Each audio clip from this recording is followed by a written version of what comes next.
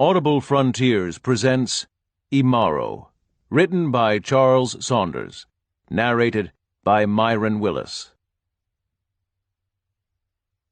Part 1. The Iliasai. Chapter 1. I leave a warrior behind. Among them will come the child of wonder, and they will know him not. Prophecy. A warm rain misted down on a small boy, standing motionless in the tall yellow grass. Although he enjoyed the sensation of rain on his skin, the boy's expression remained solemn. Too solemn for a child who had seen only 5 rains wash through the Tambarure. His height and breadth would have been envied by a boy of 7 rains passing. His mother stood a short distance behind him. She was a tall, slender woman, with iron in her backbone and fire in her eyes. She wore a brief garment of tanned antelope hide, draped over one shoulder. A large leather sack, stuffed with dried journey food, was slung over the other. A long spear rested lightly in her hands. It was an arim, the spear of the Iliasai. Half its length consisted of razor-sharp iron. With such spears, the Iliasai ruled the vast yellow reaches of the Tambarure plain. The woman's mahogany brown skin reflected a sheen of beaded raindrops. Her face bore an expression that was as solemn as her son's. They both knew that before this day was done, they would not see each other again. The woman who was called Kateke allowed her mind to drift in memory. Once before, Kateke had departed the Tambarure. Darkness had cloaked her passage then, 8 long rains ago. Kateke was fleeing a forced marriage to Chitindu, who was her clan's Oibanok, sorcerer and shaman to Ajunge, spear god of the Iliasai. 3 rains later she had returned, bearing a boy-child in her arms. Upon her return she had exposed Chitindu for what he was, a servant of the Mashatan, the demon gods. The Iliasai had nearly slain the Oibanok before he finally fled. Only his sorceress skills had saved him from death. Since his departure, no trace of him had been uncovered in all the Tambarure. Kateke's face clouded as her memories grew darker. The Iliasai had not hailed her as a heroine for her deed, far from that. The infant she nursed bore mute witness to Kateke's violation of the strictest of Iliasai taboos. She had given birth to a child by a man who was not Iliasai, a man she consistently refused to name. The Iliasai were as proud as they were fierce. Death was the fate of a woman who yielded to the touch of a man who was not of their tribe, and death to the child as well. Kateke had known this well when she returned, but she knew her return was necessary nonetheless, for the evil influence of Chitindu had to be forestalled. She knew her deed could balance her transgression of taboo. That she could still never dwell among her people again, she was well aware. But her son must. Only the Iliasai could impart the war skills he would one day need. She had offered her clan of the Iliasai, the Kitoko, an alternative. For the first 5 years of their lives, Iliasai boys were cared for by their mothers. In the 5th reign, they were taken from their mothers to begin Mafudishu Yamuran, the arduous training that made Iliasai warriors feared by man and beast alike across the Tambarure. Kateke proposed to remain with her son for the first 5 rains all Iliasai mothers were allowed. When the 5th reign came, she would again exile herself from her people. This time, forever. In return, she had asked that the Kitoku clan allow her son to undergo Mafudishu Ya Moran, and when he came of age, Ulmayo. Ulmayo was the final rite of manhood, in which warriors to be proved their courage and skill by single-handedly slaying Ngatun, the lion. The elders of the clan had weighed her request. Her violation of taboo could not be forgotten, neither could her courage in confronting Shitindu, who had subtly steered them along a path contrary to the way of Ajunge. The elders decided in favor of Katisa. Not all the clan agreed with that decision. The far-off roar of Ngatun brought Katisa's mind back to the present. She shook her head sadly, reflecting on how swiftly the rains had passed since her return to the Tembarure. She shut off the memories. To pursue them further would be to play the lioness chasing the impala that bounded disdainfully just beyond her claws. She looked at her son. Already his body was hard and powerful beyond its years. She had seen to that. She had told him what was to come. He had accepted it with sullen stoicism. "It is time," she decided. "Imaro, come," she said. Slowly Imaro turned. He tilted his head upward to meet his mother's gaze. As always, Katisa interposed a barrier of lovelessness, like a shield, between herself and the son she had always known she must leave. Thus there was no warmth in Katisa's eyes when she looked at him. Then something changed in her gaze.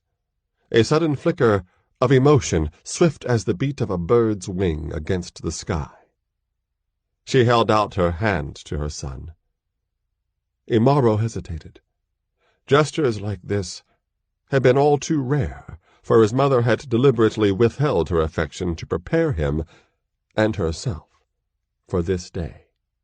Still young though he was, Imaro understood why Katisa reached out to him now. Stepping forward, he placed his small hand in hers. She held his hand tightly, but did not look at him while she led him from the sight of the manyatta they shared. As the dome-shaped leather dwelling dwindled slowly in the rain-misted distance, Katisa reflected bitterly on how far the elders had demanded she live from the clustered manyattas of the rest of the Iliasai. She seldom took part in the activities of the tribe. Even rarer were the times she brought Imaro among them. This would be the last time she would see any of them. Her only regret at that inevitable turn of events was walking beside her. The whisper of the rain subsided as they came within sight of the manyattas, gray-brown domes rising like the back of elephants resting in the grass. Even through the warm, rain-damp air, the smell of Ngombe, cattle, reached their nostrils in a pungent caress. The woman and boy could see the great herds of Ngombe, the meaning of the lives of the Iliasai, grazing placidly in their endless yellow forage, safe from all predators. Coming closer, they heard the sounds of the manyattas, the metallic rasp of spear points being sharpened by warriors, the crackling hiss of cooking fires, newly started now that the rain had passed, the shrill sound of children's laughter, the subdued murmur of men and women in close conversation. Katisa knew why the people were keeping their voices low. They were talking about her and Imaro. She released her son's hand. His face became a set mask, as did hers. Together they strode past the outlying manyattas toward the open space of stamped-down grass at the center of the ragged, concentric circles of leather dwellings. Tall, whip-lean men and women of red-brown hue watched mother and son go by. The faces and bodies of the men were daubed in crimson ochre, and their hair hung in thick plaits, plastered with orange clay. The heads of the women were shaved bald. Katisa's thatch of woolly black hair set her apart from the others as little else could. The women turned their faces from her in open disdain. Standing alone in the center of the open space, a warrior of middle years awaited the two outcasts. He held his lean, corded arms folded forbiddingly across his chest. A shingona, the tall headgear formed from the mane of the lion he had slain long ago on his olmayo, complemented a face set in a stern, stony expression. This was Mubaku, Ul Arim, or first spear of the Kitoku clan. Tall enough to overbear Katisa, Mubaku gave her a fierce glare. Calmly, she met the scorn that was naked in the Olarim's eyes. Not looking up, Imaro stood impassively at his mother's side. The rest of the clan began to gather in the open area, warriors and women, children and elders. The tension that gathered with them was as palpable as the rain beads gleaming on their skin. "You know I have come," Katisa said, clear-voiced. Mubaku nodded curtly, saying nothing. "You will keep your word? My son will undergo Mafudishu Yamuran, and be given the same opportunity to reach Ulmayo as any Ilyasai boy-child." "We will keep our word," the Oraim replied. "Now keep yours. Go." The rebuke stung. Katisa displayed no reaction. Ignoring the silent onlookers, she turned to Imaro. She gazed at him long and intently, striving to convey a message beyond words, beyond touching. An expression of love held painfully in abeyance. Finally, at the very moment Imaro feared he would lose control and fling himself tearfully into his mother's arms, she spoke, as much to the gathered Kitoku clan as to him. "I go, but I leave a warrior behind." Then she turned and strode stiff-backed from the central area, walking from the Manyatas and the Ngombe and the Arims, and the uncompromising obstinacy of her people. Walking away from her son. Imaro watched her tall, straight form dwindle in the distance. A vicious blow cracked solidly against his back. Crying out at the abrupt pain, Imaro sailed headlong through the air, even as he hurtled toward the ground. The long hours of lessons he had absorbed from Katisa came to the fore. He rolled on impact with the ground and sprang quickly to his feet. The laughter of the onlookers burned his ears. Tears stung at the corners of his eyes. He carefully composed his face, then looked up. Masadu, the warrior who had struck him with the butt of an arim, stood scowling beside Mubaku. The fearsomeness of Masadu's appearance was heightened by the hideous row of scars that disfigured the left side of his face, a legacy left by Ngatun during Masadu's Almayo. He had slain Ngatun, but the lion had exacted a price. It was Masadu who guided the clan's youths along the demanding course of Mafundishu Yamuran. "We'll soon learn what kind of warrior that woman left behind," Musadu sneered. "Follow me, son of no father." Imaro's young eyes turned hard. His face showed nothing of his struggle to master the pain knifing through his back. Holding his body stiffly erect, like Katisa, the boy hurried after the scarred warrior. But his thoughts followed his mother. Why couldn't you take me with you?" This was his unspoken cry, echoing silent sobs. "The weapon was in the crucible."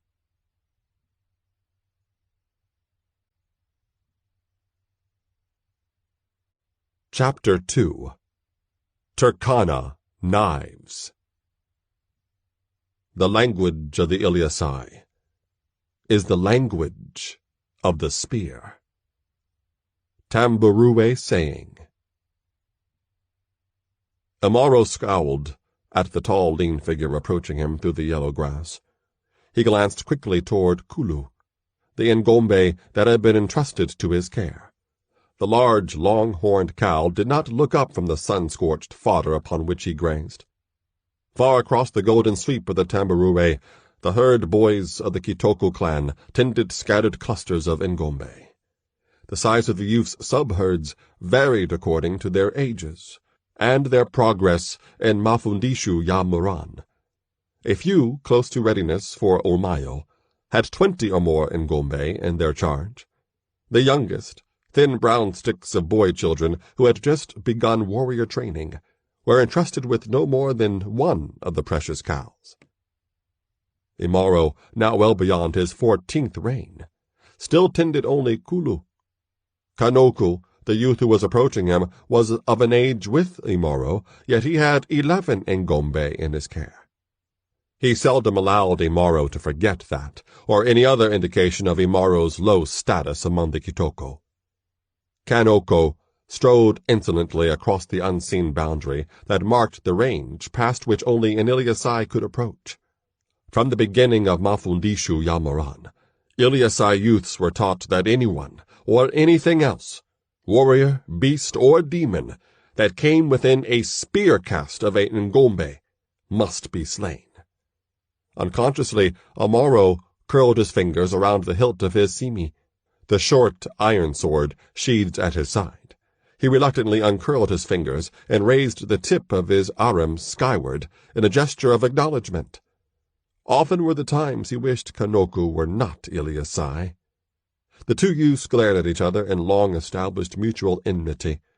Already Kanoku was approaching the height of full-grown warrior. Wiry, cat-like thews danced along his lean frame as he walked. Red-brown skin, bare except for a single leather garment knotted over one shoulder and dropping to mid-thigh, gleamed slickly in the light of Jua, the sun. His hair, braided and plastered with red clay, clung like a barbaric helmet to his narrow skull. Yet tall as Kanoku was, Imaro was half a head taller. His physique boasted a brawn that was still only a promise of what were bound to be massive adult proportions. His sheer physical impact overshadowed the tattered state of his antelope hide garment and the sullen expression on his face. The dark earth-colored undertone of his complexion and the broadness of his nose, cheekbones, and mouth suggested a parentage different from that of Konoko and the rest of the Iliasai. A parentage for which Imaro had been made to suffer more times than he could count.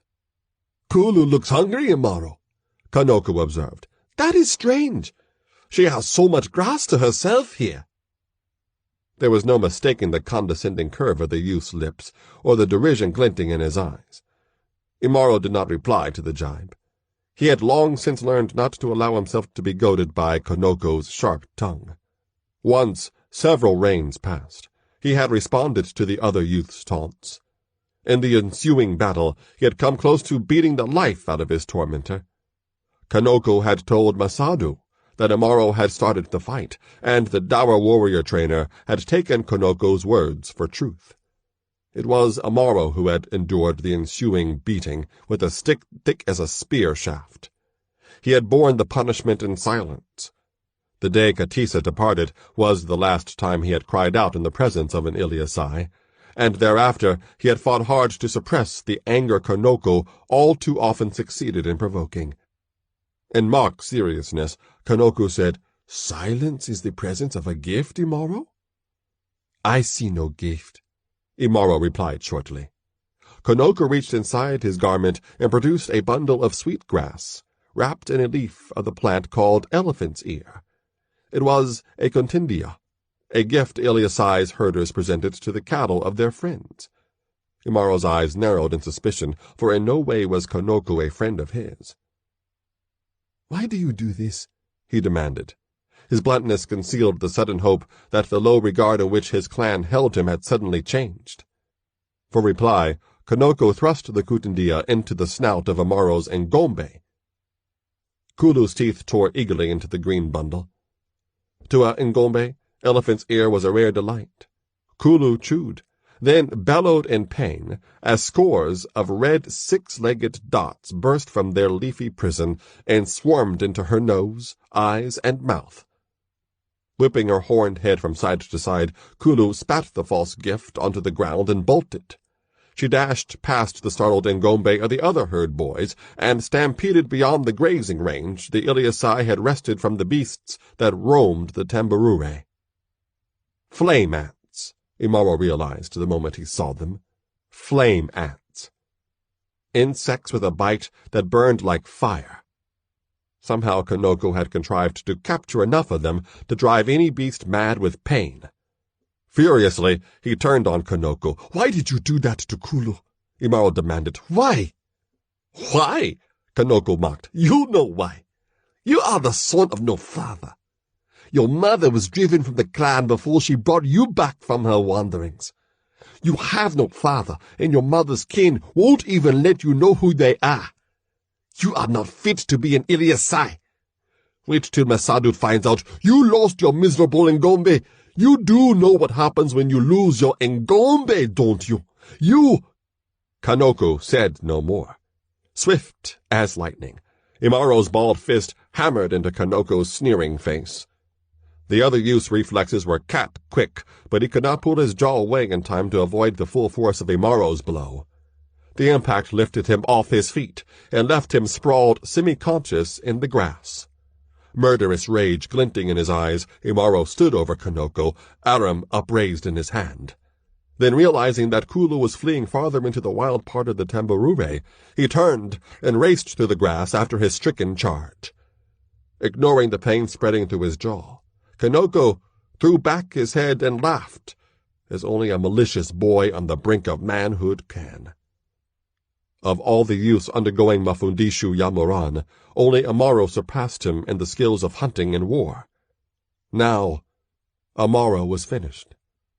When the time came to pin the Ngombe herd in its thorn bush, boma, for the night, Imaro and Kulu would not be there. For that, Masadu would surely kill the son of no father if the beasts of the Tambure did not do so, and Kanoko's prowess would stand alone among the warriors to be. Kanoko laughed louder, sending a scornful echo racing in pursuit of Imaro's dwindling form. Freedom.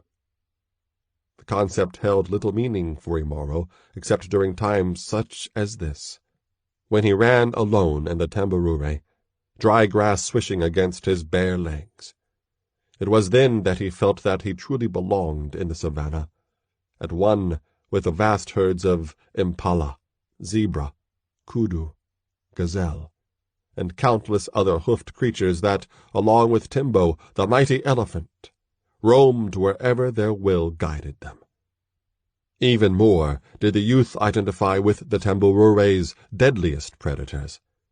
Ngatun, the lion, Chui, the leopard, Matisho, the hunting hyena. These creatures hunted the grass-eaters as it pleased them, without regard to the strictures imposed by clan or tribe. If he were Ngatun, or Chui, or Matisho, Imaro sometimes supposed, he might then be free. But now there was no time for such musings. The longer it took to reach Kulu, Imaro knew, the less chance he would have to return his Ngombe to the boma before nightfall. He applied himself to the chase, running at a steady, loping pace. He strove to remain at least within earshot of Kulu, whose bellowing cries of torment stabbed at his heart. Imaro knew that when he finally caught up with his Ngombe, he would have to immobilize her, then scrape the flame ants out of her snout and eyes. The task would not be easy, for in her pain, Kulu would be dangerous. She might not even realize who Imaro was. When he had first seen Kulu, the Ngombe had been only a sickly calf, not expected to survive more than a single rain. That perhaps was why Masadu had chosen Imaro to care for her. With painstaking effort, the boy had nurtured the Ngombe to health. He remembered the naming day when he drank blood tapped from the Ngombe's veins, and they had become part of one another, as were all Iliasai with their cattle. He had given her the name Kulu, meaning friend. And Kulu was indeed his friend, the only one he had in all the huge reach of the Tamburue, the plain that seemed the entire world to him. But that bond would be tested before the day was done. He had once seen an Ngombe bull outduel Mboa, the buffalo, for a spot at a waterhole during the dry season. Kulu would be no less formidable if she were maddened by pain. Thinking sorrowfully of the pain his friend was enduring, Imaro inadvertently allowed the resulting hatred for Kanoko to seethe like a fire coal in his mind.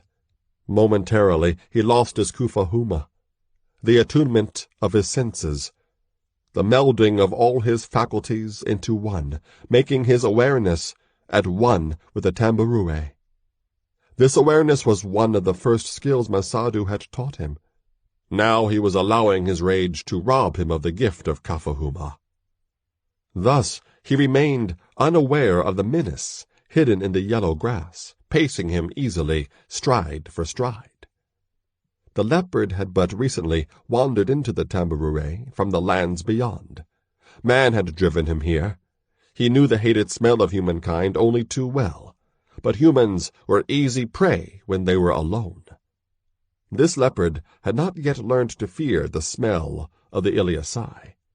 It only knew that the rasp of grass stems against the moving legs of the human it stalked was loud enough to mask its stealthy approach. Baring its fangs, Chewy, the leopard, moved closer to the running youth and prepared to spring. Then a ground squirrel, panicked by the scent of Chewy so close to its burrow, darted in a brown blur across Imaro's path. A warning. Screeching in frustration, the leopard sprang toward Imaro, raking its deadly claws like curved knives through the air, striking. Nothing. Imaro had reacted instantly to the ground squirrel's flight. With a twist of his body, he sidestepped the leopard's claws. Then he crouched, gripping his arm tightly, facing the baffled and enraged leopard. "Chewy!" Imaro called to the spotted cat. "Go your way, Chewy! Iliasai meat is not for the likes of you."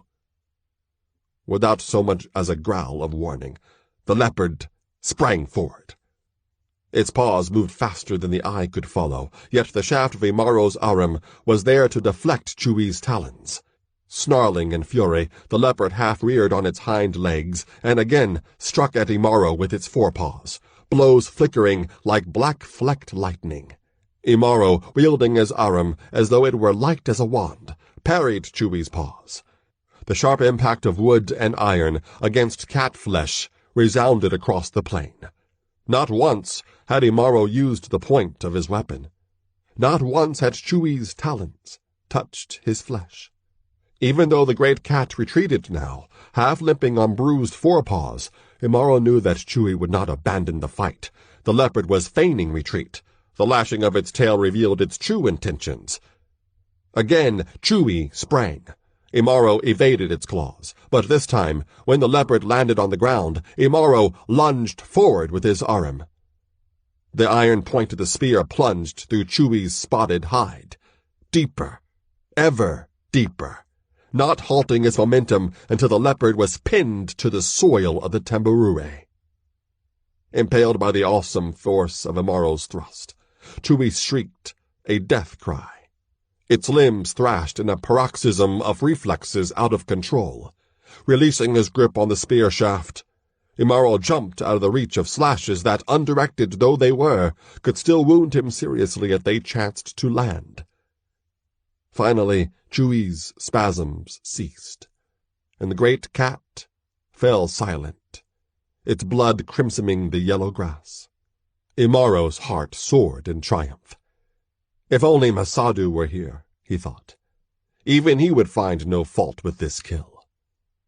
Concealed in the grass, keen eyes had witnessed the young warrior's feat. Those eyes did not belong to Masadu, or any other Iliasai. The watchers crouched like shadows in the cover of the grass.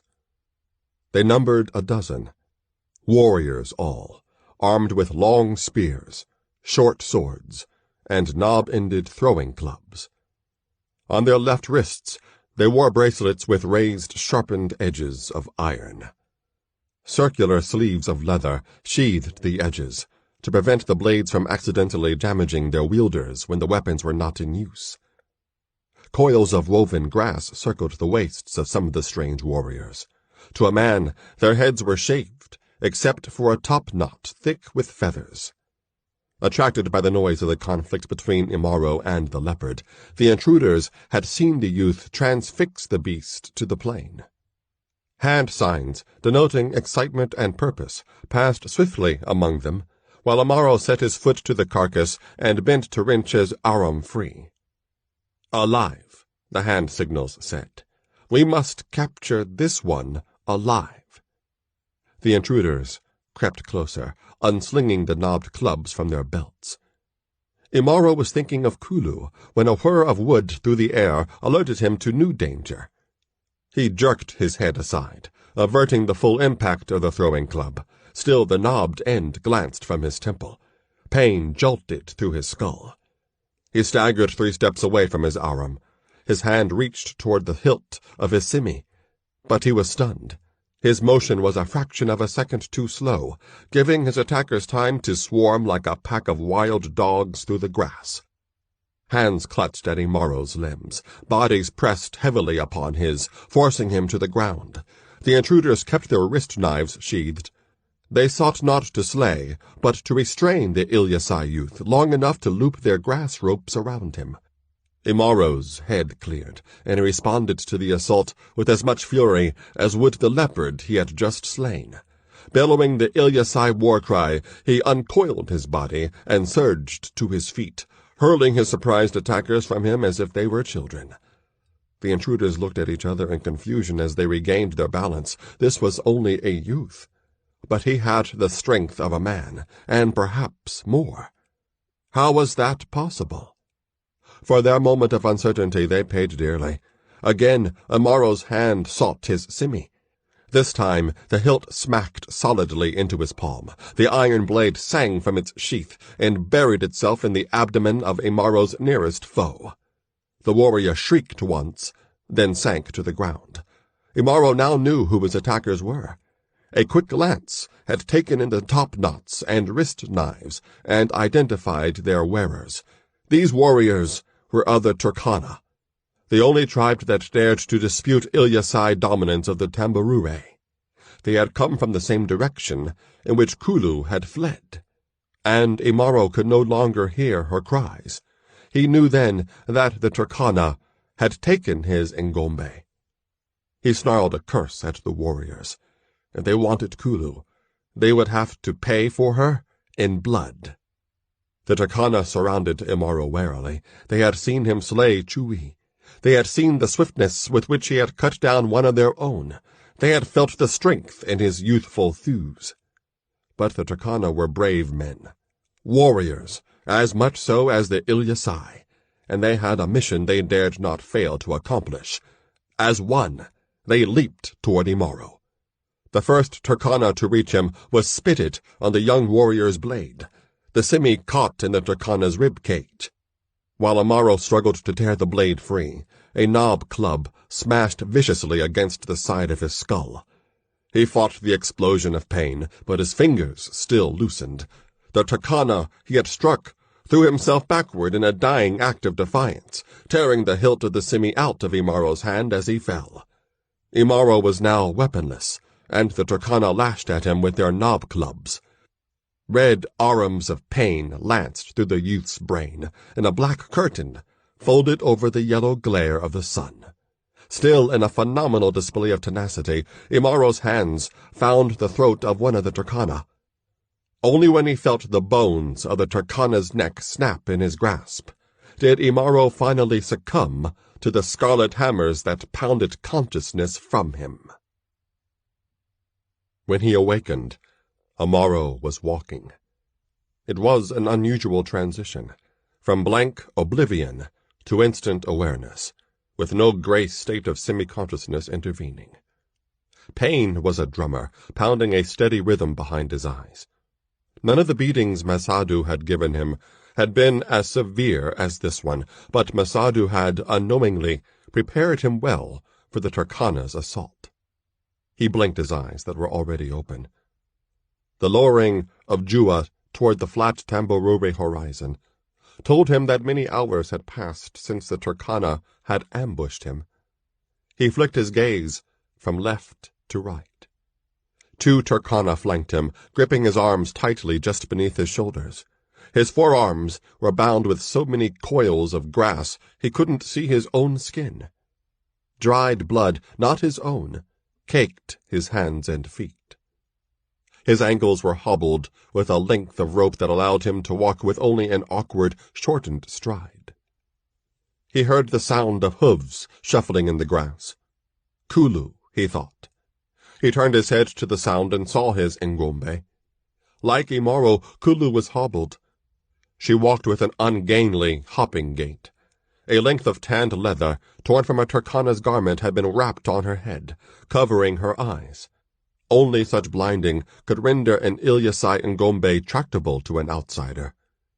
What the Turkana had done to relieve Kulu from the pain of the flame ant's bites, Imaro did not know. But whatever it was, they had paid a price to subdue her. Blood reddened her horns, and one of the Turkana walked with one arm dangling uselessly at his side. For a moment, pride surged through Imaro's heart. He knew what other tribes of the Tamborure said about the Ilyasai. Even their cattle are warriors. Then Imaro's thoughts became clouded with confusion. For the second time that day, the word why whirled through his mind. Why was he still alive? That Kulu still lived, Imaro readily understood. The Turkana stole Ilyasai cattle whenever they could. On the Tamborure, stealing the cattle of other tribes was simply another form of warfare. But from the Ilyasai themselves, the Turkana valued only their clay-caked braids of hair, filleted fresh from the scalp. The wrist knives of the Turkana had equal value for the Ilyasai, preferably still attached to the severed hands of their wearers. Rarely did the Turkana dare to venture so deeply into Ilyasai territory, and never had the Turkana taken captives in their conflicts with the Ilyasai, a practice the Ilyasai reciprocated. Why had that changed now? Imaro knew he would learn little from his captors, who exchanged a few words in their dialect of the root tongue of the Tamborure. Although Imaro understood what the Turkana were saying, their sparse conversation told him little. He knew better than to question the warriors, for the Ilyasai and Turkana spoke to each other only with weapons and curses. Bitterness festered in the youth's dark eyes. Ajunge, spear god of the Ilyasai, had truly turned his back on him, as, in any case, Imaro had ample reason to suspect the god had done long ago. However harsh his existence among the Ilyasai had been, he could expect only worse, far worse, from the Turkana.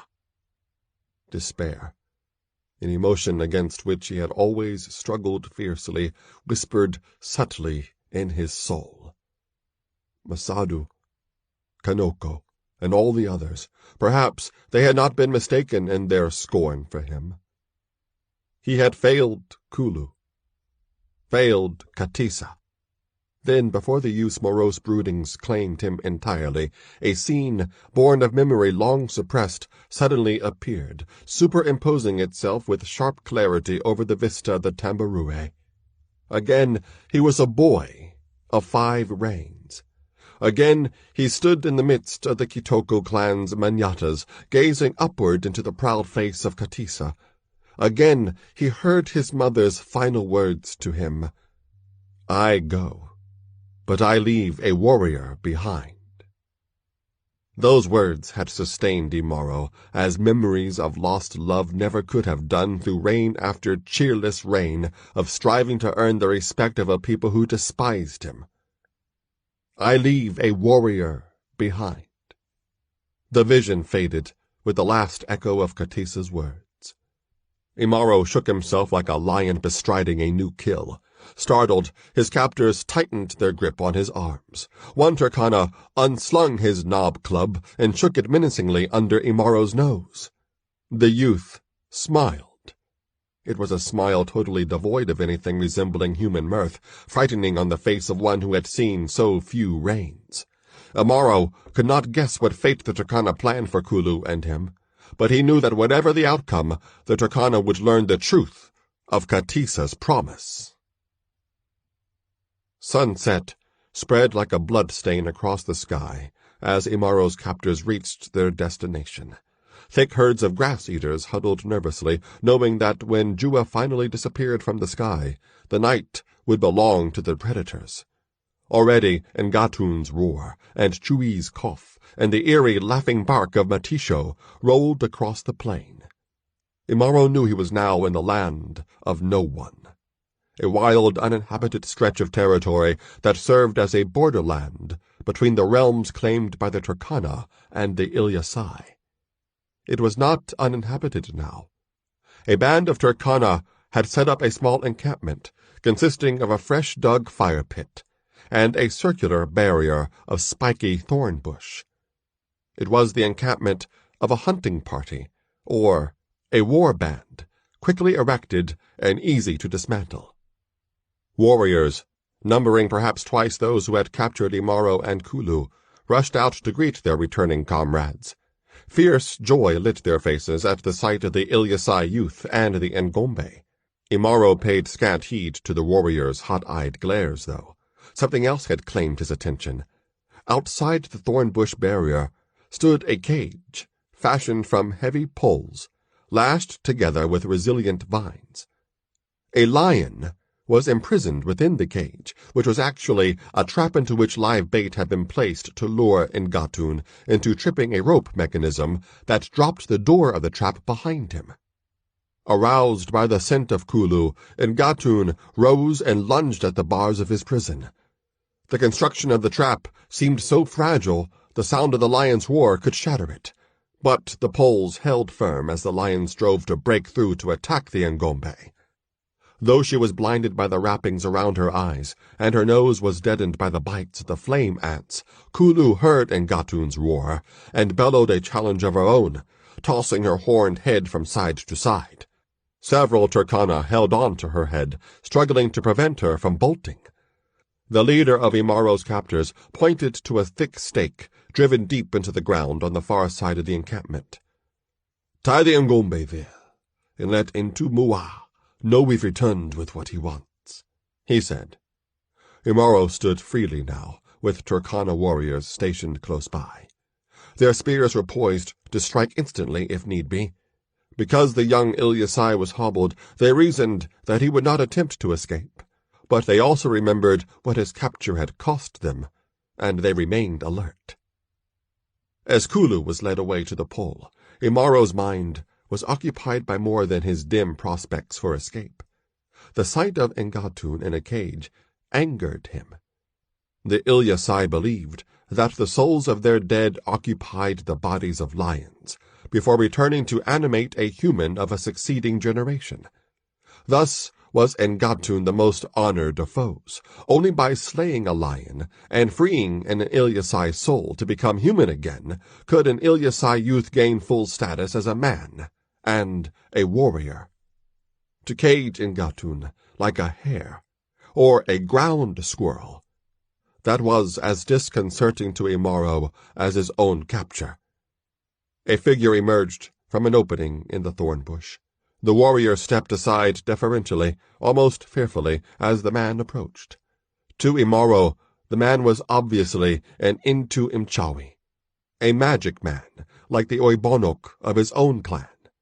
Warriors did not don such elaborate accoutrements as the buffalo skull that fitted the newcomer's head like a helmet, or the long streamers of monkey hair that hung from copper bands encircling his arms and legs, or the mantle made from the spotted skins of hyenas that swathed his shoulders.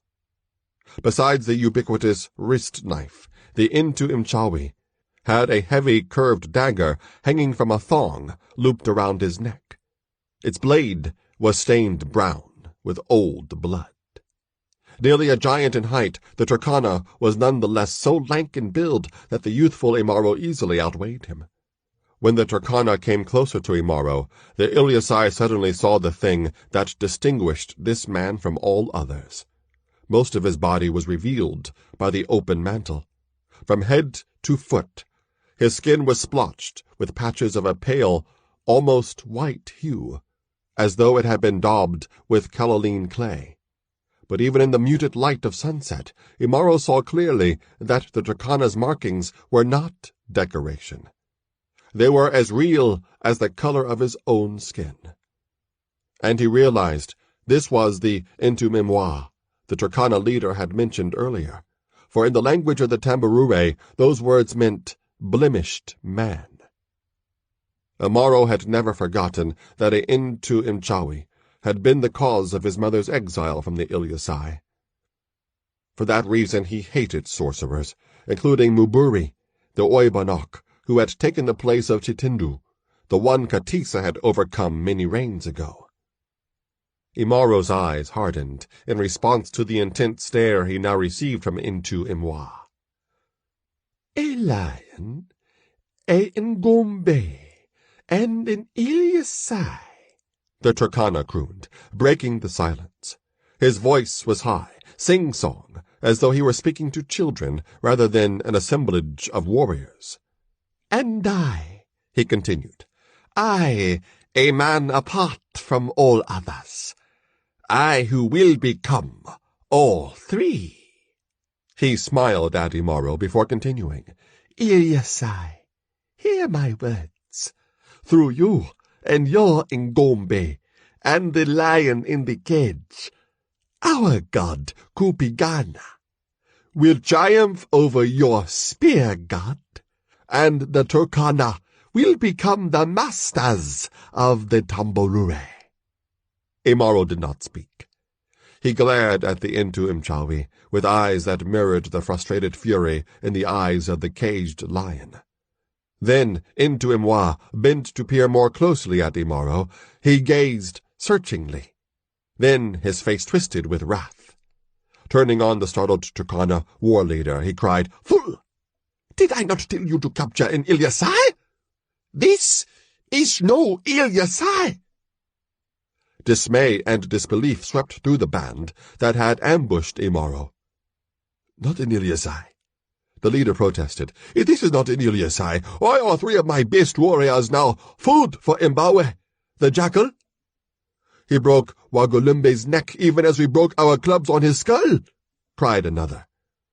"We saw him play with Chewy the leopard before slaying him with one thrust of his spear," added a third. "And he was chasing an Ilyasai Ngombe," said the warrior, whose arm still bled from Kulu's goring. "He fights like a lion, and that's what makes an Ilyasai," the leader said flatly. "He has Ilyasai hair. He wears Ilyasai clothes. He bore Ilyasai weapons. How can you say he is not an Ilyasai Intu-Imwa?" The sorcerer had remained unperturbed during these protestations. At his insistence, the warriors inspected Imaro with eyes more appraising than they had been during the heat of battle. Now the disparities between their captive and the other Ilyasai they had known were unmistakable.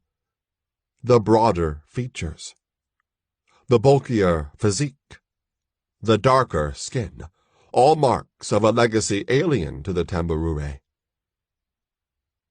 "Intu-Imwa, you are right," the war leader finally agreed, "whatever this young one is. He is not Ilyasai. Whatever he is. This whelp is of no use to me," Intu-Imwa said venomously. "Kupigana demands 3 hearts. The 3 hearts of the Ilyasai, the Ngombe that are their life, the lions that give them their manhood, the men themselves, who rule with the Tamburure and keep the best grazing land for their cattle.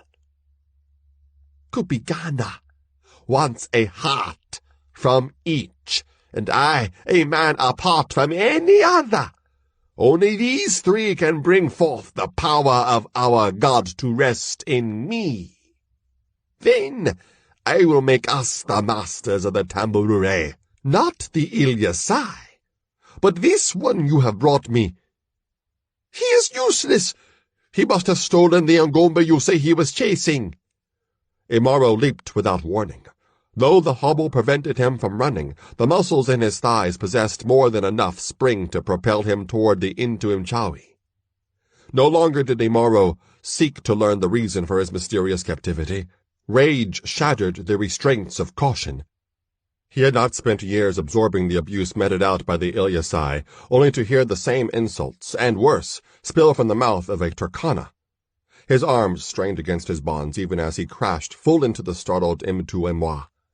The impact hurled them both to the ground. Imaro landed on top of the sorcerer. He clutched at the dagger bouncing against the Turkana's bare chest. Imtuimwa's body was as supple as a serpent's. He twisted and writhed while Imaro fought to get a grip on the dagger's hilt. Before Imaro's hands could find full purchase on the weapon, Imtuimwa slid from beneath him. The initial surprise of Imaro's unexpected attack was gone. Now, other Turkana leaped into the fray. Somehow, Imaro managed to find firm footing while 5 warriors dragged him from Imtuimwa. With a violent wrenching motion, he shook off the Turkana's grasp. But his freedom was only momentary. His arms and ankles were still tied. He was almost helpless. 2 warriors rushed him from the front. Others dove at his back and sides. Imaro levered his bound arms upward. His fists landed solidly against the chin of an onrushing Turkana. The warrior spun backward, crashing onto the ground. Imaro's bound arms clubbed against the side of another Turkana's head. He pivoted to strike at another assailant, but the hobble betrayed him. Jerked off balance by the rope connecting his ankles, Imaro sprawled headlong onto the grass. 6 Turkana buried him beneath a pile of heaving flesh. Had they removed the sheaths of their wrist knives, the warriors would have slashed Imaro to ribbons. But they remembered Imtuimwa's admonition, even though they no longer believed their foe was a true Ilyasai.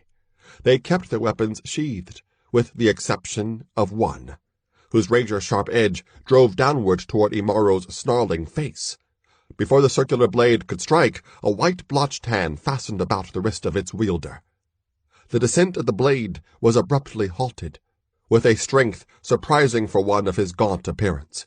Imtuimwa tightened his grip until the warrior cried out in pain and dropped his weapon. The disarmed warrior trembled as Imtuimwa fixed him with a baleful stare. This whelp is for me to slay as I will, in the way that I wish, the Intuimchawi grated. And my wish is that he be left outside the encampment tonight, for the jackals to devour, even as they devour the warriors you say he killed. Must we then return to the Ilyasai country to capture another warrior? The Turkana war leader asked. His lack of enthusiasm for such a venture was plain. No, Imtuimwa replied. They will come to us. Some of them are bound to be on the trail of the missing Ngombe. We will wait for them. Then I will have a true Ilyasai to join Lion and Ngombe. The warriors exchanged certain glances which angered Imtuimwa. Do not stand there gaping like children, he snapped. Get this whelp out of here, now! The warriors hastened to drag Imaro to his feet. Then the young warrior spoke for the first time since he had been captured. Spotted man, your life is mine, he said quietly. Imtuimwa looked at him. The temptation to laugh at those futile words passed before he could act on it, for there was something disconcerting in the stubborn set of the strange youth's features, the defiance smoldering in his night-dark eyes. Imtuimwa turned away. 6 Turkana moved to carry out the sorcerer's command. They expected fierce resistance from the young warrior, but it did not come. As they knotted grass cords around his legs and carried him from the enclosure, the warriors reasoned that the false Ilyasai had resigned himself to his fate. Their reasoning was wrong. The pale light of Mwesu, the moon, picked out the various shapes of the Tamburure night, moving of nocturnal prowlers and their terrified prey, immobile clumps of flat-topped acacia trees scattered across the plain, and a lone figure, human, struggling mightily to free itself from tenacious bonds. Hours had passed since the Turkana had unceremoniously discarded Imaro in the grass. Despite the hunger that was beginning to gnaw deep in his stomach, Imaro strained continuously against his bonds. His efforts seemed of little avail. Not only was the grass fiber of the ropes much more resistant than it looked, but the Turkana had bound him with such cunning that he could not raise his arms high enough to reach his teeth, making it impossible to chew his way free. In time, Imaro knew. He would slacken the ropes sufficiently to wriggle loose, but he also knew he would have little time once the predators and scavengers became aware of his helplessness. Only moments before, a pair of jackals had skulked cautiously toward him. Imaro roared at them with all the fury of Ngatoon himself. The display of bravado had frightened the carrion-eaters, and they had fled, but he knew that before the night was done, braver beasts than Mbweha would confront him. He suppressed an impulse to scream in frustration. His limbs were bound in a way that prevented the full use of his strength. If the Turkana had only thrown him near some protrusion of rock, against which he could abrade the ropes. There were many such outcrops on the plain, but Imaro knew that the rustling of the grass he would cause by searching for one, then rolling toward it, would surely attract the attention of a lion or leopard. Instead, Imaro continued to apply pressure against the ropes. A core of determination burned deep within him. He must break his bonds. He must free Kulu before it was too late for her. There must be a reckoning with Intu-Imwa. Suddenly, a wild uproar broke out in the direction of the Turkana encampment. Although the warriors had left him some distance from the thorn bush barrier, he could hear a keening wail of feline agony. A shudder passed involuntarily through the youth's frame. Never before had he heard such a cry torn from the throat of a lion. Uneasily, he wondered what Intu-Imwa had done to the captive Ngatoon. Then he heard the bellow of a mortally wounded Ngombe. Kulu. Anguish was a knife point, twisting in Imaro's heart. He barely heard the howls of human horror that followed the death cry of his Ngombe. Nor did he heed the shrill, awful laughter that could only have come from Intu-Imwa. Kulu! Kulu! Kulu! Imaro shouted his Ngombe's name as he rode frantically through the grass, searching for a hard surface to rub against his bonds. No longer did he concern himself with attracting predators. The chaos from the encampment would claim the attention of every beast in this part of the Tamburure, and it would obscure whatever noise he made in his efforts to free himself. Desperately, he rolled and twisted in the grass. A cry of exultation escaped his lips when something hard and rough scraped against the small of his back. Turning onto his stomach, Imaro ground the ropes behind his arms against the low surface of a rock, pushing through the soil. The grass fibers that had resisted the force of his muscles for so long shredded easily against the stone.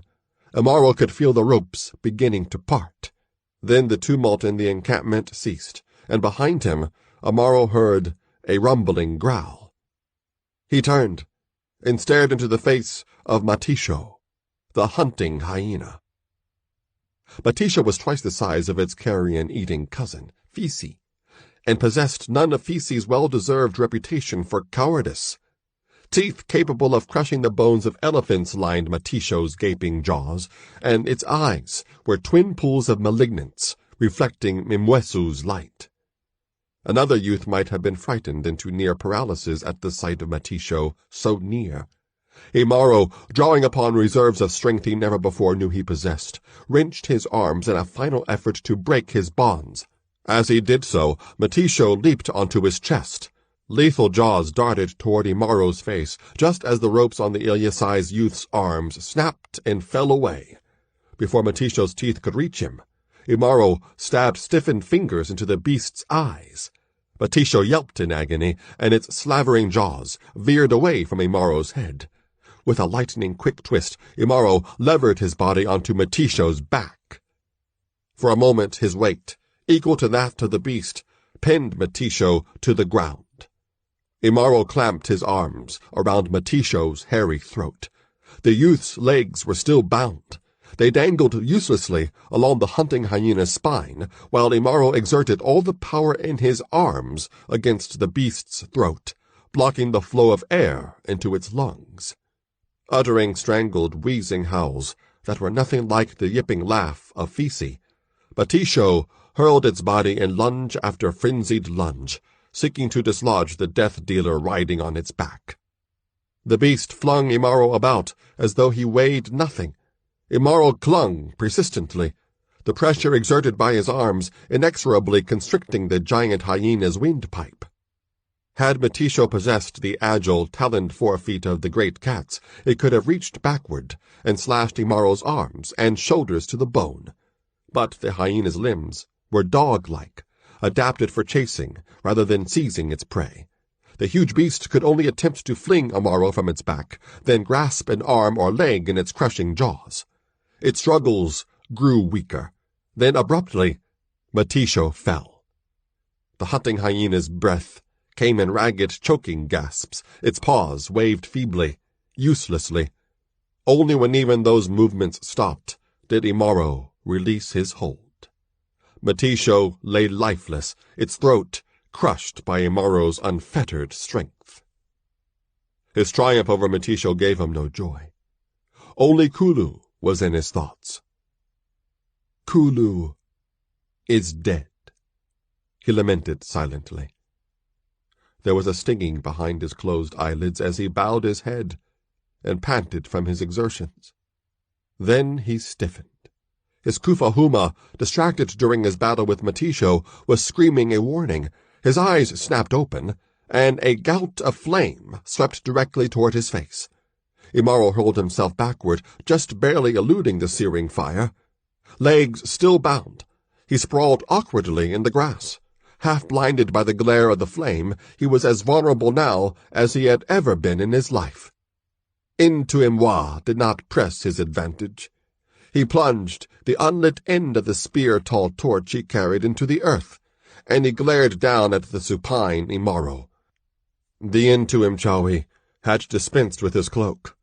His gaunt, blemished body was naked, save for a strip of hide around his loins. Imaro blinked in the flickering orange firelight. Surely, he thought, his eyes were still dazzled by the flames that had nearly blinded him. Surely, the hideous apparition the Turkana had become was not real. Intuimwa's face had not really become the face of Ngatun the lion, and it could not be the horns of a Ngombe that sprouted from the thick-maned skull. The horns of Kulu, still crusted with the blood of the Turkana warrior she had wounded. Imaro tore his eyes from the grotesque sight of Intuimwa's face. He looked farther down, only to confront a sight that was even more appalling. On Intuimwa's chest, where his sacrificial dagger had dangled from a thong, blood rilled in sickening scarlet streams from the raggedly severed valves of 2 hearts suspended from a length of beast gut. Bile rose in Imaro's throat as he was forced to realize that the grotesque thing looming over him was no more an illusion than the flame sputtering atop the torch in the ground. Heart of lion, heart of Ngombe, Intuimwa had raved, and now, as if he were reading Imaro's thoughts, Intuimwa spoke, whispering eerily from the lion's mouth that had replaced his own. "I have come to claim my final bounty, boy child," he said. "Kupigana showed me what the others did not see. They are blind. I have Kupigana's sight, and I would not let them know what I know. You are not Ilyasai. You are more. You have killed Matisho with only your hands. What youth of your reigns could have done the same.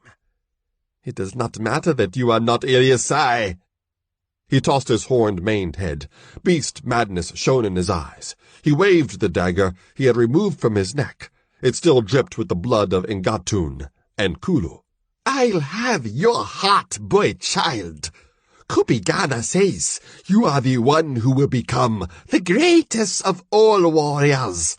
Heart of the lion, heart of Ngombe, heart of the one who is to be mightiest of all.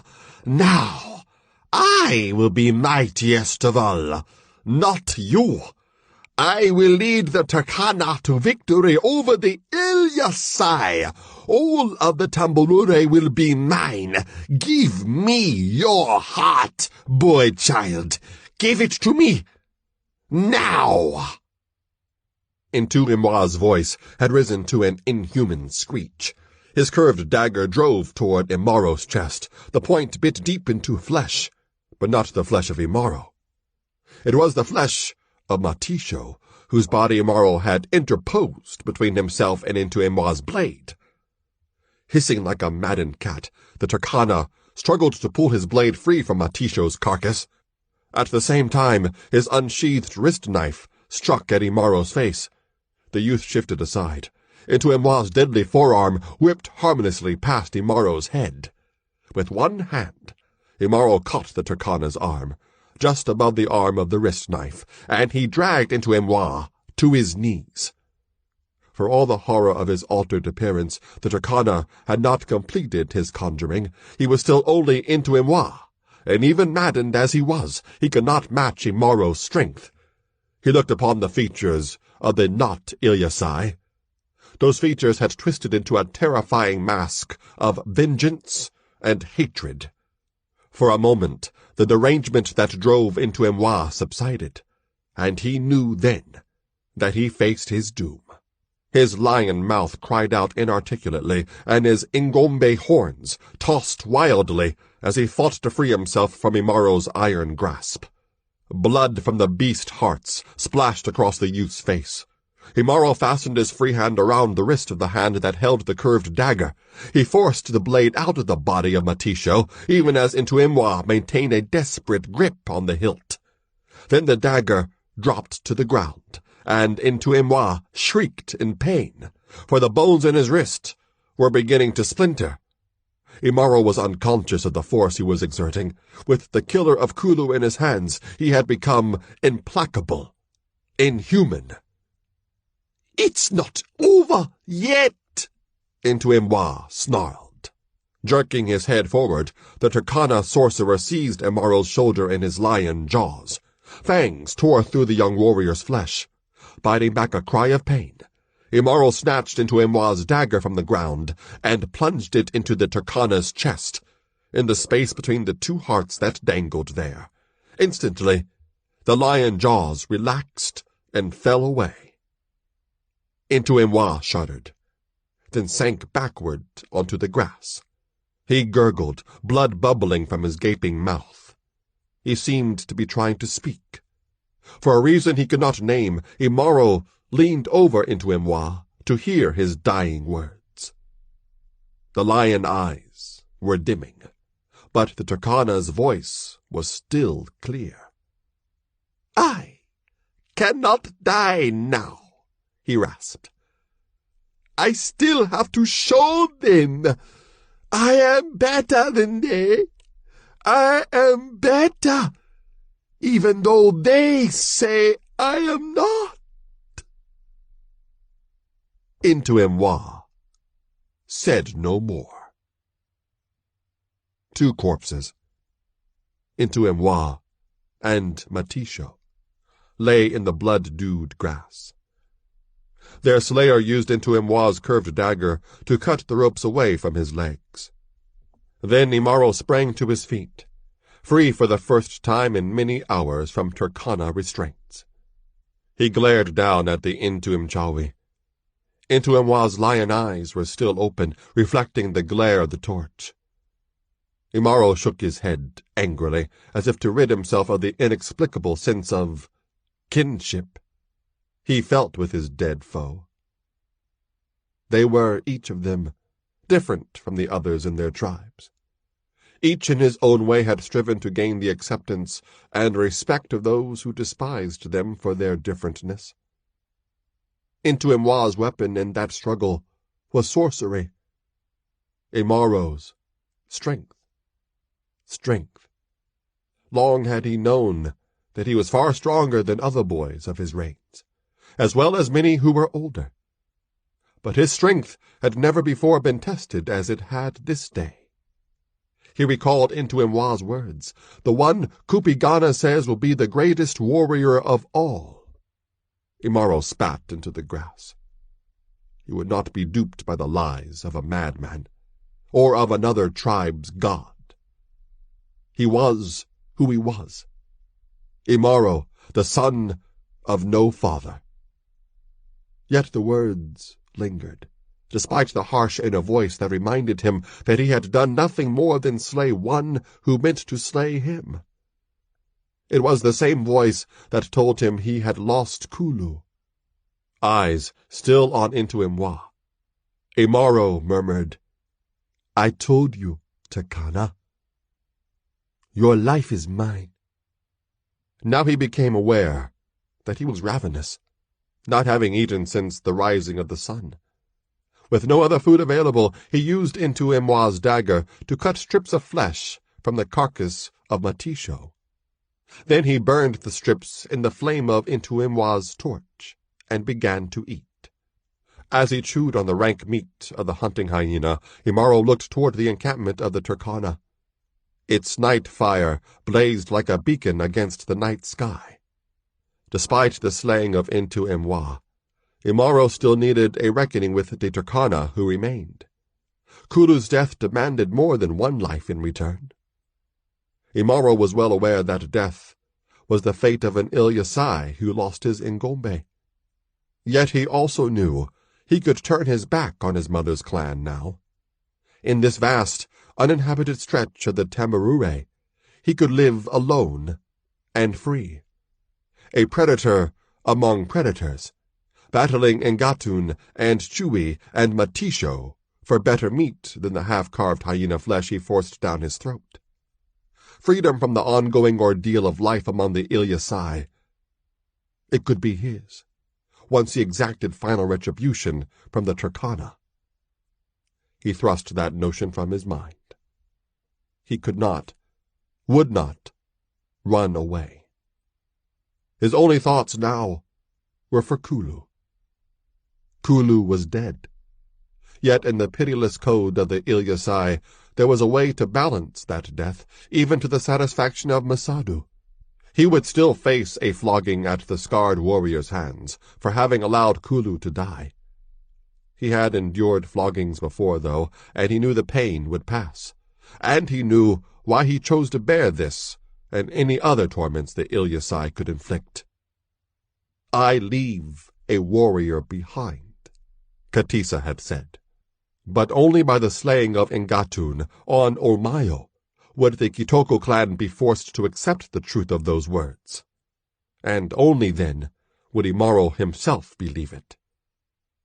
The promise of fulfilling Katisa's prophecy was the only link that remained between Imaro and the fading memories that were all he had left of his long-departed mother. Those memories could sustain him no longer. His own determination would. The day he slew Ngatun would be the day of his freedom. He swallowed another hunk of Matisho's flesh. Then he rose to his feet. Gripping the torch in one hand and Intu-Imwa's dagger in the other, he stalked toward the encampment like a blood-spattered harbinger of destruction. Spotting a bobbing point of fire approaching in the night, the Turkana sentries assumed that Intu-Imwa was returning to them. Unnerved as were all the war band following Intu-Imwa's frenzied slaughter of the lion and the Ngombe, the sentries were slow to notice that the silhouette of the figure bearing the brand was not the horned, manned apparition of Intu-Imwa had become. The figure halted. The fire point drew back, then streaked like a comet toward the thorn bush barrier. Caught completely off guard, the sentries could only stare blankly while the flaming missile struck the dry thorn bush, scattering sparks like drops of fiery rain. Immediately the barrier ignited. Shrill cries of alarm rose from the throats of the sentries. Rushing from the interior of the thornbush circle, the other warriors helped the sentries beat madly at the flames with long strips of cured leather. If the flames spread to the grass surrounding the encampment, the entire plain would become a burning maelstrom, cutting them off from their own country.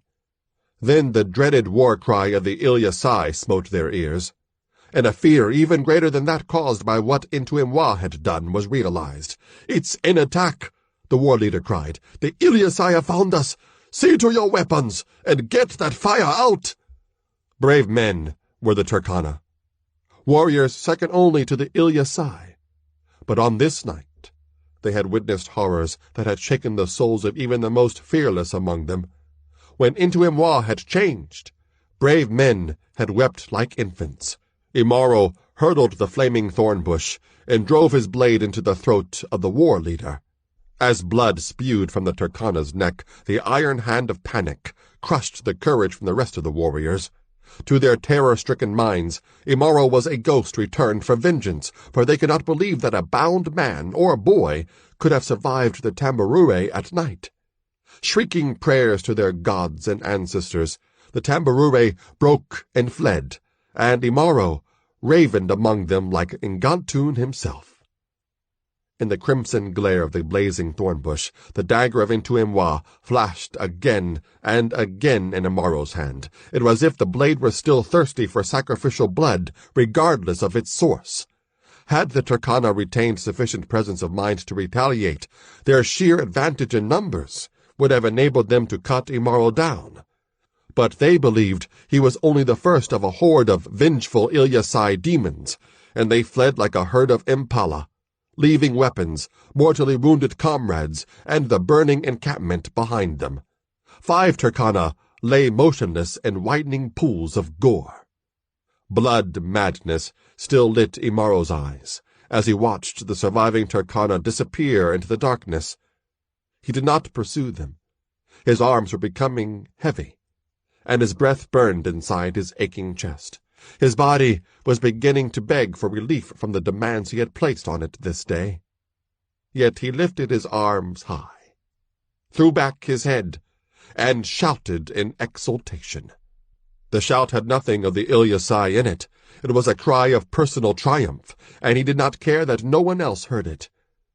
The flush of victory was short-lived, for in the flickering glow of the fire, Imaro saw the butchered carcass of Kulu, and he knew then that his tasks were not yet completed.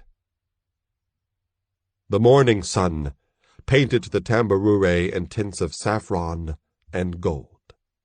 10 Ilyasai of the Kitoko clan, fully armed, marched purposefully across the plain. At dawn, they had left the Manyatas to search for Imaro and his Ngombe. The Ilyasai always allowed a herd boy the opportunity to recover a lost Ngombe himself, or to slay whatever had caused the Ngombe's death, and return with evidence of the deed. Imaro had not returned, so the hunt for him and his Ngombe had begun. Kanoko was among the searchers. So was Masadu. The trail left by the fleeing Kulu was still easy to follow. The story told by Broken Grass easily read. They came to the site of Imaro's first encounter with the intruders. A fallen feather resting between strands of grass caught their attention. Turkana, it all but shouted. Dark hands tightened on spear shafts. Simis were loosened in their sheaths. Masadu sent a runner back to the Manyatas to summon more fighting men. The warriors seethed with indignation, Imaro and Kulu momentarily forgotten. The Turkana had dared to venture past the land of no one. For that, the befeathered wrist-knife wielders must be punished. Kanoko's spirits soared. His ploy had turned out better than he had ever hoped. He fought to suppress the outward expression of glee. The prospect of Imaro's having fallen into Turkana hands roused in his soul. Then he saw Imaro, striding through the grass toward him and the others. He came to them like a conqueror. In appearance, still a boy, but in reality much more than that. And not even Kanoko could deny that Imaro had done what Iliasai tradition demanded. That Kulu was dead, they would soon learn. But the loss was well atoned, for with him Imaro carried 6 wrist knives, still attached to the stumps of hands skewered on the blade of a captured spear. On the topmost hand, pale blotches showed through blood smears. The weapon was still in the crucible, and was not found wanting.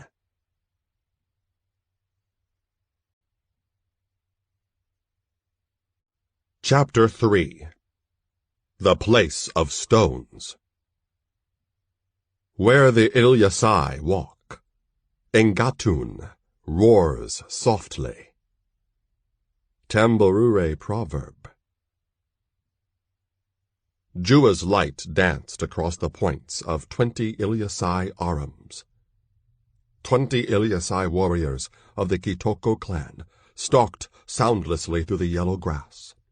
Beside their spears, they carried painted oval shields made from the hide of Kifaru, the rhinoceros. Their faces were grim and alert, the faces of men who knew they were masters of the tambourure. With the bright ochre that bedaubed their limbs, the warriors looked like crimson specters of death. Zebra, gazelle, and even the rhinoceros, and Timbo, the elephant, raised their heads sharply at the scent of Ilyasai iron reaching their nostrils. For the Ilyasai were predators no less fearsome than Chui or Engatun or Matisho. The grass-eaters observed the warriors closely, their muscles tensed for instant flight should the Ilyasai come too near to them. But the warriors paid the grass-eaters no heed, for on this day they were not hunting for food.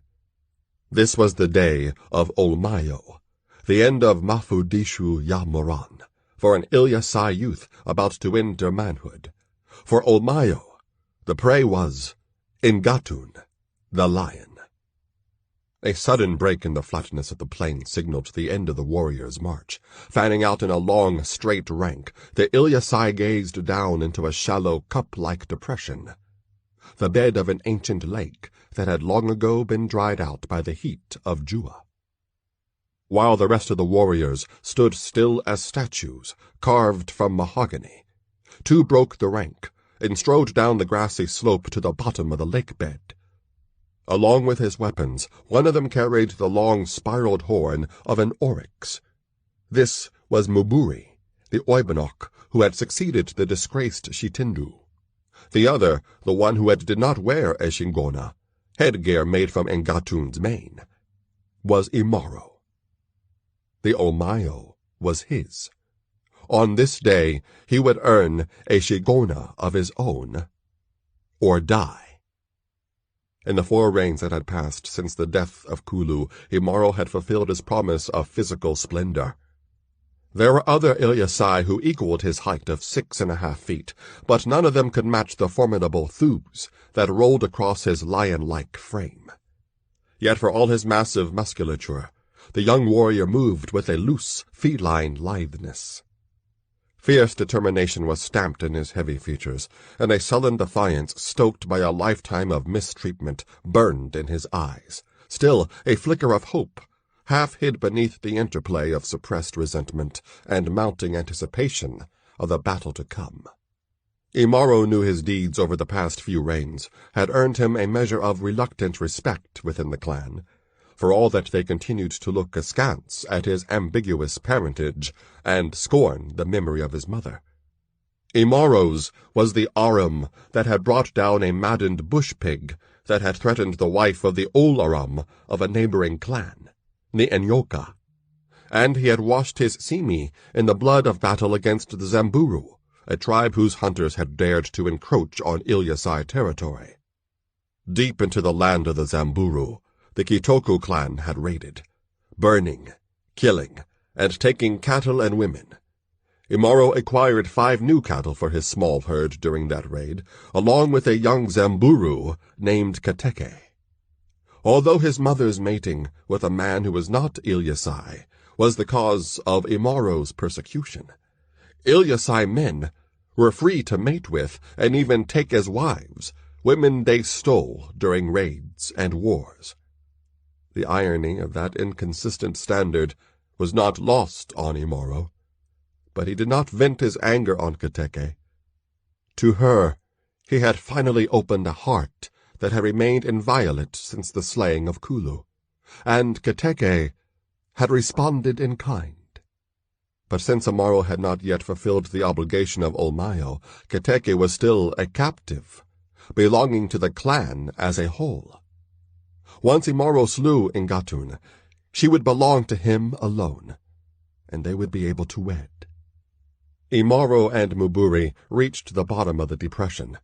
The unpleasant smile on Muburi's lips reminded Imaro that for all the grudging acceptance some of the Ilyasai now accorded him, there were others who still spurned him. Muburi was one. Masadu, who stood with the others high up on the slope, was another. Kanoko was there too, his eyes staring spitefully from beneath the shingona he had recently earned. Imaro had told no one about Kanoko's part in the fate of Kulu, but Kanoko had shown no gratitude. The animosity between the 2 young warriors had increased over the ensuing reigns. "You are prepared?" Muburi demanded gruffly. A curt nod was Imaro's reply. His opinion of sorcerers had not changed since he had slain Into Imwa. He spoke to the Oibanok only as necessity dictated. Muburi raised the oryx horn to his lips and puffed into a small opening at its point. A startling sound resulted, more like the growl of a beast than a musical note. Its challenge echoed across the dry lake bottom, and was answered by a deep, rumbling roar.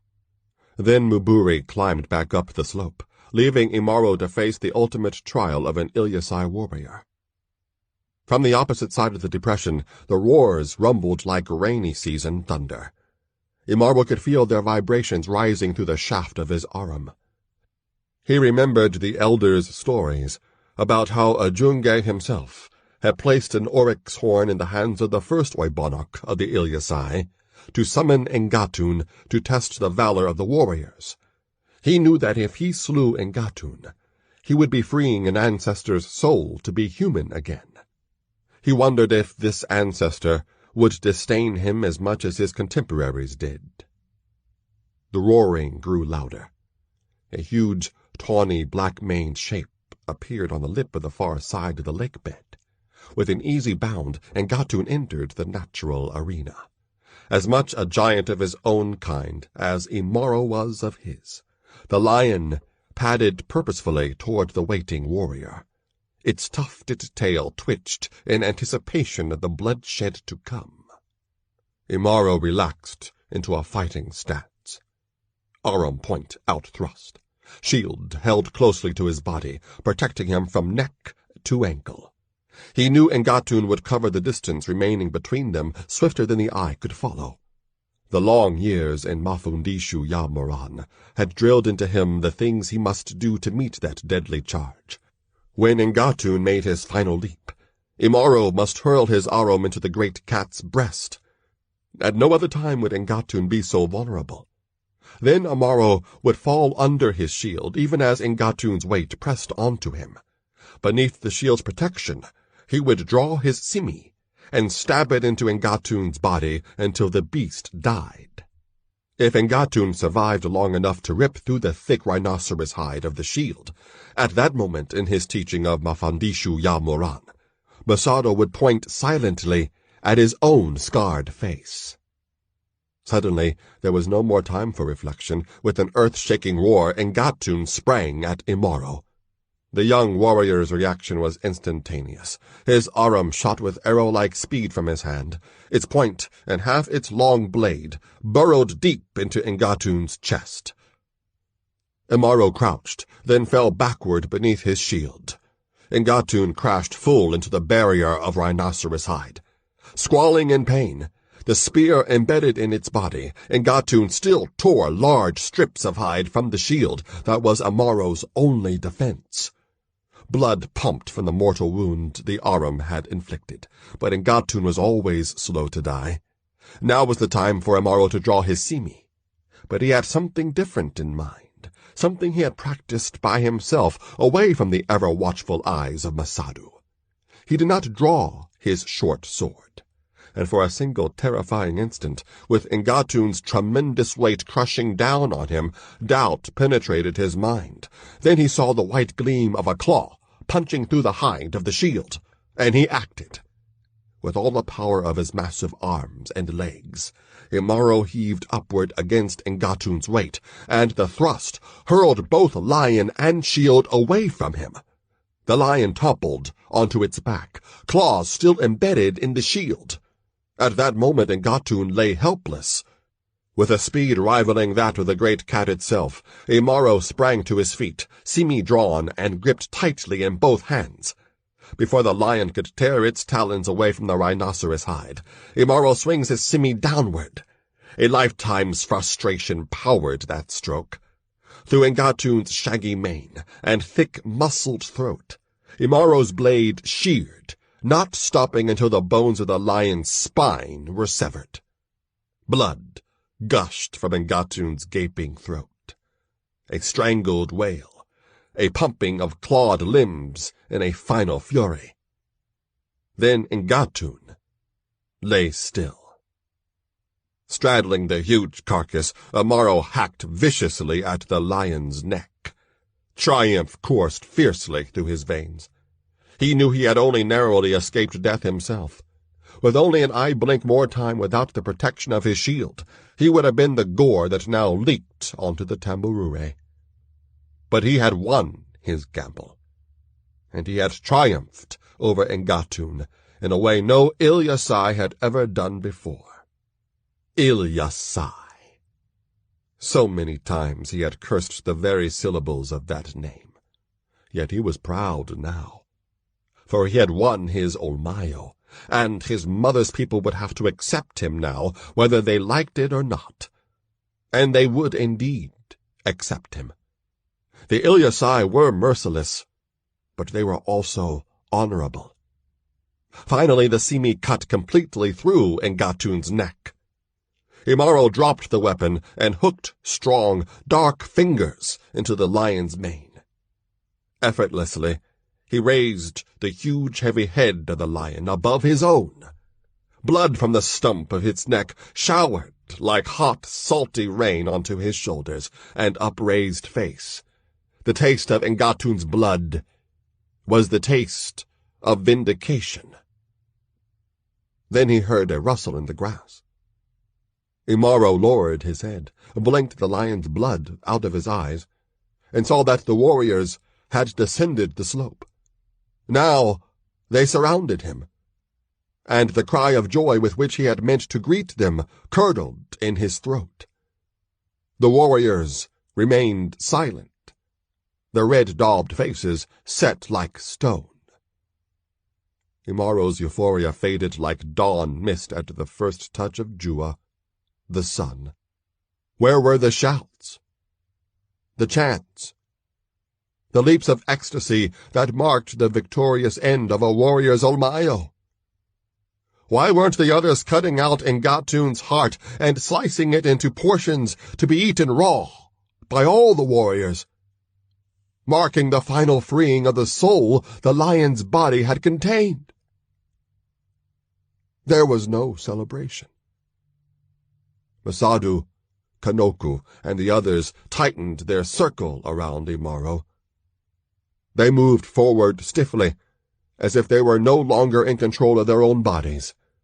Only one was not affected by the mysterious torpor. Muburi. The Banok smiled, malice plain in his narrowed eyes. With a sudden sick sensation, Imaro realized he had been betrayed.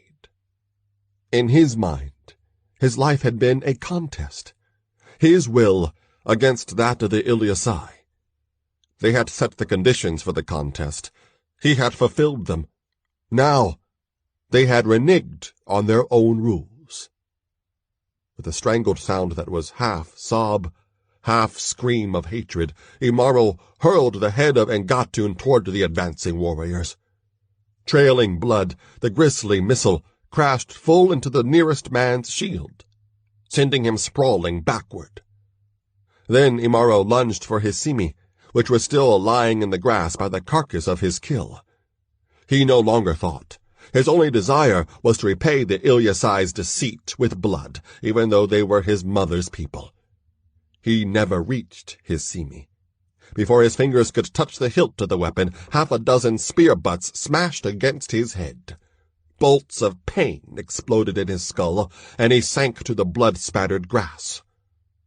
Unconsciousness awaited, but before the world blinked out, a single thought whirled in the chaotic confusion that overwhelmed him. Why had the Ilyasai waited until now to destroy him, if they had meant to do so all along?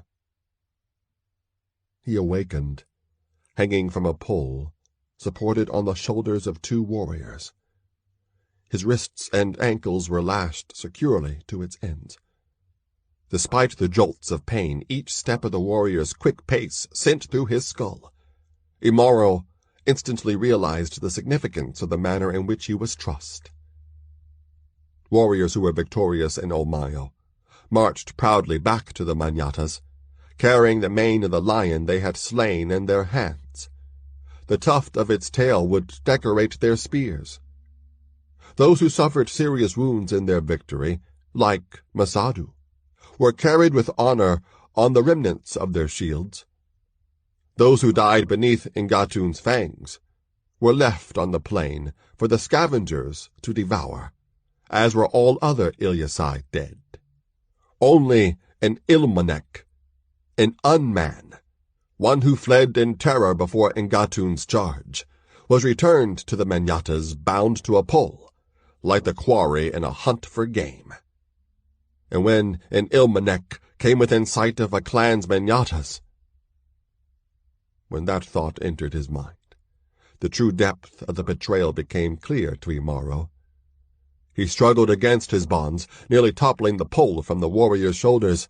"Why are you disgracing yourselves with this lie?" Imaro shouted. "Do you hate me more than you love your honor? Who are you, Ilmanek, to speak to men about honor?" Masada replied scathingly. The scarred warrior spat on Imaro's shadow. The others glared at him, contemptuous curses and epithets spewing from their mouths. The glazed, unseeing expressions their faces had worn when they struck Imaro down were gone now, and Imaro realized then that the warriors truly believed he had fled from Ngatun. But why? His gaze turned to Muburi. The Oibanok's features were a mask of scorn. Yet in Muburi's eyes, Imaro recognized the same cold amusement he had seen just before the warrior's spear butts collided with his head. In a sudden insight, Imaro knew the answer to his question. Somehow the Intu-Imchawi had used his sorcery to induce the warriors into believing they had seen Imaro throw down his weapons and run from Ngatun, rather than what had actually happened. They had slain the lion themselves, they believed, in order to spare Imaro from the shaming. The warriors marched in forbidding silence. Imaro knew there was no use in further conversation. Despair and a sense of futility threatened to overcome the young warrior as no weapons ever could. Muburi had used Imchawi, sorcery of the foulest kind. The same sorcery that Intu-Imwa of the Turkana had practiced. The same kind that had brought about the downfall of Chitindu, who was the clan's Oibanok before Muburi.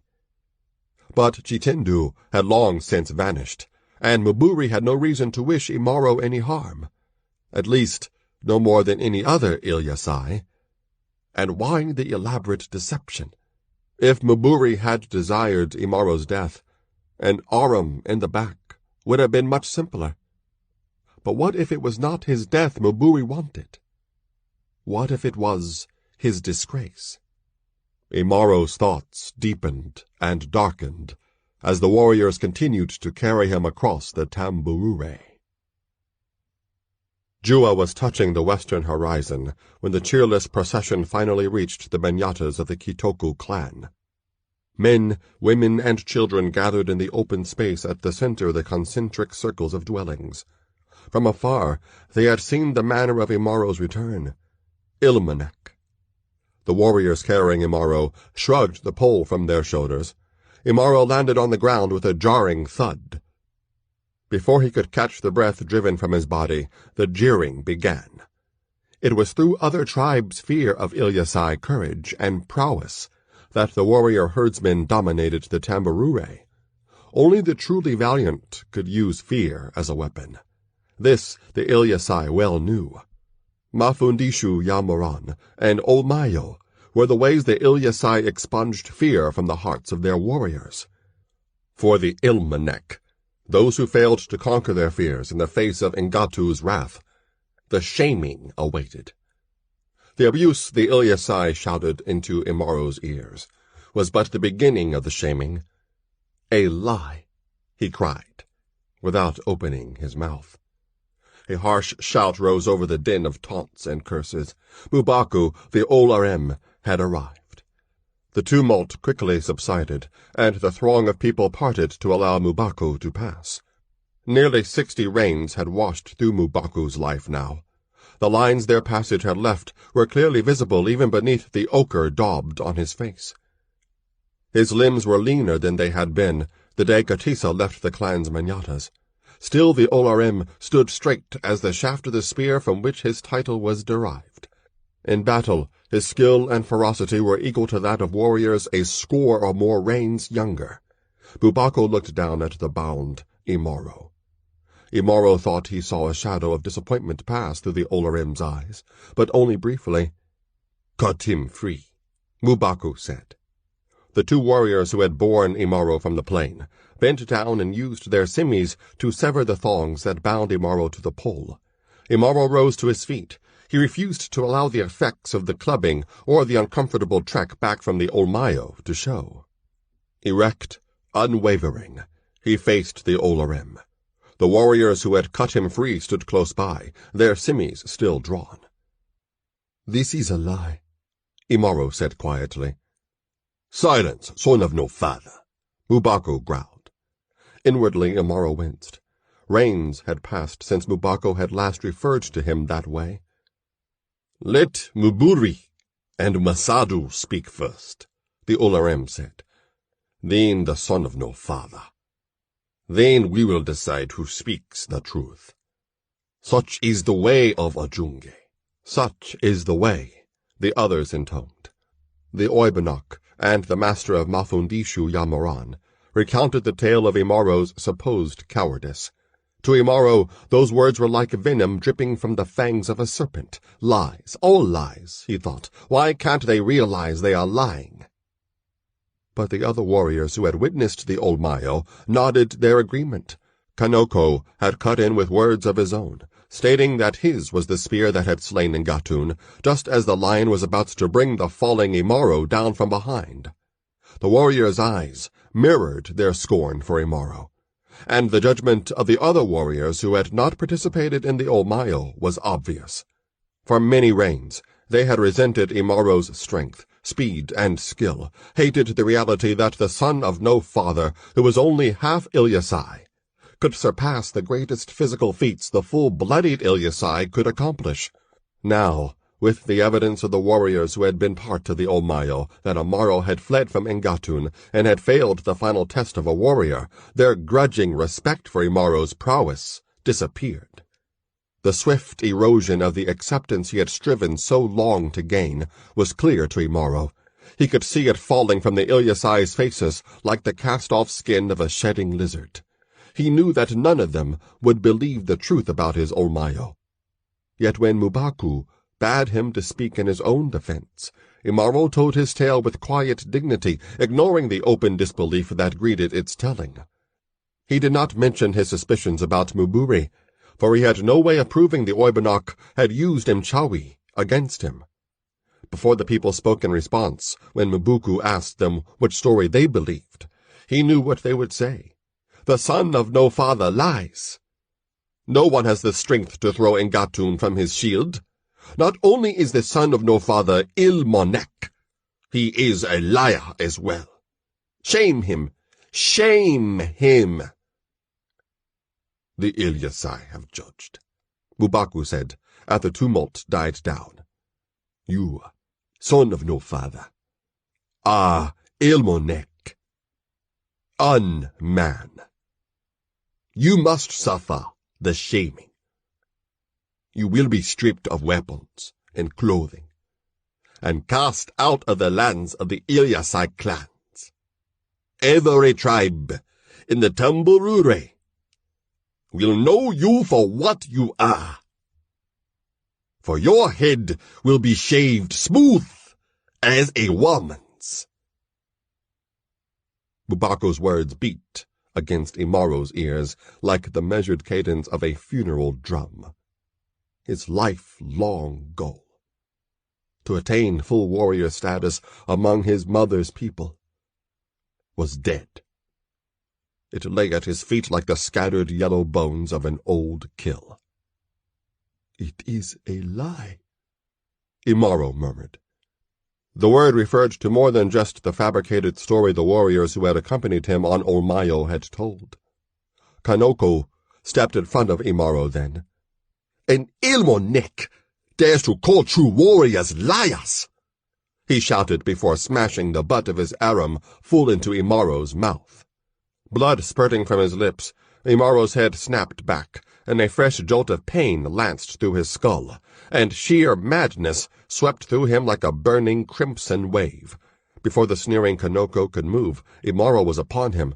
A tremendous blow of his bald fist lifted Kanoko from his feet and sent him crashing into the leather wall of a nearby manyatta. Blood pouring from his lacerated lips, Imaro sprang toward the supine body of his lifelong tormentor. His path was quickly blocked by a horde of lean, strong warriors. Imaro charged into them like a buffalo attacking a pride of lions. With mace-like blows of his fists, he sent his tribesmen sprawling. Closer he surged to the dazed Kanoko, murder blazing in his eyes. But even Imaro could not prevail for long against so many Ilyasai. Despite the punishment the maddened warrior dealt, the others swarmed over him, striking heavy blows of their own. They used only their hands, for they knew Imaro must be kept alive for the shaming. Yet Imaro refused to fall, until Mubaku tripped him with the shaft of his arum. Imaro fell then, and for the second time that day his head was the target of a shower of spear butts. Before blackness enveloped him, Imaro saw the warriors gaze at each other in wonderment. Through clouding eyes, he saw the doubt that was in their minds revealed on their faces. How could such prodigious strength and ferocity be housed in the body of one who was Ilmonek? "That's enough, damn you!" the Oibonok shouted. "Would you have him die before the shaming ends?" Even as he sank again into unconsciousness, Imaro saw the doubt recede from the warrior's eyes. It was as though he could hear their thoughts. He is not truly Ilyasai. His courage now is that of the cornered rat. 19 Ilyasai warriors would never lie. We saw what we saw. Then oblivion claimed him, mercifully. A foul smell hung almost palpably in the dark manyatta. From the round entrance of the leather dwelling, a circle of dim light vied vainly against the deep shadows inside. A wan flickering of the Ilyasai night fires meant little to the figure lying bound on the bare dirt floor. Imaro savored the darkness, for night signaled surcease from the ordeal of his days. Though he seemed only a motionless shadow in the black confines of the manyatta, the warrior was far from quiescent. He strained with dogged persistence against the grass ropes binding his limbs. At times it seemed he was back in the land of no one, held captive by the Turkana. He had been bound in the open plain then, but it was all the same, he thought bitterly. He continued to extend his arms and legs outward, pushing against the fibrous bonds. The ropes had been tied in a way that caused them to grip him more tightly the more he fought them, yet he continued to fight them. During the 2 days and 3 nights that had passed since his Olmayo, Imaro had pitted his strength against ropes normally used to restrain Ngombe bulls that had become unruly during mating time. There was nothing against which these fibers could be abraded, as had been the case in the Tamburure during that long-ago night when he thought the worst had already happened to him.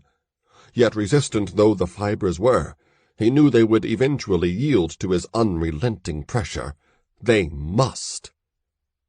The toll exacted by his lack of food since the shaming started was a harsh one, but the molten core of hatred deep within him sustained him as no amount of food ever could. The final humiliation of the 3 days of shaming would greet him with the morning rise of Jua, unless he overcame his bonds this night. And if the pain of the ropes cutting deep into his skin threatened to hinder him, he needed only to allow his memory to dwell on the events of the past days, to goad him into greater effort. He had remained motionless and silent when Masadu tore away his clothing and cut the clay-caked braids from his head. He had not resisted when Muburi bound him, and what seemed to be resigned indifference he endured the days of shaming. When Jua rose, 2 warriors would drag him from the manyatta set aside for him and prop him against its leather wall. Then the people would gather, from the oldest to the youngest, everyone who was not obligated to graze the Ngombe or guard the borders of the clan's territory. They reviled him with bitter words, and pelted him with dirt and offal. Most vicious of all were the youths who were almost of age for Olmayo. There were few among them who did not secretly fear that they themselves might one day share Imaro's plight, and there were fewer still who did not silently resolve to die beneath the talons of Ngatun rather than face the shaming. Only once did Imaro allow the emotions roiling beneath the expressionless mask of his face to betray him. It happened on the first day, when one face stood out indelibly from the others. The face of Kateke, the Zamburo captive, meant to be his mate after he returned from Olmayo. Surely Kateke, who had told Imaro she loved him, would believe in him. But when Kateke looked at him, her face was twisted in an expression of deep loathing. Behind her stood Kanoko, who had scathingly proclaimed to all the clan that both Kateke and Imaro's small herd of cattle now belonged to him. In response, Imaro had lowered his head until the sorrow receded. After that, there was nothing left inside him other than hatred. The ropes were cutting so deeply into his muscles that he was beginning to lose feeling, but his hatred felt no pain. Still, he knew that if he lost much more of his strength, he would not be able to burst free before dawn. He had to force the grass serpent coils away from him now. And his bonds finally surrendered, torn apart by the tremendous surge of Imaro's ultimate surge of power and will. Shaking the limp bond from him, he sat up, ignoring the tingling pain of the circulation that returned to his limbs. The pain was nothing, for he was now free. Free to escape from his prison, for the Ilyasai had not deigned to post guards at the manyatta in which he was held. There would be other sentries elsewhere, Imaro knew, for the Ngombe had to be protected from 2- and 4-legged marauders. But Imaro was confident he could evade them. For the first time since he had slain Ngatun, joy suffused Imaro's soul. First, freedom, he vowed. Then, vengeance. It was then that he heard a slight, furtive noise at the entrance to the manyatta, and he saw a dim bulk pass through the circular opening, and moonlight glittered on a metal blade. Imaro moved swiftly, soundlessly, one brawny arm hooked across the throat of the intruder to stifle any outcry. His free hand clamped onto the wrist of the hand that bore the blade that had flashed in Mwesu's light. A simi dropped from fingers suddenly rendered useless. With a soft thump, The weapon hit the floor of the manyatta. Imaro felt the tightening of throat muscles against his forearm, and he heard a strangled cry of agony. Fiercely, the intruder struggled, but Imaro inexorably forced his captive closer to the light at the manyatta's entrance. The faint light illuminated features contorted in pain and fury. Astonished at what he saw, Imaro slackened his grasp, allowing the intruder to twist loose. You're free," Kanoko gasped in a choked whisper. Cobra swift, the warrior's hand darted toward his fallen weapon. Imaro's foot was faster. His heel crunched down on Kanoko's wrist just as the warrior's fingers touched the hilt of his simi. Although Kanoko's face writhed in a grimace of pain, he refused to cry out. "Did you come here to kill me, Kanoko?" Imaro asked, his voice deceptively soft. "I came to make you beg for death," Kanoko replied. For a long, tense moment, the young warriors glared at each other, as they had on the day that Kanoko had given a flame-ant-filled kuntendia to Imaro's Ngombe. Then another shadow obscured the light at the entrance to the manyatta. As one, Imaro and Kanoko turned their heads toward the entrance. A slim figure stood there, bent as though about to enter. It was Kateke, eyes wide and mouth agape in astonishment. Before either warrior could move, Kateke screamed, and with a desperate effort, Kanoko wrenched his hand from beneath Imaro's foot, nearly toppling him. While Imaro struggled to keep his balance, Kanoko again dove for his simi. But Imaro recovered quickly. By the time Kanoko reached for the simi's hilt, Imaro's full weight crashed heavily onto the smaller man's back, driving the breath from his lungs and flattening him to the ground. Even as Kanoko struggled beneath him, Imaro snatched the fallen simi and rose to his feet. Not only was he free, now he had a weapon. He looked down at Kanoko. One slash of the simi would forever silence his tormentor's sharp tongue. Then Imaro remembered Kateke and her cry, a cry that must have been heard by half the Ilyasai. He had time only for flight now. Vengeance must wait. He whirled toward the entrance of the manyatta. Kateke was no longer there. Betrayer, Imaro reflected bitterly as he moved toward the opening, and nearly fell when a hand clutched hard at his ankle. It was Kanoko, driven beyond pain by a hatred that equaled Imaro's own. With a roaring curse, Imaro kicked free, his foot crashing against Kanoko's face. With a crack of breaking bone, Kanoko released his grip from Imaro's leg. Then Imaro bent and wriggled through the opening. Already the warriors of the night guard were racing toward the source of the outcry that had aroused them. Others, alert even in sleep, poured from their manyattas. The weapons had never left their hands, sprouted like iron thorns. When they spotted Imaro, the cry went out. "The Ilmonek is loose! Get him! Take him alive!" Imaro knew he was trapped. He could outrun any Ilyasai, but he could not outrun an Arim. They would aim at his legs. His muscles bunched like those of a lion about to spring. He would not allow his mother's people to banish him under the custom of shaming. He would slay them until they were forced to slay him. He cursed himself for failing to kill Kanoko when he had the chance. It was when the warriors were almost upon him that an alternative occurred to him, an act that more than any other would express his ultimate repudiation of the Ilyasai. Snarling in defiance, he turned and fled from the manyatta that had housed him during the shaming. "The Ilmonek flees!" the warriors shouted. "Get him!" Keeping to the shadows, Imaro wove his way through the manyattas. Caught up in the frenzy of their chase, the warriors failed to notice that Imaro was running not toward the open plain, but toward the great thorn bush boma, in which the Ngombe were pinned for the night. A short stretch of open ground separated the boma from the manyattas. Torches, positioned at regular intervals, cast a flickering glare across the gap. The 10 youths designated to guard the Ngombe shifted the arms in their hands. Alerted by the clamor rising from the manyattas, they were prepared to use their spears to defend the cattle in their charge. Nothing, however, could have prepared them for Imaro's headlong rush into their midst. One moment the herd boys saw him leap from between 2 manyattas. Then he was upon them.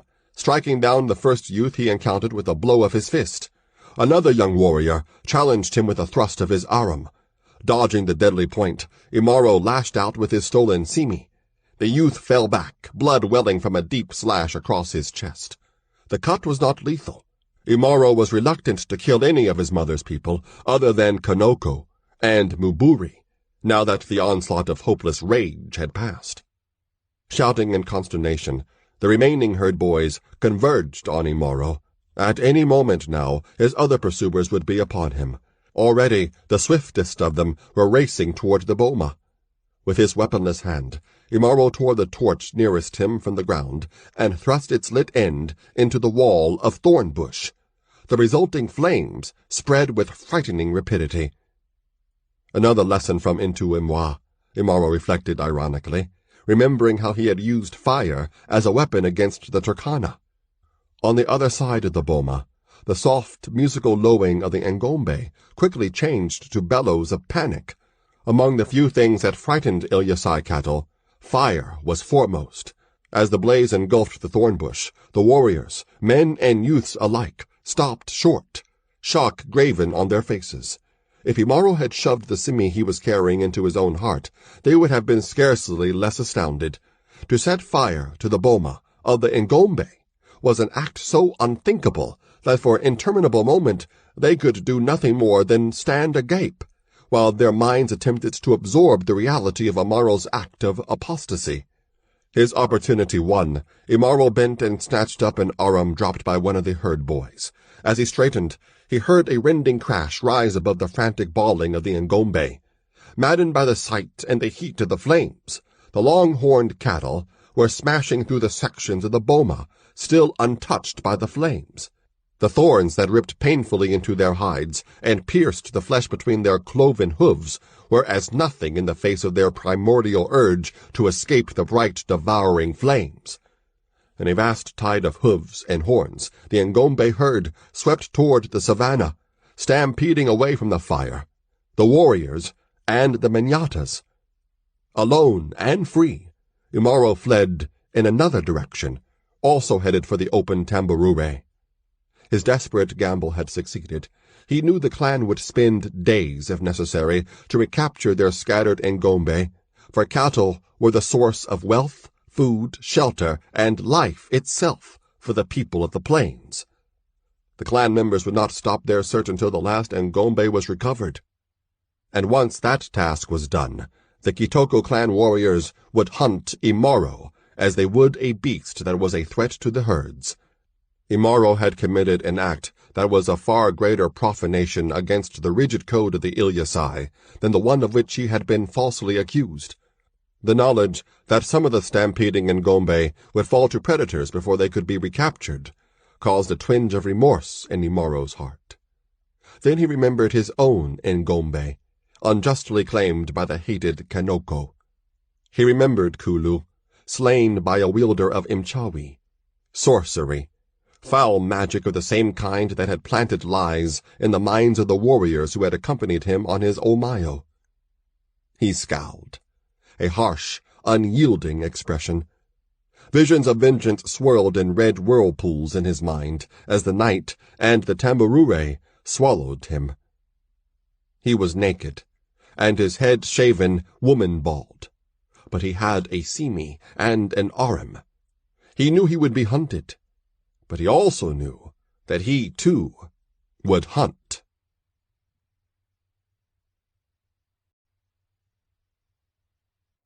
Amid a flurry of purposeful activity, the Olarem and the Oibanok of Imaro's former clan sat in conclave. Around them, manyatas were being dismantled and loaded onto Ngombe. Likewise, cooking pots, wooden bowls, and other women's utensils were bundled and strapped onto broad bovine backs. Warriors gathered their weapons and garments, and directed their children to take their positions in the long, snake-like concourse of people and Ngombe preparing to migrate to other pastures. Although the Ilyasai were a nomadic people, their wanderings followed a pattern that had been set in ancient times. When the season changed from dry too wet, they traveled to the extreme northern boundary of their realm to wait out the rains. Shouts and admonitions filled the humid air while final preparations for the journey progressed. But Mubaku and Muburi paid scant heed to the turmoil that surrounded them. "I still say it is bad to move onward while the Ilmo neck still lives," said Muburi, his face set in stubborn lines. "A person who is at once Ilmo neck and an abuser of Ngombe should not be left alive."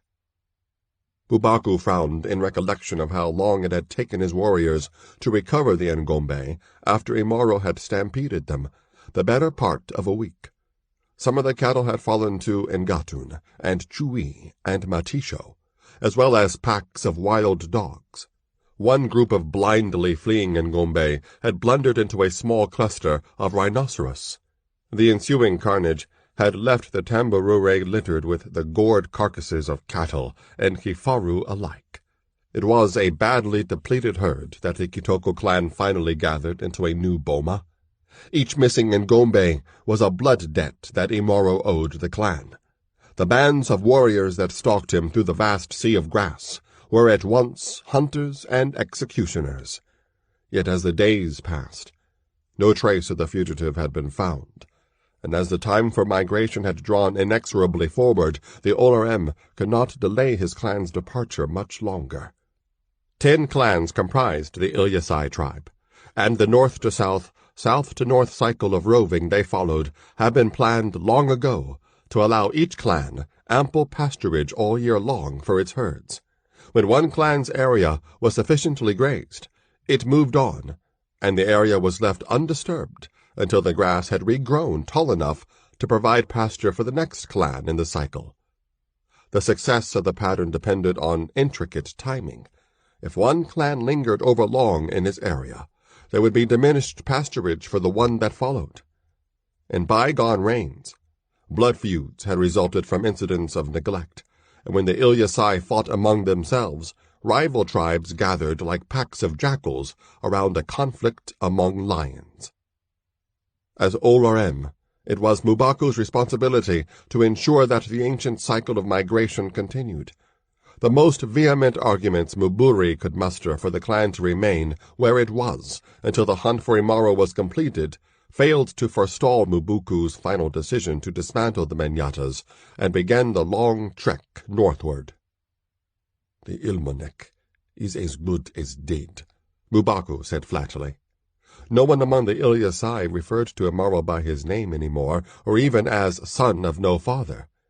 "If the beasts don't get him, the next clan to use this land, the Itayok, will."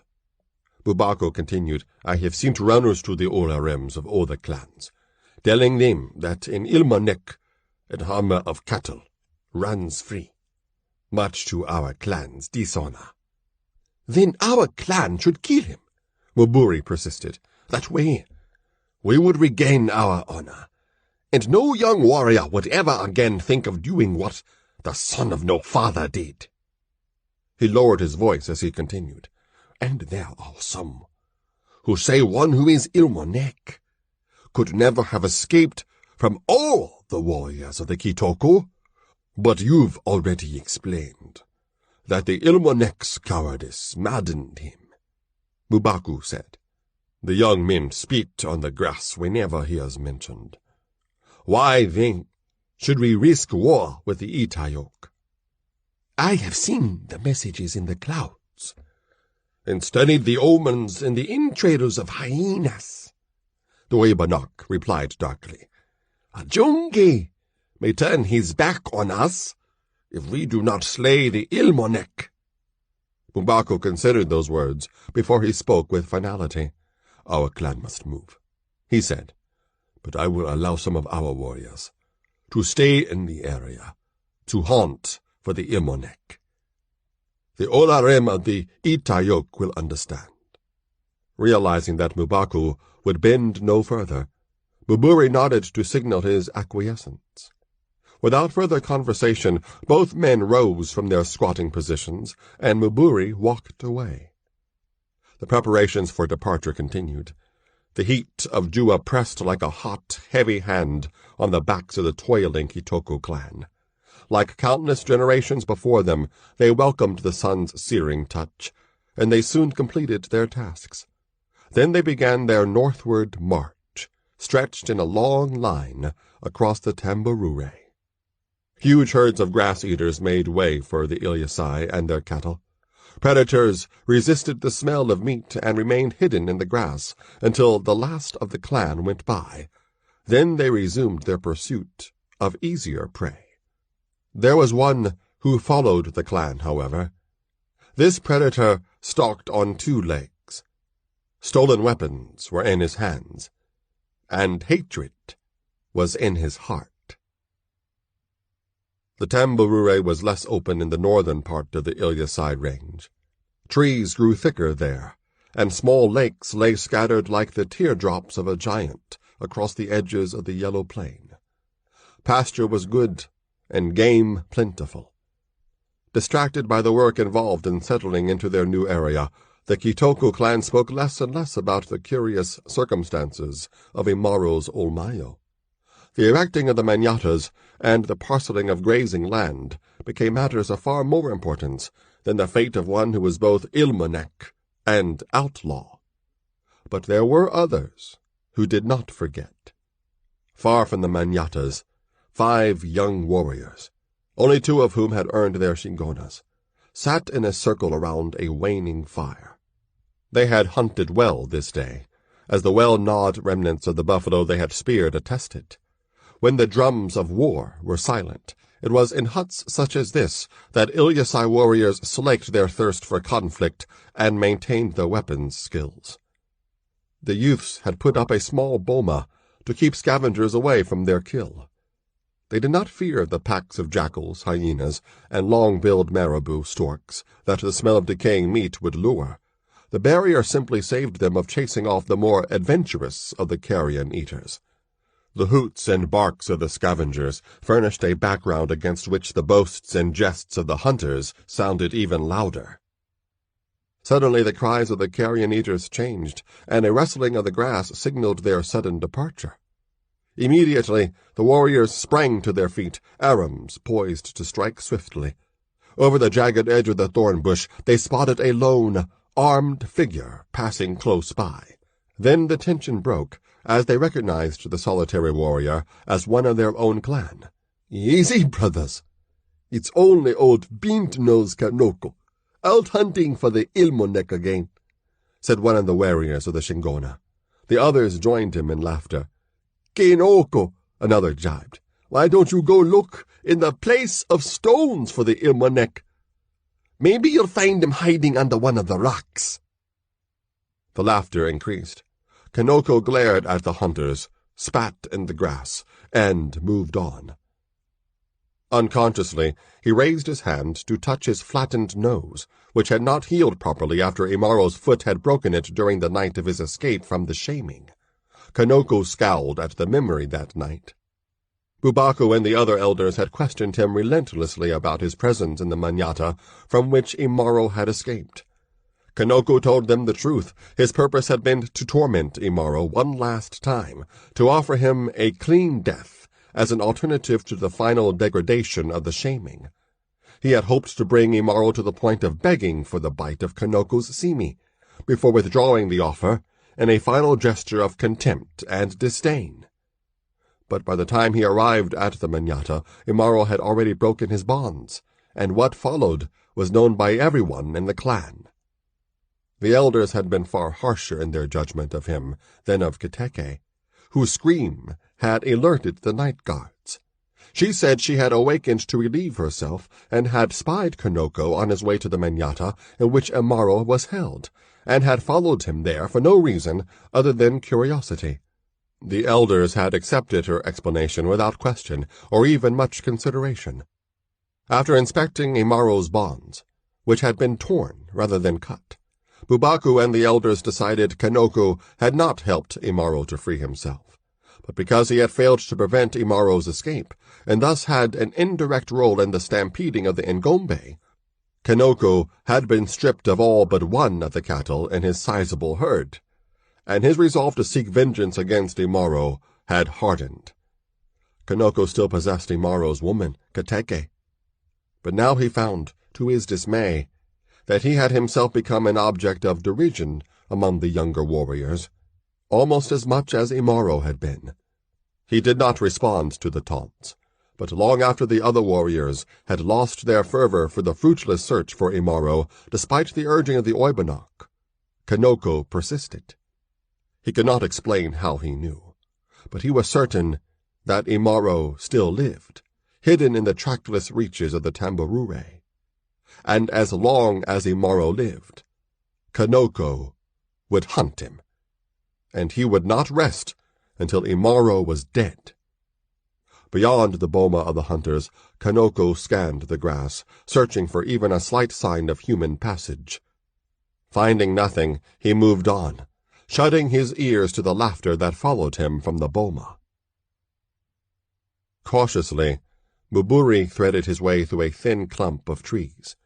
Although he bore his arum and shield and simi, the Oibonok still moved furtively, as if to hide his movements even from the blind eye of Mwesu, the moon. Fully secluded by the trees now, Muburi laid down his shield and arum, then gathered a pile of fallen branches for kindling. He drew a fire bow from his garment and twirled it rapidly.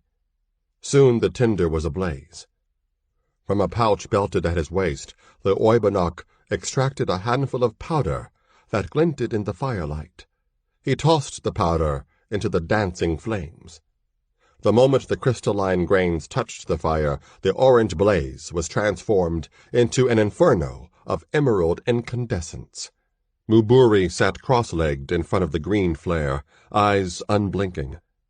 As he sat unmoving, he attempted to control a rising sense of dread as a shape began to form in the center of the conflagration.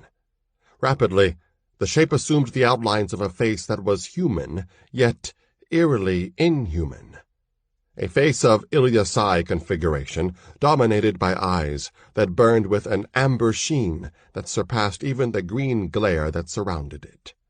Suddenly, the spectral visage swelled outward from the flames and hovered over the upturned face of Muburi. Sweat that was not caused by the heat of the fire beaded on the Oibonok's brow. Yet Muburi neither moved nor blinked. He waited for the glowing apparition to speak. "You are a flawed tool, Muburi," it said at last, its voice deep, yet alien, unpleasant to the ear.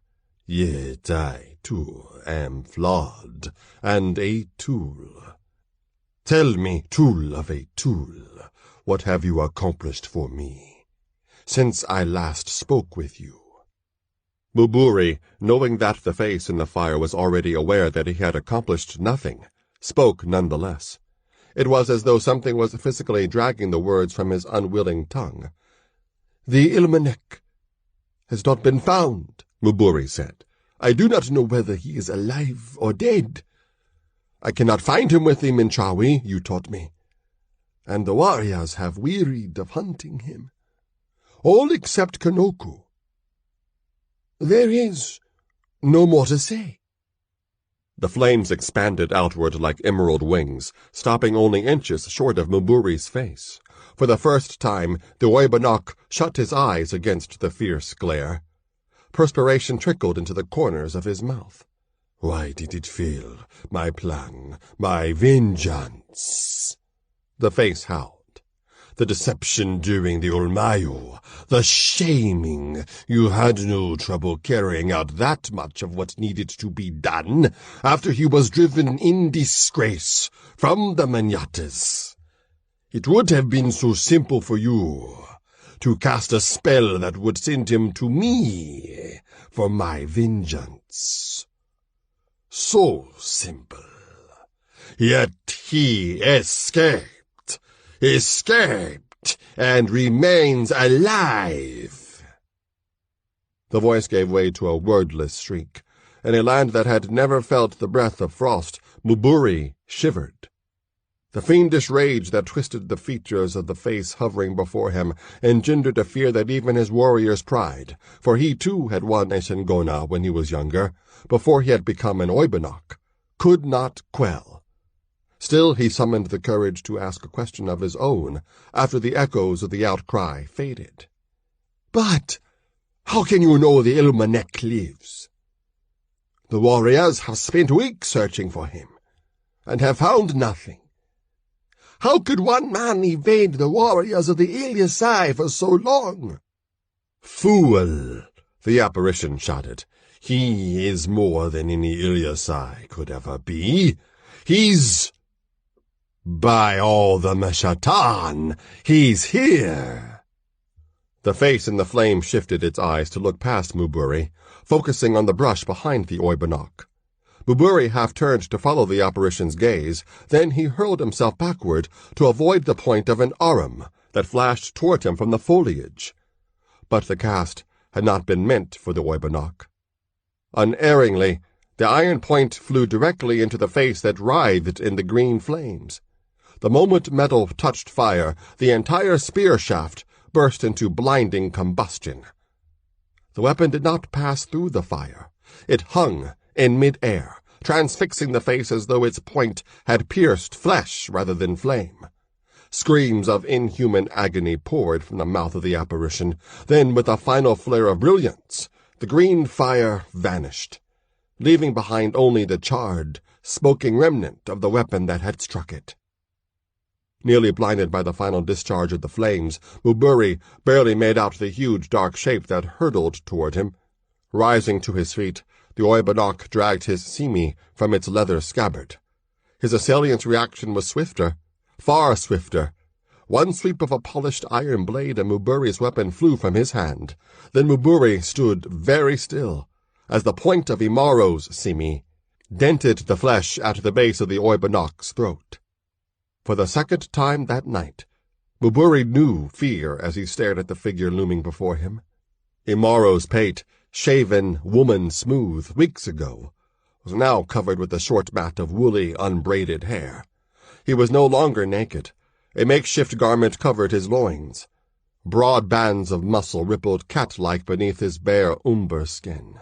The red ochre that had once decorated his body was gone. There was nothing left of the Ilyasai in his appearance. In their own way, Imaro's eyes were as merciless as those of the face in the flames.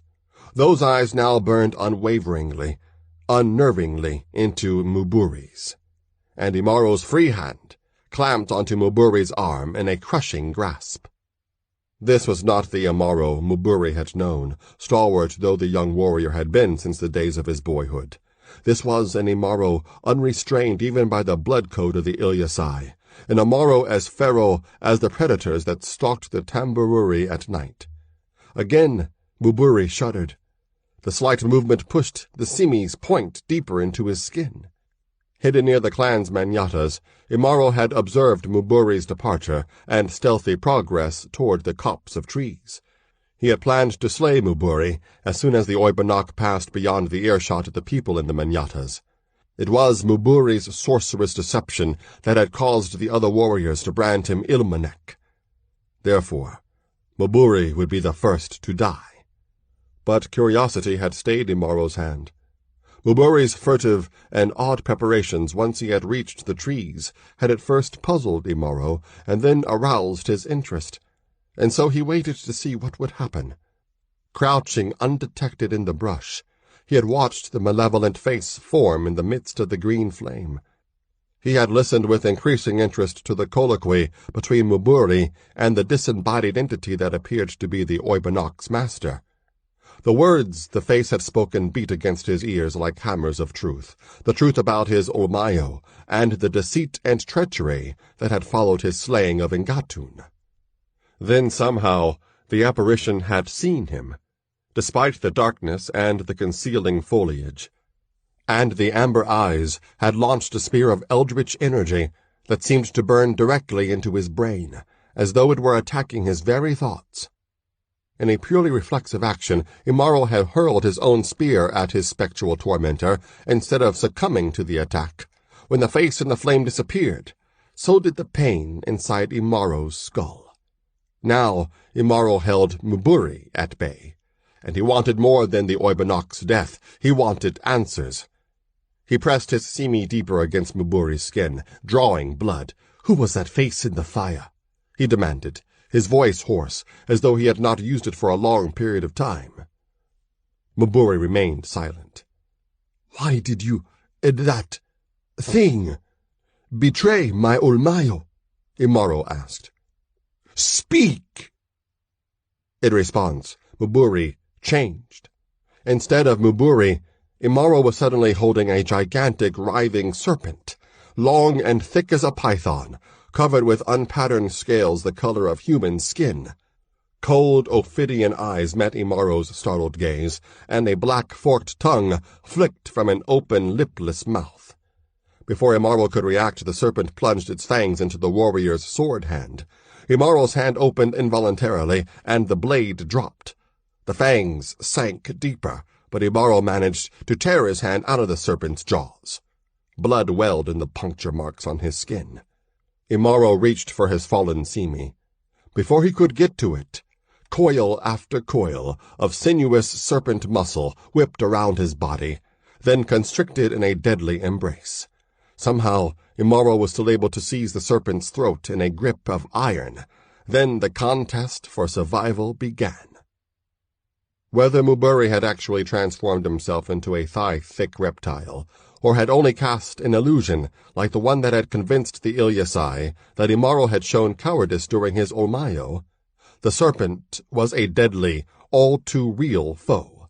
A foe that was inexorably forcing the breath from Imaro's lungs and beginning to bend his ribs as if they were twigs.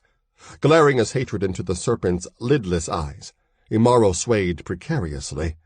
But he did not fall, despite the weight of the scaled loops that enveloped him. His breathing grew labored, and pain splintered through his upper body. The pain was a prelude to a death that would leave him limp and broken in the clutch of those terrible coils if the constriction contained much longer. Yet the rage that fueled Imaro's strength was limitless. He redoubled his efforts to crush the serpent's neck, and he began to feel its scaly flesh yielding beneath his hands. Abruptly, the coils relaxed their grasp. Then the serpent began to twist and jerk in spasmodic convulsions, and Imaro felt the terrible pressure on his rib cage slacken. The cold glare in the serpent's eyes dimmed, and a faint hiss that bore a disquieting resemblance of a strangled human scream wheezed from slack, gaping jaws. When Imaro finally released his hold, the serpent's thick coils fell away from him like a discarded rope. Closing his eyes and exhaling heavily, the warrior sank slowly to his knees. When he inhaled, he welcomed the infusion of humid night air into his aching chest and depleted lungs. Slowly, the snarling set of his features relaxed, and the pain in his rib cage subsided. Then Imaro opened his eyes, and his skin crawled as he stared wide-eyed at the sprawled corpse of Muburi, lit eerily by Imwesu's glow. The Oibonok's limbs seemed almost boneless, and his neck was bent at an unnatural angle, attesting to the force of Imaro's final surge of power. Shifting his gaze to his wounded hand, Imaro saw that the blood-rimmed teeth marks on his skin were human. There had been no serpent. Muburi's sorcery had deceived him as thoroughly and effectively as it had the warriors on his Olmayo. Illusion or not, though, Imaro could still feel the crushing of the serpent's coils. Rising to his feet, the young warrior looked down at the corpse of the Oibonok. He uttered a bitter curse, for he had just killed the man who could have answered the questions that had plagued him since the day of his Olmayo. Yet he could not discount the enigmatic face in the green flames. Imaro now realized that the apparition was his true nemesis, much more than the warriors of the Kitoko clan and others who still hunted him.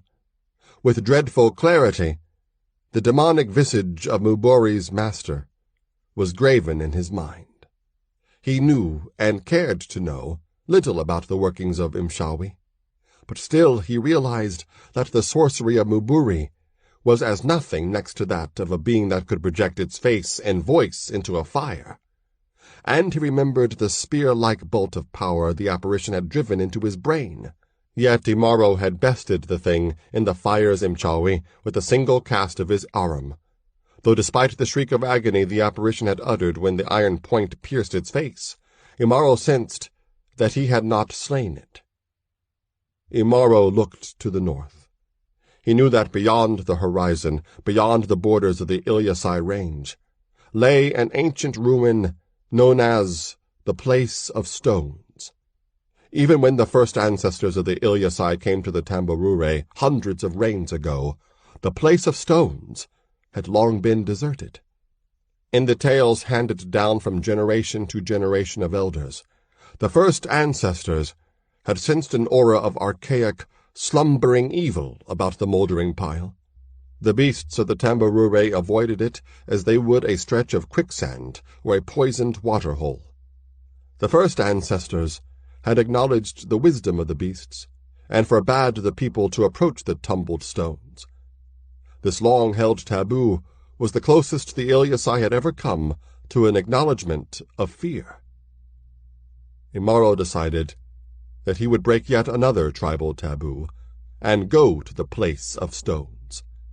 He was certain that his enemy, the apparition in the flames, was hidden in the one place the Ilyasai shunned. But there was one more debt of blood to be collected, one more draught to be swallowed from the cup of vengeance. He stared northward a while longer. Then he bent to relieve Maburi's cadaver of clothing and weapons. He pitied the lion whose body the Oibonok's soul would inhabit. Then he turned his gaze southward again, to the land the Kitoko clan now occupied. As he thought about what he would do there, his hands clenched tightly around the shaft of Maburi's arum. Kateke stood waist-deep in a warm Tambarure pool. Jua's light burnished her sleek mahogany skin and flashed diamond-bright in the droplets of water that clung to her slender body. Her fine, boned face held an enigmatic expression as a stream of water rilled from her cupped hands onto her high-pointed breasts. Earlier in the day, she had come to the pool, which was located in a small patch of woodland not far from the pastures in which the Ngombe grazed. She knew Kanoko would follow her there, and that she would see him before long. The pool, with its natural screen of trees and brush, was a favorite spot for couples seeking privacy for their love-making. That the others in the Manyatas would have noticed her departure, she was sure, and they would notice Kanoko's soon after. Even now, they would be enjoying crude jests about the pairing of the former mate of the Ilmanek, Imaro, with his greatest rival. Her lips curved in a mirthless smile at that thought. A rustle from the bushes brought her hairless head up quickly. She knew that few dangerous beasts dared to come close to the Manyatas of the Ilyasai, but sometimes Chewy the leopard was bolder even than Ngatun the lion. Still, she had neither seen nor heard signs of Chewy, and Kanoko had to be near, though it was taking him longer to reach the pool than she had expected. The rustling seemed too hesitant to herald Kanoko's presence, yet it was indeed he who stepped from the concealment of the brush. Weapons in hand, Kanoko stared wordlessly at the woman in the pool, absorbing every facet of her unclad body, from her smooth-shaven head to the slim, boyish hips half hidden beneath the surface of the water. She is beautiful, even though she is Zamburu, Kanoko thought, and she was Imaro's. "It took you so long to get here," Kateke said. "Why?" "Before I left, Babaku stopped me and asked me if I had seen the Oibonok," Kanoko replied. "Maburi has not been seen for 2 days now. Babaku thought I might have come across some sign of him while I was hunting for the Ilmonek." He touched his broken nose. Then he laid his oval shield aside and began to strip off his garment. Why don't you stop searching, Kanoko? Kateke asked. Imaro has to be dead by now, or gone far from the land of the Ilyasai. Don't say his name, Kanoko snapped, raising his hand as though to strike her. Kateke shrank away from him, and he caught himself before he could act on his impulse. Basadu had always taught that a warrior was the master of his own anger, but too often Kanoko's anger was mastering him. I know he's still out there, he continued, lowering his hand. I can smell him in the grass. I will find him, kill him, and bring his head to Mubaku. Then another voice spoke. Want to try it now? Kanoko whirled toward the brush behind him, and Kateke's hands shot to her mouth to stifle a cry of terror. Imaro had slipped through the brush soundlessly after trailing Kanoko to the tree-girt pool. Easily, so easily he could have cut Kanoko down from behind, but that was not the way he wanted to end their feud. He wanted vengeance, not slaughter. In a single swift motion, Kanoko took up his arum and hurled it straight at Imaro. Imaro raised the shield he had taken from Muburi and deflected the hurtling weapon, sending it spinning into the brush. Then Imaro flung his own arum at Kanoko's feet. Try again, bent nose, he said contemptuously. Goaded by Imaro's use of that despised sobriquet and his own obsessive animosity, Kanoko erupted into frenzied action. Snatching the proffered arum, he charged toward Imaro. He lunged forward and thrust its point toward Imaro's abdomen. Again, Imaro deflected the thrust. As Kanoko pulled back his arm to strike again, Imaro drew his simi. 3 more times Kanoko attempted to slide his spear point past the rim of Imaro's shield. The first 2 times, Imaro blocked the thrusts by shifting the position of his shield. The 3rd time, Kanoko's point penetrated the thick hide covering, but not enough to pierce all the way through it. Imaro jerked his shield arm back. Still holding on to his arum, Kanoko was dragged within range of a vicious sweep of Imaro's simi. The first blow Imaro had struck in the fight. Only cat-quick reflexes saved Kanoko then. Releasing his grip on the spear shaft, he hurled himself backward, evading Imaro's blade by a mere hair's breadth. Thrown off balance, Kanoko fell heavily onto his back and lay momentarily vulnerable to a fatal thrust by Imaro. But Imaro used that moment to discard his shield. With Kanoko's arum lodged in its covering, the shield would only be an encumbrance now. Scrambling quickly to his feet, Kanoko drew his simi from its scabbard. His own shield lay nearby. Taking a desperate chance, he leaped toward it and shoved his arm through its inside loops. Then he turned to face Imaro, who had simply stood and watched him. It was then that Imaro decided it was time to stop toying with his lifelong foe. With the speed that time and again belied his massive bulk, he sprang to the attack. A whirlwind of iron drove Kanoko back. Large chunks of leather flew from his shield. Occasionally, the smaller man's blade rang against Imaro's, but his fighting was strictly defensive, even though he had a shield and Imaro did not. He knew he had to do something to turn the tide of battle, or he would die. With a quick snap of his arm, Kanoko flung the ragged remnant of his shield into Imaro's face. Stunned by the unexpected blow, Imaro stumbled, nearly dropping his simi. Kanoko's point darted toward Imaro's heart, only to be parried by Imaro's own blade. Now they circled each other with silent caution, shifting and feinting with their simis, each hoping to draw the other into making an impulsive mistake. Only the shuffle of their bare feet across the ground broke the deadly quiet of the duel, which was the culmination of their endless antagonism. Then, tiring of the cat dance, Imaro renewed his assault. Kanoko countered well, using skills that were superlative even among the Ilyasai, but quick though Kanoko was, Imaro was quicker, and even with a weapon in his hand, he could not offset Imaro's superior strength. It was as though Imaro were wielding a hammer instead of a sword, crashing blows in a steady, unstoppable rain against Kanoko's notched iron blade. Blood seeped from a dozen small wounds on Kanoko's body.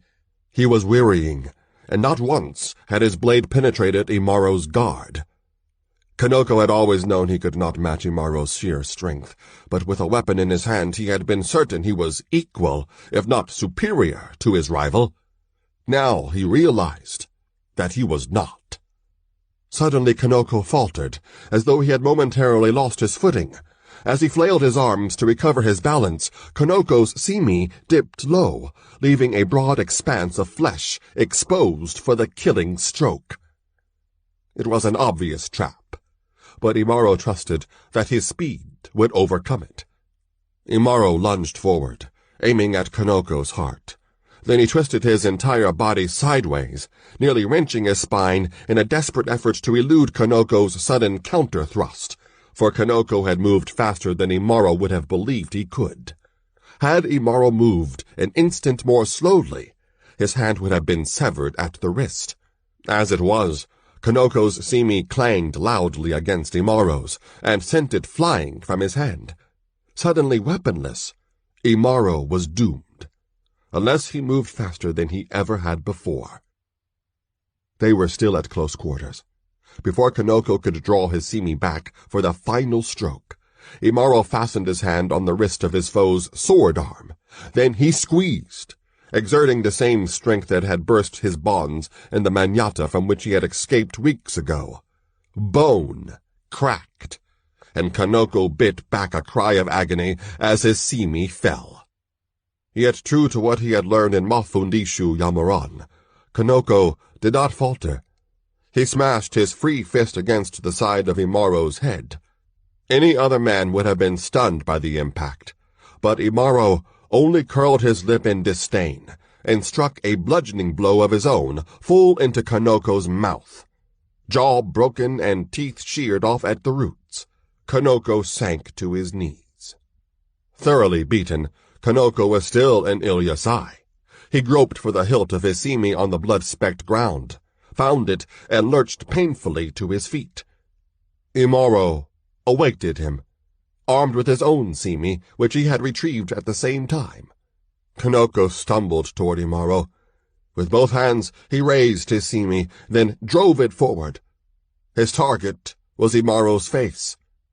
Imaro easily parried the feeble stroke. Then he buried his blade deep into Kanoko's body, transfixing him just below the breastbone. As Imaro tore his blade free, Kanoko fell backward with a gurgling groan. A crimson sheet of blood cascaded down his abdomen. Incredibly, Kanoko clung to life. Glaring up at Imaro, he choked out words barely intelligible in the red froth that bubbled from his mouth. Why did you run from Ingatun at the Olmayo? Why? The last word was almost a scream. I did not run, Imaro replied quietly. I had been telling the truth all along. Muburi used his Imchawe to let you see what he wanted you to see, what you wanted and hoped to see. Kanoko did not respond. Imaro leaned closer to him. Do you believe me now, Kanoko? He demanded. Do you? Those were the last words that passed between the bitter foes. Imaro never knew how Kanoko would have answered his question. When Imaro finished speaking, Kanoko's eyes were already glazed in death.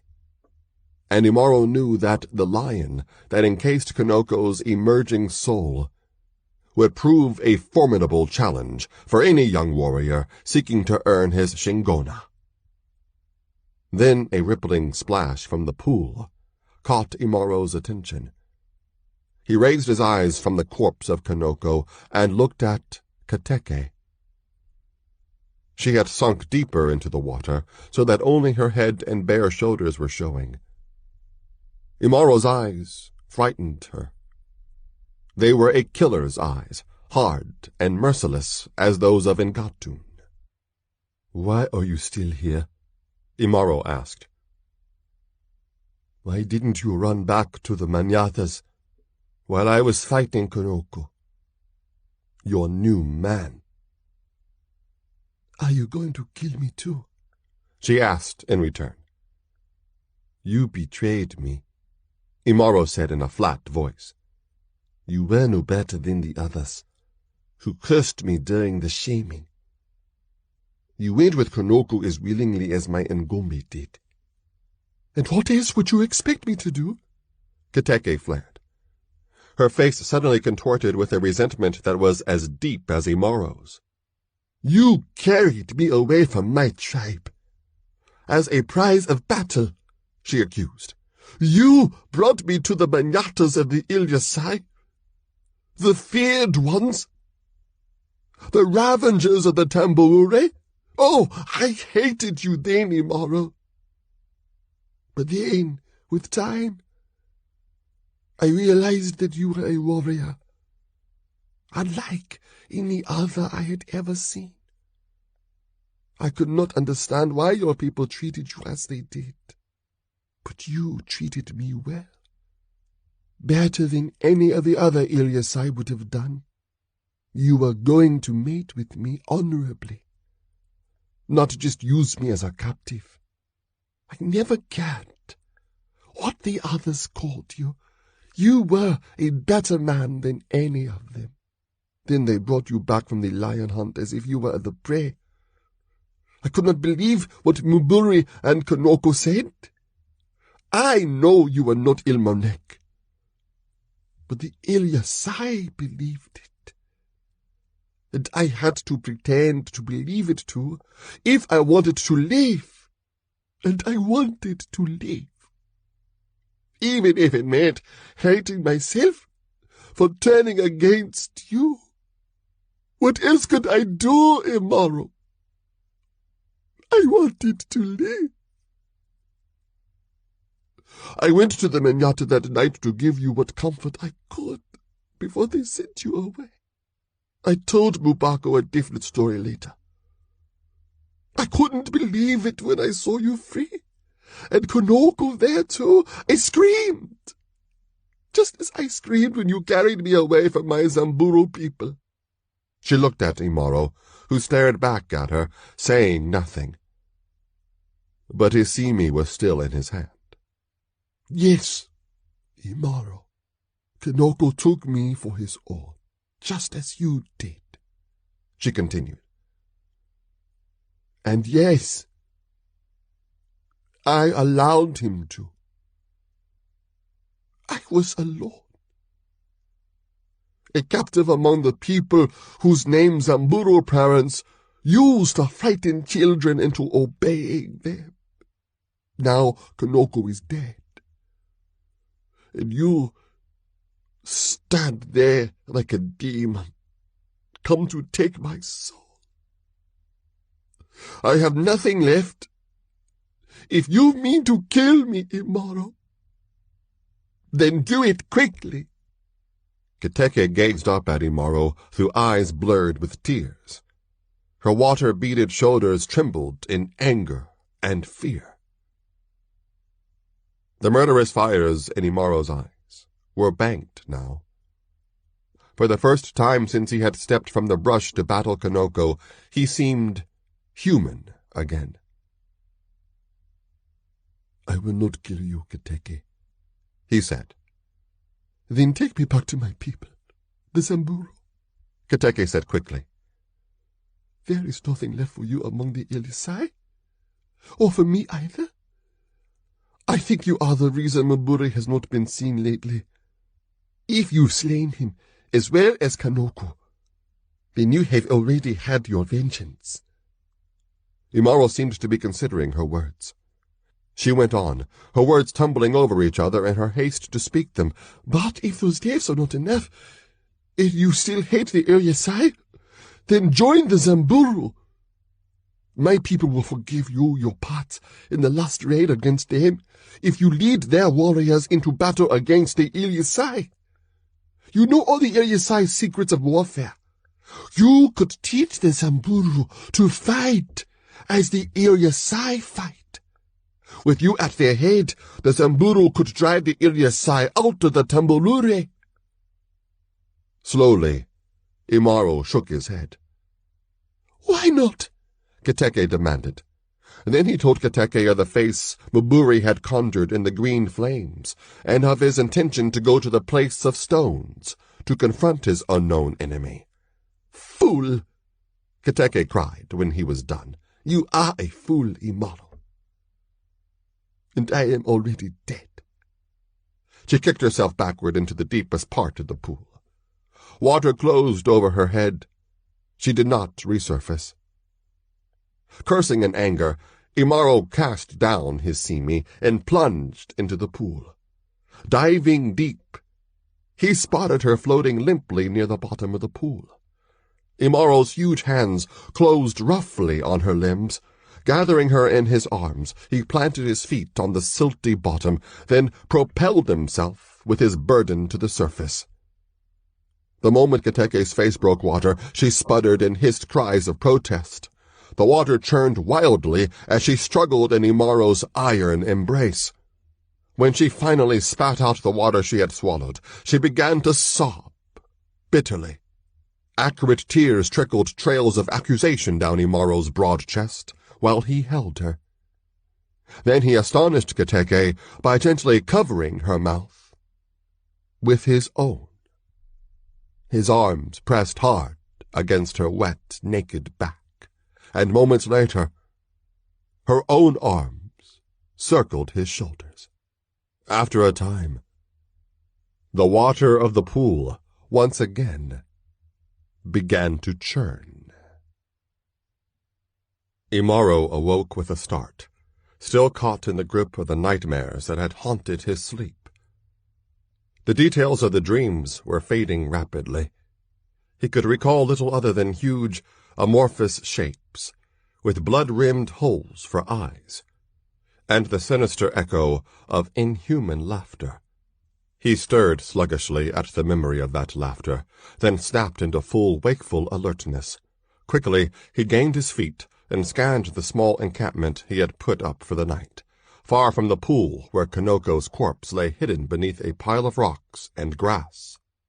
Imwesu hung like a round cataractic eye in the black shroud of the night sky. The fire Imaro had built to discourage predators was now only a pile of dimming embers, and the shelter of sticks and grass he had made for Kateke was empty. A quick, thorough search revealed the unsettling truth. While Imaro slept, the Samburu woman had left the encampment. Angrily, Imaro berated himself for falling asleep. He could not remember dozing. One moment he was gazing at the shadowy forms of the beasts slinking beyond the circle of light his night fire cast. Then he was groping his way back from uneasy slumber. He remembered what had happened earlier, before Jua went down. After the ardor of their lovemaking in the pool had passed, Imaro had told Kateke what he intended to do. He would return her to the Samburu, as she had asked, and then he would go to the place of stones. And when the confrontation with his enemy was over, he would join her in the land of the Samburu. But Kateke was convinced that Imaro would die at the place of stones, which was a taboo place for her people as it was for the Ilyasai. When she was unable to dissuade him from his purpose, she slipped into a state of resigned apathy. Under her breath, she began to chant a Samburu death song, until, finally, losing patience, he shouted her into silence. Apprehensive over what Kateke might do in her current state of mind, Imaro had decided to forgo sleep so that he could make certain she would not attempt once again to take her own life. During his own past, thoughts of ending his seemingly unendurable existence among the Kitoko clan had sometimes crept into his mind. They were snake thoughts. With the iron edge of his determination, he had slain them.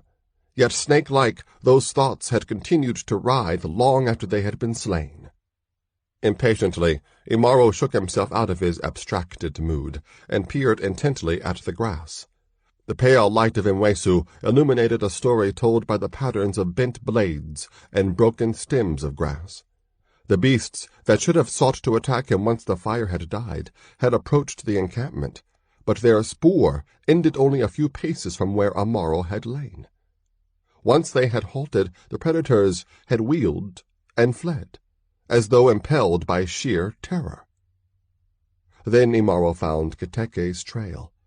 The track led northward, toward the place of stones. Even in Imwesu's pallid light, Imaro could see the strangeness of Kateke's spoor. Normally, a person's strides varied in length. Such variations were slight, but were easily detectable to a hunter's eye. But Kateke's tracks were spaced evenly, indicating a stiff, unnatural gait, the gait of one whose will had been usurped by Imchawi, by sorcery that guided her footsteps. His face set in resolute lines, Imaro swiftly donned his single garment and gathered his weapons, the simi of Muburi and the arum of Kanoko. His great thews tensed in anticipation of what he sensed would be a final battle against the enigmatic face in the emerald flame. It was as though he were about to face Ngatun again, but this foe would be far more dangerous than any lion. Imaro snarled soundlessly. There was no need for his enemy to have utilized Kateke as bait to lure him to the place of stones. That was where he had intended to go, since the night he saw the face in Muburi's flames. If Kateke had been harmed on his account. Without further deliberation, Imaro began to follow the tenuous path to the place of stones. The force impelling him was as insistent as that which had ensnared Kateke, but Imaro's was by far the more dangerous compulsion, for its origin lay not in Imchawi, but in the hatred that sustained his soul. Night still cloaked the sky when Imaro came into sight of the place of stones. The land surrounding the ruin was marked by a change in the vegetation. The few trees there were stunted and warped, and the grass grew scraggly and sere, unlike the thick growth that carpeted the rest of the Tamburure. In the distance the warrior could see a pale green glimmer emanating from what at first glance appeared to be a small hill. Hills of any size were a rarity on the flat Tamburure plain. Green, Imaro thought. The color of the fire when the face first appeared. There was an unpleasant, even offensive quality to that glow, a suggestion of a presence that had no place in the Tamburure. But when Imaro, suddenly repelled by the alien sensation the glow imparted, attempted to shift his eyes from the luminescence, he found that he could not do so. The glow was beginning to pull him. It beckoned him as a flame attracts a helpless moth. Imaro did not succumb easily. Even as his feet involuntarily carried him toward the glowing excrescence on the Tamburure, he fought against the force that slithered insidiously into his mind. All the way to the edge of the looming mass of rock, he pitted his will against the Imchawi that ensnared him, yet still it drew him to the place of stones. Ages ago, the misshapen pile of crumbling masonry was a building, an edifice of colossal proportions. The gigantic stone blocks from which it had been constructed once fit together with immaculate precision. But that time was thousands of reigns ago, as humans measure time. Now the structure was only a mound of aging stone, futilely defying the passage of the rains, even as the name of its long-dead builders had long since been forgotten. It hulked in the midst of the Tamburure like a monument to a time so distant that even the land surrounding it had changed. Yet the ruin was not entirely dead. Kateke was there. Her trail led directly into the ruin, and someone else was there, too. Whoever it was that had created the ensorceling green glare that controlled Imaro's movements as though invisible strings were attached to his limbs. The owner of the face in the fire awaited him. Sweat bathed Imaro's brow as he battled against the power that had invaded his mind. His struggles were to no avail. he began to clamber up an incline of jagged stone that had once been a stairway. At the top of the incline, an opening gaped like a mouth of a titanic lion, flanked by the stumps of pillars that had outlasted the long-vanished gates that had been built to support.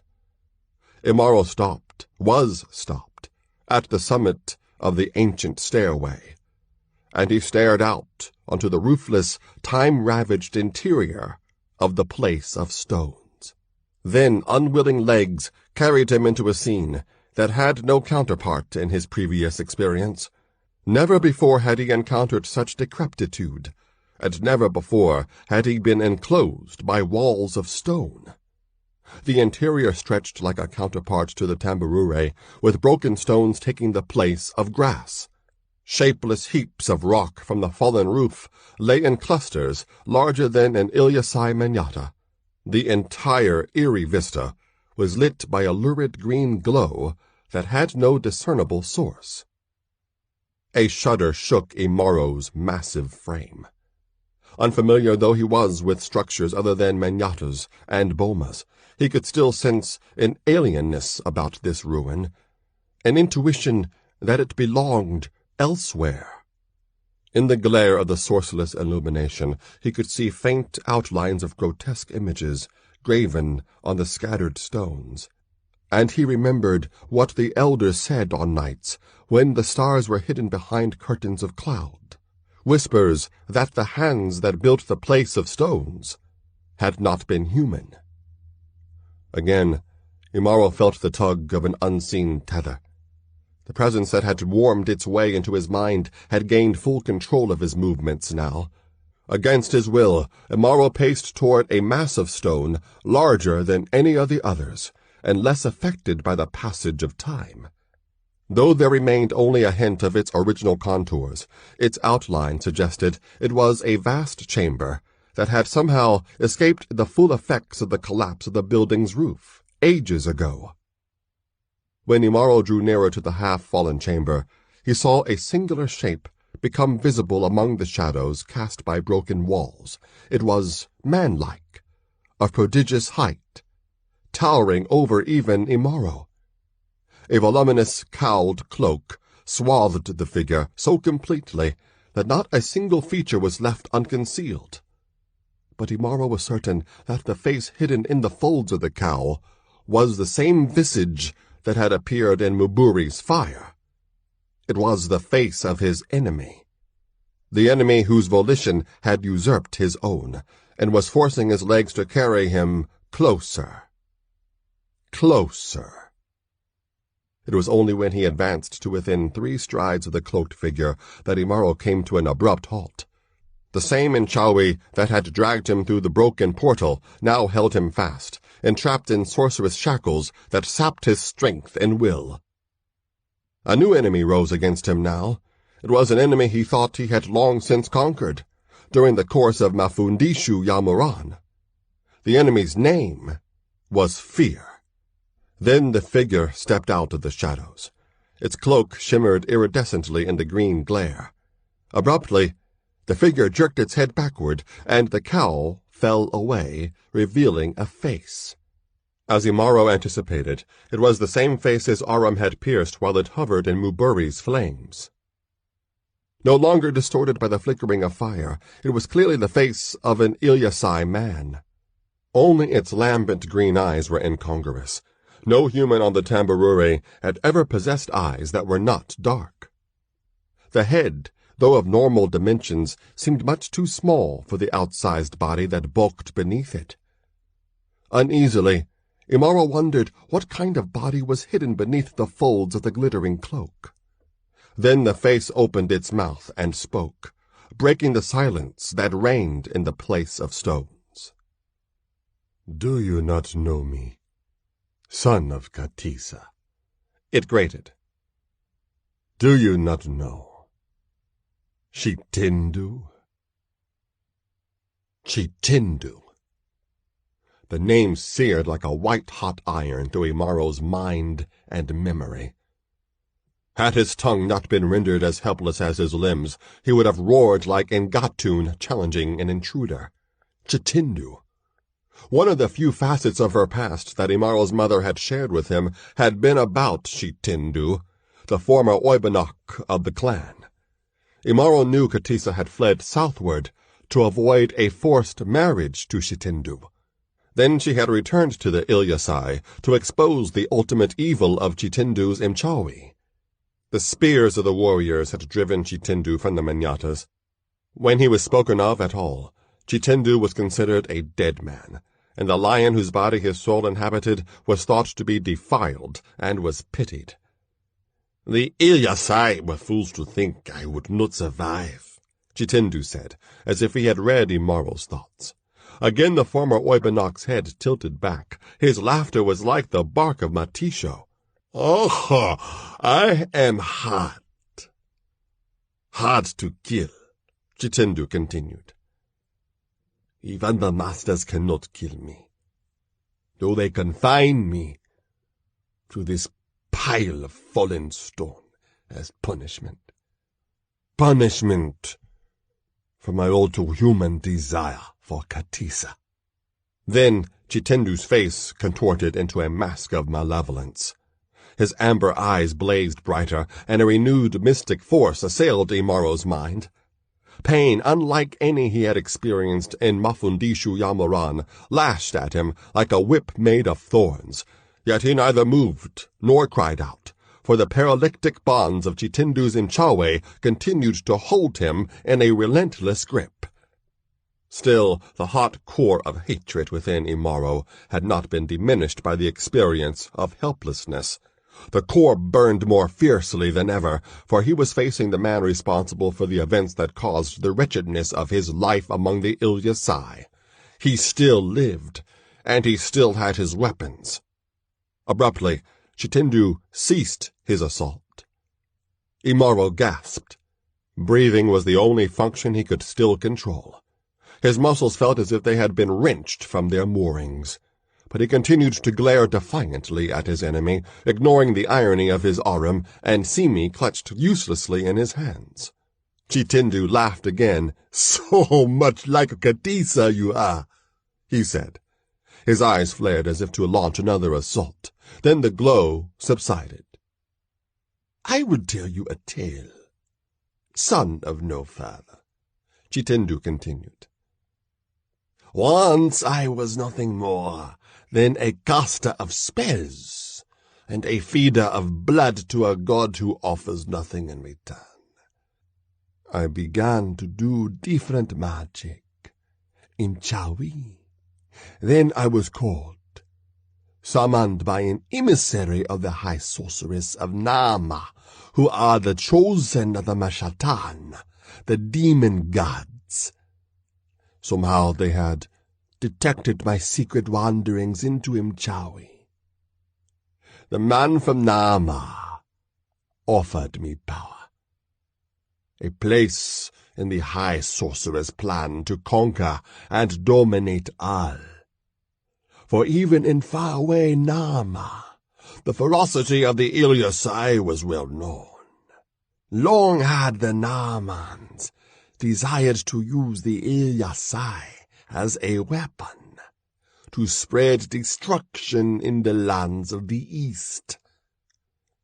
Time and again, the Namans tried and failed to gain contact of any kind with the Ilyasai, until I began my delvings into Imchawi. I desired the power the Namans offered me, but I desired Katisa more. Katisa rejected me, despised me, called me Devilman. She loved a young warrior who was about to go on Olmayo. I caused him to be slain by Ngatun, and the elders and her father had no choice other than to give her to me in marriage. But she escaped me, and not all the power the Mashatan had granted me could return her to me. So I carried out the Naaman's plan and wove a web of Imchawi around the Kitoko clan, causing them to think they were serving a Junge, when they were truly following the purposes of the demon gods. My control over them was nearly complete, and the other clans would soon follow.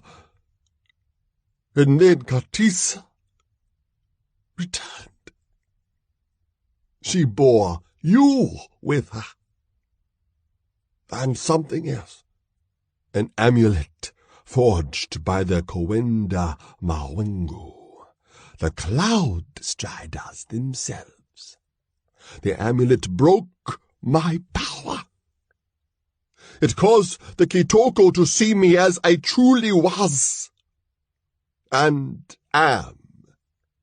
They attacked me, drove me from the Manyatas, though they could not slay me. Not even the Naamans themselves could slay me. But they could punish me. For had I not caused Katisa to flee from me, she would never have come into possession of the amulet that destroyed the designs of the Naamans and the Mashatan. The Naamans imprisoned me here with mystic bonds. I need neither food nor drink. I live by the Imchawi that has made me what I am. And I have lived for a purpose,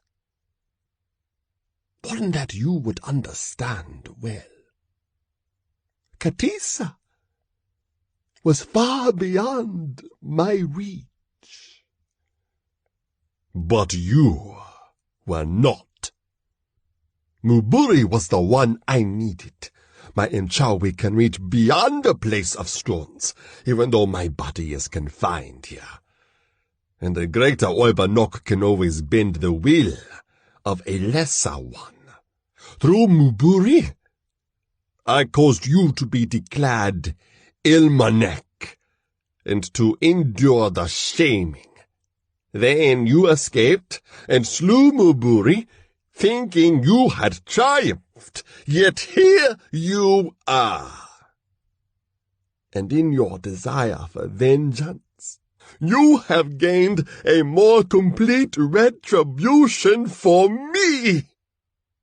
Chitendu's voice had risen to a keening shriek. Throughout the long diatribe, Imaro had striven vainly against the power that held him maddeningly immobile. He found Chitendu's rantings insane, yet tantalizing as well. They answered some of the questions that had plagued Imaro throughout his life, but there were still others that remained mysterious, and there was one other, the answer to which he was beginning to dread. Was Kateke still alive? Again Chitendu seemed to be aware of the warrior's thoughts. Your Zamburu woman is here, son of Katisa, he mocked. She has been a guest of my friends, for I am not alone here. The original builders of this place are here too. Through my Imchawi, I restored them to life, although they are not as they once were. The Zamburu woman has entertained my friends well. They will return her to you now. Raising a shrouded arm, Chitendu uttered syllables in a language that jarred unpleasantly against Imaro's ears. From the shadows of the ruined chamber behind Chitendu, a horde of repellent shapes came forward, moving with a shambling gait. Yet for all their awkwardness, they moved swiftly, filling the space between the warrior and the wizard. The builders of the place of stones were short, squat, manlike in shape, and thoroughly nightmarish. Narrow, elongated eyes glittered balefully in the green light suffusing the ruin. Bestial fangs filled their gaping mouths. Colorless hair sprouted in thin patches across scabrous, unclothed skin. Cat-like claws curved from the fingers of hands otherwise human in form. These were the people of the Place of Stones, whose very name had long since been forgotten, dead for unimaginable ages. The remnants of their life essence had been locked by arcane necromancy into the eroded stone of their fallen edifice. Now they walked again, summoned into a macabre semblance of life by the Imchawi of Chitindu.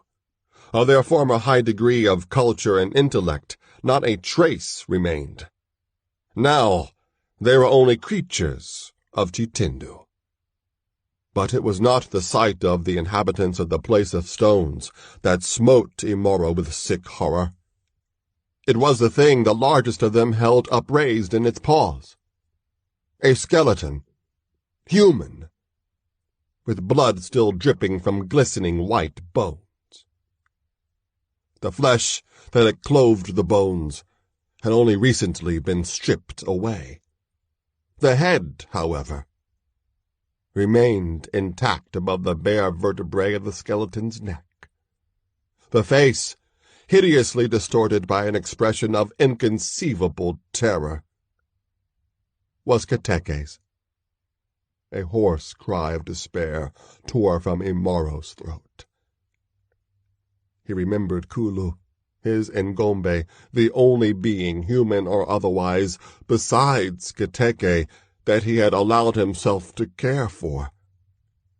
He remembered Kulu, dead, her heart ripped from her body by Intu-Imwa. And now, Kateke was dead too, torn apart by demons in the thrall of another sorcerer, one who was far more powerful than the Turkana had been. And both deaths were his fault. Despite all his strength and prowess. Now a scarlet haze burned in front of Imaro's eyes, blotting out the emerald emanations of Chitindu's Imchawe.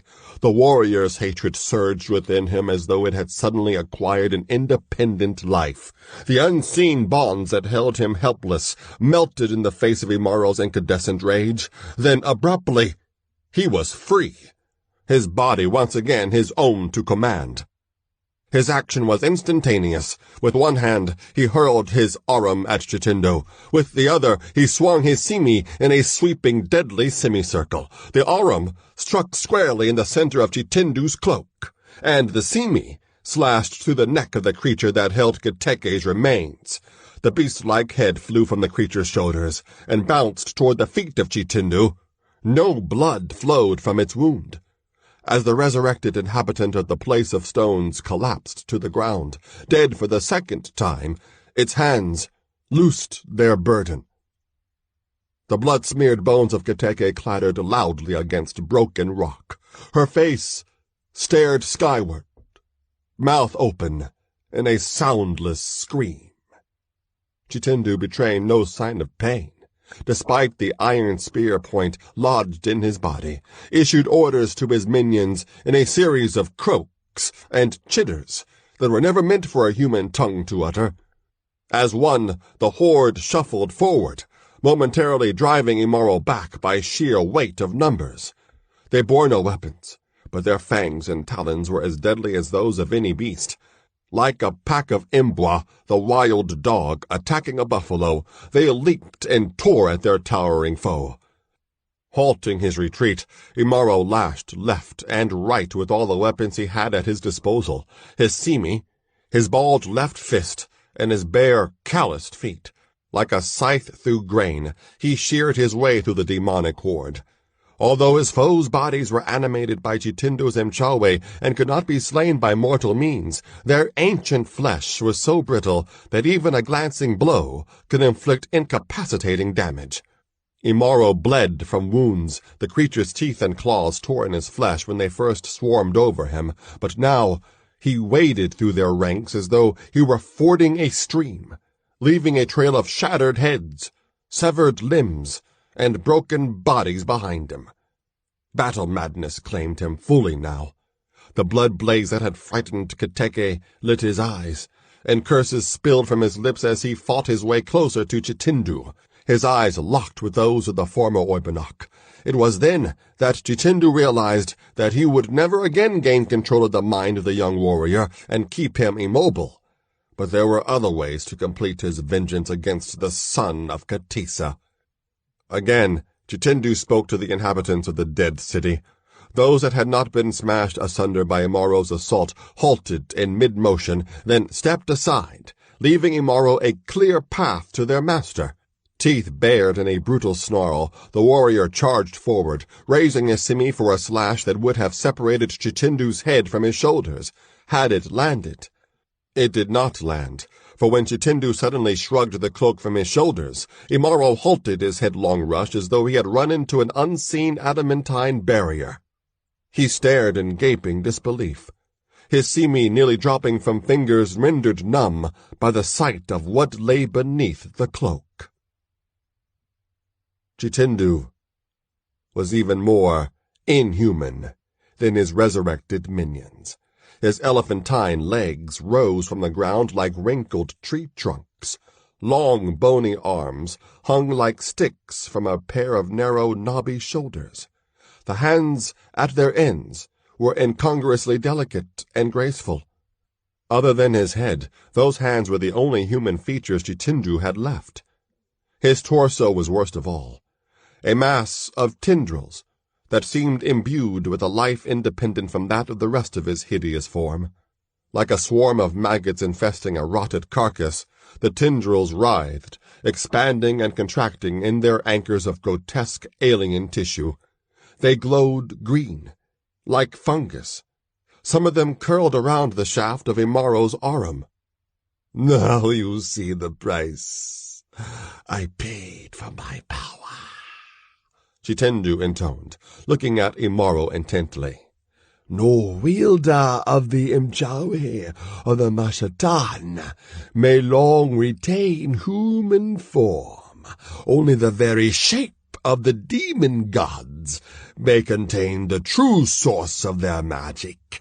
The chosen of Nama know, and I quickly learned that with each succeeding invocation of the power of the Mashatan, the wielder becomes less human and more Mashatan. I paid the price gladly. But not for this. Not for this! The tentacles thrashed in wild agitation, as though animated by Chitindu's burst of bitterness and self-pity. Then Imaro struck. Of the horrendous consequences of the use of Mashatan magic, Imaro cared nothing. He knew only that beyond the wrong Chitindu had done to him and his mother, there was a deeper, more insidious evil that clung to the former Oibanok, like the cloak he had just discarded. That evil had to be obliterated. The red tide of rage bursting through Imaro's mind washed away the moment of apprehension Chitindu's true appearance had engendered. Roaring out a battle cry, the warrior sprang across the few yards, separating him from his enemy. With both hands, he plunged his simi deep into Chitindu's bulbous torso. Then, with a savage burst of strength, he ripped the blade upward, seeking to disembowel his monstrous foe. Laughter was Chitindu's only response. Laughter as inhuman as the form he wore. Laughter that continued even as the serpentine coils of his intestines spilled to the ground. Then an elongated arm lashed out, catching Imaro across the face. Despite its emaciation, there was disproportionate strength in that arm. Imaro fell as though he had been struck by a Turkana club. Before he could regain his feet, a blinding beam of emerald light shot from a cluster of tentacles that had stiffened like pointing fingers. Enveloping the iron blade of the simi, the green ray lanced down to its hilt and into Imaro's hand. Biting back a cry of agony, Imaro dropped the weapon. Its blade was a melted, smoking ruin before it hit the ground. Imaro's hand felt as though he had pulled it from a fire. The warrior stared in disbelief as the shaft of the arum, embedded in Chitindu's body, burst into green flame, then crumbled into ash. Again, the tentacles brightened, aimed, and launched a coruscating bolt of destruction, this time directly at Imaro. But there was no target for the blast.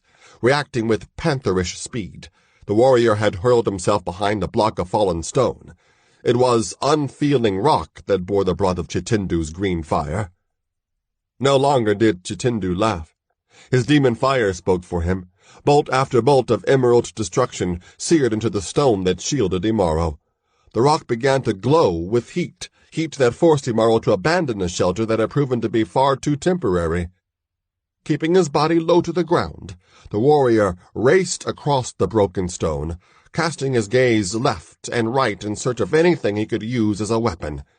His face betrayed no fear, only frustration at the thwarting of his vengeance. Triumph imminent. Chitindu laughed again.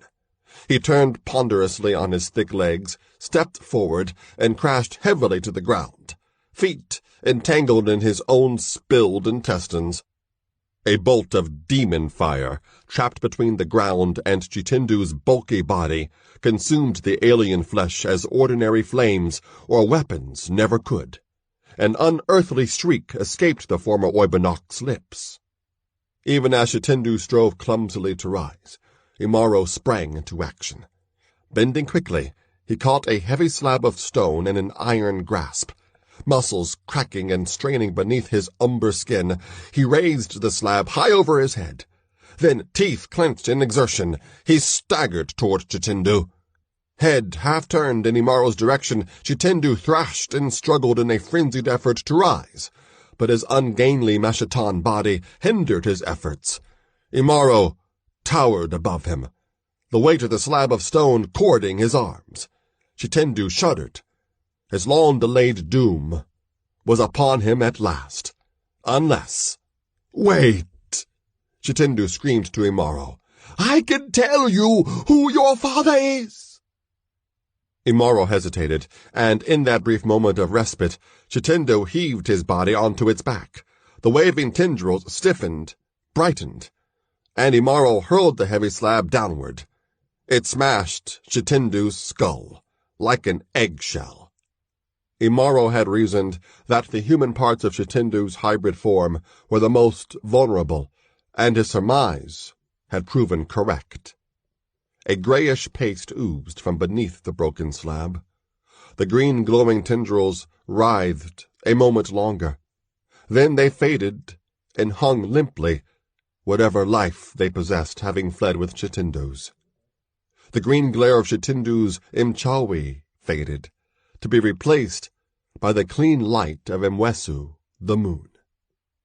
But Imaro's fight was not yet over. Strength ebbed abruptly from the warrior's limbs. It was not so much the battles with the creatures and Chitindu that had drained him of energy. It was a debilitating struggle to free his mind from the shackles of Chitindu's Mchawi. Any sense of personal triumph he felt at having slain Chitindu was cancelled by the sight of Kateke's face, fixed in an eternal spasm of horror, echoing an endless, soundless scream. Leaning against the remnant of a pillar, Imaro looked down at the piteous remains of Kateke. She had prophesied her own death, and Imaro felt responsible for it. Then a slight noise brought his attention back to the place of stones, and he saw that not all of Chitindu's Mchawi had died with him.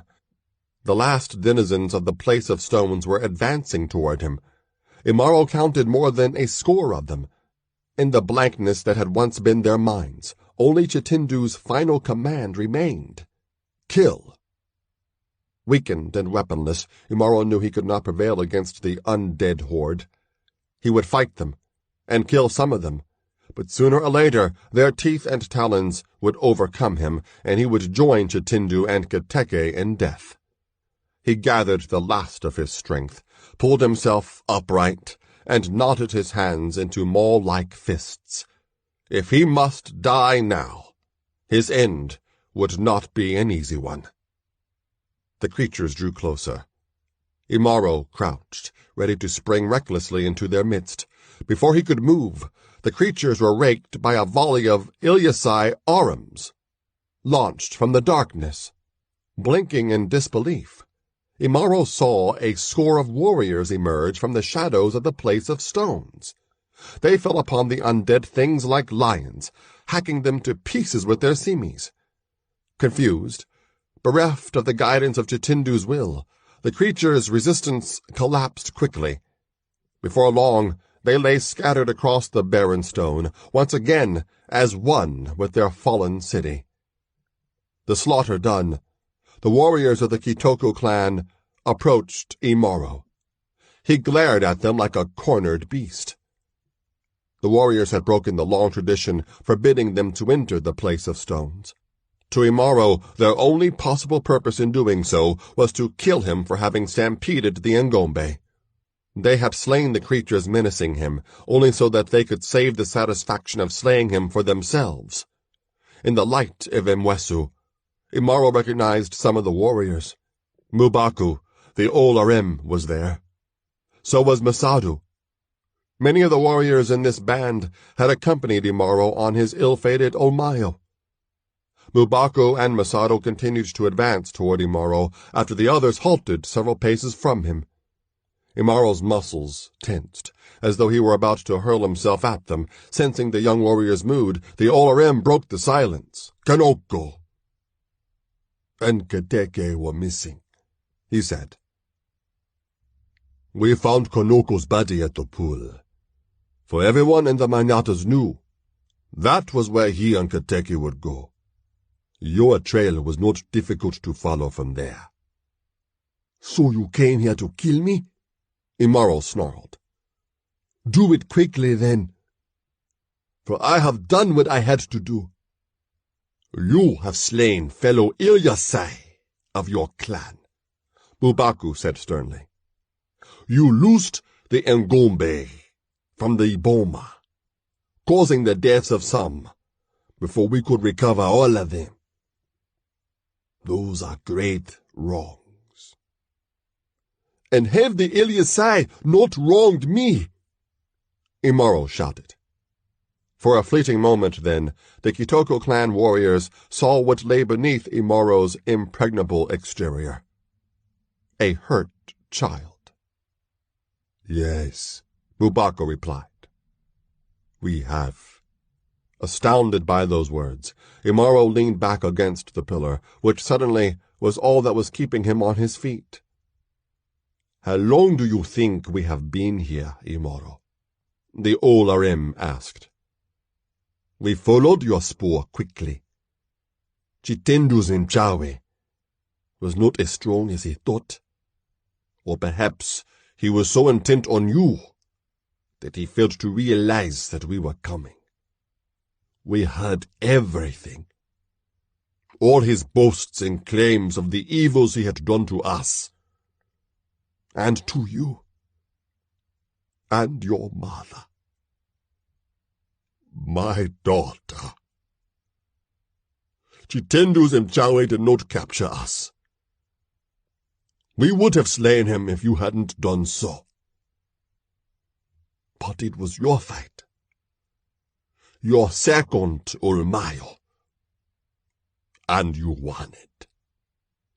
And afterward, we were not going to allow those demon things to slay you. Nor would we slay you ourselves.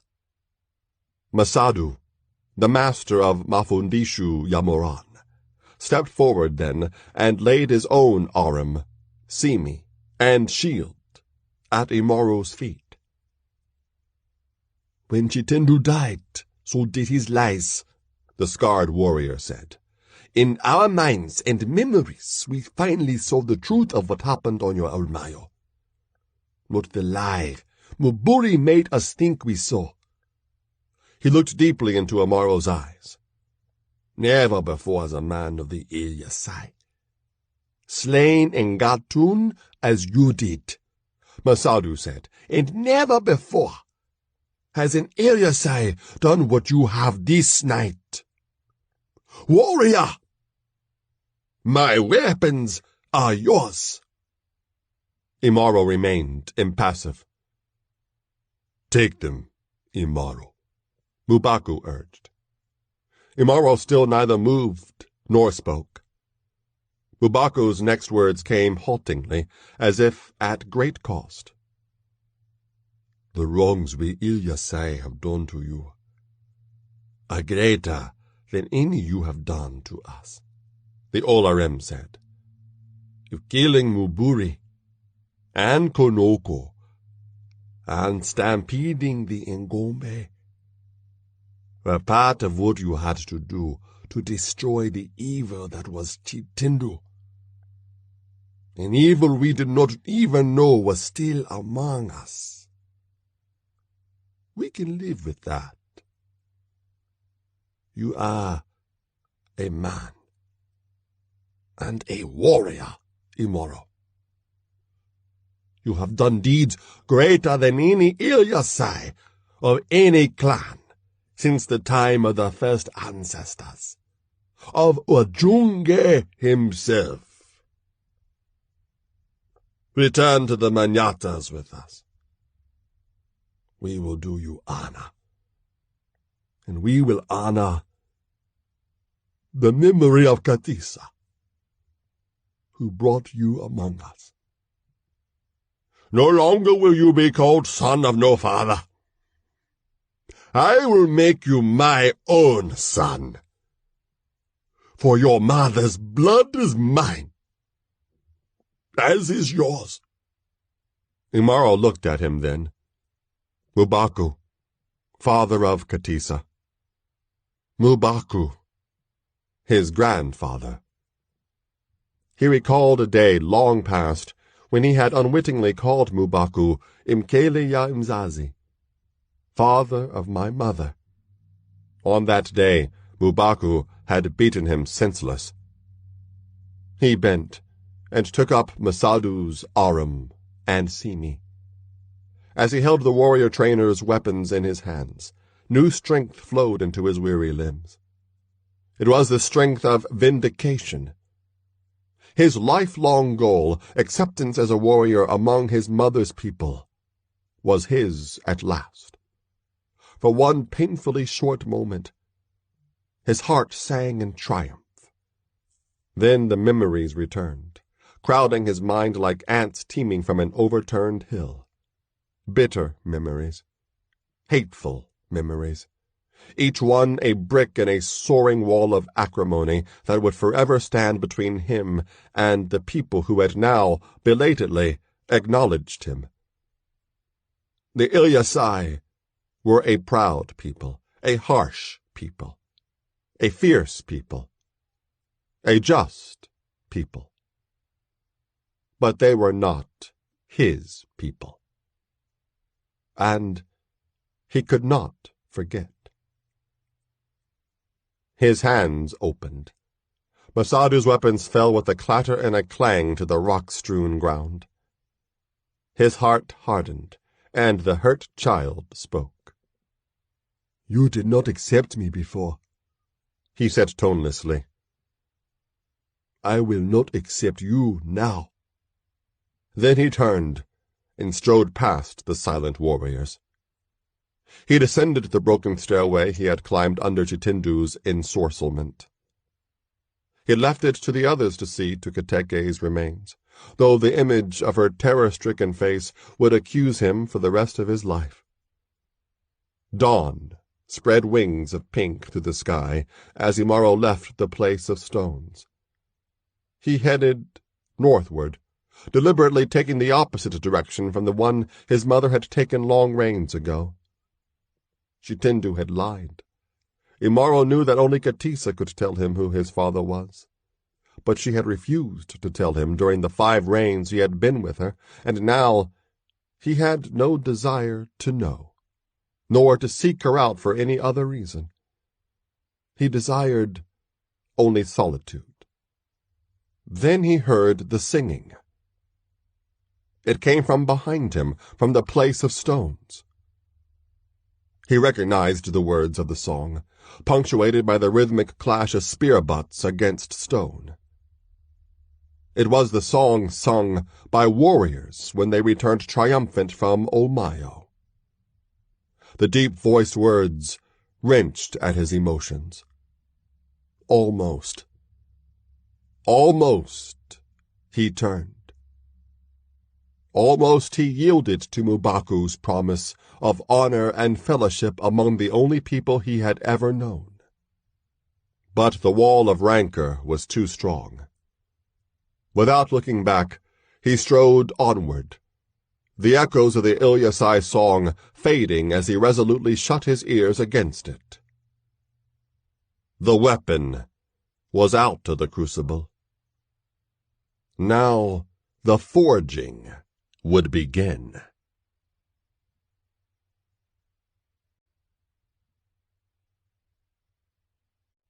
Part 2. The Haramia.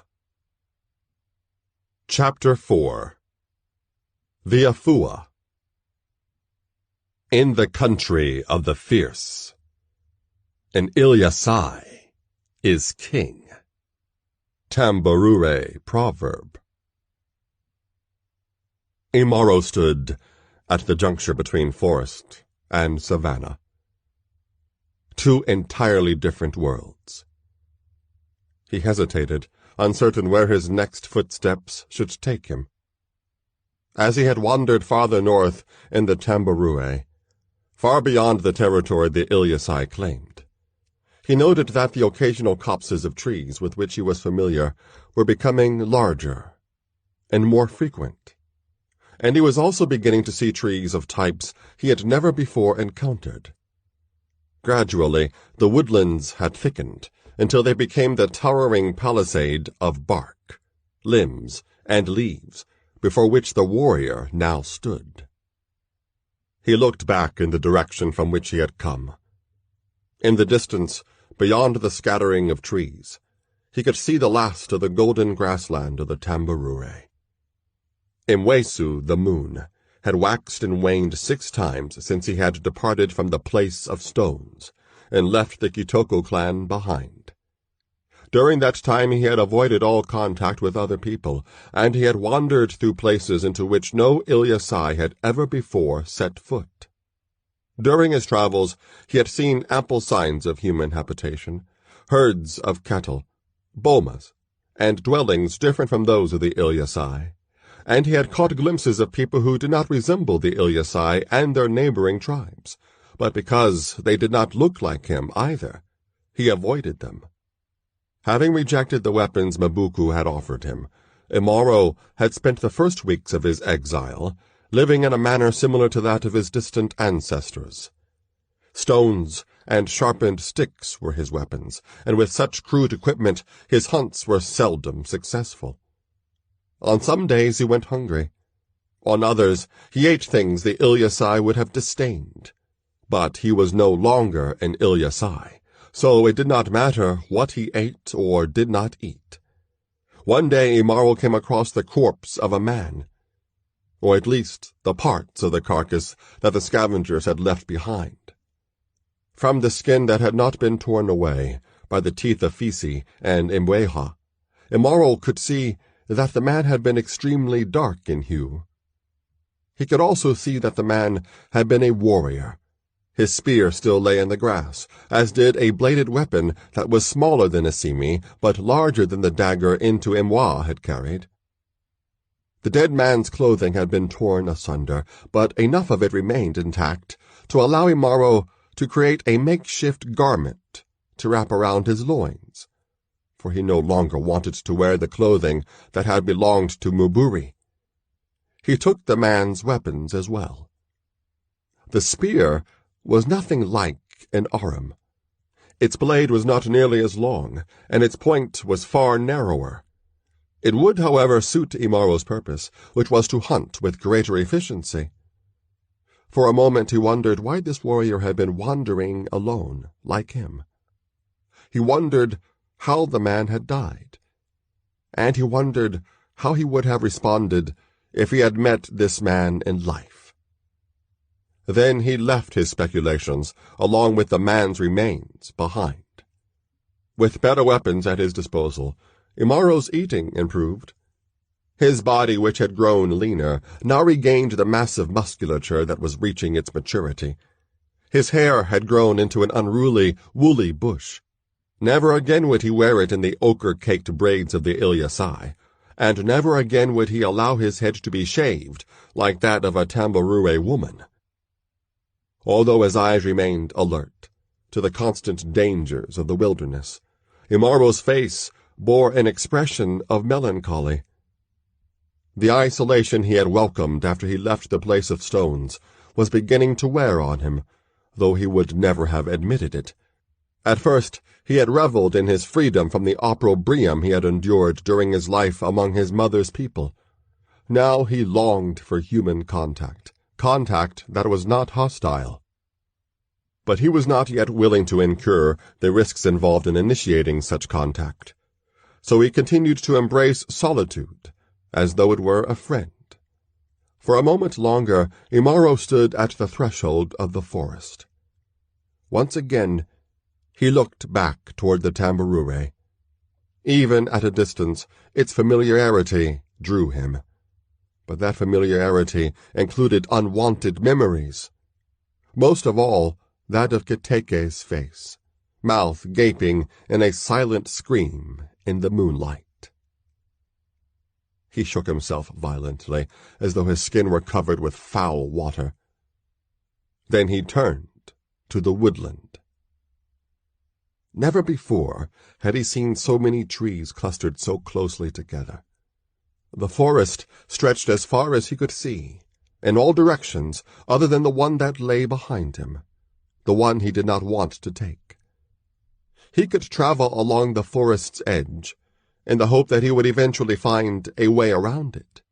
Or he could venture into the foliage to see what might await him there. The question of whether he should enter the forest was far more straightforward than the ones that had plagued him since his confrontation with Chitindu.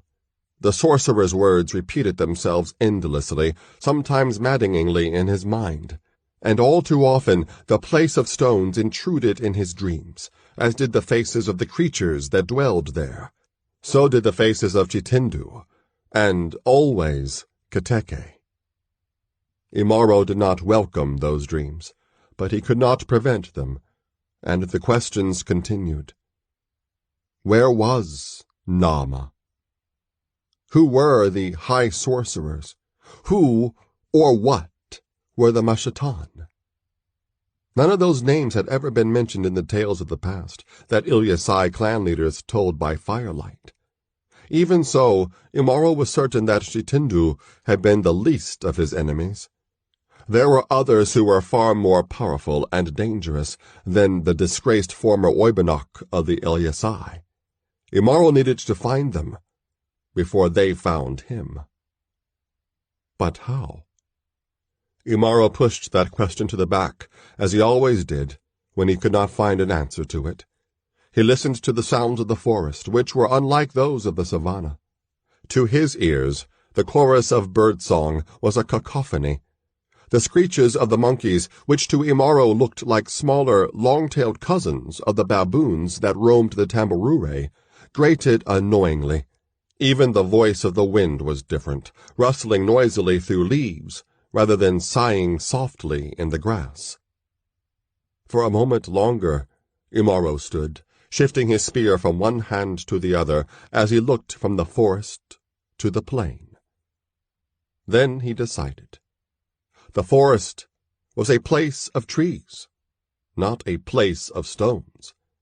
It was a living place, not a dead place.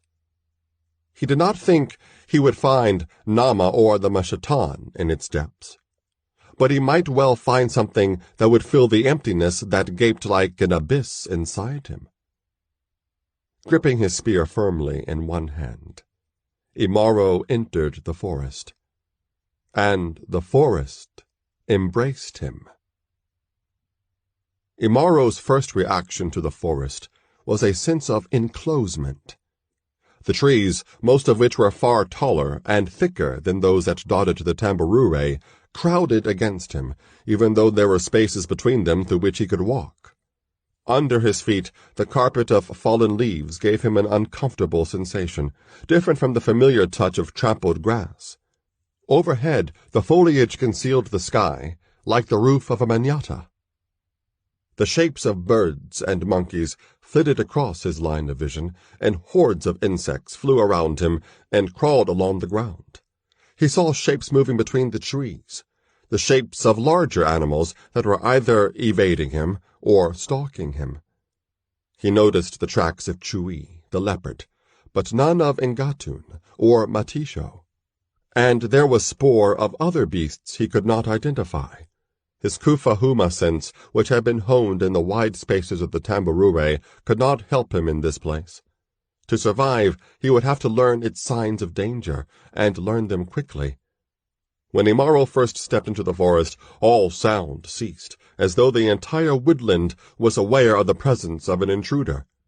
Then, after a short silence, the calls and cries resumed. The forest was a much noisier place than the tambourine, and Imaro could hardly hear the sound of his own footsteps, but he did hear the distant trumpeting of Timbo, the elephant, and he wondered how a creature that large could squeeze its bulk through the spaces between the trees. And above the cacophony of forest sounds, Imaro heard another noise, one that was strange, yet tantalizingly familiar. It sounded like rain, yet shafts of sunlight penetrated the spaces in the canopy of leaves high above his head. Curiosity piqued, Imaro decided that he would seek the source of this new sound. Gripping his spear more tightly, the warrior pushed his way between the trees, and through patches of undergrowth splashed with flowers. He looked back once, and saw only trees. For the first time in his life, he could not see the tambourine. Then he heard a rustle in the trees, directly overhead. He looked up quickly, spear poised to hurl. High above, he saw an unfamiliar creature that resembled a monkey, but was far larger and lacked a tail. In face and shape, the beast was more man-like than those of monkeys or baboons. Thick black hair covered its body. Even in the distance from its perch in the high branches, Imaro could see that the creature was observing him, examining him. The beast made soft hooting noises as it gazed at Imaro. Then it screeched loudly, shook the branch on which it was standing, and sped off, using its long arms to swing from tree to tree. Imaro paused for a moment longer, wondering if the man-like creature would return with others of its kind. For several heartbeats, he strove to extend his Kufahuma sense through the loud noises of the forest. When he was satisfied that the beast of the trees was not returning, he continued toward the rain-like sound that had attracted his attention. As he drew closer, Imaro could hear other sounds, sounds with which he was very familiar. Human voices. He halted. People were the last thing he expected to find in the forest, for all the tribes of the tambourine knew that the savannah was the only place where cattle could be grazed, and manyatas built. Yet the sounds he heard could only have been made by humans. Men, not women, judging by the timbre of their voices. Imaro wasn't certain he wanted to resume contact with his own kind, but the closest alternative he had seen was the hairy creature of the trees.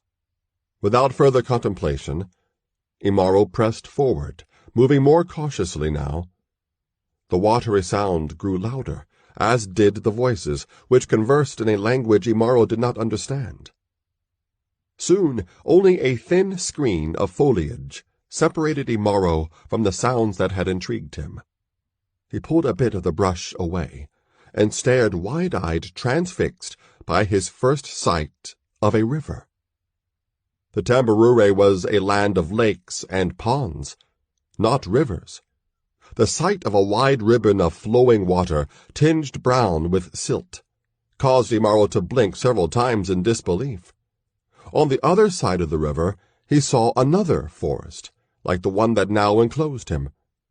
Then he turned his attention to the voices, and he saw 2 men on the bank of the river closest to him. The men were darker of skin than he, ebony to Imaro's own umber shade.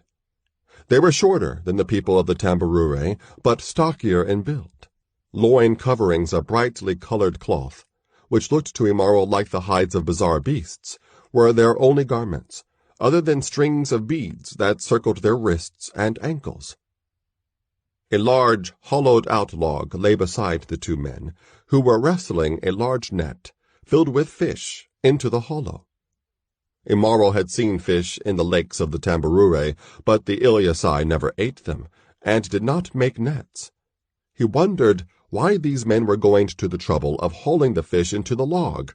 Then the river exploded into a shower of water, and a huge shape hurtled onto the bank and seized one of the men in its jaws.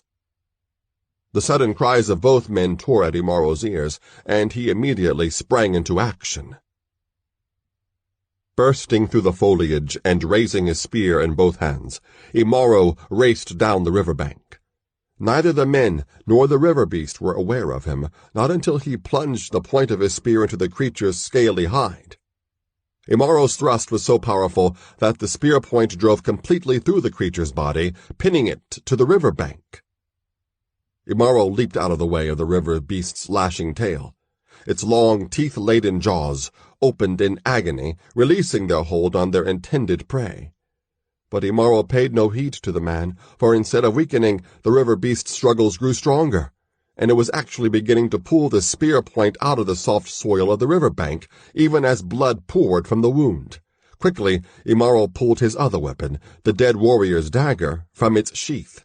Moving out of range of the snapping jaws of the roaring river beast, he focused on the creature's eyes. Small, reptilian, malevolent. The beast was almost free from the soil and was turning toward Imaro. Striking with the swiftness of a cobra, the warrior thrust the point of his dagger through the river beast's eye and into its tiny brain.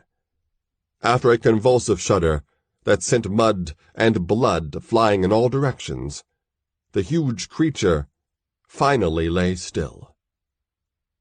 Imaro's gaze took in the length of the beast, its long jaws, short, splayed legs, and scaly hide that looked as hard as an Ilyasai shield. He could see how this creature of the water could be as formidable as Ngatun. It was Imaro's first encounter with a crocodile, and the creature was as alien to him as the monstrosities that inhabited the place of stones. Then he turned to the men whose lives he had just saved. Already he had pulled his dagger out of the crocodile's eye, and the weapon remained in his hand, blood dripping from its blade. The fishermen stared at Imaro as though he was as dangerous as the crocodile. The man who had been caught in the beast's jaws lay on the river bank. He was attempting to use his hands to stanch the flow of blood from the wounds the crocodile's teeth had torn in his leg. The other man crouched protectively beside his wounded companion. In one hand, he held a bladed weapon that was as long as a simi, but sharpened on only one side. It looked more suitable for slashing than for stabbing. At close quarters, the differences between these men and any others Imaro had seen before were more pronounced. Their hair was braided into rows that ridged their scalps. Raised dots of skin formed swirling patterns on their faces and the upper part of their bodies.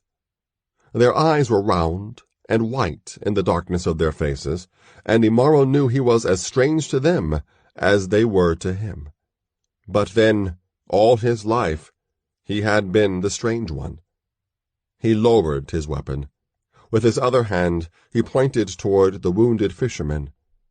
"He will die if you don't stop his bleeding," he said. The 2 men looked at each other. The one the crocodile's jaws had spared lowered his own weapon and spoke to Imaro. Imaro found the speech unintelligible, though he thought he could hear hints of the tongues of the Tamburure tribes. He spread his hands and shook his head, indicating that he did not understand what the man was saying. The other man pressed his lips together in frustration. Then Imaro wiped the bloody blade of his dagger against his garment, returned the weapon to its sheath, and made tying motions with his hands. After a moment, the fisherman sheathed his own weapon and went into the nearby foliage in search of vines. The wounded man continued to stare at Imaro. With what he hoped was a reassuring smile, the warrior turned his attention to the carcass of the crocodile. He almost expected the river beast to rise again as he approached it, but the crocodile remained still as he placed one foot on its hide, grasped the shaft of his spear in both hands, and wrenched the weapon free in a shower of blood. Then, grunting with the strain of the effort, he reached down and heaved the dead crocodile off the river bank and back into the water. For a moment the carcass floated lazily and began to drift downstream. It only moved a short distance before the jaws of other crocodiles broke the surface and dragged the beast Imaro had killed back under water. When Imaro turned back to the fishermen, he saw that they were once again staring at him, mouths agape. The second man had returned, arms laden with lianas and leaves. The two of them together would have had difficulty pushing the carcass of the crocodile into the river, and indeed might not have been able to accomplish the feat. But Imaro had done it easily.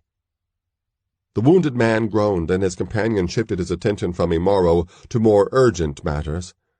Imaro gestured to indicate an offer of assistance, and the fisherman, after a brief hesitation, accepted his aid. Soon a lattice of leaves and vines covered the wounded man's leg. The man did not cry out during the ungentle ministrations, and Ilyasai would not have done so either, Imaro observed. His opinion of the other men rose. When the wrapping was done, all three men leaned against the side of the hollowed-out log, which still contained the net filled with fish. The fisherman who had escaped the crocodile's jaws gave Imaro a long, searching gaze. Imaro did not look away. Finally, as though satisfied by what he had seen in Imaro's eyes, he pointed to himself and said, "Imsuli." The wounded fisherman made a similar gesture. "Busa," he said. After a moment, the Ilyasai pointed to himself. "Imaro," he said. And for the first time in his life, Imaro had friends. During the time that passed, while Busa recovered from the wounds the teeth of the crocodile had inflicted, Imaro discovered a great deal about the forest and the river, lessons that might have cost him his life if he had not had help in learning them. The name of the river, Busa and Imsuli told him, was the Damba Bolong. The woodland was known as the Kajua. The two men's people were the Imtumwe, one of the dozens of tribes that dwelled along the river's edge, farther downstream. Of the vast, flat plain that lay beyond the border of trees, they knew nothing. The area of the Kajua in which Imaro had found Busa and Imsuli was considered remote and dangerous by the river people, but the fishing was good there, and the two men had decided that the reward would be well worth the risk. Had Imaro not slain the crocodile and saved their lives, the Imtumwe would have mourned the passing of Imsuli and Busa after it became evident they would not be returning, and they would have cursed the young men's foolishness. Like all the river people, however, Imaro's friends were far from foolish in the ways of the woodland. They taught Imaro which of the abundant fruits of the forest were edible, and pointed out the ones that were so dangerous that a single bite of them was fatal. They showed him a leaf that, if crushed and rubbed onto the skin, kept the annoying hordes of insects away. He learned that poisonous snakes were perhaps the deadliest predators of all, including the leopard. He learned the ways of Mgino, the crocodile, and Kiboko, the hippopotamus, which to Imaro looked like an overweight rhinoceros that had shed its horns. Gradually he came to realize that the wildlife in the forest and river was as abundant as it had been on the Tambarure, but it was different in ways he never could have imagined. He saw antelope of various shapes and sizes, none of which resembled the ones that roamed in huge herds across the savannah. Timbo did, indeed, dwell here, but the elephants of the forest were not as large as those of the Tambarure. There was also a smaller version of the fierce buffalo.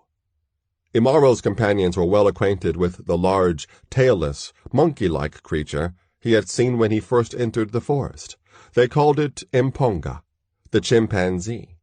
Once Imaro saw a beast that resembled Imponga, but was so large it made even him look puny by comparison.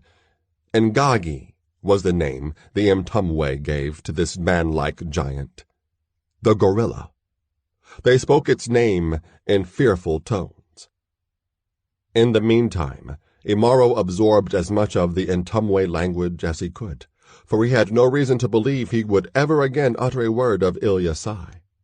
Before long, he was able to make himself understood in the new tongue, which was more melodious than the harsh sounds of his native language, and the fishermen no longer had to speak slowly to ensure that Imaro understood them.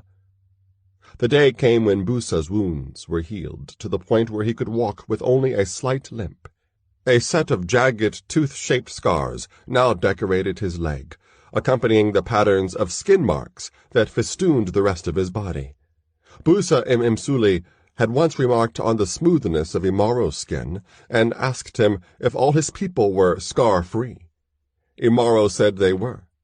The others did not ask him many other questions about the Ilyasai, for they soon learned that Imaro was reluctant to speak of his origins. A fresh catch of fish lay at the bottom of the boat, but it was not as large as the original haul, which the three men had long since consumed. Imaro had stared in amazement when the fishermen first demonstrated how their dugout floated, and could be propelled by poles and paddles along the river. Soon enough, he learned how to keep himself upright in the boat and to paddle without splashing loud enough to frighten the fish. Now, Msuli and Busa were gathering their nets and pangas, their name for the single-edged blades they carried, and were making room for Imaro in the dugout. But Imaro did not enter the boat. The Ntumwe fisherman gave him a puzzled look as he remained on the river bank. "Are you not coming with us, Imaro?" Msuli asked. "I am not sure," Imaro replied. "But, Imaro," Busa said, "we have spoken of this before. You saved me from the jaws of Imjino. I owe you my life, as does Msuli, for Imjino might have killed him too. What is mine, I must share with you. My family is your family. My people are your people. A place of honor awaits you among the Mtumwe." Busa's face bore a stricken expression as he spoke, for he could not fathom Imaro's reluctance to join them. Still, Imaro hesitated. Friendship was still new to him. He did not know if he could adjust to the embrace of an entire people.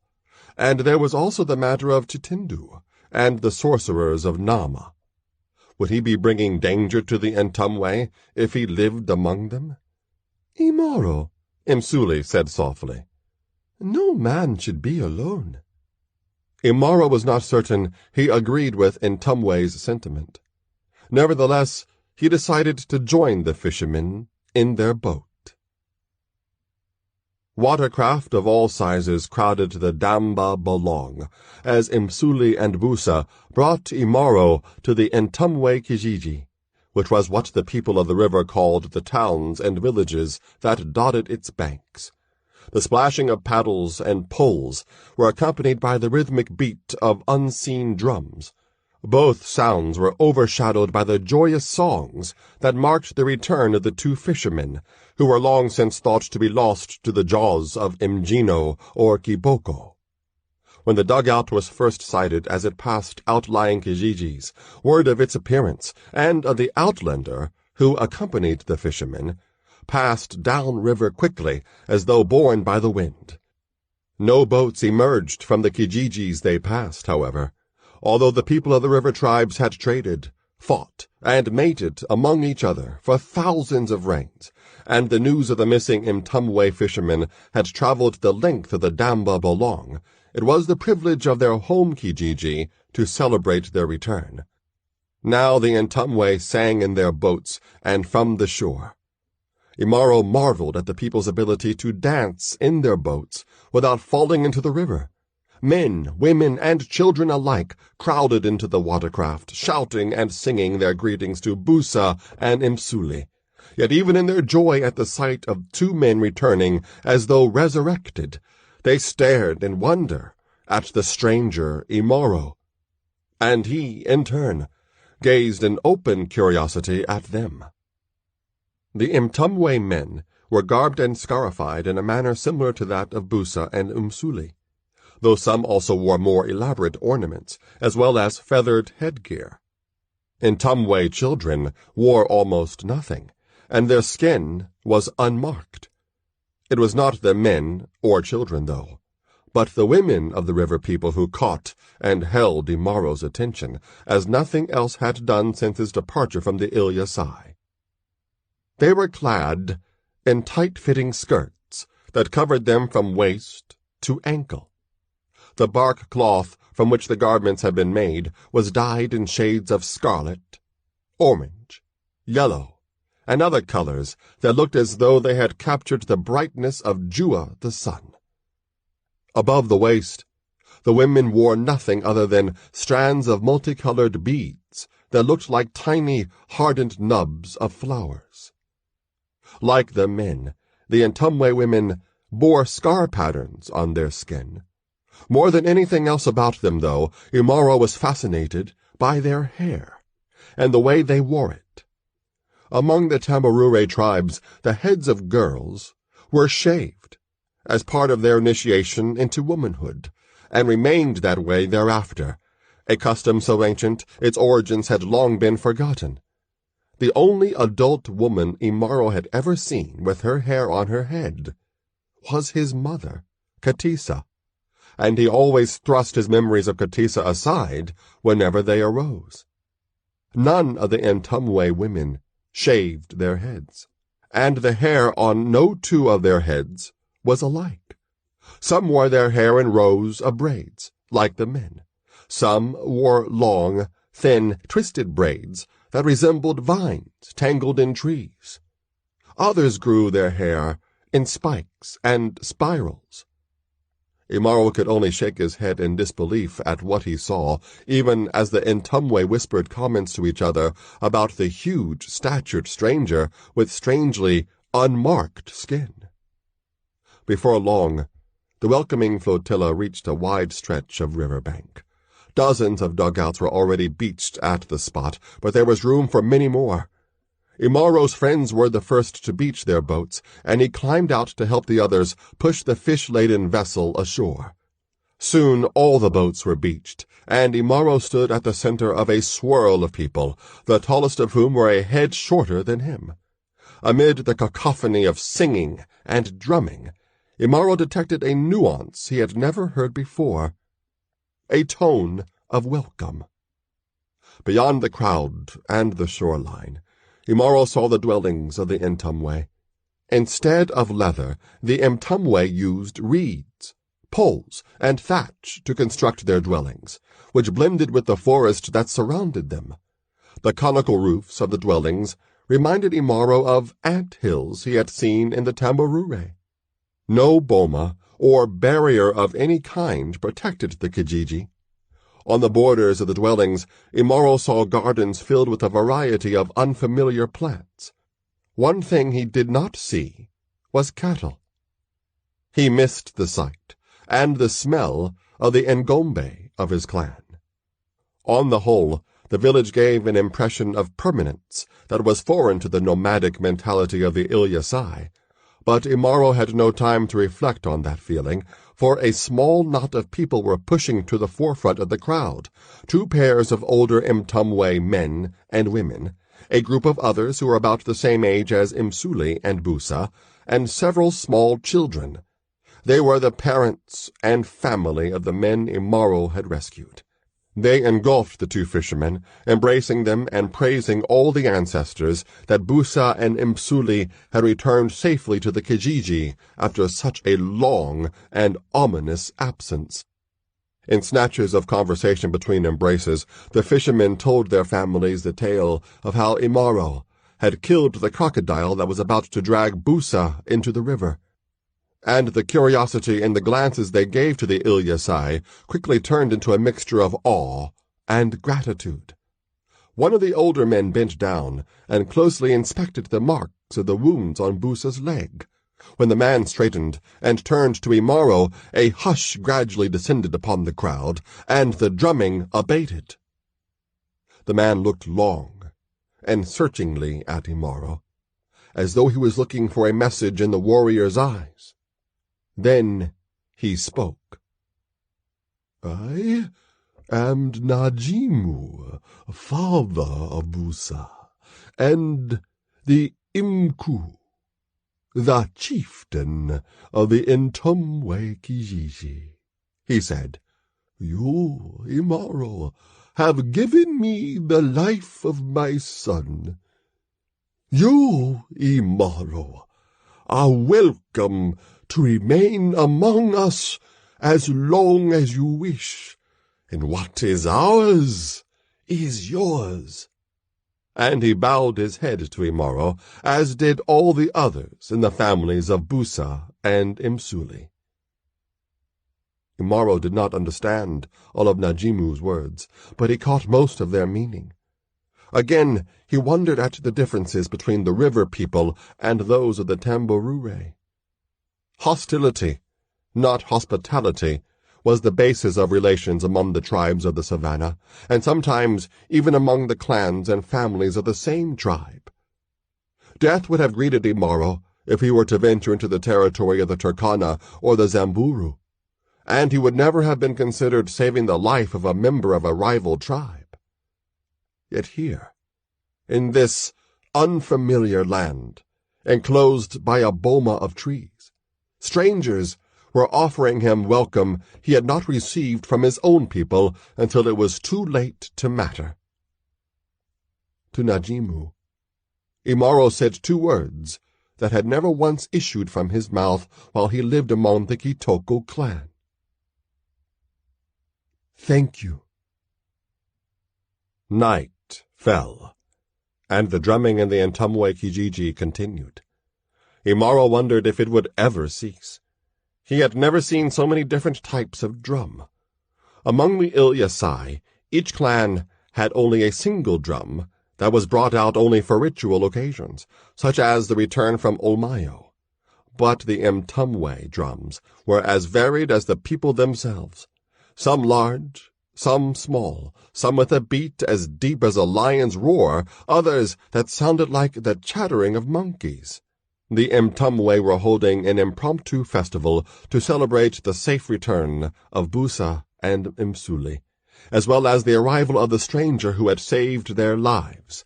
The people of the Kijiji feasted heartily and quaffed banana beer by the gourdful. Imaro had nearly choked the first time he tasted the concoction, which was called Inditsi Pombe, but he soon learned to enjoy its taste, if not its effects. Now the drummer's beat was changing, and the people began to dance. In concert, the drums of the Ntumwe produced rhythms and beats that worked their way into the blood of the listener, and embedded the urge to get up and join the dancing. But Imaro did not know dancing such as this. Men and women danced together, a thing that never happened among the Ilyasai, and the children danced among the adults, never missing a beat of the complicated cadence of the drummer's sound.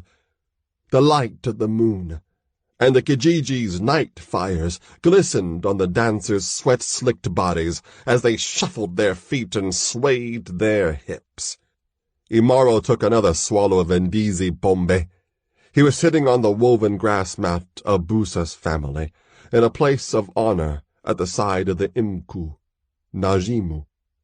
The mat of Msuli's family was nearby.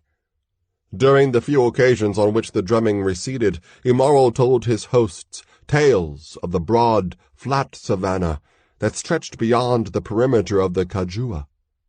The Ntumwe listened in wide-eyed wonderment, for they could no more imagine a treeless land without rivers than Imaro could have visualized a land of nothing but trees before his departure from the Tambarure.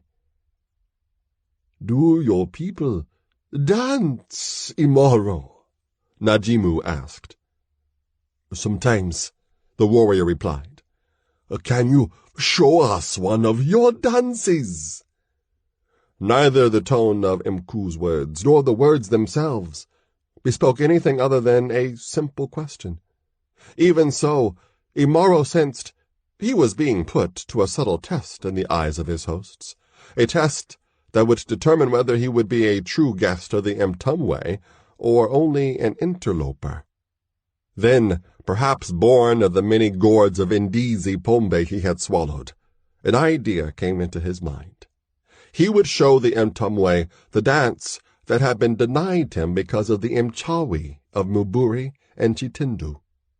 The dance he had now twice earned the right to perform, having slain Ngatun, and now Mjino the crocodile, a beast that was more than a match for any lion. Imaro rose to his feet. If the Ndizi Pombe he had consumed had affected him, it didn't show as he walked toward the open area that was the Kijiji's dance space. The crowd of dancers gave ground as he approached, making way for their guest from afar, and the drumming subsided to a low background mutter as Imaro stood alone in the firelit dance space. For a long moment, the warrior remained motionless, as though gathering energy into himself. Then, without warning, he sprang so high into the air, it seemed he had disappeared. Even the drumming halted as the astonished Ntumwe waited for Imaro to return to the ground, and they wondered how he would manage to land without injuring himself. When Imaro descended, however, his feet touched the earth as lightly as those of one of the small forest cats that lived in the shadow of Chewy the leopard. Now he crouched in a fighting stance, one arm extended as though he were wielding an arum, the closer to his body in the position of a shield. Then his feet began to move, carrying him forward like a predator stalking prey. Tentatively at first, then with greater confidence, the Ntumwe drummers picked up the rhythm of his movements, and their beats kept up with the warrior as he suddenly began to leap and whirl and thrust with his imaginary spear. As Imaro's motions became swifter and more fierce, the drummers quickened their beat, and Imaro wielded his unseen weapons not only against Ngatun and Mjino, but also against all the other foes he had faced during his short lifetime. Into Imwa, Kanoko, Muburi, Chitindo, the misshapen creatures of the Place of Stones, he slew them all again and again as he danced. He ended his dance with a final prodigious leap that again carried him almost out of the sight of the watchers. When he landed, he raised his face to the night sky and uttered the cry of victory and vindication the Ilyasai had denied him until it was too late to matter. The drums fell silent as the echoes of Imaro's wordless shout died away. The Ntumwe were silent as well. They gazed at Imaro as though he truly had fallen from the sky, a being of wonder, but of danger as well. Amid the crowd, one person caught Imaro's eye. It was a woman of an age with Busa's father, Najimu. Imaro had noticed her before, from the deference with which she was treated by everyone, including Najimu, for all that he was chieftain. The woman was obviously a person of great importance in the Kijiji. Amulets carved from wood and bone were looped in myriad strings around her lean body, which was otherwise unclothed. During the entire festival she had not spoken, and she had not taken her eyes off Imaro. Earlier, Imaro had asked Busa who the amulet-clad woman was.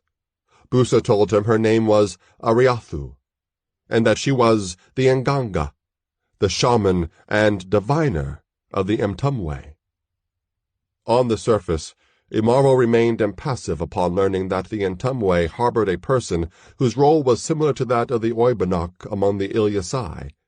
Still he found that knowledge disquieting, as well as Ariathu's constant attention and the evaluative glint in her eyes. His dance done, Imaro made his way back to his place beside Najimu and Busa. As he sat down, the drumming began again, and the Mtumwe resumed their dancing. However, their movements were more subdued than they had been before, and many of the dancers stole glances at Imaro, glances that were a combination of curiosity and fear. Leaning over to Imaro, Najimu said, "You have shown us more than just a dance." Imaro did not respond. His eyes searched for Ariathu, and her eyes were still on him. Imaro woke to sounds that were at once familiar and unfamiliar. The chatter of the Ntumwe as they went about their morning tasks, the yapping of dogs, the clucking of the guinea fowl the Mtumwe kept in place of cattle, the rhythmic clatter of poles on pestles as the women of the Kijiji pounded vegetables into the paste that was the staple of the river people's diet. When he opened his eyes, the sunlight that filtered through the thatch of the dwelling that had been set aside for him filled his vision. When he rose to his feet, the top of his head nearly touched the roof of the building. Memories of the night before dominated his mind. Thus Imaro was not surprised to see Ariathu waiting for him when he emerged from the dwelling. With her were Najimu, Busa, and Msuli. All four Ntumwe bore solemn expressions on their faces. In her hands Ariathu carried an object Imaro had not seen the night before. It was a staff, made from the wood of the ebony tree. Its surface was covered with carvings of spirits, as well as beasts that could exist only in the imagination. White feathers decorated its tip. The Nganga used it as a walking stick, but it could easily be employed as a weapon as well. The sounds of the Kijiji had abated upon Imaro's emergence from the thatched dwelling. The people of the tribe gazed quietly at the huge, smooth-skinned form of the stranger from beyond the Kajua. Imaro waited for one of the others to speak. It was Ariathu who broke the short silence. "Man, femme affaire, there is another among us who must greet you," she said, in a low, almost masculine voice. She turned and walked away then, not bothering to look back to see whether Imaro was following her. Her amulets rattled in rhythm with her stride as she walked. After a moment's hesitation, Imaro did indeed follow, with the other two men falling into step beside him. No one spoke as the Nganga led the way through the Kijiji. The Mtumwe gazed at Imaro as he passed, but he could read nothing in their eyes. Imaro and the others followed Ariathu through a tangle of pathways between dwellings. The warrior noticed that the Kijiji was far more extensive than it had appeared to be from the vantage of the river bank. Finally, they stopped in front of a structure that was different from any other in the village. It was smaller than the typical Ntumwe dwelling, and was open-sided, with its poles bent to form a thatch-covered arch at the top. But the structure was not what caught Imaro's attention. As the Nganga drew him and the others closer, he blinked in the glare of sunlight reflected from the object the structure sheltered. The occupant of the structure was an effigy, human in shape, but with inhuman proportions.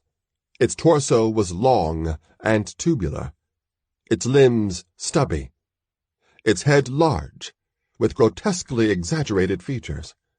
Imaro could not discern the substance from which the effigy was made, for its entire surface was covered with bright spikes of gold that resembled the spiny hairs of a hedgehog.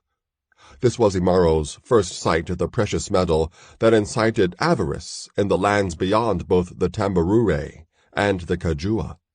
To him, it looked like iron of a strange color.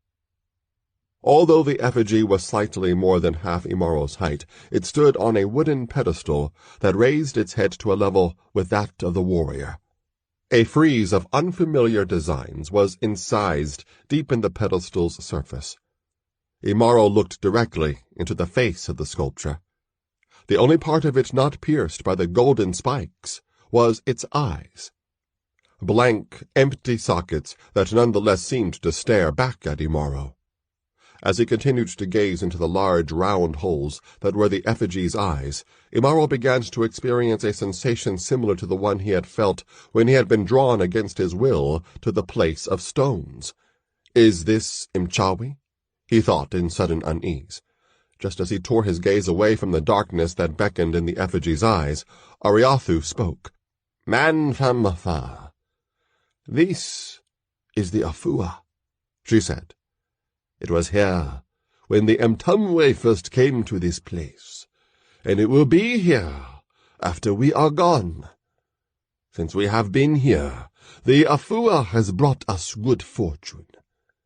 Our fish nets are always filled. Our crops never fail. No enemy has ever attacked us." She looked at Imaro again, in the same intense manner that had marked her observation of him during the festival of the night before. "And it brought you, man from afar, to save Busa and Imsuli from the jaws of Imjino. The Afua welcomes you. The Mtumwe welcome you. I welcome you." Imaro forced himself to look away from the Afua and turn to the Nganga.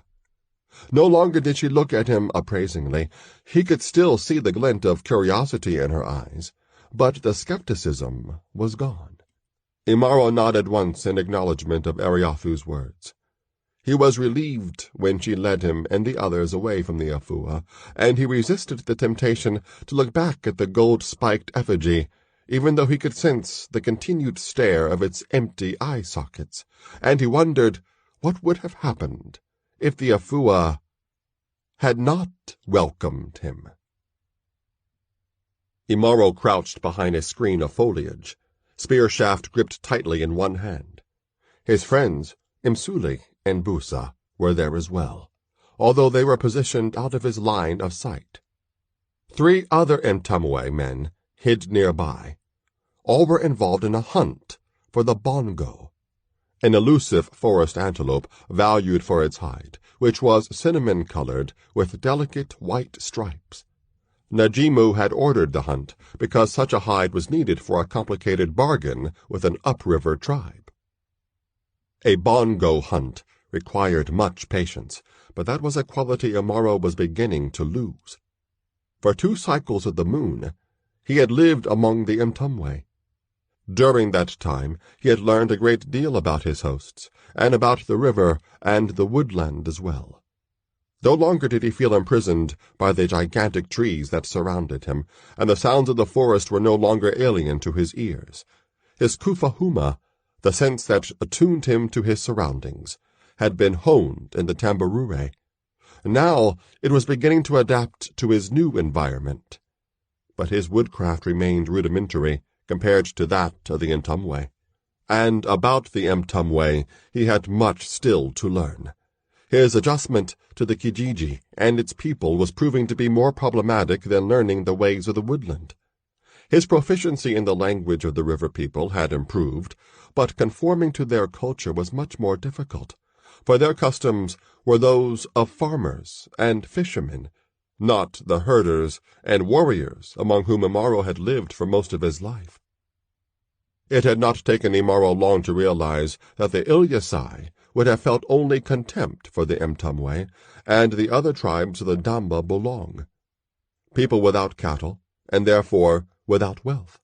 People who did not make war on their neighbors, and therefore were without courage. They would have wondered how such people could have survived. But had the Ilyasai not also disdained Imaro? And had Imaro not rejected them in the end? Imaro shifted his position in the brush, and to his satisfaction made no noise in doing so, He scanned the lush foliage for even the slightest sign of a bongo, but he saw nothing.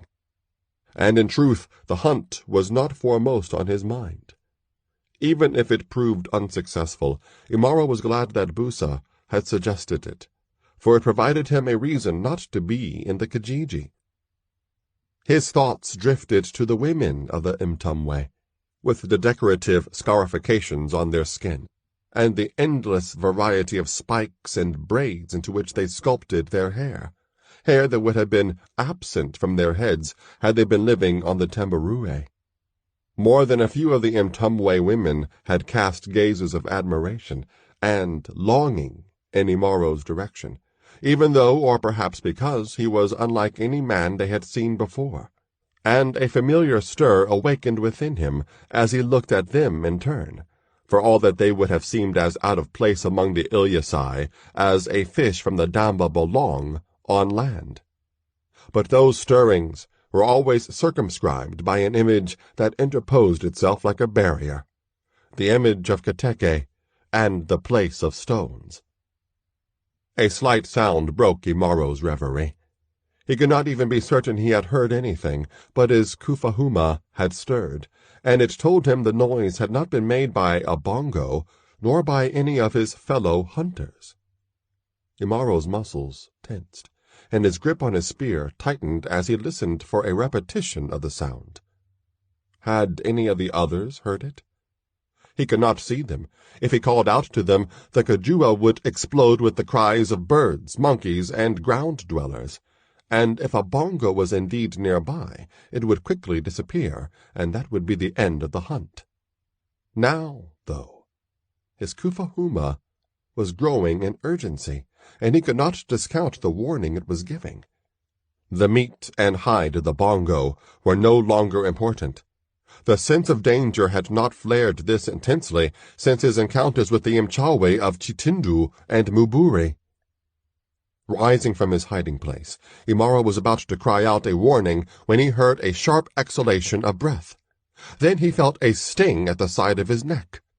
Immediately, his blood turned into fire and his thews slackened. A moment later, he toppled and his spear fell away from nerveless fingers. Before his consciousness fled, Imaro saw several bushes detach themselves from the rest of the Kajua's foliage and move, as though they were walking. And walking, indeed, they were, for the foliage was actually camouflage, maintained by sorcery that served to conceal the presence of men who were, like Imaro, intruders in the Kajua. Now, more and more of them were appearing, as though conjured into existence by the same sorcery that had kept them hidden. Some of the intruders stooped to examine Imaro and his fellow hunters, all of whom had fallen when the tiny darts the strangers had shot from blowpipes pierced their skin. The victims of the poison that had been smeared on the tips of the darts lay as though dead, eyes closed, and limbs so slack they seemed boneless. But the slow rise and fall of their chests indicated that life, if not awareness, remained within them, if only tenuously. The camouflaged intruders lingered over Imaro longer than they did any of the Mtumwe. "Ever seen anyone like this before?" one of them asked, his bare brown arms visible as he gestured toward Imaro. "No," another replied. "But he'd fetch a good price at the markets, though." "Never mind that," a third intruder snapped in an authoritative tone. The other two backed away deferentially. "That's not what we're here for, and you know it," the man with the commanding voice continued. "Now, let's get moving." The others pulled their arms back into their leafy concealment. Only hints of their bodies and weapons could be seen beneath the elaborate lattices of leaves and vines that covered them. Scores of ambulatory bushes began to move away from the place where the hunters had been brought down. It was as though part of the Kajua itself was on the march. Soon, the last of them was gone, and Imaro and the other hunters were left behind, immobile and insensate. Like a wave of foliage, the invaders made their way through the forest toward the Mtumwe Kijiji. They encountered no other villagers along the way, for Imaro and the others were the only ones who had ventured into the Kajua that day. They moved confidently, fearlessly, as though they believed nothing could harm them. Despite their elaborate camouflage, the progress of so many intruders should have generated enough noise that they could have been heard long before they were seen, yet their movements were almost soundless, and the wildlife of the Kajua fell silent as well at the outlanders' approach, as though even the insects had been ensorcelled by the magic that suffused their disguises. When they reached the outskirts of the Kijiji, the intruders waited until they had all gathered beneath the shadows of the huge trees that formed the village's boundary. The Mtumwe saw nothing, suspected nothing. Then, to their disbelief, the forest that was their home attacked them. Like images from a nightmare, moving mounds of foliage descended upon the Mtumwe. Before any of them could fight or flee, they fell, even though no visible weapon had been directed against any of them. The invaders attacked relentlessly, coursing through the Mtumwe like lions in a herd of antelope. The Mtumwe, who had not crumpled to the ground, struck down by the unseen force the invaders wielded, swiftly succumbed to a panic that stole their wits. Men, women, and children alike howled in sheer terror as they fled in all directions, some into the forest, others to the river bank and into dugouts that they paddled frantically downriver. The courage of even the bravest of the Mtumwe evaporated in the face of this sudden, unfathomable assault. It was ujuju, deadly, evil magic against which they had no defense.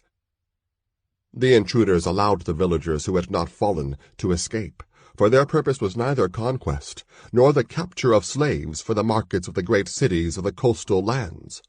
Instead, they ranged impatiently among the dwellings in the Kijiji, seemingly certain of what it was they hoped to find. Their search ended when they came to the shrine of the Afua.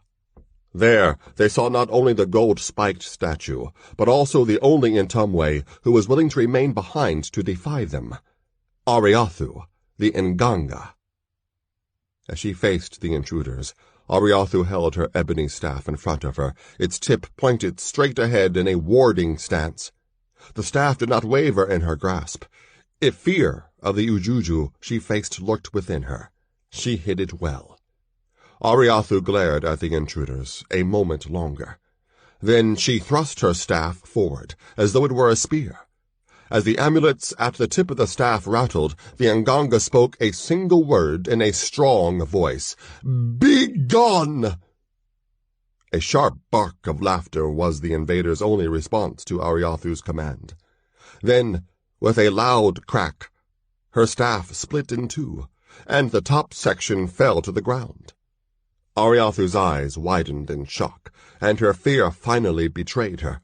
She opened her mouth to utter a cry of hopelessness, but before any sound could emerge, she felt a slight sting at the base of her throat. And she collapsed, as had all the other Mtumwe who bore the brunt of the invaders' assault. Ignoring Ariathu's crumpled body, two of the camouflaged intruders approached the Afua. Slowly and carefully, they worked the statue free from its pedestal, a task complicated by the sharpness of the protruding golden spikes. Finally, they removed the Afua and laid it on a litter some of the others had constructed, commandeering their materials from the shrine. Having seized the object of their search, the intruders began to make their way out of the Kijiji.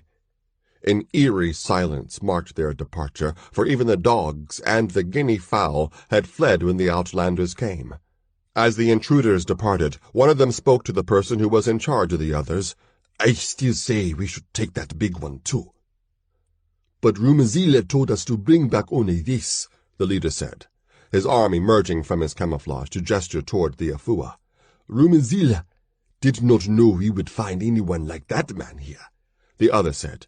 "Have you seen anyone like him before? He would fetch more gold in the market than all these scarred-up people put together." The leader did not say anything. "What do you think Rumenzila would do if he were here?" the other persisted. That argument proved to be a decisive one. "All right," the leader said.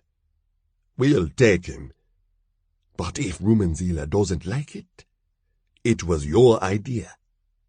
Fair enough, the first speaker conceded. Thus, as the intruders departed from the territory of the Entumwe, they paused at the place where Imaro still lay unconscious.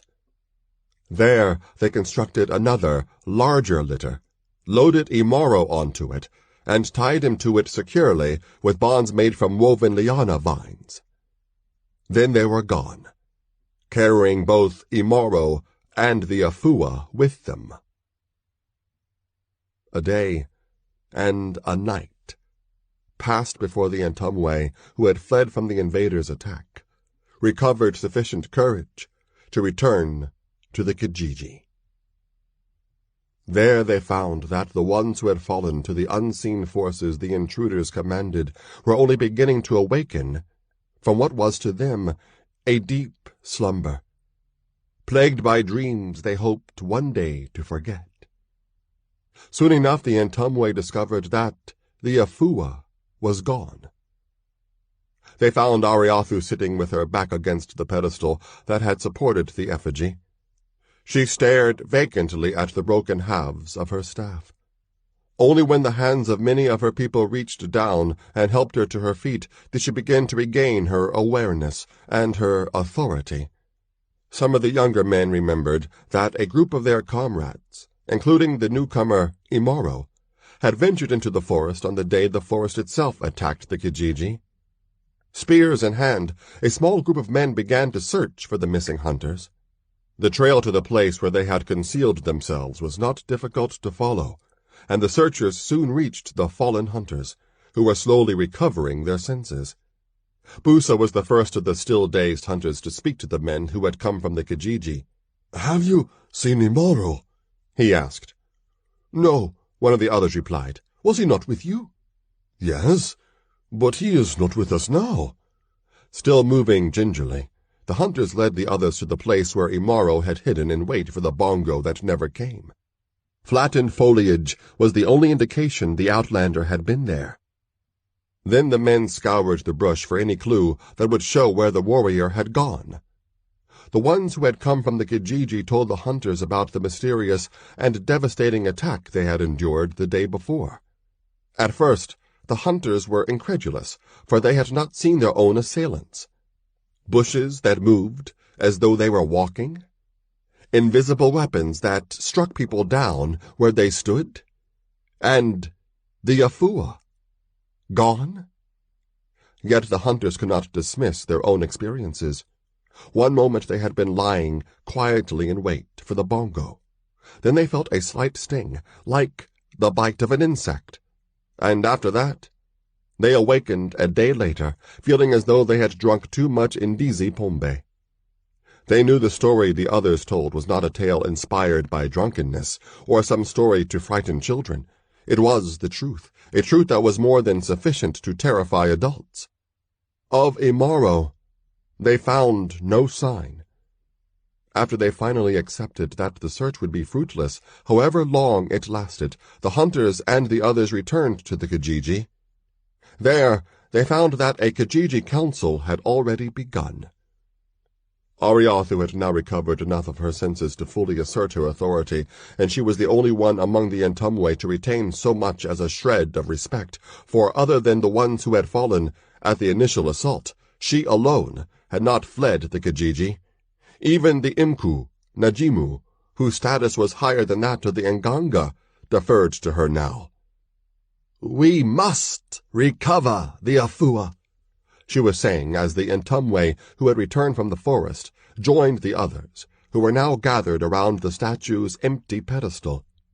Ariathu's words incited a chorus of consternation. Najimu was the one who voiced the questions that were on the minds of all. "How are we to do that?" he demanded. "How are we to overcome Ujuju that causes bushes to walk, and people to fall as though their bones have turned into water? Find the man from afar, and you will find the Afua," the Ngonge said. "Do you think Imaro has something to do with this?" Busa asked incredulously. "Do you think Imaro stole the Afua?" Others echoed Busa's skepticism, none louder than Imsuli. Ariathu remained calm amid the storm of protest. She did not speak again until it eased.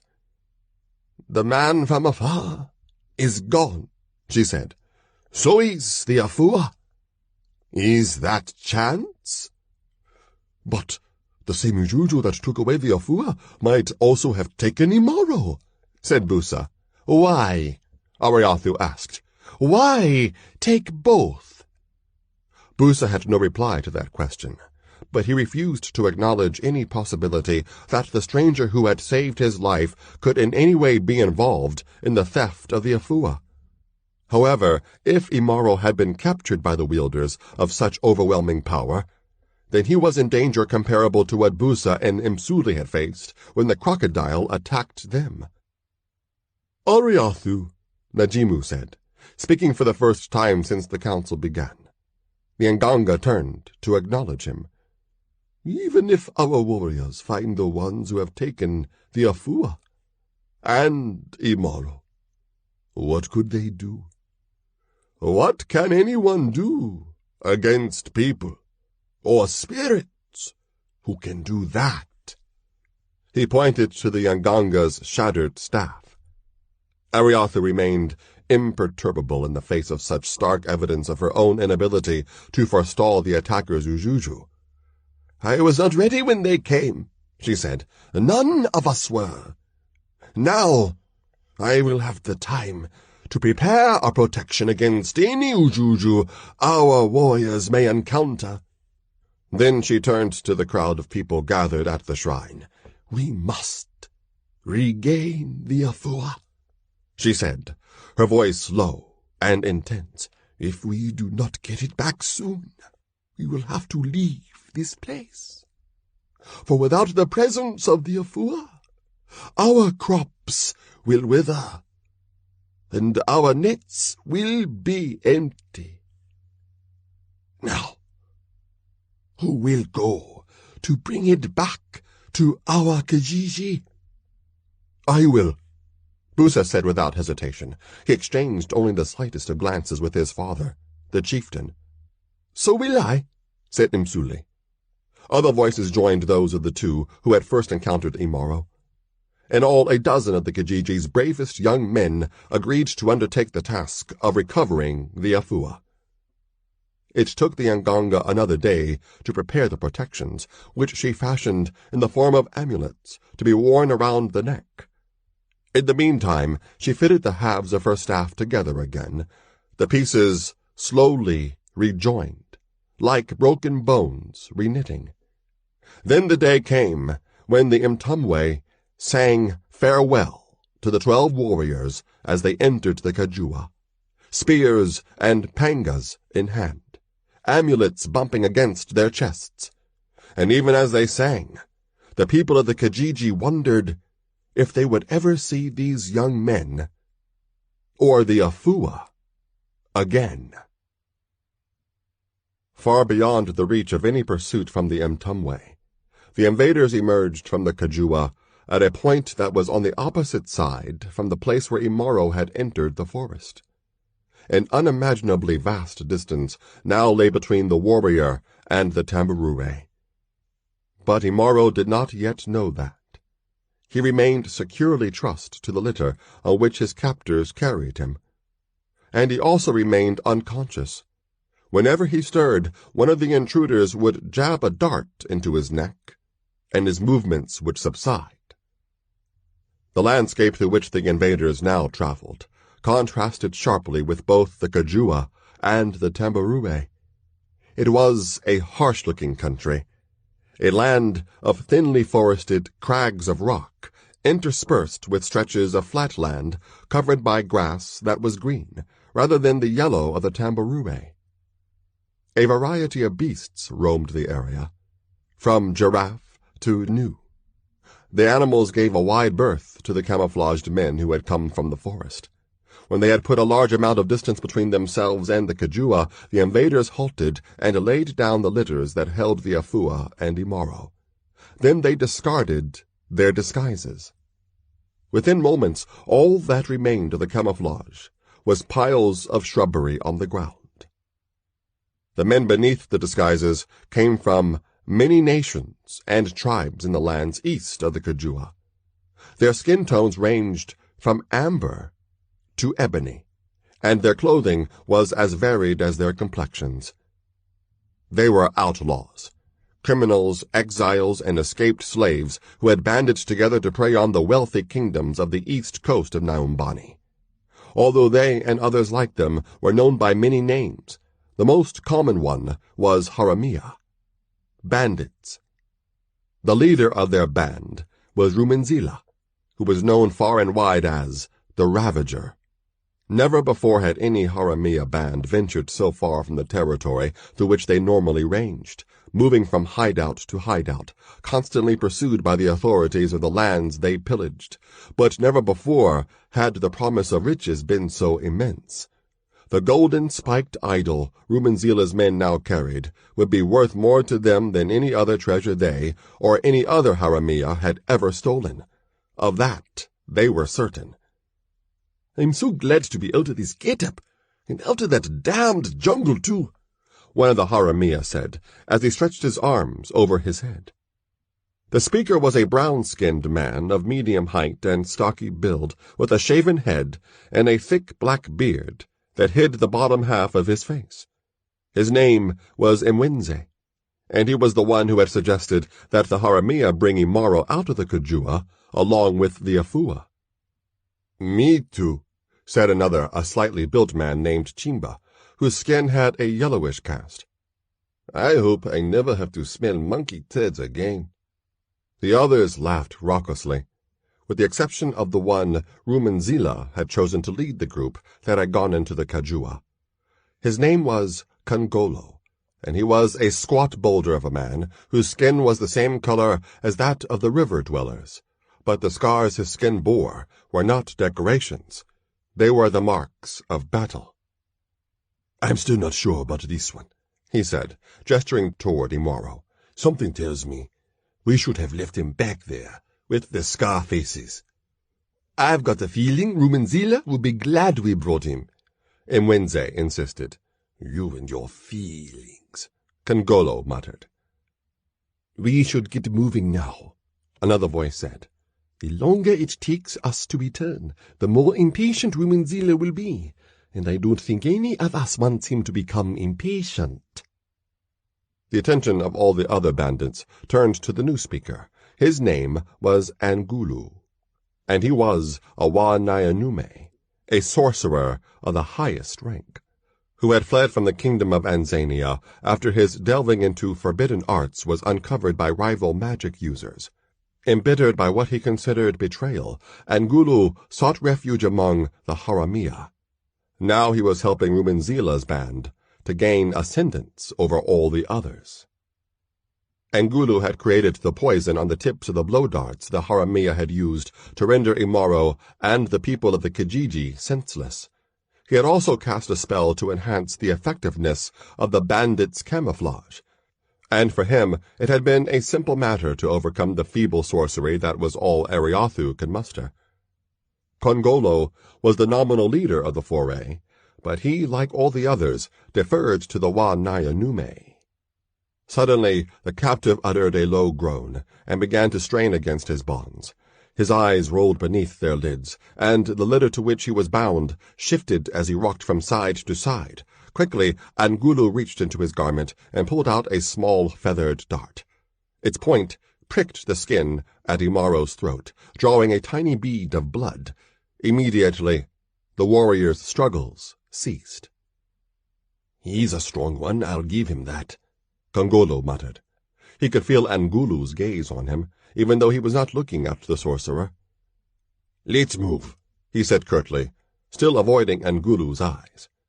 The haramia assigned to carry the litters hoisted their burdens, and the bandits resumed their trek through the rugged lands beyond the Kajua, heading toward the north and east. Sometimes Imaro knew he was dreaming, and when those times came, he tried to will the dreams to stop. but they never did. Then his awareness would fade, and he would slide back into an unquestioning acceptance of unreality. He was at Olmayo, facing Ngatun, the lion. But this lion was many times larger than the one he had slain, and Imaro himself was only a small child, as he had been when his mother, Katisa, left him with the Ilyasai, left him to fend for himself. He was only a boy, and his hands were too small to fit around the shaft of the arum, and the shield was too heavy for him to lift.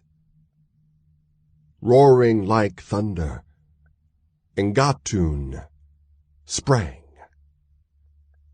He was battling into Imwa, hand to hand, his forearm jammed against the sorcerer's throat to prevent the transformed, lion-like jaws from closing on his face. But into Imwa was changing.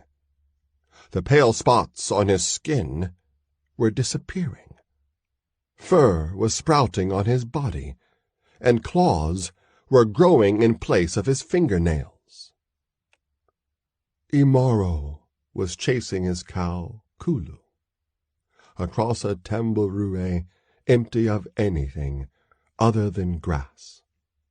But this grass was different, unnatural. Its edges were as sharp as the blade of a simi. They cut cruelly into his legs as he ran, but he could not stop. Kulu could not stop running either. The Ngombe drew farther and farther away from him, bawling in pain in a voice that seemed almost human. He was fighting Kanoko. Death blazed in his rival's eyes, and sparks flew from the warrior's simis as the blades clashed again and again. Imaro beat down Kanoko's guard and drove the point of his weapon deep into his tormentor's chest. But Kanoko did not cry out, and his expression did not change, and when Imaro pulled his blade free, no blood flowed from the gaping wound. He was in the place of stones, held fast by the Mchawi of Chitindu. The creatures that dwelt in the ruined edifice surrounded him. Then the nameless creatures began to change, and they became the Ilyasai. Hatred contorted their features as they shouted abuse and epithets, as they had during the shaming. Suddenly, Chitindu himself appeared before him. With a mocking laugh, the Oibanok opened his cloak. The tendrils that writhed along his torso glowed brighter, and still Imaro could not move. Sometimes there were no images at all, only blackness deeper than that of a starless, moonless night. Those were the times when Imaro came closest to regaining consciousness. It was then that he became dimly aware that he was bound, as he had been by the Turkana, and as he had been by his own people when they believed he had displayed cowardice during his Olmayo. It was then that he struggled against bonds he could feel but could not see, only to be plunged once again into visions that were beyond nightmares. Then came a day when the blackness faded, when his limbs felt as though flame ants were crawling through them, when his senses registered the sensation of ropes tied tightly across his skin, when he could, at last, open his eyes. When Imaro's vision swam into focus, his first thought was that his dreaming had not yet come to an end. The last thing he remembered from waking life was crouching in the foliage near the Kijiji of the Imtumwe, and then a sudden flaring of his kufahuma, followed by dream-haunted oblivion. Now, he was no longer in the Kajua. He was in a place even more unlike the Tambarure than was the land of trees. This was a land of rocks. Crags of red, yellow, and black stone that bit at the sky like the teeth of a giant. Scraps of foliage clung to the sides of the peaks. Otherwise, this land was the most barren he had yet seen. Despite the harshness of its landscape, however, this new place was inhabited. There were people on either side of Imaro, holding him upright. His bonds chafed against his skin, but that was the least of his discomforts. Hunger gnawed at his stomach, and his mouth was dry from thirst. The weakness of inactivity had depleted the strength in his limbs, and his head throbbed from the after-effects of the poison that had kept him unconscious and immobile for so many days. None of those ailments mattered to him now. His entire attention was claimed by the people who were gathered before him. People the like of whom he had never seen, even in the most bizarre of the dreams that beset him while he was in the grasp of the poison. The people stared at him and made comments to each other, speaking words Imaro did not understand. It was easy enough, however, for him to discern that his welcome among them would not be as friendly as the one he had received from the Imtumwe. In appearance, these new people were diverse, with none resembling the inhabitants of either the Tambarure or the Kajua. Some were tall, others as short as half-grown Ilyasai children. The complexion of most was a deep umber brown, not unlike the color of Imaro's own skin, but some were as dark as midnight, and others had skin the color of cinnamon and amber. Some bore ritual scarification, though not as extensive as that of the Imtumwe. The garments in which these people were clad were bewildering in their variety. Some wore trousers called suruali, of white or black cotton. Others wore loin wraps. Some went naked above the waist.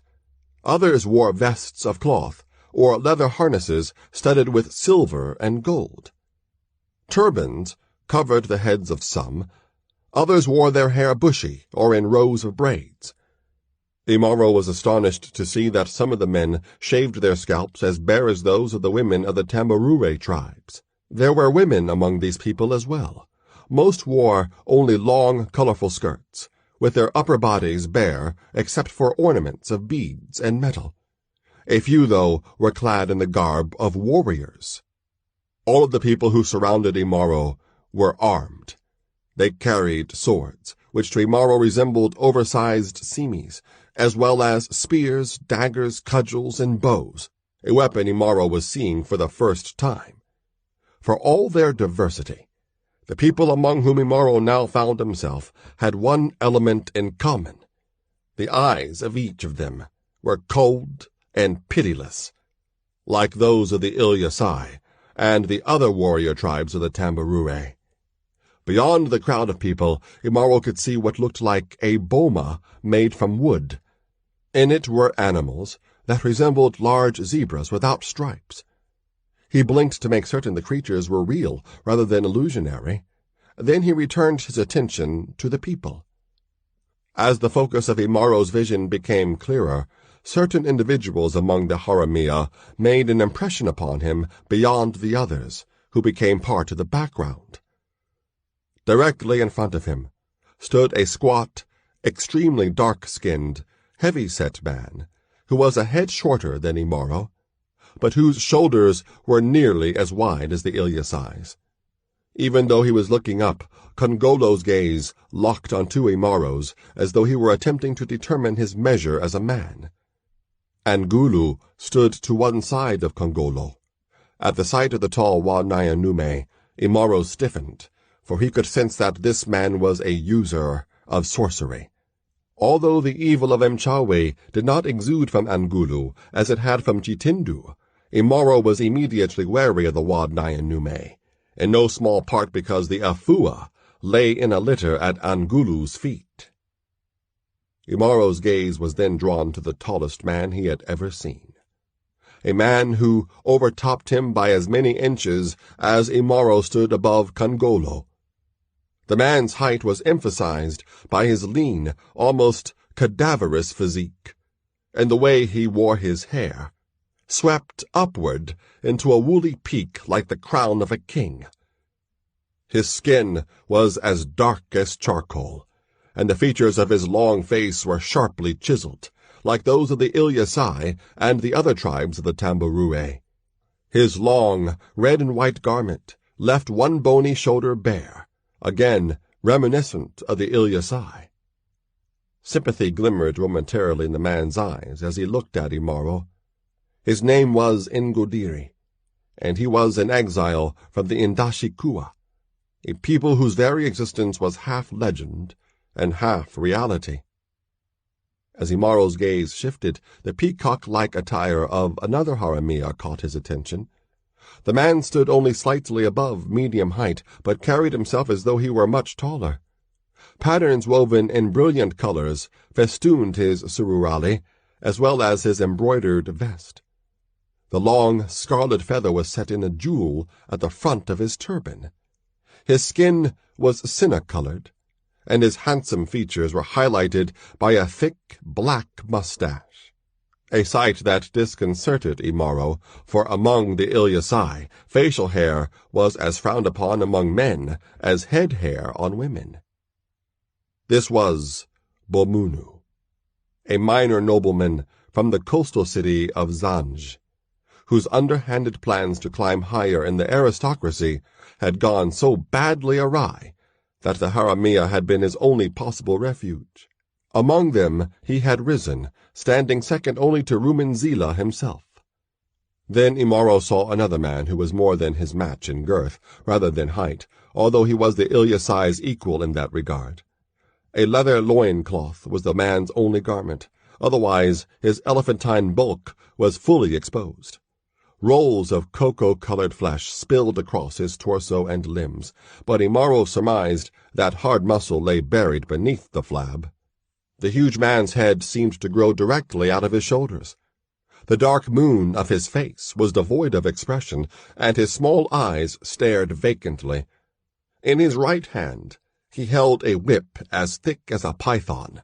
He carried no other weapon. He needed none. His name was Mbuto. His wits were as small as his body was large, but he was as loyal as a dog to Rumanzila, whose side he seldom left. Mbuto could not speak, but he could hear and understand simple commands such as beat and kill. Rumanzila was also a large man, standing nearly as tall as Imaro and Mbuto, but he was leaner in physique, like the people of the Tamburue. He was clad in the garments of a wealthy city dweller, with sururali made from ivory-colored silk, and an overshirt, or shati, and turban of the same fabric. A multitude of jeweled ornaments sewn into the cloth winked in the sunlight. Rumanzila's skin was the color of umber, like Imaro's. A full beard covered the bottom of his face, and his hawkish features bespoke the blood of the foreigners who came from across the sea to trade in the coastal cities. But Rumanzila never discussed his origins, and none of his Haramia dared to ask him about his parentage. The bandit chief eyed Imaro appraisingly, as though assessing a livestock specimen or a piece of merchandise. Kongolo was not yet certain that Rumanzila would approve of his deviation from the orders he had been given. He had explained to Rumanzila why he thought the huge outlander would be valuable. There were many in the coastal cities who would pay huge sums of gold for a slave of such obvious strength and vitality. Rumanzila remained non-committal. At least, Kongolo thought, his leader had not, as yet, yet commanded Imbuto to kill him for failure to follow orders. Then Rumenzila spoke. Imaro did not understand what the bandit leader was saying, but Kongolo translated, speaking in a garbled version of the river people's language that Imaro could barely understand. "Who are you?" Kongolo translated. "Where do you come from?" "I am Imaro," the warrior replied. "I come from the Tamburure." The word Tamburure caused a ripple of whispers to run through the haramia. Some of the bandits had quizzical looks on their faces, others were incredulous, disbelieving. Imaro spoke again, looking directly at Rumenzila rather than Kongolo. "Who are you?" he demanded. "Why have you brought me here? Why did you steal the afua from the Ntumwe?" In reply, Kongolo drove his bald fist into Imaro's abdomen. "We ask the questions here, not you," the haramia said. "Got it?" Imaro said nothing, and betrayed no reaction to the blow he had received. Kongolo's first impulse was to hit him again, but he thought better of it, for his hand felt as though it had struck stone instead of flesh. Rumenzila spoke again, at greater length this time. "You are among the haramia of Rumenzila," Kongolo translated. "This is our country. Everything that is here belongs to us, including you, and that." Kongolo's eyes strayed toward the afua as he spoke. "Do you understand?" the haramia asked. Imaro did not reply. He was still disoriented. One moment he was with the Mtumwe, among whom he had found the first friends he had ever known. The next he had awakened among strangers, strangers who behaved like enemies, not friends.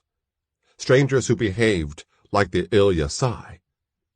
Mistaking Imaro's silence for insolence, Kongolo struck him again, this time with an open hand across the face. "I said, do you understand?" Kongolo shouted. Try not to show the extent to which his hand stung from the impact of blow. Imaro did not reply, and the expression on his face did not change. In the meantime, Bomunu had sidled over to Rumenzila, and now he was whispering urgently into the haramia leader's ear. Rumenzila frowned, as though he was about to dismiss what his underling was saying. Finally, and grudgingly, Rumenzila nodded. Then the bandit chieftain spoke at length, forcing Kongolo to struggle to keep pace with his translation. "I, Rumenzila, offer you a choice, outlander. Join my haramia, or be sold as a slave. To join us you must prove yourself worthy, and to prove yourself you must endure 20 lashes on your back from the whip of Imbuto, with no outcry." Kongolo then pointed in Mbuto's direction, to emphasize the stark nature of the choice Rumenzila offered. Imaro frowned. "This word, slave," he said haltingly. "What does it mean?" For a moment, Kongolo was taken aback. When he translated Imaro's response to Rumenzila, a chorus of bitter laughter rose from the haramia, but not from Rumenzila. "Explain it to him," Rumenzila said. As Kongolo tried to define the concept of slavery with the few words of the river people's speech he knew, Imaro's eyes widened in incredulity. He could never have conceived or dreamed of the notion of one man belonging to another, like a weapon or piece of clothing. In the Tamburure, such a practice was unknown, but since his departure from the savannah, Imaro had encountered much that was unknown, and even unthinkable to the people he had left behind. He glanced at Imbuto, and at the thick whip in the haramia's hand. Then the warrior looked directly at Rumenzila. "I will join your haramia," the Ilyasai said. A murmur rose from the crowd after Kongolo translated Imaro's words. This was not the first time the challenge had been accepted, but no one who had done so had lasted longer than 10 lashes before shrieking in agony and begging Imbuto to stop. "You mean You will try to join us, Rumenzila said, amusement edging into his tone. Kongolo repeated those words. Imaro's expression did not change.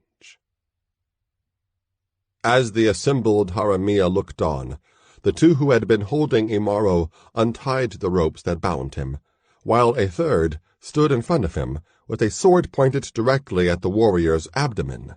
Then the other two secured him to a slab of basalt in the encampment. His arms were spread wide and manacled to iron rings sunk deeply into the sides of the stone.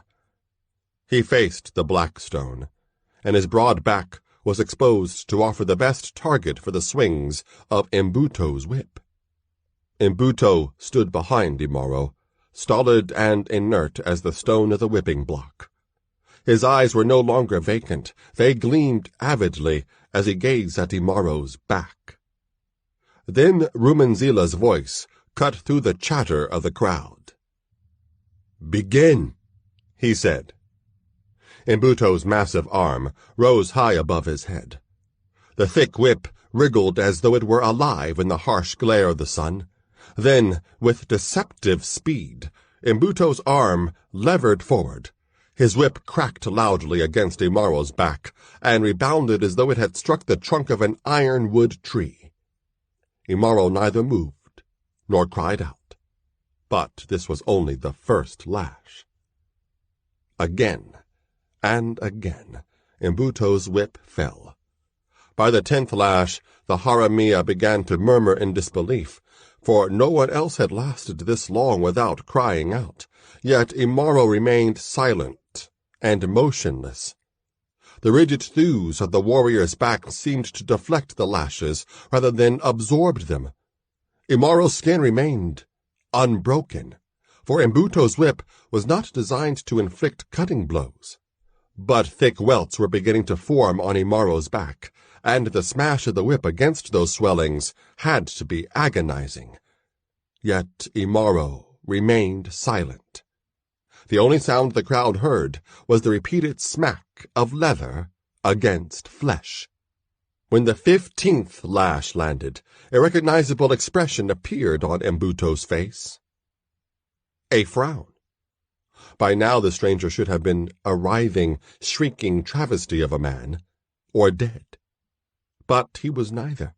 It was though the punisher were whipping the stone slab, rather than the man who was bound there. Sweat dripped copiously from Mbuto's massive frame as he applied the whip with renewed fervor, grunting with the effort he exerted with each blow. When the 20th lash landed, with no outcry from Imaro, a spontaneous cheer erupted from the Haramia. For they feared Mbuto no less than they did Rumenzila himself. The mute giant was a weapon their leader could turn against them at any time he desired. "Stop!" Rumenzila said sharply. He was speaking not only to Mbuto, but to the rest of the Haramia as well, to quiet their cheers. Mbuto's arm dropped, and the end of his whip dangled in the dust. His mouth hung open in disbelief, and his eyes seemed to bulge from his round face. The Haramia fell silent. "Free him," Rumenzila commanded. The two Haramia who had been guarding Imaro unlocked the manacles that bound the warrior to the stone. As they turned him to face the others, his knees sagged momentarily. Then he shook off the outlaw's grasp and stood erect. The price he had paid for his silence under Mbuto's lashes showed plainly on his face, for blood dripped from his lips, which he had bitten brutally to stifle any outcry, a tactic he had learned during Mafundishu Yamuran. He looked first at Mbuto, then at Rumenzila. He spoke in a clear, strong voice. Then his legs would no longer support him, and the Haramia beside him caught him before he fell. "What did he say?" Rumenzila asked Kongolo. The squat bandit shook his head in disbelief before replying. "He said, 'Was that supposed to hurt?' Murmurs of astonishment and admiration rose from the crowd, and they continued even after Rumenzila glared angrily at his followers. Then he turned and vented his ire on the closest target, Bomunu.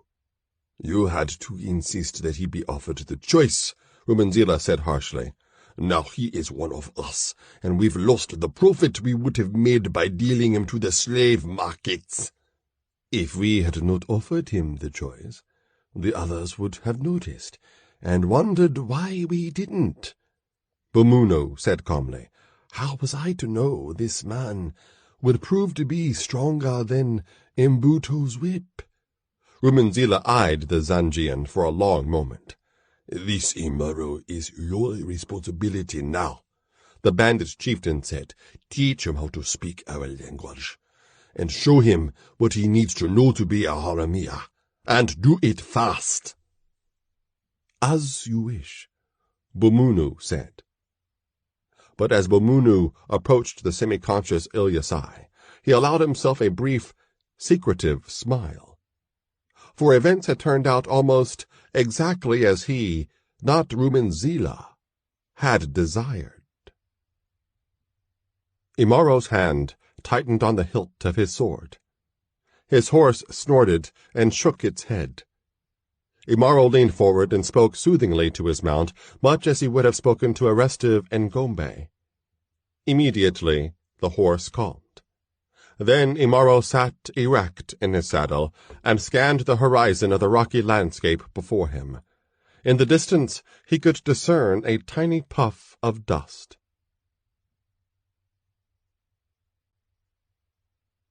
"They come," he said.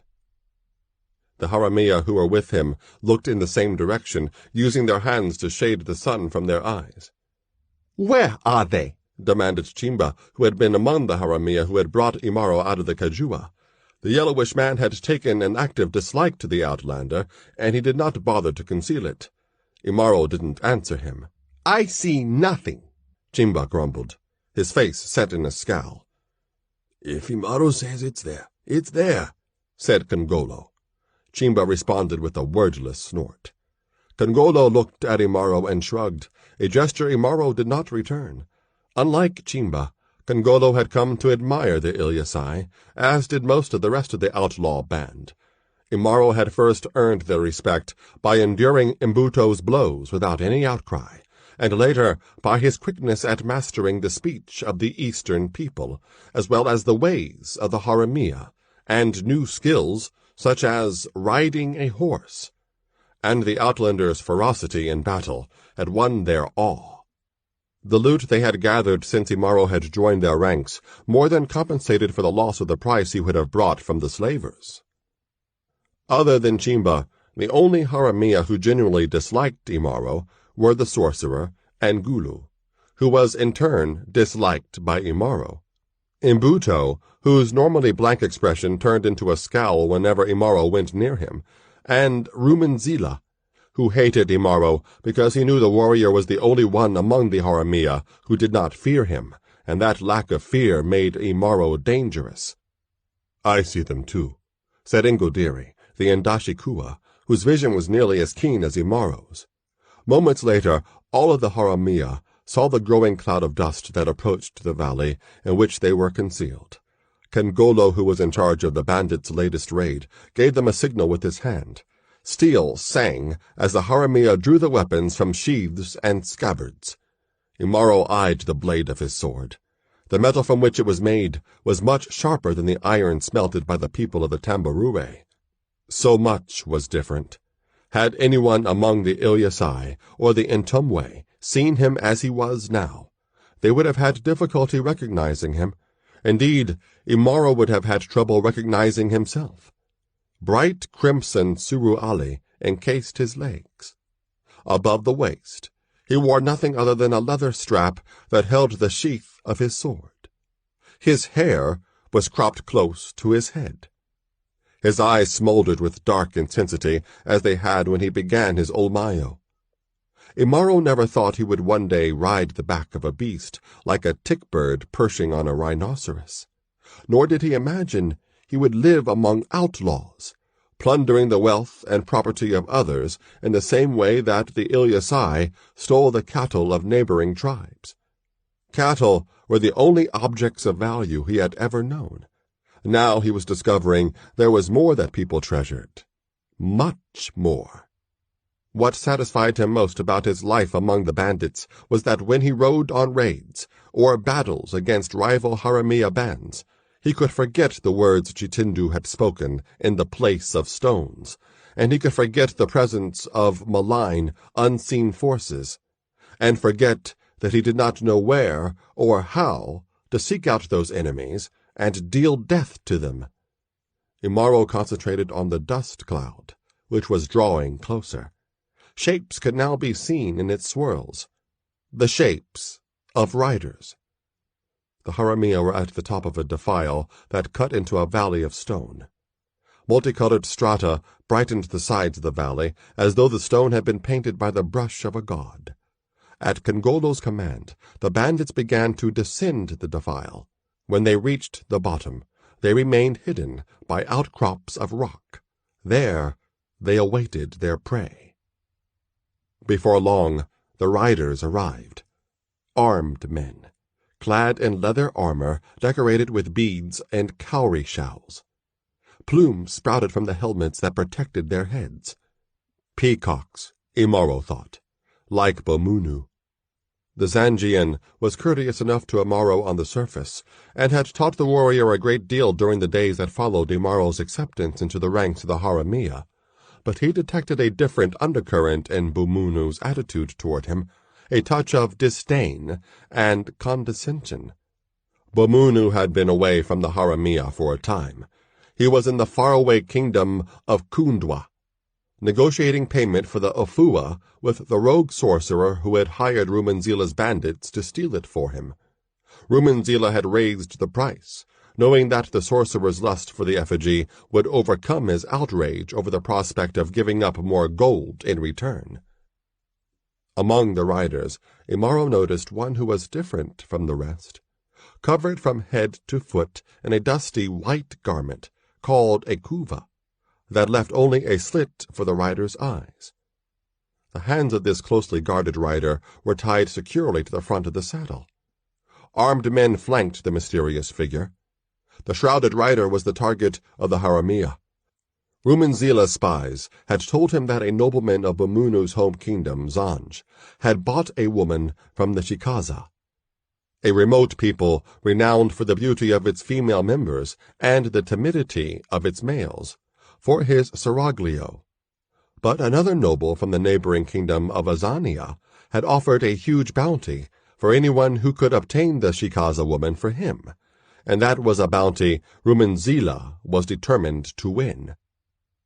Kongolo counted the Zangian soldiers as they clattered past. Some of them looked toward the opening of the defile, but between the shadows cast by the rocky outcrops and the dust the soldiers' mounts raised, the bandits were all but invisible. After the last soldier went by, Kongolo turned to Imaro. "Not very many of them, are there?" Imaro nodded agreement. In truth, however, the soldiers escorting the Chikaza woman outnumbered the Haramia by nearly 2 to 1, but the Haramia's advantage of surprise would outweigh those odds, or so they hoped. Quietly, the bandits emerged from the concealment and rode behind the Zangians. The hoofbeats of the Haramia's horses blended with those of the soldiers' mounts.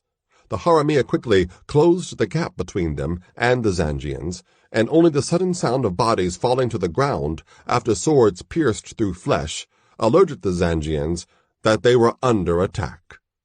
Then the chaotic sounds of combat overwhelmed the clatter of hoofbeats. Steel clanged against steel. Haramia and soldiers alike cursed and cried out as blades struck their targets. Horses neighed in fright and fury, and more bodies crumpled to the ground to be trampled by flying hooves. The Zangians' numerical superiority over the bandits vanished with startling swiftness. Before the soldiers could defend themselves effectively, nearly half of them were cut down. To the greater disadvantage of the Zangians, a number of them were needed to guard the Chikaza woman and to prevent her horse from bolting with her bound helplessly to the saddle. The woman's horse danced nervously as the fighting raged around her. Imaro accounted for more Zangians than anyone else in the raiding party. The Ilyasai's sword streaked like a steel lightning bolt, shattering the weapons of his adversaries and slashing through the leather of their armor as though it were mere cloth. The other Haramia followed his lead more than they did Kongolo's, but Kongolo took no offense, for he knew no slight was intended. Like all the Haramia, he was well aware that the best place to be in battle was at Imaro's side, and the worst place to be was in front of him. Before long, only the Zangians who were guarding the shrouded woman remained alive, and it was time then for Kongolo to assume his position of leadership for the raid. Riding slowly toward the Zangians, he spoke to the one who appeared to be in charge of the remnants of the escorts. "Throw down your weapons, and we will allow you to live," he said in passable Zangian. "It is the woman we want, not you." The Zangian leader, a lean man whose mustache bristled like the quills of a hedgehog, let out a short bark of mirthless laughter. "You know full well, bandit, that if we return to Zanj without the Shikaza woman, we will pay for that failure with our lives," he said. "Then don't go back," said Kongolo. "Join us, and live in freedom." The officer spat on the ground, as did the rest of the surviving soldiers. "Better to die with honor than to live as a thief," he said.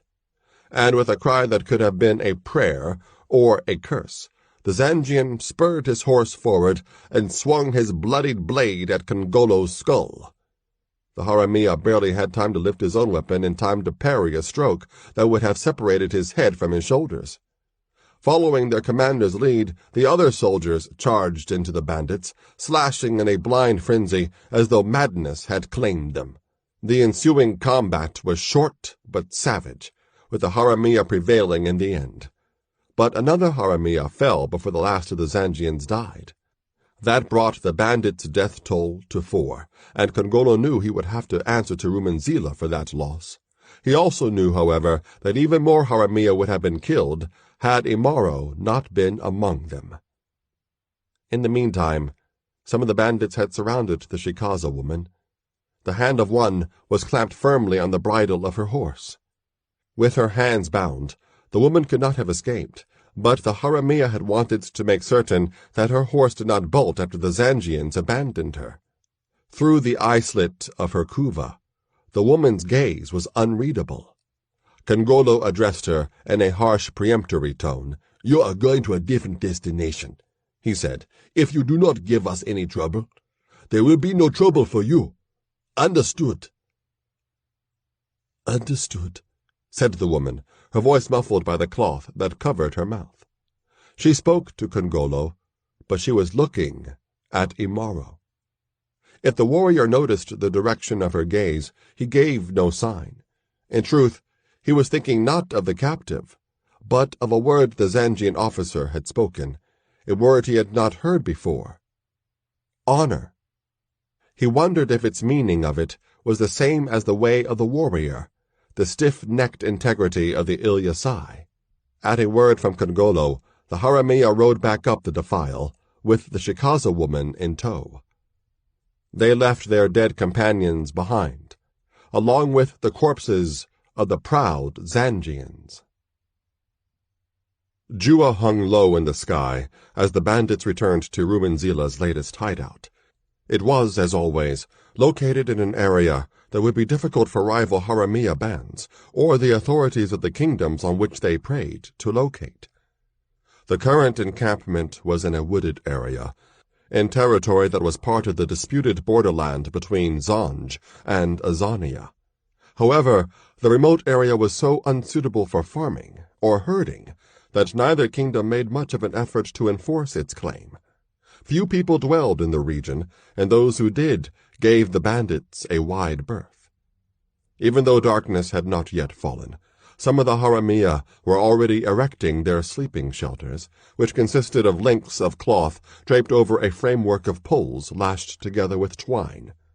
As Kongolo and his riders clattered into the encampment, a cheer rose from the Haramia, who had remained behind, for the sight of the shrouded Shikaza woman signaled that the raid had been successful. At the sight of the 4 riderless horses, led by the bandits at the rear of the column, however, the celebration wavered. 4 comrades had been lost, rivals and competitors in the sharing of the loot, but comrades nonetheless. As their fellow bandits gathered around them, the raiders dismounted. Kongolo untied the hands of the shikaza and helped her down from her horse. Then, while the raiders boasted of their prowess in overcoming a far larger number of Zanjian soldiers than they had actually confronted, Rumanzila approached them, and all conversation ceased. Mbuto was at Rumanzila's side, a place from which he seldom strayed. The big man's face remained impassive, and the ever-present whip hung motionless in his hand. When Mbuto looked at Imaro, however, the whip moved in a slight twitch that only those who were sharp of vision could detect. Imaro saw it, and he touched the hilt of his sword lightly in response. If Rumanzila was aware of the subtle exchange between Imaro and Mbuto, he gave no indication. "You have the woman," Rumanzila said to Kongolo. "That's good." Then he turned his attention to the 4 riderless horses, and a frown creased his brow. "But you lost 4 men. That's not good." "One of them was Mwenze," Kongolo said. A glimmer of sympathy appeared for a moment in Rumanzila's eyes. Mwenze, who had been with Kongolo during the journey to steal the Afua, had been Kongolo's best friend, and among the Haramia such friendships were difficult to find. Then Rumanzila's eyes hardened again. "Mwenze and the others were your responsibility, Kongolo," he said. "When the Azanian pays our price for this woman, your share will be nothing." Kongolo nodded acceptance. His punishment could have been far worse. Rumanzila could have decided that Mbuto's whip was necessary to remind Kongolo and the others of the consequences of failure. Rumanzila turned his attention to the shikaza woman, who stood before him like a dust-shrouded apparition from the bush of ghosts. The afterlife. "What's your name?" he demanded. "Tanisha," the muffled voice replied. "Well, Tanisha, you are a very valuable woman," Rumanzila said. "So valuable, in fact, that a certain nobleman of Azania is willing to pay more for you than the Zanjian who bought you in the first place. The Azanian hired us to secure the transaction." A sound that might have been either a gasp or a snort of laughter came from beneath the kuva. Rumanzila frowned, then continued. "Zanjians can be clever, though," he said, and he shot a glance at Bomunu, who smiled in return. "How am I to know that you are truly the shikaza woman who is so much desired by both the Zanjian and the Azanian?" Rumanzila continued. "You could be a decoy, and the actual woman of the shikaza could be safely in Zanj by now." Now a sardonic grin replaced his previous scowl. "I am, of course, well aware that according to the customs of your people, no one is permitted to look upon you before you are delivered to the one who has bought you. But surely you can understand why that custom must be broken now, so that we can be certain you really are a woman of the shikaza." Tanisha said nothing in response. Rumanzila's scowl returned. "Remove your kuva," he said, a dangerous edge creeping into his tone, "or we will remove it for you." "As you wish," Tanisha said. Bending forward, she took the hem of her garment in both hands. Then in a single deft motion she stood upright, pulled the kuva over her head, and let it fall to the ground beneath her. Sharp intakes of breath greeted the sight of what the all-enveloping garment had concealed. Tanisha was tall for a woman. Her obsidian black skin gleamed in the sunlight. 2 long, narrow rectangles of pale yellow silk hung from a chain of gold, looped low around her waist, one in front of her, the other behind. The translucent rectangles were her only garment, other than the strands of gold that circled her neck, arms, and ankles.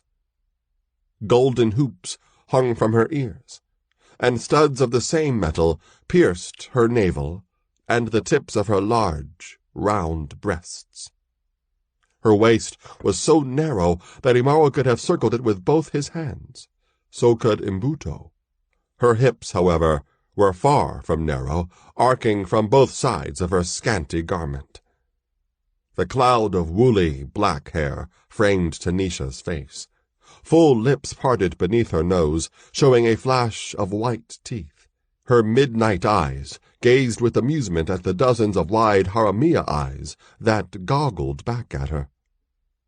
After seeing her, the haramia knew that the tales of the beauty of Shikaza women were true. Only the snorts of the horses and the shuffle of feet and hooves against the ground broke the silence that had descended after Tanisha removed her kuva. It was Tanisha who ended the moment. "Have you seen enough?" she asked Rumenzila. "Yes," the bandit chieftain replied. "Put your kuva back on." Tanisha smiled again, a dazzle of teeth that captured the sunlight. Then she shook the dust from her kuva and shrugged it back over her head, again in a single motion. "Chimba," Rumenzila said, turning to the small yellowish man. "Go and tell the Azanian we have what he wants, and because we lost 4 men in obtaining the Shikaza for him, the price has now doubled." Nodding his acknowledgment of the command, Chimba mounted his horse and rode out of the encampment. Rumenzila then rattled off a series of other orders. Tanisha was to be given her own shelter and would be guarded at all times. No haramia, man or woman, was to touch her until she was delivered to the Azanian, unless it was to prevent her from escaping from the hideout. No harm was to come to her while she was among the haramia. "Anyone who disobeys will answer to Mbuto," Rumenzila concluded. The mountainous man beside him twitched his whip. All the rest of the bandits, except Imaro, trembled inwardly at the thought of Mbuto's lashes thudding into their flesh. Quickly they dispersed, 2 of them leading Tanisha away. Rumenzila had noticed something when the Shikaza woman had turned away. He had seen her looking at one person among the haramina, and it hadn't been him. Through the eye-slit of her kuva, she had been gazing at Imaro. Rumenzila's scowl deepened. Night had fallen. In the encampment, everyone was asleep, except the sentries, and Rumenzila and the Wainayanume, Angulu. They sat beside a small fire in front of Rumenzila's shelter. Angulu's face bore an expression of concern. Rumenzila's did not. Both men sipped from cups of palm wine. "I do not like this waiting," the sorcerer said. "We are going to be in one place for far too long a time." "The risk is high," Rumenzila agreed. "But the reward will be worth it." "More loot to share with rogues?" Angulu asked. Rumenzila stared at him a long moment before replying. Angulu hid his sudden discomfort. Of all the haramia, he was the only one who could speak to Rumenzila without deference. Because Rumenzila respected his skill at sorcery, Angulu could, with impunity, give the chieftain blunt advice, and sometimes even contradict him. But perhaps he had now crossed a dangerous boundary. "There's more to it than that," Rumenzila finally said. "And I thought you, of all people, would see it. Neither you nor I wish to spend the rest of our lives robbing caravans and sacking villages. With the gold we will receive for the Shikaza and the idol, we can begin the work of carving out our own kingdom in this wasteland. A kingdom that will one day cause Zanj and Azania and Kundwa to tremble at the sound of its name. It will be a kingdom worthy of my heritage, for it is the blood of the Rahas from the lands across the sea that flows in my veins, not the blood of bandits and beggars. Firelight glinted in the bandit leader's eyes. Firelight and the flame of ambition. For all his knowledge of the darkest sorceress arts, Ngulu feared Rumenzila at times such as this, moments when the man's true face showed, rather than the impassive mask he wore most of the time.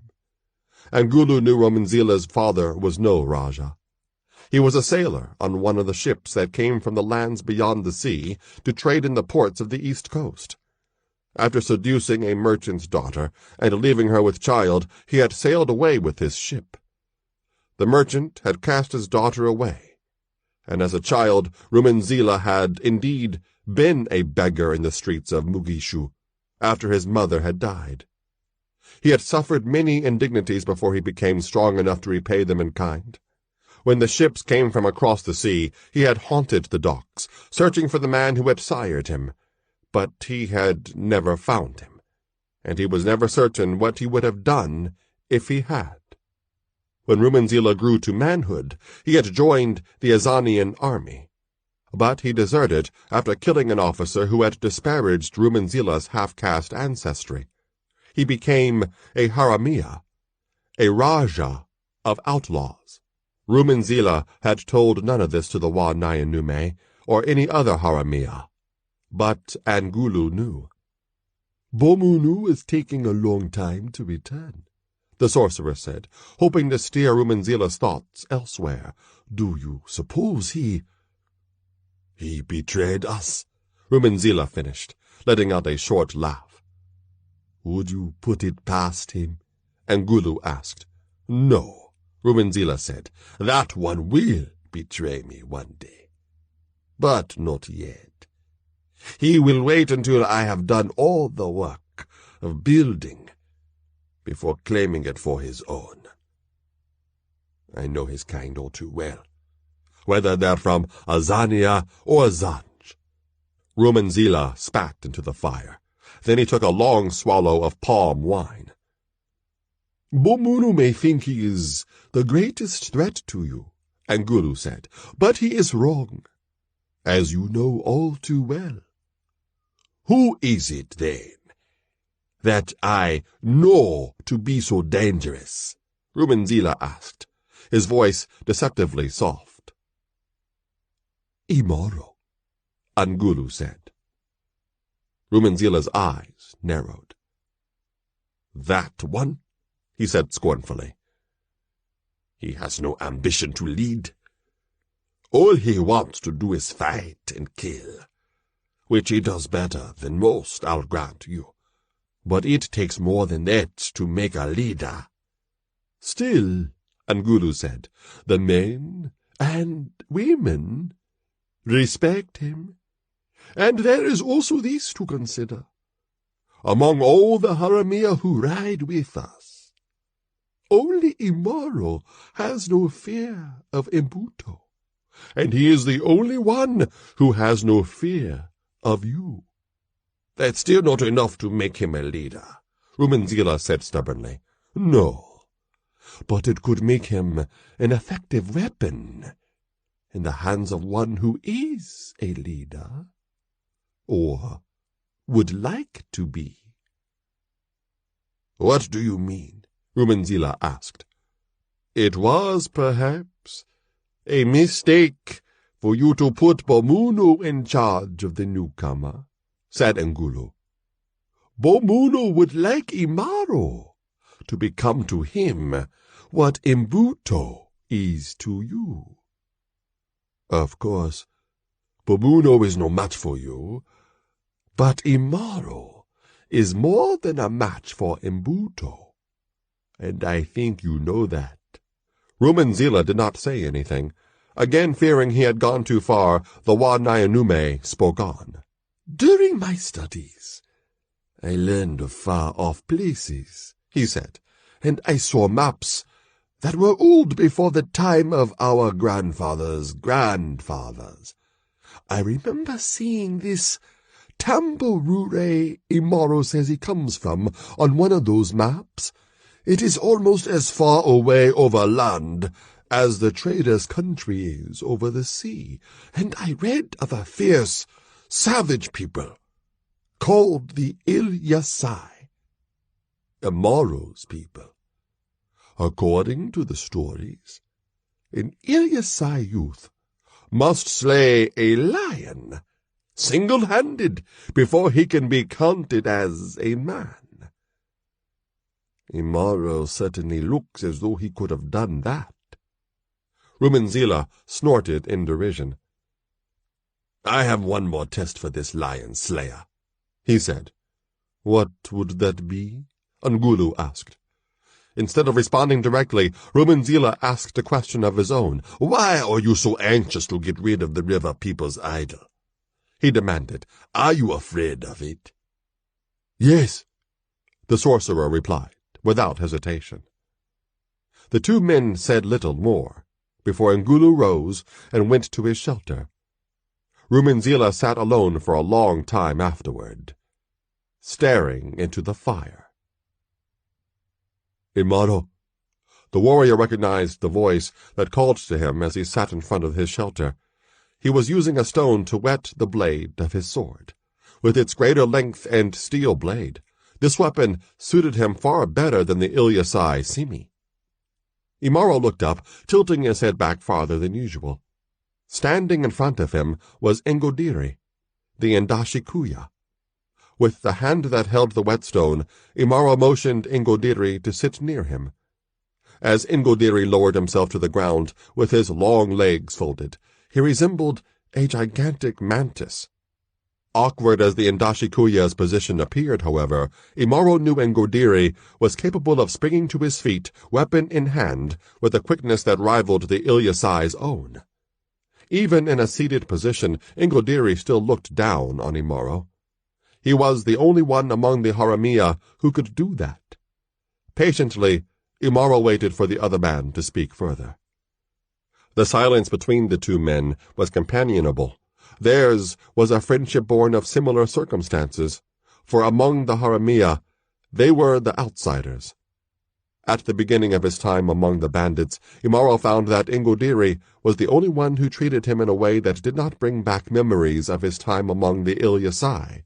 But there was a sharper edge to Ngodiri as well, as Imaro had discovered when he asked the Ndashikuya how he had managed to withstand the choice. Ngodiri had laughed derisively.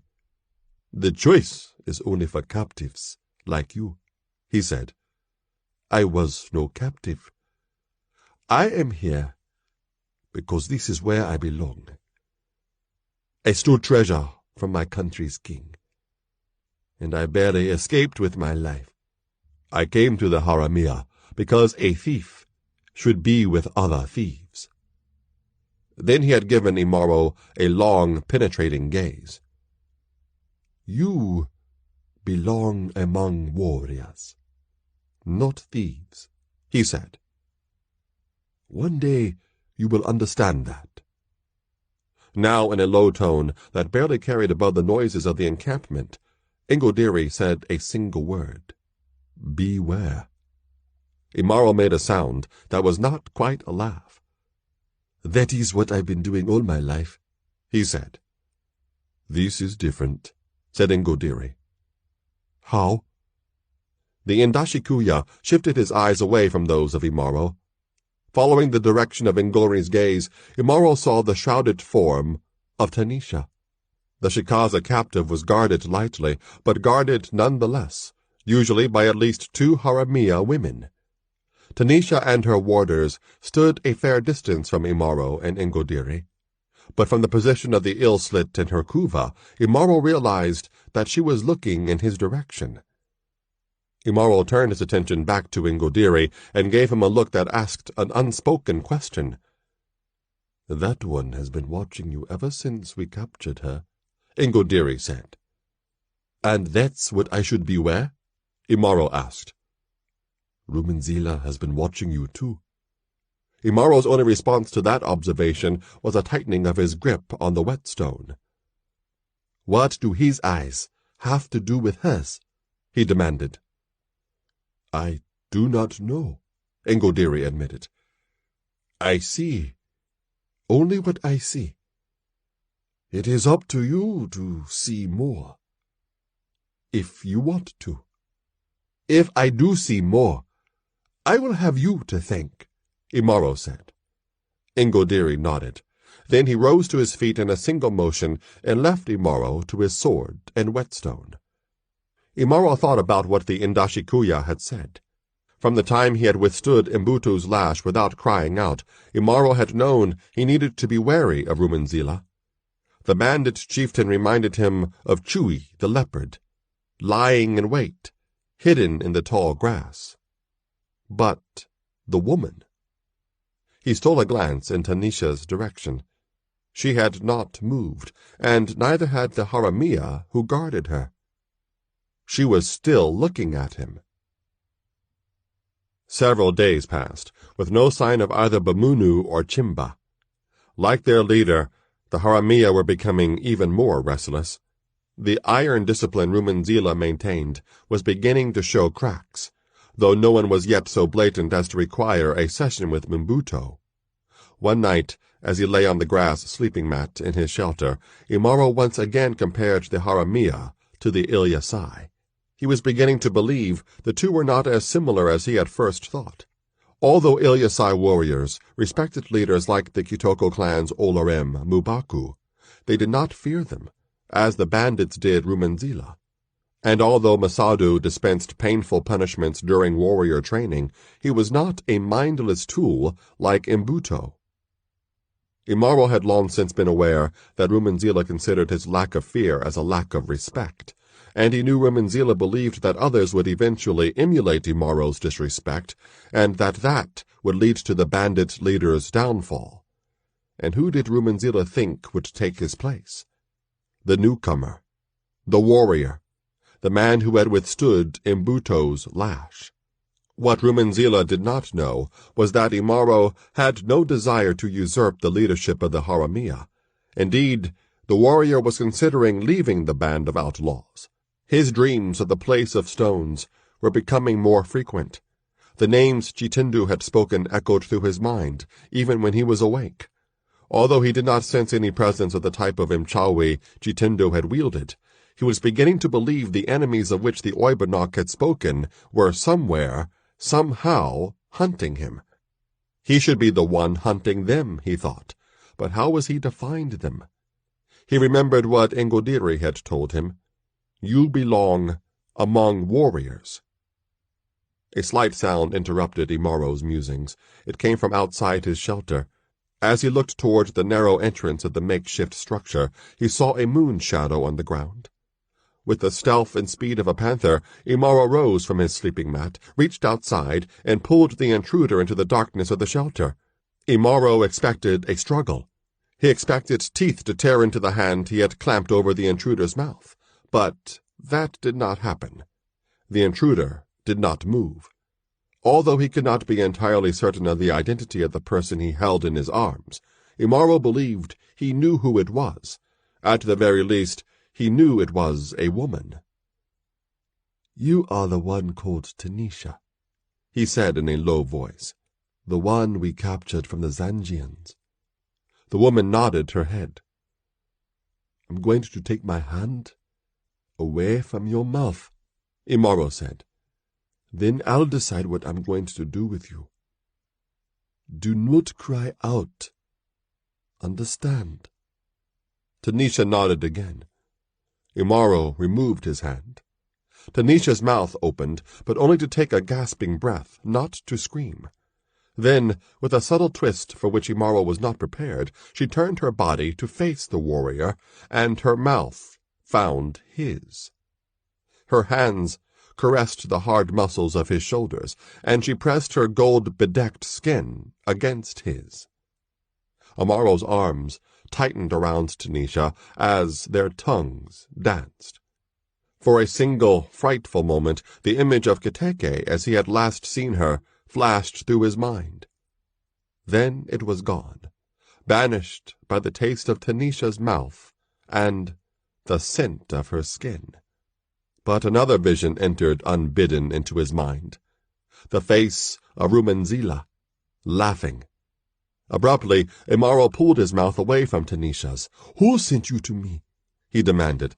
"Gods are at your side day and night. You could not have gotten away from them on your own." Tanisha let out a laugh that was almost inaudible. Then, even though Imaro was holding her in a tight grasp, she wriggled free before he could react. But she made no attempt to escape. She remained in front of Imaro, kneeling in the darkness, her shape a silhouette among shadows. "The gods are fools," she said. "They see my kuva, and they think they see me." She laid her hand against the warrior's chest. "No one sent me, Imaro," she said. "I am here because I want to be." "Why?" Imaro demanded. Tanisha did not reply immediately. As the silence stretched, Imaro's suspicions grew, as did his desire. Then Tanisha spoke. "Among my people, women are trained from birth to serve men, to please men, to know men," she said. "We of the Shikaza are a small tribe, a weak tribe. But we are also a free tribe, because we trade our women in exchange for safety. To the outsiders, a Shikaza woman is worth more than her weight in gold or jewels." Her hand slid across his skin as she spoke. "The Shikaza women are taught something else as well," she continued. "We are taught that no matter how many men buy us and use us, there will be for each of us one man to whom we will truly belong, whether or not he buys us. For me, that man is you. And I knew that from the moment I saw you, even though you came to steal me from the men of Zanj." Imaro could barely think, let alone say anything in response. And all his life no one had spoken of him in this way. For the most part, what he heard was the opposite. Yet now, a woman over whom bandits and soldiers were willing to fight and die, and for whom treasures were traded as though they were trinkets, was prepared to risk all her value to give herself to him. And he desired her more than he ever had wanted Kateke. Tanisha's presence had already helped him to begin to overcome his guilt that had eaten at him since Kateke's death.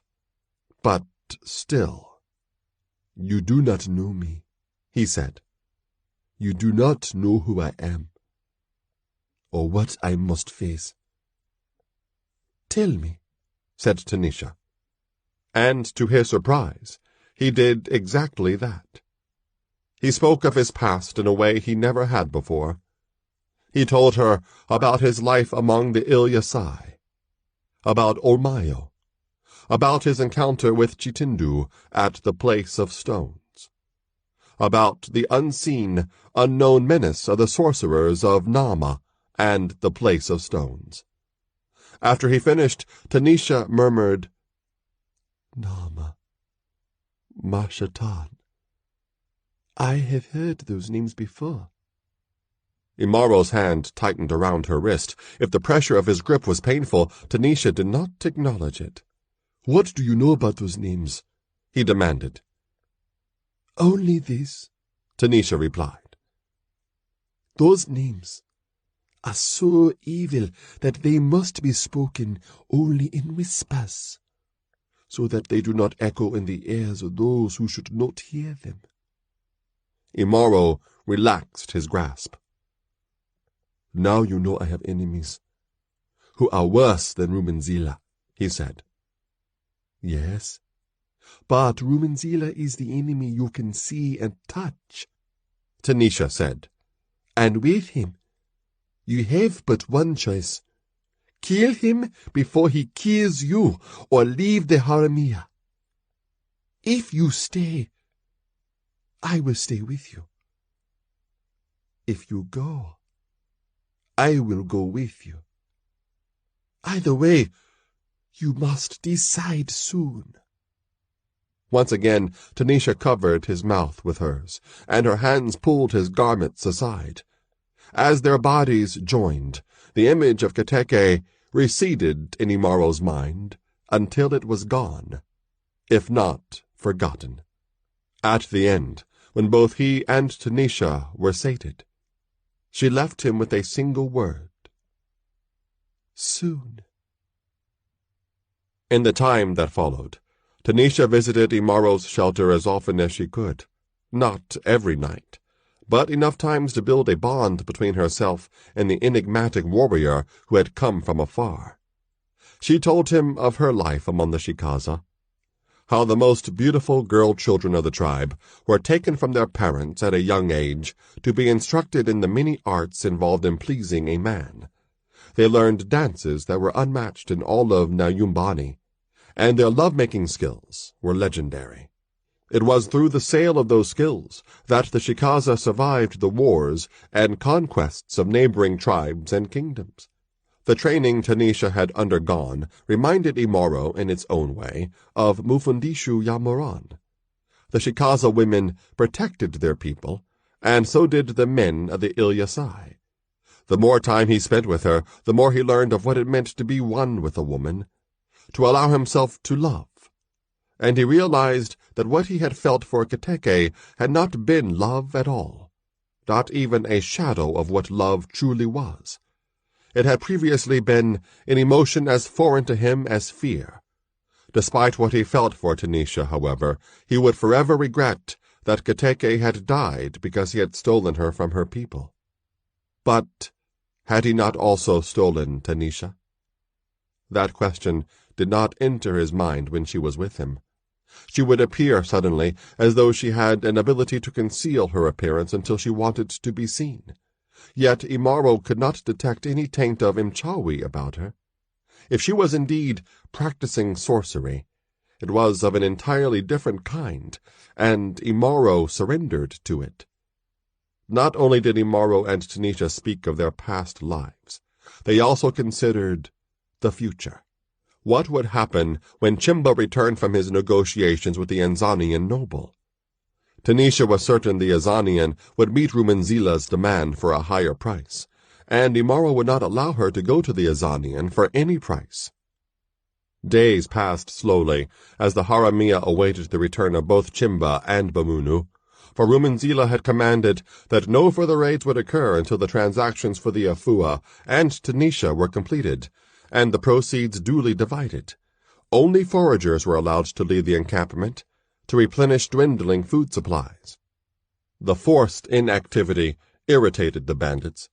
They chafed against each other like grains of sand against the skin, and quarrels broke out constantly. Only the Haramia's dread of Mbuto's whip prevented the arguments from becoming physical fights that would eventually lead to fatalities. If Bamunu and Chimba did not return soon, even the fear of Mbuto and of Rumenzila himself would not be sufficient to contain the rising tension. Tanisha stirred in Imaro's arms. They were lying together in the darkness of Imaro's shelter, their bodies silhouettes in the minimal light that filtered through its cloth walls. Skin to skin, they held each other. There were no longer any secrets between them, only a choice, one that needed to be made soon. Imaro, Tanisha whispered, her lips moving against his shoulder. The warrior made a wordless sound. He had nearly fallen asleep.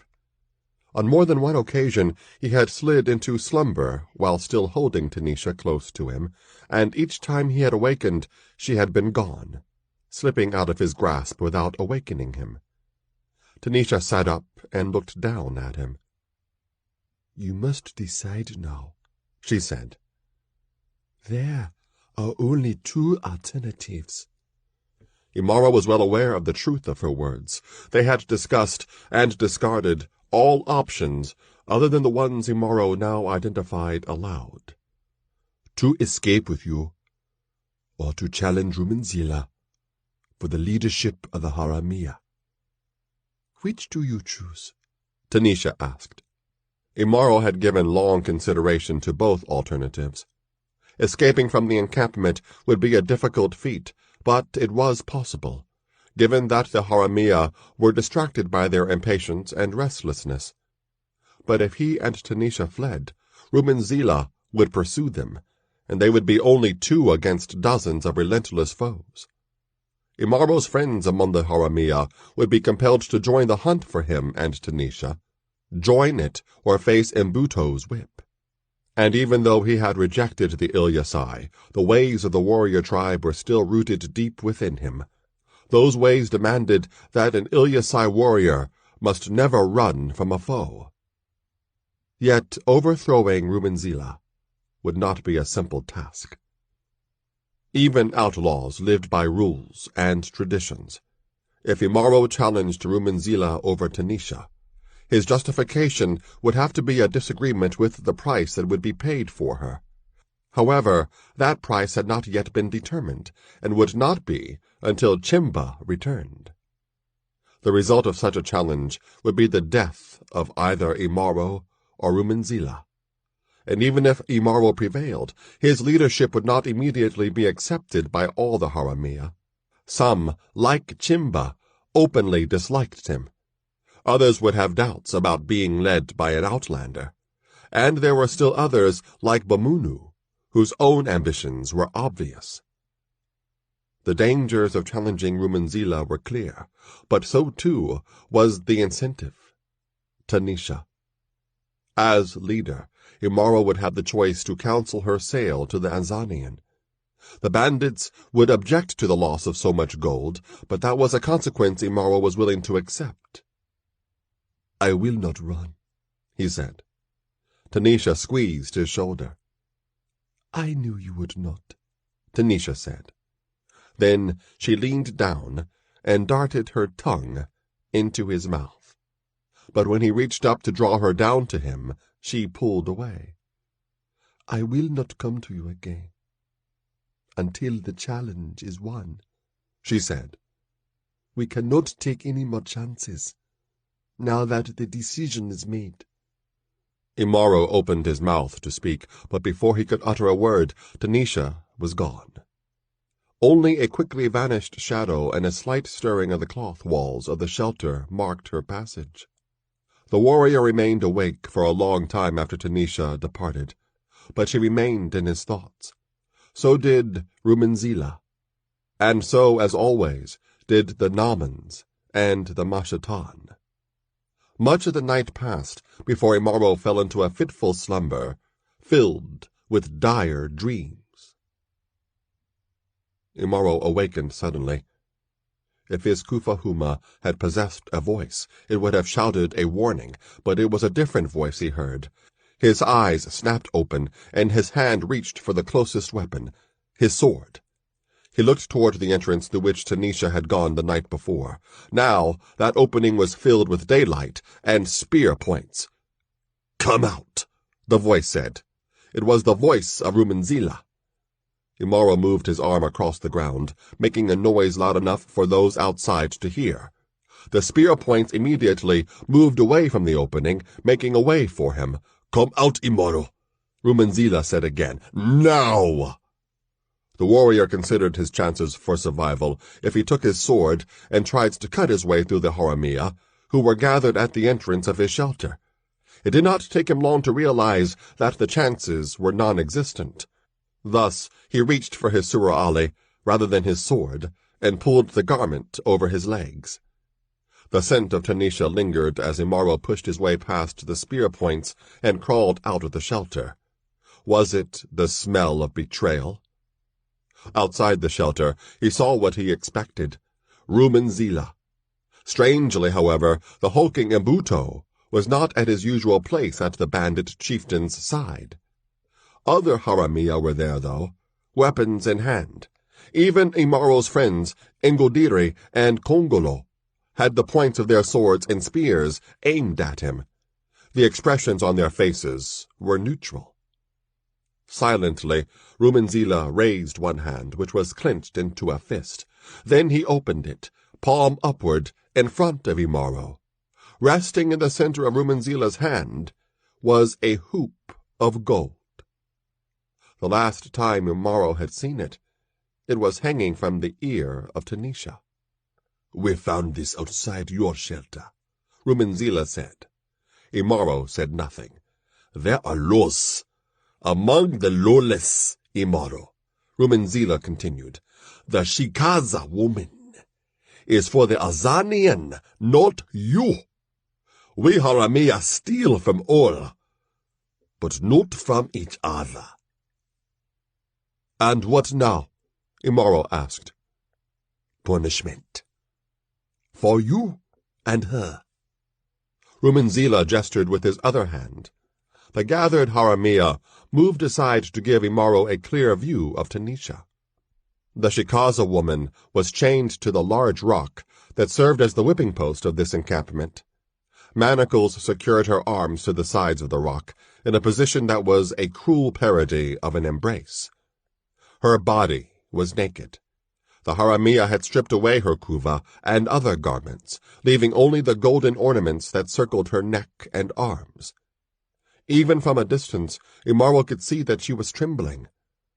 Imbuto stood near Tanisha, whip in hand. He gazed impassively at the woman in front of him. The end of his whip moved back and forth incessantly, like the flick of a lion's tail. "Here is your choice, Imaro," Rumenzila said. 10 lashes from Imbuto for the Shikaza woman, or 10 times 10 for you. Which will it be?" Rumenzila and Imaro both knew what the answer would be. 10 lashes from Imbuto would kill Tanisha, and 100 could kill Imaro. But well did Imaro know that even if he chose not to accept the lashes, Imbuto's whip would never touch Tanisha's skin. Her value was too great. Rumenzila would not allow her to be damaged before the sale to the Azanian was complete. Regardless of Imaro's answer, Rumenzila would benefit. If the warrior accepted the punishment and died, the bandit leader would be rid of a potential rival. If he lived, he would not be the same man he was before.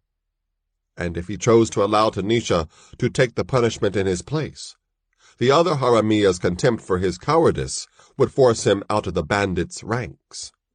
Like a wily and patient hunter, Rumenzila had ensnared Imaro, thoroughly and easily, and Imaro knew it. "Let the punishment be mine," he said. Triumph kindled in Rumenzila's eyes. "Unchain her," he said to the Haramia, "and chain this one in her place." The bandits quickly carried out Rumenzila's command. The tips of their weapons touched Imaro's skin as they prodded him to the rock to which Tanisha was chained. Then 2 of the Haramias led her away. Tanisha kept her head down, avoiding Imaro's eyes. Other Haramia chained Imaro to the rock, manacling his arms in the same position in which the Shikaza woman had been confined, his bare back an offering to Imbuto. The encampment was quiet, save for Imbuto as he flicked his whip near Imaro, waiting for Rumenzila to give the order to begin, waiting to savor his vengeance against the man who had humiliated him. But before Rumenzila could issue the command, a sudden disturbance diverted the attention of everyone in the encampment, everyone except Imaro and Imbuto. The bandits reached for the weapons. Then they relaxed and called out greetings.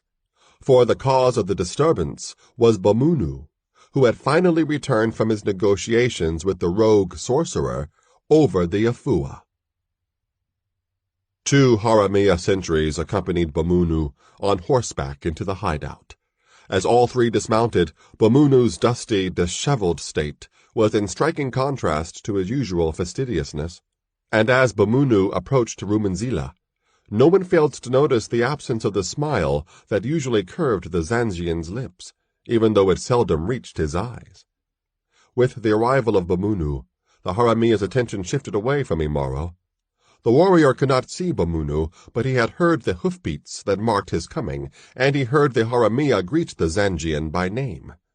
Although he wanted to see what was happening, Imaro did not move or struggle against the chains. Positioned as he was, he knew there was no chance he could break free. He could only await the first stroke of the whip. Suddenly, Imaro felt a light touch against his back. It was the end of Mbuto's whip. Then he heard a low, rasping laugh.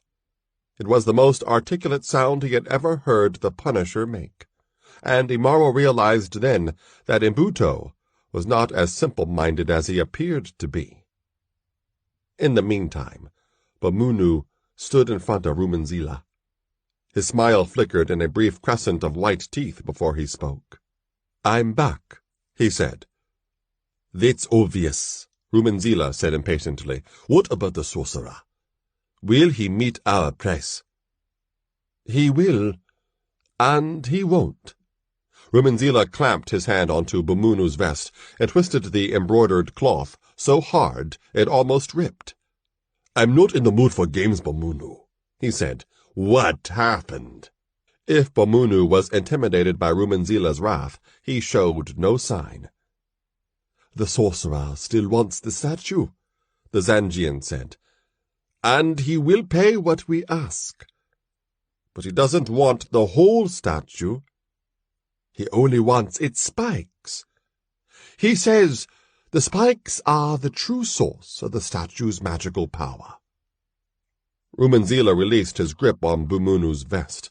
Then he laughed cynically.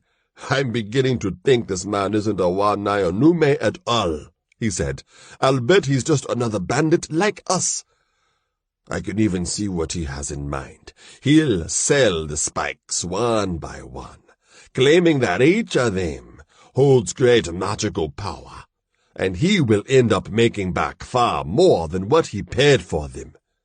The bandit leader laughed mirthlessly. "If he can play that game, so can I," he said. "I could sell the spikes myself. But I'm no sorcerer. Who would believe me if I tried to sell these spikes as objects of power?" He turned his attention to Angulu. "People would believe you, though," he said. "They would," Angulu agreed, "but I think it would be better for us if we find another buyer. This statue needs to be away from us. Far away." Rumanzila stared hard at the Nyumbani. "What are you afraid of, Angulu?" he asked.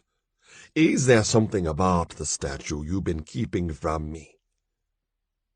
"No," the Nyumbani replied after a short pause. "Do what you will." "As always, Angulu," Rumanzila said. "As always. And you will convince all your fellow sorcerers that these spikes are objects of such great power that they will pay any price to own them." "Yes." Rumanzila did not take his eyes off the Nyumbani. "If it makes you feel better, Angulo, I'll pull the spikes out of the statue now, and we can use the rest of it for firewood," he said.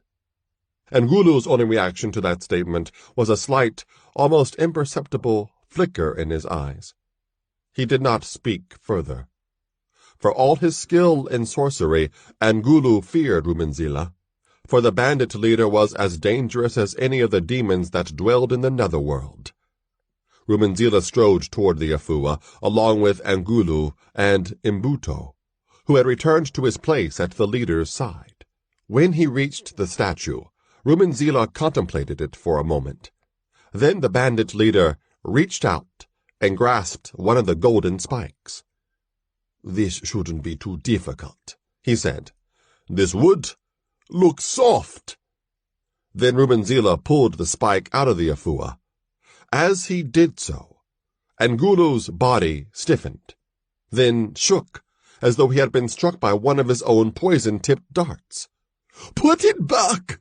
he cried, his voice shrill with terror. "Put it back!" But it was too late. The moment Rumenzila removed the spike from the afua, Imaro's kufahuma flared, and he strained instinctively against the manacles that bound him to the rock. Although he could not see what was happening behind him, he had heard what Bomunu said to Rumenzila, and what Rumenzila had, in turn, said to Angulu.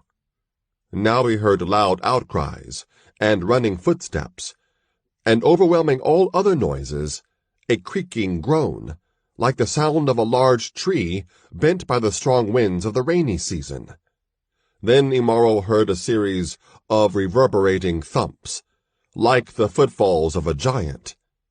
He struggled harder against the chains, but his arms had been spread too wide to allow him any leverage. Behind him, some of the shouts turned into cries of agony, accompanied by crunching sounds. Suddenly, from the corner of his eye, Imaro caught a glimpse of black. Then he heard a click, and felt a slight tug on one of his manacles. Skin brushed briefly against his back, and the click and tugging motion were repeated on the other manacle. A familiar scent filled his nostrils. Tanisha. And her voice whispered urgently in his ear, "Imaro, put the spike back into the statue. It's the only chance we have. Rumenzila has it." Then she was gone. Imaro pulled his arms away from the rock, and the chains and manacles clattered to the ground. He turned and looked for Tanisha. He caught only a fleeting glimpse of her golden ornaments flashing against her bare skin before the fleeing, fear-crazed mob of Haramia blocked his vision. The encampment resembled an overturned ant-hill. Haramia were running in all directions, some chasing panicked horses that were fleeing as well. But it was not the terrorized bandits that caused Imaro to suddenly stand immobile, mouth falling open, eyes wide, muscles as stiff as those of a beast at bay, staring at a sight nearly as grotesque as what lay beneath the robes of Chitindu.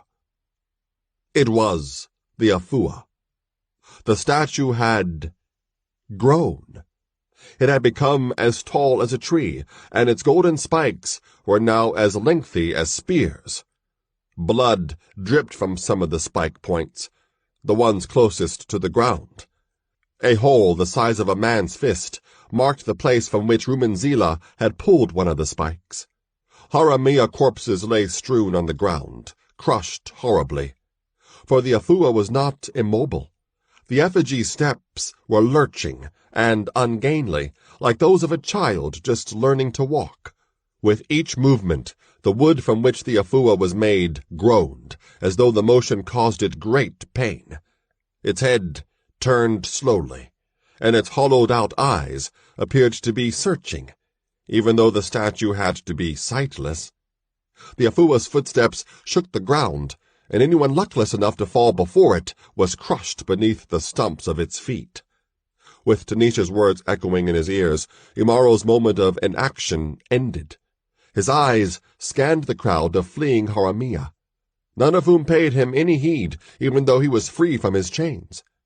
He was looking for Rumenzila, and finally he spotted the bandit leader. Rumenzila was moving toward rather than away from the afua. Imaro could see the gleam of the golden spike in Rumenzila's hand. The bandit leader was attempting to find a way to put the spike back into its proper place. But each time he came close to the afua, the sight of the effigy's legs, which had grown to the size of tree trunks, moving his way, unnerved him, and caused him to retreat. Imaro saw no signs of Mbuto, Angulu, or Bomunu. He did see Ngodiri, towering over everyone else, and Kongolo. Both men were attempting with limited success to quell the panic. Although he was still unarmed, Imaro had no time to find a weapon now. He pushed his way through the fleeing haramia, heading in the direction of the Afua and Rumanzila. He had almost reached Rumanzila's side when the bandit chieftain turned and saw him. The fear that etched Rumanzila's features turned into rage the moment he recognized Imaro. "You!" he shouted, his voice rising above the din of the haramia and the slow thump of the Afua's footsteps. Even though the Afua was coming closer, Rumanzila reached for his sword and pulled it from its sheath. "Don't be a fool," Imaro shouted. "Give me the spike. I'll put it back if you can't." Rumanzila opened his mouth to utter a curse. Then his eyes suddenly widened, giving Imaro a warning that came a fraction of a second too late. Before he could turn to see what was behind him, Imaro suddenly found himself enfolded in a grasp of steel, with flesh that was both soft and hard, pressing against his back. Imbuto, Imaro realized even as the hulking Punisher began to lift him off his feet. And he saw Rumanzila rushing toward him, his sword pulled back to deliver a killing thrust. Imaro knew he would be dead if Imbuto succeeded in lifting him all the way off the ground, for the warrior would then have no way to defend himself. He had only one chance to survive. With all his strength, he pulled himself forward. Then, with his feet planted firmly, Imaro bent at the waist, forcing Imbuto's feet rather than his own to leave the ground. Briefly, Imaro tottered beneath the Punisher's enormous bulk. Then he turned, so that his back and Imbuto's faced Rumanzila.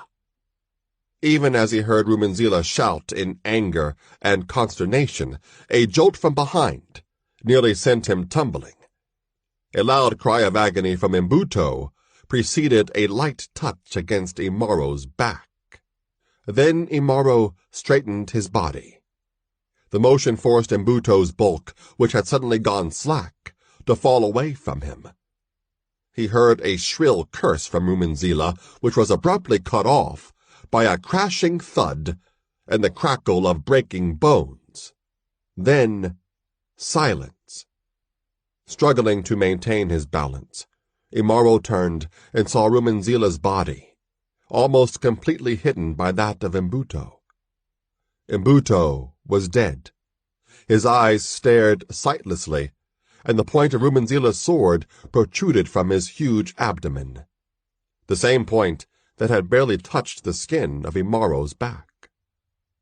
Rumanzila was not yet dead, but his life rapidly ebbing. Imbuto's mountainous bulk had crushed him so thoroughly that he could neither move nor speak. He could only glare in hatred of Imaro during his final moments alive. Imaro paid Rumanzila no further heed once he realized the spike from the Afua was trapped beneath Imbuto. Mindful that the effigy was nearly upon him, Imaro seized the corpse of the Punisher, and with a single heave, he rolled it away from Rumanzila. He saw that the bandit chieftain's hand still clutched the spike. Imaro pried Rumanzila's hand open and took the spike from his fingers. Then the shadow of the Afua blanketed him. He whirled away from the bodies of Rumanzila and Imbuto, but not before the edge of the Afua's foot caught him with a blow to the side of his skull, a glancing blow that still had enough force to send him senseless to the ground. When Tanisha saw Imaro fall, she cried out in fear, for him rather than for herself. The crowd of fleeing haramia had pushed her far from where Imaro and the Afua were, but she had made her way closer again. Now, as she was about to rush toward the fallen warrior, a thin, spidery hand reached and seized her by the arm. With a wordless exclamation, Tanisha turned, her other hand raised to lash out. But her intended blow stopped in mid-motion as she looked far up at the face of Ngodiri, the Ndashikuya. "You can't help Imaro now, even though you helped him before," Ngodiri said. "How do you know what I did?" she demanded. "I saw you unchain him," said Ngodiri.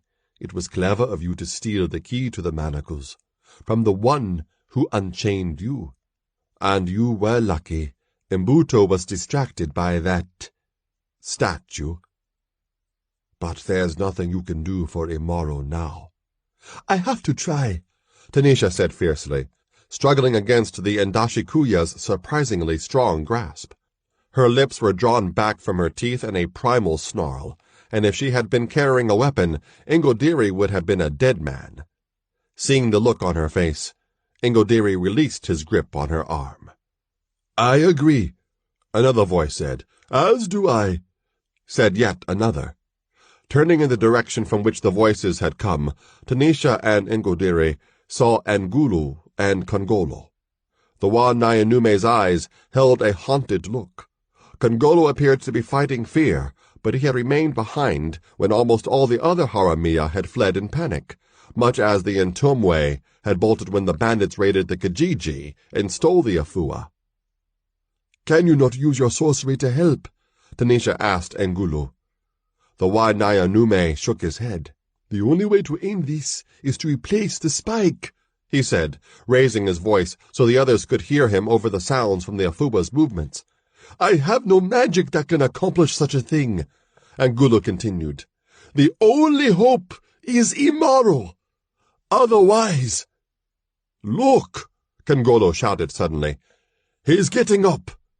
They saw Imaro rising unsteadily to his feet, but the Afua remained near him, and he was still in danger of being crushed beneath its feet. Without further hesitation, the four who had remained behind rushed toward Imaro and the towering effigy. Imaro had briefly lost consciousness when the Afua struck him. Yet even in the moment of oblivion, he had managed to stay out of the way of the effigy's footsteps. When his mind snapped out of its daze and back into focus, he saw golden spikes coming toward him again. Scrambling shakily to his feet, he was able to evade the sharp, gleaming points. He looked toward the spike he had taken from Rumanzila, but it was gone. It had dropped from his grasp after he had fallen. Head throbbing from the pain of the blow he had received, Imaro frantically searched the ground, seeking the gleam of the spike, while at the same time avoiding the footfalls of the Afua, each of which reverberated like a thunderclap. Imaro could have simply given up, and fled then, and allowed the Afua to continue its rampage. But now that he was close enough to the statue to touch it, an unpleasant cognizance suffused his senses. An awareness akin to Kufahuma, but not exactly the same. An awareness spawned from his encounter with Chitindu in the Place of Stones. An awareness of the Imchawi that was linked to the masters the Oibunok had served, the high sorcerers of Nama. When Rumanzila removed the spike, the Imchawi had been unleashed, and Imaro's senses had flared like the sunrise. In his deepest core, Imaro knew he had to put an end to this Imchawi, as he had that of Chitindu. But where was the spike? Desperately scanning the ground, Imaro barely avoided impalement on the spikes of the Afua's leg as it swung toward him. He did not know whether the effigy was consciously attacking him or was simply moving without volition, like a river or the wind. He did not know whether the Afua was truly alive, or merely animated by the power of the Imchawi within it. He knew only that he had to find the spike, and return the Afua to what it had been when he first saw it in the Mtumwe shrine. Then his eyes caught a gleam of gold on the rocky ground. He reached for it, but the Afua's leg came between him and the spike. Ajunge! He shouted in frustration, invoking the name of the spear god of the Ilyasai, a god that had long since forsaken him. When the path was clear again, Imaro saw that the spike had vanished. Ajunge! He cried again. But the voice that answered him was not that of the god. It was Tanisha's. Imaro, here! Imaro turned toward Tanisha, again narrowly avoiding the Afua's footfall. She was standing close by. She was clad only in a scrap of cloth torn from her kuva and knotted around her waist. Between her thumb and forefinger she held the golden spike. Her eyes were wide with fear, but she did not retreat. Ngodiri was at her side, as was Kangolo, and Gulu was standing apart from the others. Imaro rushed to Tanisha's side. As he plucked the spike from her fingers, their eyes met, and what he saw in her gaze was not an enigma. Then the warrior turned to face the Afua. The effigy loomed before him like a mountain clad in a forest of golden foliage. Never, not even when he was a child left behind by his mother, had he felt so small, so powerless. But he was not entirely powerless. The spike glistened in his hand. Far above he could see the hole from which the spike had come, a hole large enough to swallow his hand and arm. The reflection of the sunlight from the enlarged spikes on the statue nearly blinded Imaro. To climb them would be like trying to ascend a wall studded with arms. But that was the only way the Mchawi, which was emanating in waves from the Afua, could be curtailed. Imaro lifted the spike to his mouth and clamped his teeth hard onto the metal. This time, when the Afua's leg swung toward him, he did not dodge it. Instead, he seized one of the spikes and hauled himself upward, securing holds for hands and feet. He tried to avoid the points of the Afua's spikes, but some of them pierced his skin, and blood began to trickle down his body as he clambered upward. Although the spikes were embedded firmly in the wood, they were as flexible as the branches of a tree, and far more slippery, as Imaro discovered to his dismay when he lost his footing and nearly fell. As he dangled from a spike by one hand, Imaro swayed back and forth while the Afua continued to walk. Imaro ignored the cries of consternation he heard from below. He did not look down, and he did not open his mouth. Seizing a spike with his other hand, Imaro regained his footing and continued his climb. The loud creaks that accompanied the Afua's movements were deafening, but he kept his focus on his destination, which was still high above him. Unmindful of the pricking of the spikes against his skin, Imaro finally reached the hole where the spike clenched between his teeth had been. When he was eye level with the hole, Imaro again almost toppled. Mchawi poured from the opening like the wind during the wet season. The magical force was neither focused nor purposeful, as it had been when wielded by Chitindu and Muburi. Instead, it was unharnessed and almost irresistible. Using one hand to cling to the spike closest to the hole, Imaro used his other hand to pluck the spike from his teeth. He closed his eyes against the force of the unleashed Mchawi and pushed the sliver of gold deep into the hole. Then he pulled his hand back quickly before the opening could close over it. The Afua's movements halted with a lurch that nearly flung Imaro from his foothold. He held on with both hands even as his feet slipped from the spikes. Then a new sound replaced the groan of walking wood. A sharp crack, like the sound of lightning hitting a tree trunk. Imaro felt the spikes rapidly shrinking in his grasp, and suddenly he was falling. Imaro looked down then, and it appeared that the ground was rushing up to meet him. The cracking sounds grew louder. The spikes he was holding, now too small, slipped out of his hands. Pieces of wood fell like rain around him as he plummeted to the unyielding earth. Imaro braced himself as best as he could for the inevitable crash. When it came, its impact was harder than any he had ever experienced, including the repeated blows of Mbuto's whip. Then pain and oblivion claimed him. Consciousness slowly returned to Imaro, but he wished it hadn't. He felt as though every bone in his body had been shattered. Yet he found that he was able to move his limbs, painful though that process proved to be. When he opened his eyes, his vision blurred for a moment, then came into clear focus. He saw a circle of concerned faces surrounding him.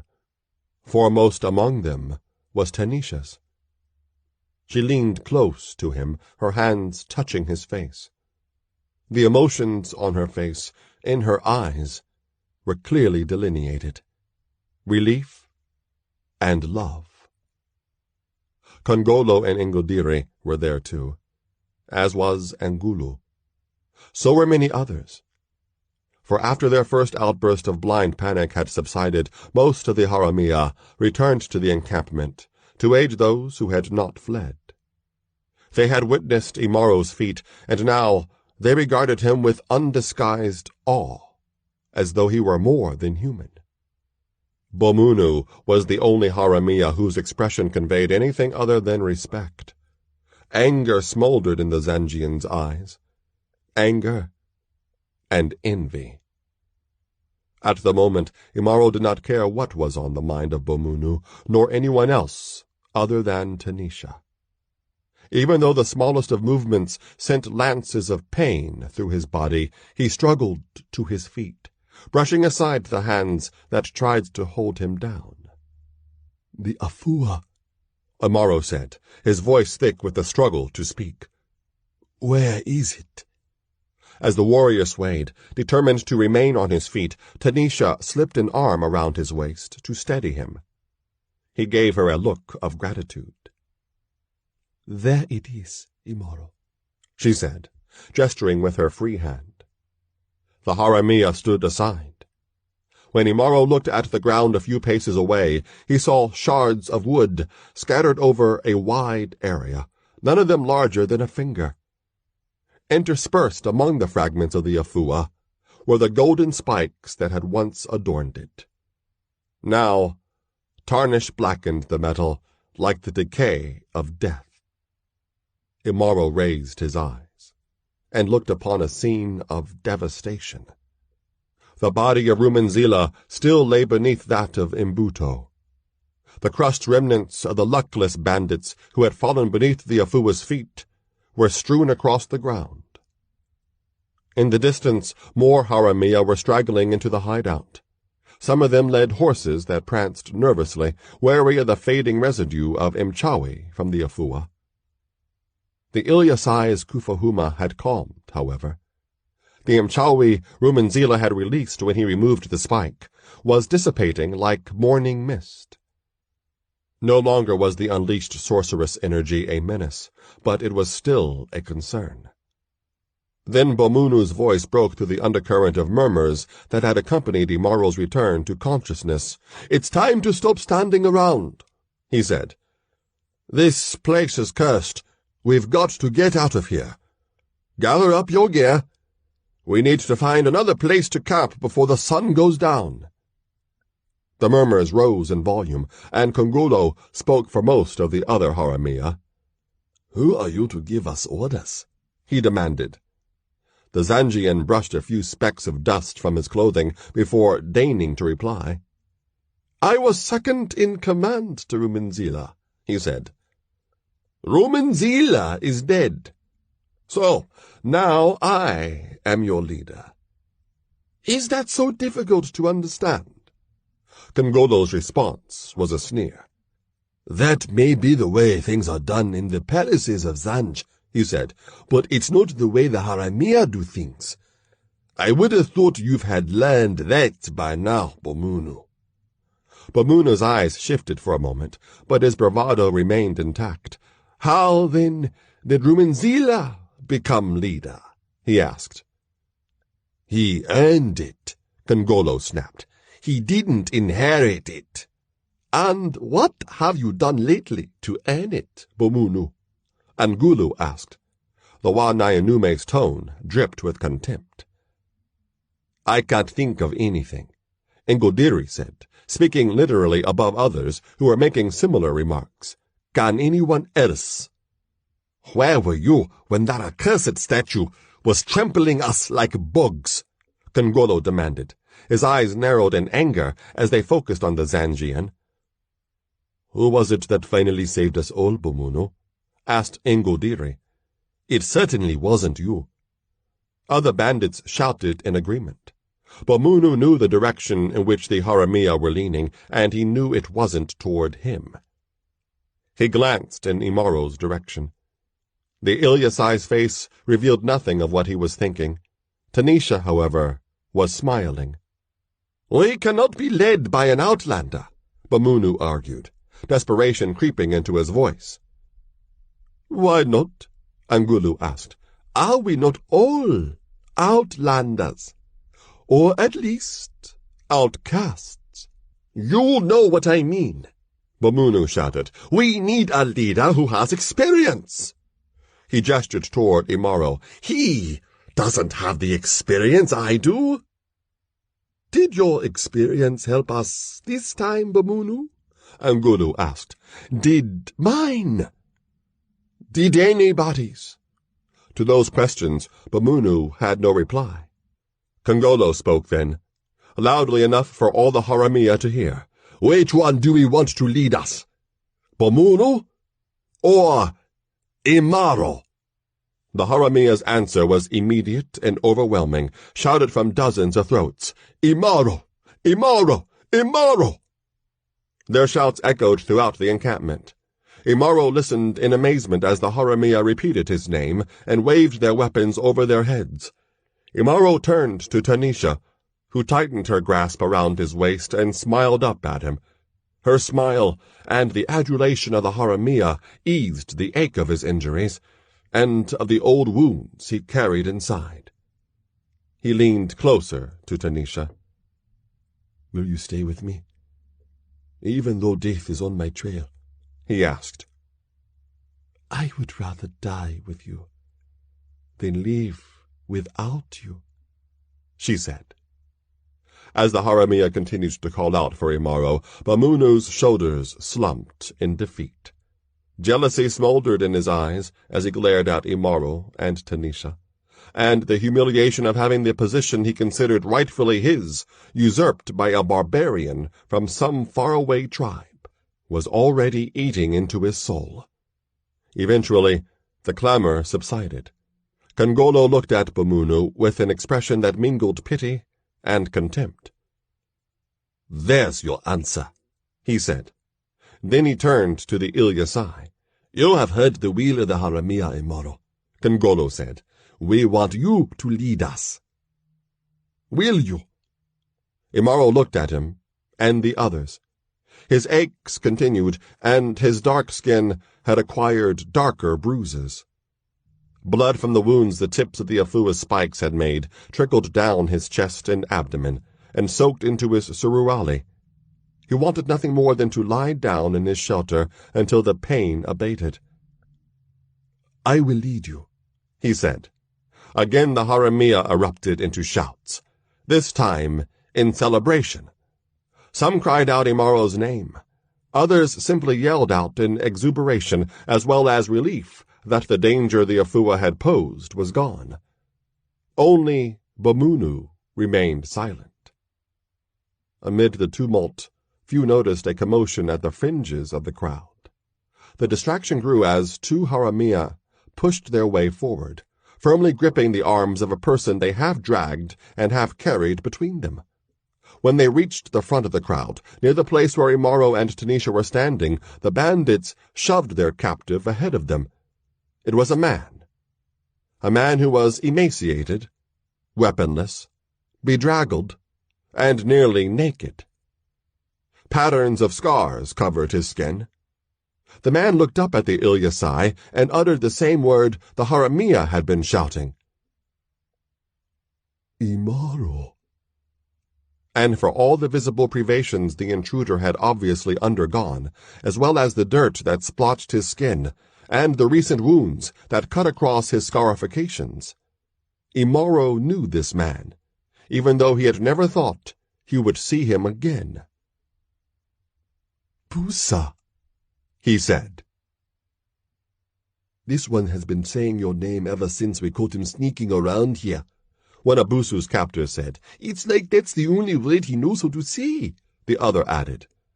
Those among the Haramia, including Kongolo, who had gone to the Kajua to steal the Afua, recognized Busa as one of the river people. You know him? Kongola asked Imaro. Yes, the warrior replied. Busa's gaze shifted between Imaro and the area where the fragments of the Afua were scattered. Despair darkened his eyes, and bitterness tinged his tone when he spoke to Imaro. So, these are the ones who took away the Afua, and you were part of it all along, weren't you? Imaro slipped out of Tanisha's grasp and took a step toward the Mtumwe, who did not flinch or change his expression. I had nothing to do with it, Busa, he said, speaking slowly, for he had half forgotten the river people's tongue. These people took me, as well as the Afua. Then why are they treating you as one of their own? Busa demanded, his voice rising even though he was a captive. Some of the Haramia put their hands on the hilts of their weapons. They did not understand Busa's language, but the anger tone of his voice was unmistakable. Kangolo, who had a rudimentary grasp of the river people's speech, was also apprehensive, for all that the scarred man was an unarmed, helpless captive. Had Imaro not been just as helpless when he first came among them? Imaro remained calm. Did you see what happened to the Afua? He asked. The haunted, anguished look that reappeared in Busa's eyes answered the question even before he spoke. I saw. There was evil in the Afua, Busa, Imaro said. Evil magic that would have destroyed the Mtumwe sooner or later. You thought the Afua would bring good luck to the Kijiji. Now you have seen it for what it really is. Busa looked at the ground. His shoulders trembled, and his hands clenched into fists. He shook his head in sadness. When he looked up again at Imaro, his face was as bleak as the face of death. Ariathu sent us to bring it back, he said.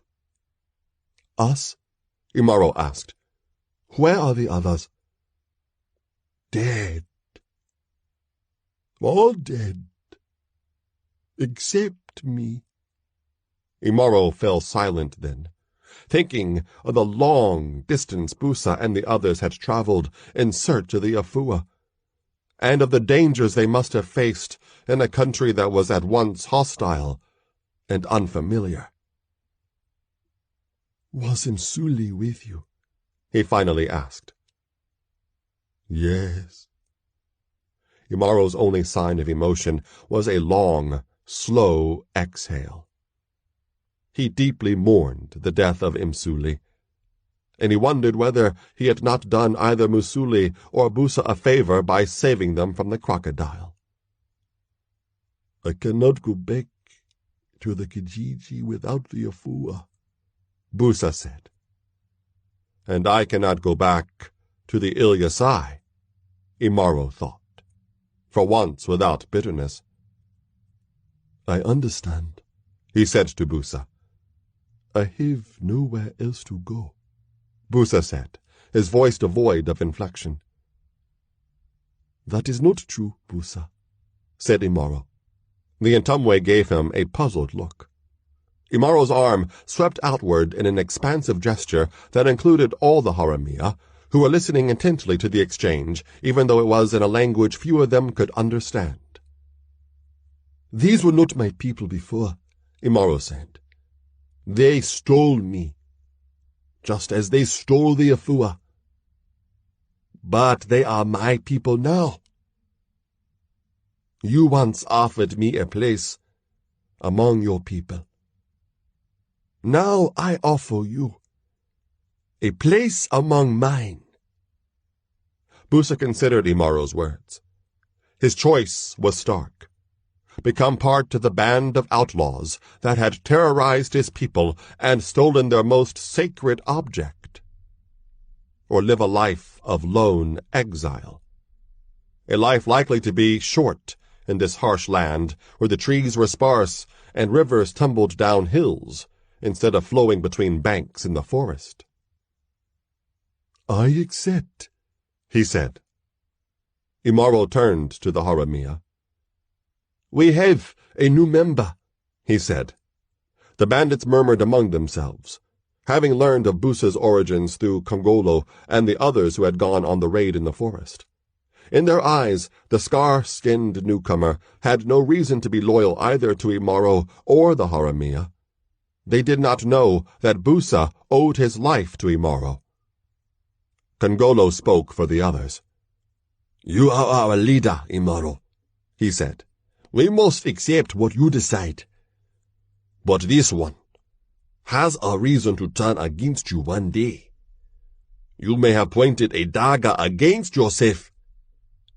"I will take that chance," said Imaro. Tanisha touched his arm. "Imaro," she said, "what about this?" She gestured toward the remnants of the afua that were strewn like unplanted seeds across the ground.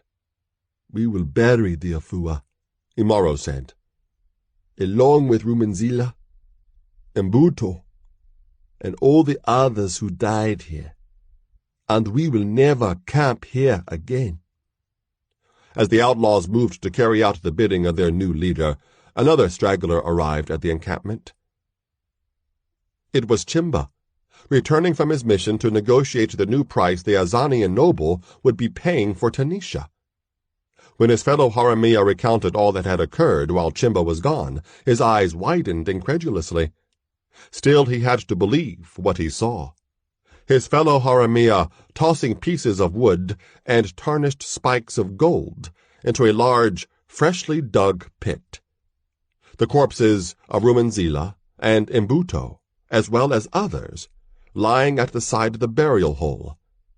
The outlander, Imaro, receiving the adulation of the bandits with the Shikaza woman at his side. Chimba shook his head in disgust. He had been one of Rumenzila's favorites, and his dislike of the outlander was hardly a secret. Regardless of who the leader was, though, he still had a duty to perform, and information to provide. After elbowing his way through the throng, he stepped in front of Imaro and Tanisha. "So, you're the leader now," he said, looking up at Imaro. "I am, whether you like it or not," said Imaro. "Well, here's a decision for you to make," Chimba said, a sneer only half hidden in his tone. "Our friend in Azania is willing to pay twice as much as he first offered for this one." He gestured toward Tanisha, who looked at him with undisguised disdain, which he ignored. "What do you say?" Chimba asked. Bomunu, who was standing not far from Imaro and Tanisha, smiled when he heard Chimba's words about the increase in price. Before he had been forced to flee Zanj, he had been acquainted with the noblemen of his country who had originally purchased Tanisha. The acquaintanceship had been unpleasant, and Bomunu had long suspected that the man had played a role in the events that had forced him to flee for his life. Bomunu was the one who had suggested the theft of the Shikaza woman to keep her out of the hands of the countrymen who coveted her. "This outlander may have stolen my place as leader," Bomunu reflected, "but I'll still have my share of the price this woman commands." "I say, the Azanian can keep his gold," Imaro declared. He turned to Tanisha, and despite the continuing pain from his fall, and the wounds the Afua's spikes had made, he pulled Tanisha into an embrace, and his mouth found hers. And even though the Haramia would now profit from neither the Afua nor the Shikaza woman, they shouted praises for Imaro, for they believed that he would lead them to even greater spoils.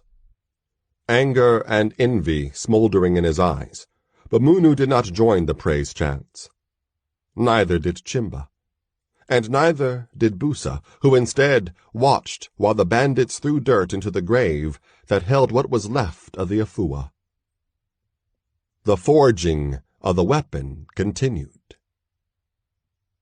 The Mtumwe awaited the return of the Afua, and of the young men who had set out to recover the statue. As time passed, some of the people of the Kijiji lost hope that they would ever see either the Afua or the searchers again. In the meantime, the good fortune the Afua had bestowed upon the Kijiji quickly vanished. Fish avoided the Ntumwe's nets, and the mysterious blight ruined their crops. People from other Kijijis, having heard tales of the magical invaders and the theft of the Afua, avoided all contact with the Ntumwe. No longer did the dugouts of the tribe ply the damba belong in search of fish or trade. Along the length of the damba, the river people agreed that the Ntumwe were cursed, and their fate was to be shunned by all to prevent the effects of the curse from spreading. Only the iron will of Ariathu prevented the Ntumwe from abandoning their Kijiji.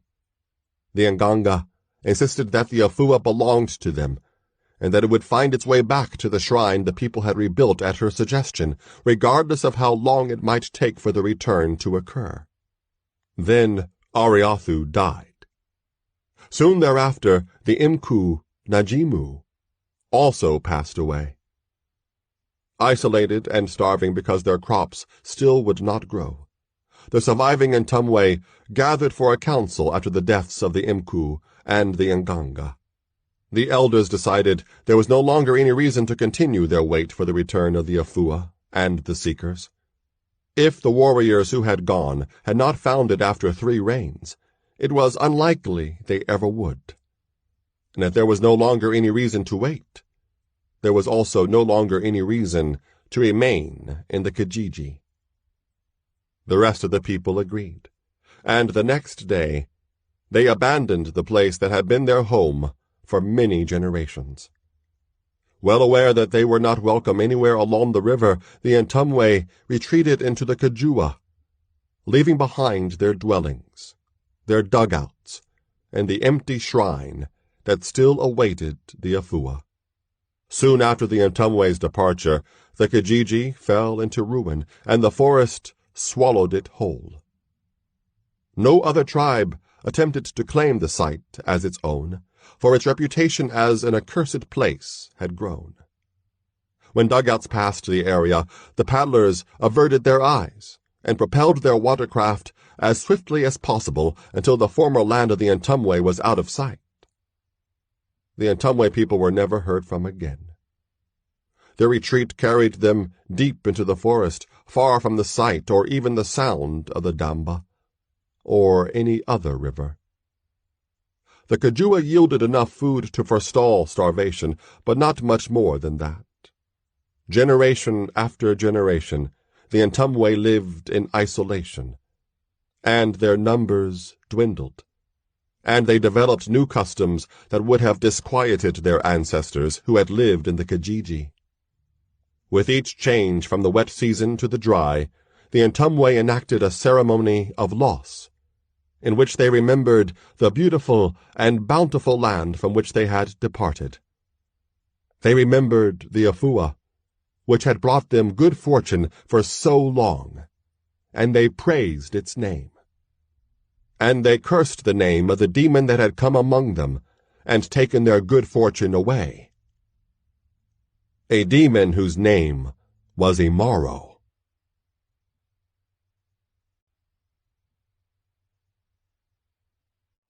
Chapter 5.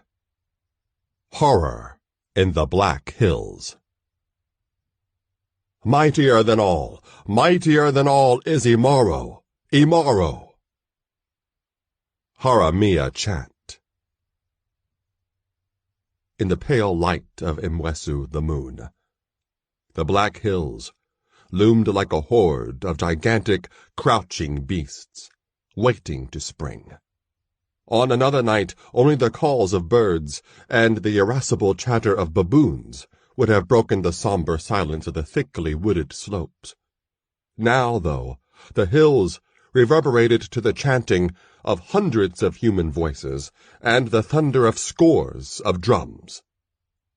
The chant was part praise, part challenge, flung with pride and defiance from the throats of nearly 1,000 men and women.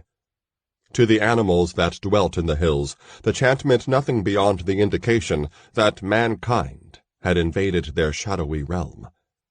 Where there were men, there were spears. Where there were spears, there was death. The birds roosted motionlessly in the uppermost branches of the trees, and the baboons moved on to safer surroundings. But in the depths of a still, stagnant pond, sunk into the summit of the highest of the Black Hills, there slumbered a thing that was neither bird, nor baboon, nor human. A thing now awakened by the disturbance caused by the shouts of faraway voices. A thing that comprehended the words of the chants of praise and prowess as no beast ever could. Projecting its awareness beyond the slimy surface of the pond, this thing that should never have been aroused pursued the drifting vibrations of the chants to their source. There it listened, and probed, and learned.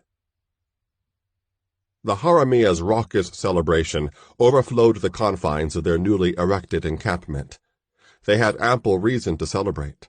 Not only had they pillaged Tangwe, an important Azanian border town, they had also decimated the detachment of troops the Shea, the monarch of the kingdom of Azania, had sent to protect Tangwe from just such an attack. After drawing the soldiers of the Shea into a carefully laid ambush, the bandits had cut the Azanians to pieces, then had easily overrun the defenseless town. Laden with their plunder of ivory, precious metals, and captives, the Haramia had left Tangwe a flaming ruin, streets strewn with Azanian dead. And now the Haramia reveled. By the time word of the sacking of Tangwe reached the ears of the Shea in his distant capital of Mulundu, the bandits would have long since departed from their current encampment. Thus far, no soldiers from any of the East Coast kingdoms had dared to pursue the Haramia into the hinterland between the East Coast kingdoms and the Kajua, for in that trackless terrain the bandits held all the advantages. Imaro's Haramia danced. The glare of the night fires flickered in crimson flashes from sweat-slicked bodies cavorting to the rhythmic pulse of the drums. The dancers swayed in a huge circle around the drummers and the crackling fires. While they chanted and danced, they clapped hands, still encrusted with the blood of the luckless people of Tangwe. The ranks of the Haramia band that was once Rumenzila's had swollen since Imaro had become its leader. Haramia from rival bands were quick to desert their own groups and join that of Intuinje, the outsider, as Imaro was now known in the borderlands of the East Coast. The success of his bold tactics and his ferocity in battle attracted others as well. Criminals, dissidents, escaped slaves, and adventurers who would remain loyal as long as the loot lasted. Even though the band's numbers had increased since Imaro's ascension to their leadership, some of those who had acclaimed him were no longer in the ranks. Some had been killed during raids and battles against other Haramia bands, and one had simply vanished. Angulu had not been the same since the Haramia's encounter with the Afua. The Wa Nyanume had grown distant from the others as the days and weeks passed, and the Haramia's successes under Imaro's leadership mounted. Often Angulu brooded alone. Although he was obviously troubled, he shared his thoughts with no one other than himself. No one believed Angulu begrudged Imaro's status as the successor of Rumenzila, but sometimes the sorcerer would stare intently at the Ilyasai as though he was searching for something no one else could see. Clearly, the experience with the Afua had wrought changes within the Wa Nyanume, changes even he could not understand. Imaro was concerned about Angulu's troubled demeanor, but he never questioned the sorcerer about his worries, for Angulu had remained behind when most of the Haramia had fled after the Afua came to life, and Imaro respected the courage he had shown. Then, not long before the taking of Tangwe, Angulu disappeared. Neither track nor trace of him could be found. Kongolo had advised Imaro to mount a search for the Wa Nyanume. "That one knows everything about us," Kongolo said. "He could end up becoming our worst enemy." "No," Imaro disagreed. "He will be of greater danger to himself than to us." Kongolo had accepted Imaro's decision. He could only hope that the warrior would not be proven wrong. Now, leaping and whirling in gyrations made capricious by the Indizi Pombe they had swilled, the Haramia continued their celebration. Among the dancers were women, who undulated their lithe bodies in nuances of motion that fed the flames of the men's passions. Some had joined the men willingly, accepting a life of lawless peril. Others had been seized in raids, like the one just perpetrated against Tangway, and some had become willing members of the outlaw horde. They danced just beyond the reach of the men, who, for now, were engaged in the praise of their own prowess, and that of their leader. And as they danced, they sang a praise chant. Greatest of all is Imaro, Imaro, mightier than all is Imaro, Imaro, conqueror of all is Imaro, Imaro. One woman danced apart from the others as they sang. Tanisha, her midnight dark body clad only in a length of crimson eastern silk, nodded at her waist, and golden ornaments that flashed in the firelight. Her dance was different, a series of sensual movements unique to her Shikaza people.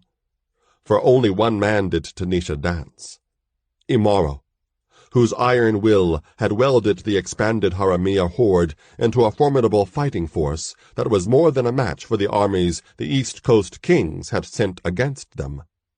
Watching the dance like a sated lion, Imaro reclined against a glittering pile of gold ingots, elephant tusks, and bolts of cloth that came from the lands across the sea. Even in repose, the Ilyasai stews rolled in magnificent symmetry beneath an iron-studded harness stretched across his massive torso. Scarlet suruali swathed his legs. Unlike his predecessor Rumenzila, Imaro eschewed ostentation. His weapons, sword and dagger, were his only ornamentation. In contrast to the gaiety that surrounded him, Imaro's mood was pensive and introspective. His mind was consumed with thoughts that had been absent for a time. Thoughts of Nama and the Mashatan. Thoughts that threatened to tarnish his moment of triumph. Imaro's lieutenants sat near him on the pile of loot. Kongolo was to his right. Imaro trusted the squat, bull-necked bandit more than he did anyone else among the Haramia, other than Tanisha, even though he had also stood high in the esteem of Rumenzila. Kongolo's judgment was sound, and the Haramia respected him, for he had been among them a long time, and Kongolo showed no sign of harboring ambitions to take Imaro's place. Ngodiri sat to the left of Imaro. Some of the Haramia were not comfortable with having the towering Ndashikua in a position of leadership in their ranks, but Ngodiri was no more or less an outsider among them than Imaro, and he had remained at the Ilyasai's side when the Afua had rampaged through the Haramia's previous hideout. He was the advice Imaro heeded most when he needed to make a decision. Bomunu stood apart from the others. The Zangian was resplendent in the silken suruali, overshirt, and befeathered turban he had donned in place of his blood-stained battle garb. After the death of Rumenzila and the Haramia's rejection of him in favor of Imaro, Bomunu had shifted his loyalty to Imaro and convinced the Ilyasai that at least 3 lieutenants were needed to maintain efficient command over the large number of adventurers who had joined the outlaw army. Even as he appeared to accept his subordinate position, Bomunu remained ambitious. He realized his chances of wresting the leadership from Imaro were, at this time, negligible, so he accepted his continued role of underling, and he waited. For there was something else Imaro had that he wanted as well. Busa stood near Imaro and the other leaders, but he spoke to no one, and he did not participate in the chanting or dancing. The scarred Ntumwe had proven to be a good fighter, but he made no friendships among the Haramia, and he followed Imaro as though he were the Ilyasai's shadow. Sipping Ndizi Pombe from a gourd, Imaro paid scant heed to either his lieutenants or to Busa. Even Tanisha could not divert him from his reverie. Lowering his nearly empty gourd, Imaro stared thoughtfully at the liquid pooled at the bottom. His reflection was dim, wavering, as inconstant as his own perception of his new status, as opposed to who and what he had been only a single reign ago, in a way of life that was now only a memory. No longer was he an outcast, a son of no father, whose acceptance among the Ilyasai had come too late to matter. No longer was he a lone wanderer. Only a few of the Haramia he led cared about his uncertain heritage. The bandits respected his strength and battle prowess, and asked no questions concerning his ancestry, for all his lack of resemblance to the races of Nyumbani's east coast. Never before had Imaro enjoyed true companionship, or recognition for his deeds. The pulsing drums and the voices chanting his praises, those were his well-earned due. Yet, for reasons he could not explain, the adulation he received now left him as uncomfortable as had the overdue tribute the Ilyasai had rendered when he left the place of stones. That he was an outlaw, hunted by the armies of two kingdoms, had little to do with Imaro's current state of disquiet. He knew only the law of the Ilyasai, the law of courage, of conquering fear, and even that primal code had, until it was too late, been denied him. Here, among the Haramia, his word was the law. He liked that, yet he could never fully acknowledge the esteem in which his comrades held him. The part of him that would never allow him to forget the pain of his early life was a sword that cut with a double edge, for it would also never allow him to believe he truly deserved the admiration of others. "What's in that gourd that looks better to you than I do?" A familiar voice demanded, interrupting Imaro's introspection. He looked up to see Tanisha standing before him, smiling as her hand smoothed her silken garment across the curve of her hips. Firelight reflected from the strings of gold looped around her body and from the gold studs at the tips of her bare breasts. "Nothing," Imaro replied, a slight smile curving his lips. Setting the gourd aside, he reached up and pulled a laughing Tanisha down to him. She pressed her body against his as they embraced, and only a small outcry betrayed the pain she suddenly felt, as the studs projecting from Imaro's war harness poked into her flesh. Responding to that almost inaudible cry, Imaro ripped the harness from his chest and tossed it aside, disdaining buckles and thongs. The Haramia had stripped the armor from many dead Azanians. He could always find another harness to don. But there was only one Tanisha. No longer did the Shikaza woman share Imaro with the ghost of Kateke. Her place in his heart belonged to her alone, and no other. Her arms encircled Imaro's neck while she covered his mouth with her own. Imaro and Tanisha were oblivious to the gradual diminution of the drumming and chanting, and they did not hear the commotion the Haramia caused as they emulated their leader. Nor did they hear the laughter of the bandits as they swept dancing women into their arms and carried them off to shelters, bushes, and other trysting places. Only the women who had been captured in the raid on Tangwe showed signs of fear as the Haramia descended upon them. Imaro's lieutenants rose from their places, leaving their chieftain to his own amatory pursuits.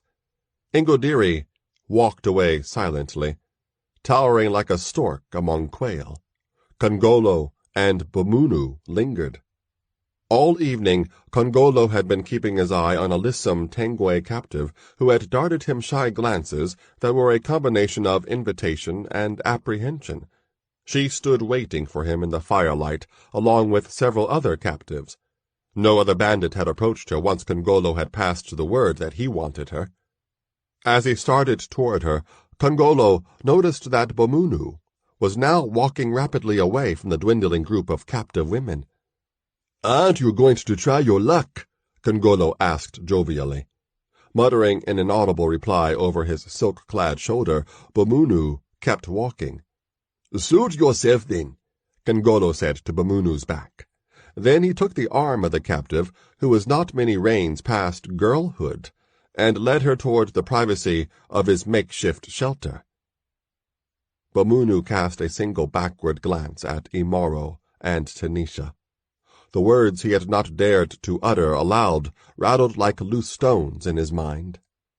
He, Bamunu, should have been the one enjoying the caress of the Shikaza woman, and he, Bamunu, should have been the one who was leading the Haramia to their greatest victories. Imaro had thwarted the Zangians' ambitions, but they had not been extinguished. Some day, Bamunu vowed silently. Some day. The thing in the pool completed its probings. Tendrils of thought had touched the minds of all the inhabitants of the Haramia's encampment. Most were dismissed with a flick of psychic disdain, for they were less consequential than insects. In the minds of others, the intangible tendrils scanned with momentary curiosity before withdrawing, and in one they lingered, gripped by a sudden agitation of emotions that had until now been as stagnant as the liquid immersing the body of the prober. Abruptly, the undetected perusal ended. It was time to act. The sound struck without warning, like a leopard pouncing from a tree. It was a sound like the shrieking of 1,000 tortured souls united as one. It was a doom-laden orison cried out by the worshippers of a dying god. It was the wail of a woman who had given birth to a stillborn child. In the Haramia's encampment, lovers tore free from entwining embraces and thrashed spasmodically on the ground, their hands clutched at the sides of their heads. Others stood frozen in place, their hands clawing at their ears in a vain attempt to shut out the excruciating pain the awful sound produced. Even Imaro lay prostrate, rendered helpless by an assault that inexorably threatened to destroy his hearing. As suddenly as it had begun, the sound ceased. Numbly, as if recovering from shock, the Haramia pawed gingerly at their ears to ease the ache the mysterious noise had left behind.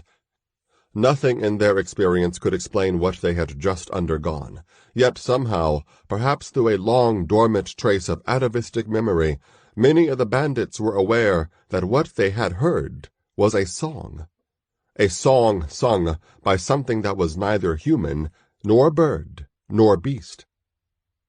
Although his tambourine-honed senses had suffered more than most from the effects of the sound, Imaro was the first to recover. "What in Motuni was that?" he muttered, borrowing an East Coast curse he had learned. He looked down at Tanisha to see how she had fared. She shook her head slowly, wiping tears of pain from her eyes. Although Imaro had not been expecting a reply to his question, Tanisha provided one. "You should ask Uchinga," she said, referring to one of the newer members of the Haramina. "Why him?" Imaro asked. "Bamunu told me Uchingo's tribe herded goats in these hills long ago." A frown creased Imaro's brow. Bamunu was spending too much time with Tanisha, he reflected darkly. He would speak to the Zangian about that, but the confrontation would have to wait, for now he needed information so that he could take action.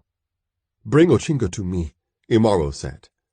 The mood of the bandits had altered in the space of only a few moments. Their riotous gaiety was now gone. A pall of fear had settled over them like morning mist on swampland. Low voices mumbled supplications to obscure gods and half-forgotten ancestors. Trembling fingers fondled amulets previously valued only as trinkets or ornamentation.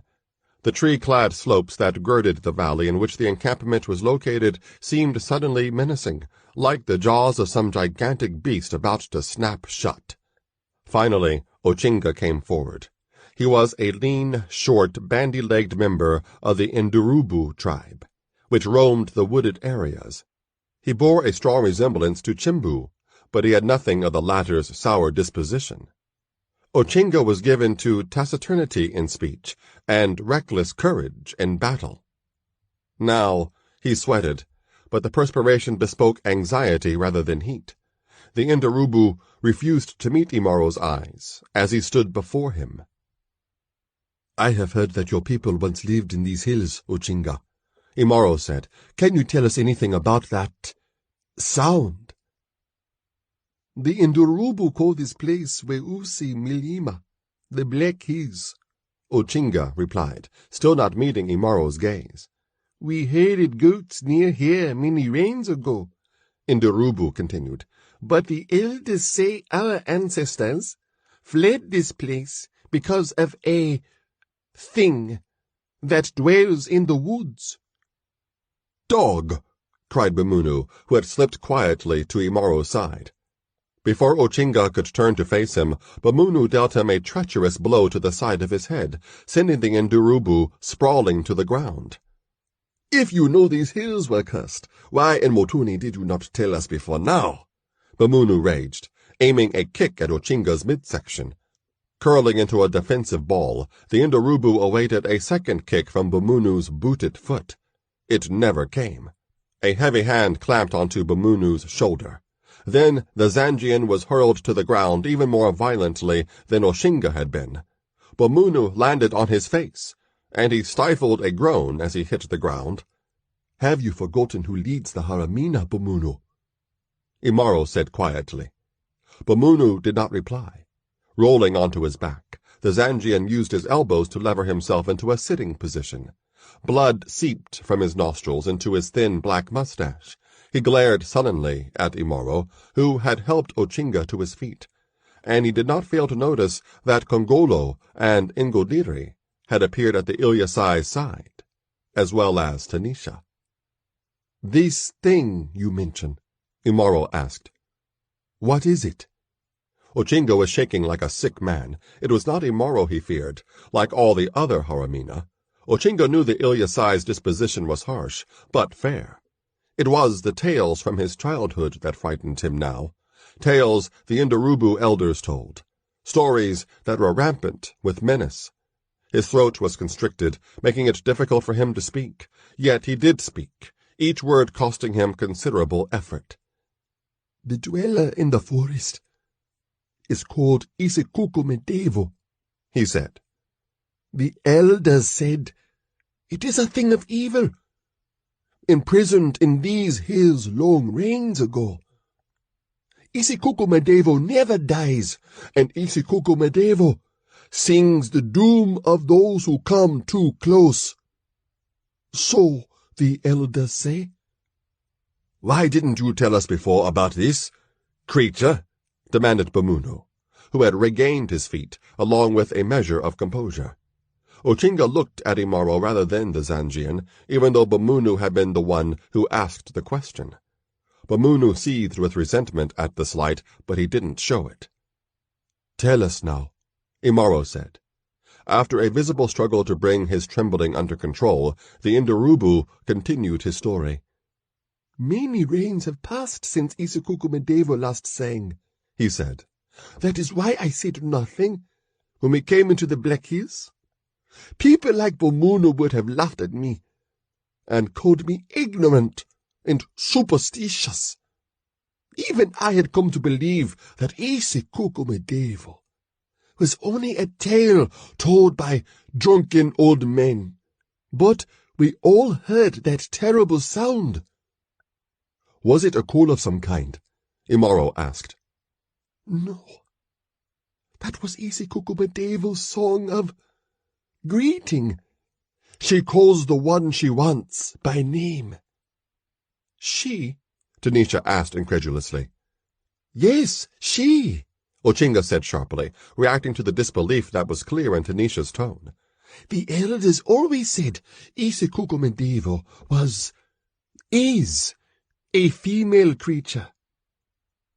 "Whatever it is, we're going to break camp and get out of here now," Imaro said. "There are other places we can go that are beyond the reach of the soldiers." "Is our leader frightened of this she-demon?" Bumunu asked, a sneer plain in his tone, if not his expression. Imaro gazed at him levelly and dispassionately. "After what happened with the Afua, you of all people should know better than that." the Ilyasai said. But Munu could only look away from Imaro's pitiless gaze, and from the truth in the warrior's words. Then Imaro turned to the rest of the Haramia, who were indeed frightened of the she-demon. "We'll need torches if we expect to walk out of these hills at night," he began to say. At that moment, a new sound susurrated through the encampment. It was a hiss. Yet there was nothing of the Ophidian in its aspect. Unlike the previous spear of sound that had brought the Haramia to their knees, there was no direct attack on the senses this time.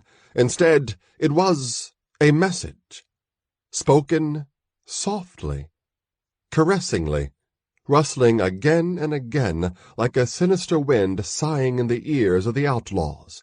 Imaro, Imaro, Imaro, Imaro, Imaro, Imaro, Imaro, Imaro, Imaro, Imaro, Imaro, Imaro, Imaro, Imaro, Imaro, Imaro. Abruptly, the whispering call was gone. As before, the echo it left behind died quickly. Ochinga fell to the ground and tore at his hair. "We are lost, lost," he wailed. "The elder spoke truly. Isikukamedevo has not died, and now she claims Imaro for her own. Imaro is lost, and so are we." "Be quiet," snarled Kongolo, who had torn himself away from his Tangwe captive when Isikukamedevo first struck. "Do you believe Imaro is one to be overcome by a whisper?" Kongolo demanded. "Can you not see that Isikukumedevo is more than a whisper?" the Indurubu, who had calmed somewhat, retorted.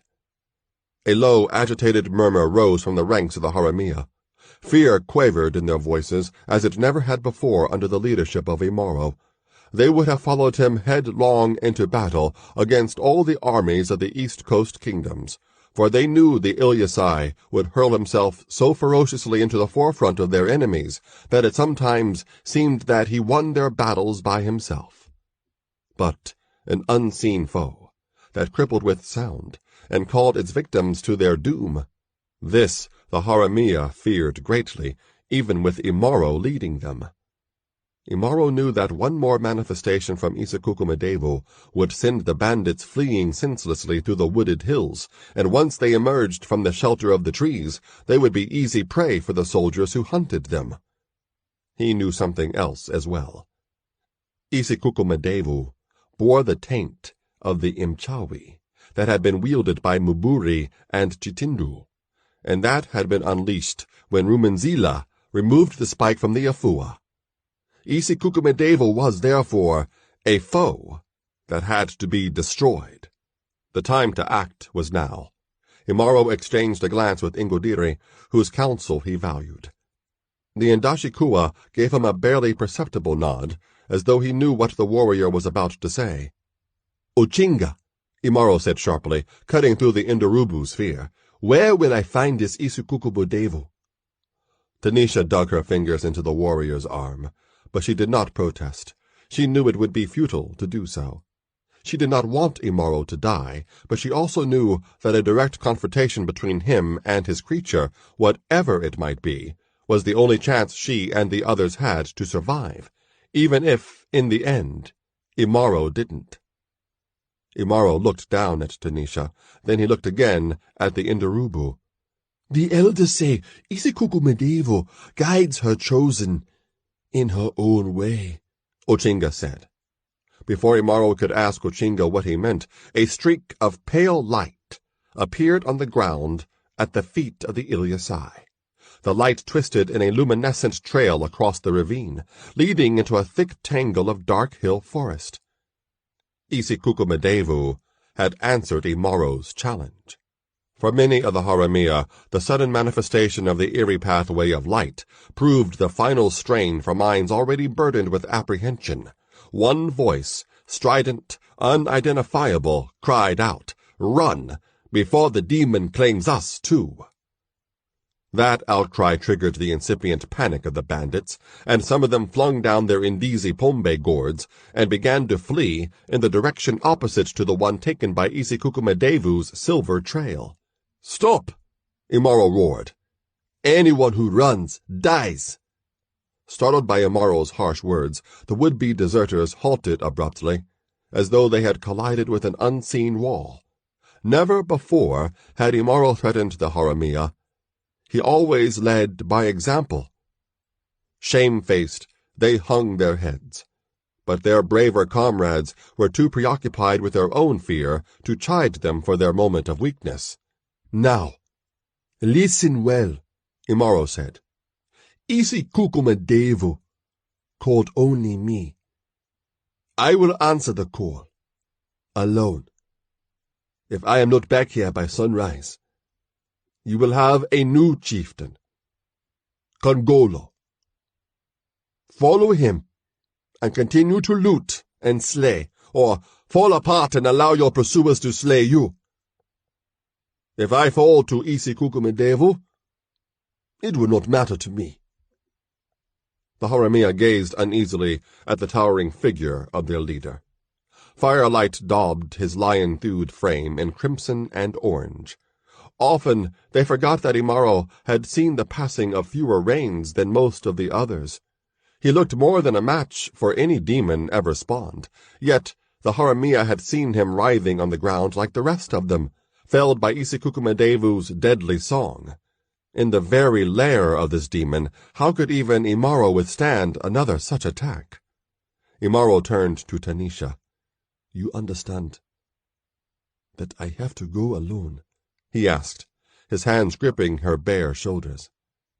"Yes," she replied.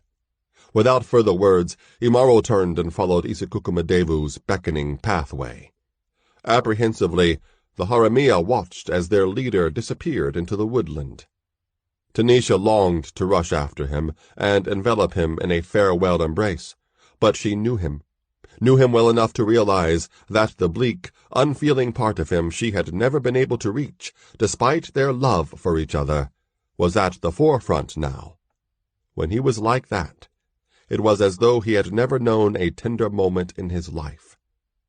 Sadly, she at the entrance of the shelter she and Imaro would have shared that night. Her vigil had begun. Of Bamunu, who had listened with growing incredulity, while the man he hated more than any other had suddenly given to someone else the position he desired more than any other, besides the status he had once held in his homeland of Zanj, there was no sign. Isi Kukumadevu's path led Imaro on a twisted, random course through the black hills. In the pale beams of Imwesu, the moon, dark trees loomed like sentinels of nightmare. Creepers and lianas clung leech-like to his skin as he forged along the tortuous track of the shimmering streak of light. The normal night sounds of the forest were muted.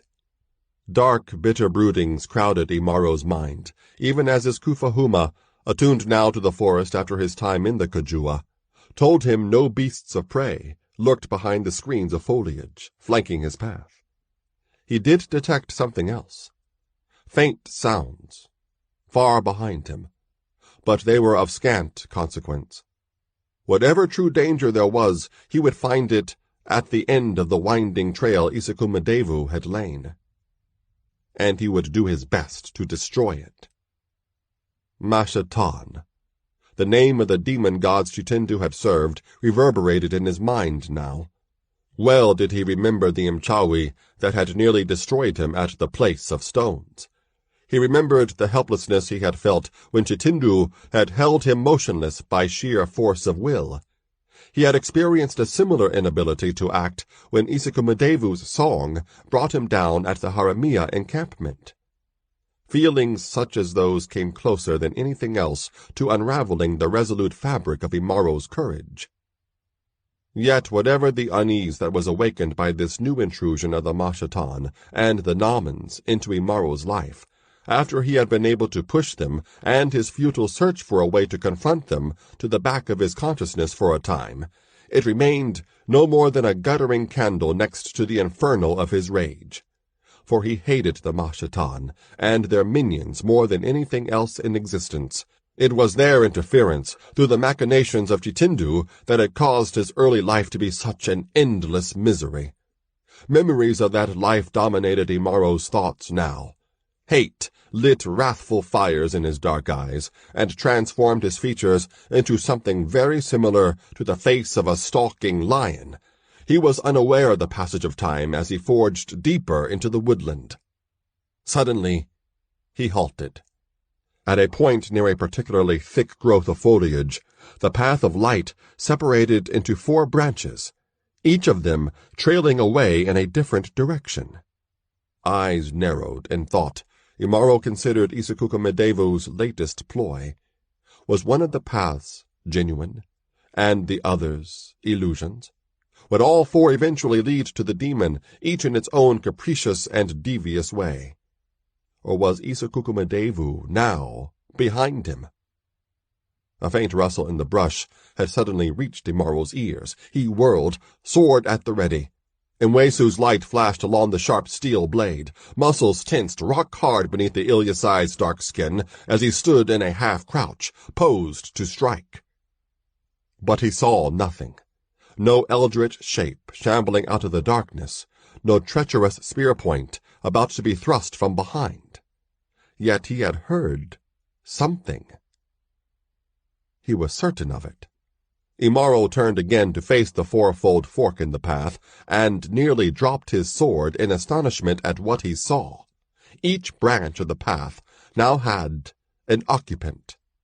None of the 4, Imaro knew, could be Isikukumedevu, for he recognized each of them, and he knew each was dead, slain by his own hand. But if they were dead, why were they moving toward him now, weapons raised and grim purpose glittering in their eyes? Rumenzila was there. The moon's light picked out every detail of the garish ornamentation on the clothing of the former bandit chieftain as he moved toward Imaro, sword sliding soundlessly out of its scabbard. Imbuto was there. The Punisher's mountainous bulk absorbed the moonlight rather than reflecting it.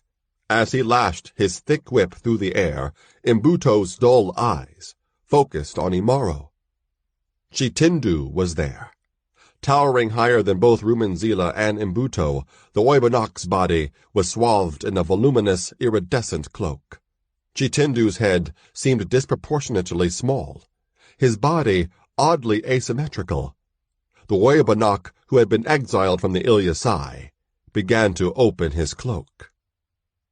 Imtu Imchawi of the Turkana was there. He was naked.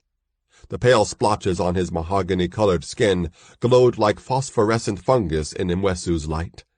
His head was an unholy amalgam of the face of Ngatun the lion and the horns of an Ilyasai Ngombe. 2 blood-dripping beast hearts hung from an intestine looped around the Turkana's neck.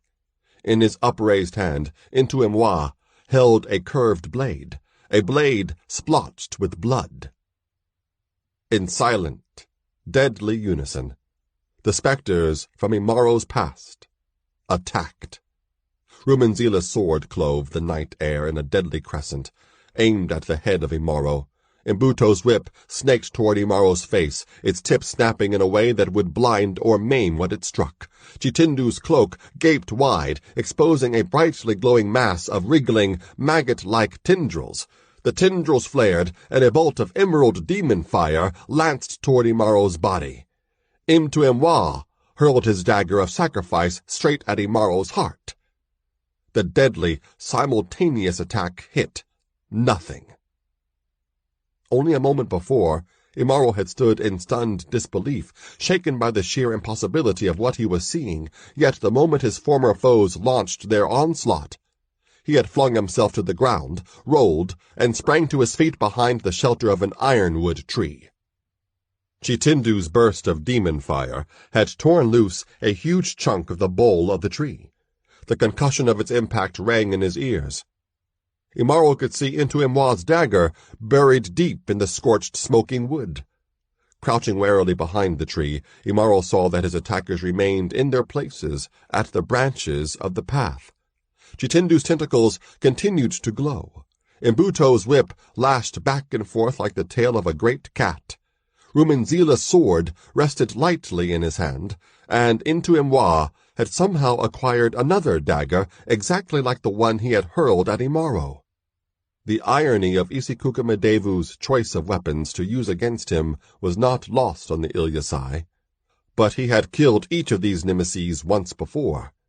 Now he would lure them deeper into the woods and kill them as many times as he had to, until they rose no more. Then a memory came to him, vivid but only in his mind, not before his eyes. He was back in the manyatas of the Ilyasai, on the day of his ill-fated Olmayo. He was listening in disbelief to the lies that spewed from the mouths of Masado, Kanoko, and the other warriors who were branding him Ilmonek. To the warriors, the lies had been truth. Buburi, the Woyabanak, the tool of Chintindu, had used Mchawi to cause the warriors to see what he wanted them to see, what they themselves secretly wanted to see. But what they thought they had seen was not real. It was not true. "Not real," Imaro whispered between clenched teeth.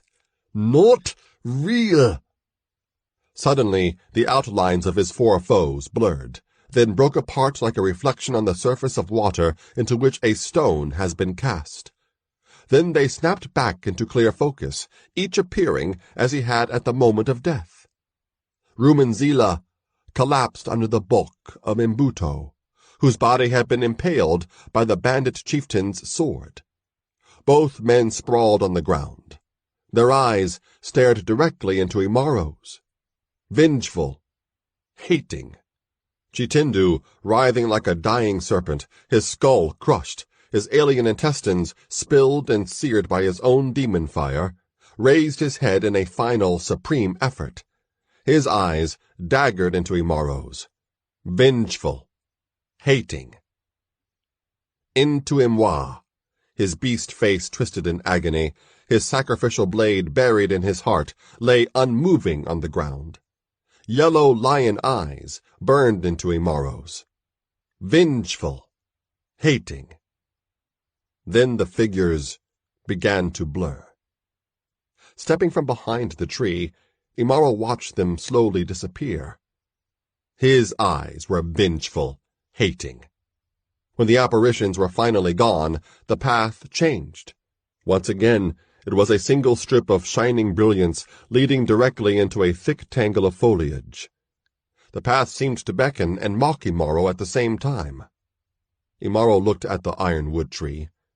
Into Imwa's dagger no longer jutted from its wood, but there was still a gaping, smoking wound in the tree's trunk.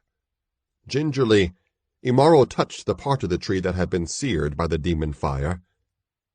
Heat flared on his fingertips. He quickly drew his hand back and glared at it angrily, as though it had betrayed him somehow. If the phantoms from his past had not been real, what, then, had so severely damaged the tree? The implications of that conundrum caused Imaro's skin to crawl, but only for a moment, before he again followed Isikukumadevu's path of light. As he slashed and shoved his way through bushes and vines, he did not waste any thoughts speculating on what he would find at the end of the silver trail, or on who might be lurking treacherously behind him. Whatever awaited him there, he vowed, would die. After a seeming eternity of chopping through undergrowth that may or may not have been real, Imaro finally broke through to a small circular glade that looked as though it had been scooped like a cup into the summit of the highest hill in the range. At the center of the glade lay a pool of viscid liquid that was not water. Gnarled, stunted trees that grew in unnatural, eye-wrenching loops and whirls lined the margins of the pool. The area closest to Imaro, however, was barren of foliage. A narrow stretch of foul-smelling muck rimmed the shore. The shining trail laid by Isikukumadevu led directly into the pool. Imaro tightened his grip on his sword hilt and planted his feet in a fighting stance, for he had decided that he would not follow the silver path any longer. He would not be so foolish as to meet Isikukumadevu in her own element. If the fetid pool was, indeed, the demon's lair, she would have to emerge from it to meet the Ilyasai. He steeled himself against a renewed onslaught of Isikukumadevu's song, even as he remembered the first time he had heard it. When it came, his only chance would be leap once and slash, and even that chance would only come if the demon creature revealed herself, even if only for a moment. A sound did, indeed, burst upon Imaro's ears. But Imaro did not go down with his hands clapped against his ears, as he had in the encampment, for the sound was not Isikukumadevu's song. Instead, it was one Imaro knew well. He had shouted it to himself countless times in the past, in battles against the other tribes of the Tambarure. It was the war cry of the Ilyasai. The cry did not come from the direction of the pool. Alerted by a rustle of limbs from the distorted trees that grew nearby, Imaro turned, and he saw a huge, lithe figure appear as if by magic from the foliage. In graceful, cat-like bounds, the shape, still partially obscured by darkness, approached Imaro. Then it sprang fully into the glare of Mwesu's light. Imaro prepared himself for an imminent attack. Then he uttered a half-strangled gasp of disbelief. For the newest foe from the warrior's past that Isikukumadevu had sent him was himself. A single, incredulous glance told Imaro this was no mirror image he faced, nor was it a trick of his senses. It was the Imaro who had embarked so hopefully on his Olmayo. His plaited hair was plastered with red ochre. His body was daubed with crimson clay. His simi gleamed in his massive hand. It was the Imaro who had just slain Ngatun the lion, and was about to cut off the great cat's head and display it to the warriors of his clan. Seeing himself as he had been then, Imaro became one with the warrior who had just won the right to full manhood among a people who despised him. The hot scent of Ngatun's blood filled his nostrils. Both Imaros cried out in joy and vindication. Yet even in the Imaros' moment of triumph, the other Ilyasai were encircling them, their faces grim-set, their eyes hard. The Imaros knew then that betrayal was at hand. Roaring like the lion they had just slain, the Imaros swung their simi in a vicious arc. A primal urge to survive jolted the warrior from his double consciousness. Imaro raised the blade of his sword just in time to parry the death slash from his earlier self. Sword and simi clanged together with an impact that numbed Imaro's arm and nearly caused him to drop his weapon. The Imaro from the past struck again. Imaro leaped backward. Only by a hair's breadth did he avoid evisceration.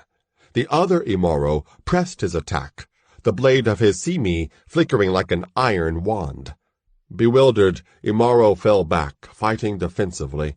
The metallic ring of Ilyasai iron, clashing with Haramiya steel, echoed in his ears.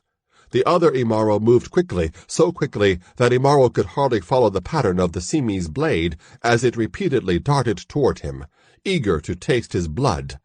His own movements seemed sluggish in comparison.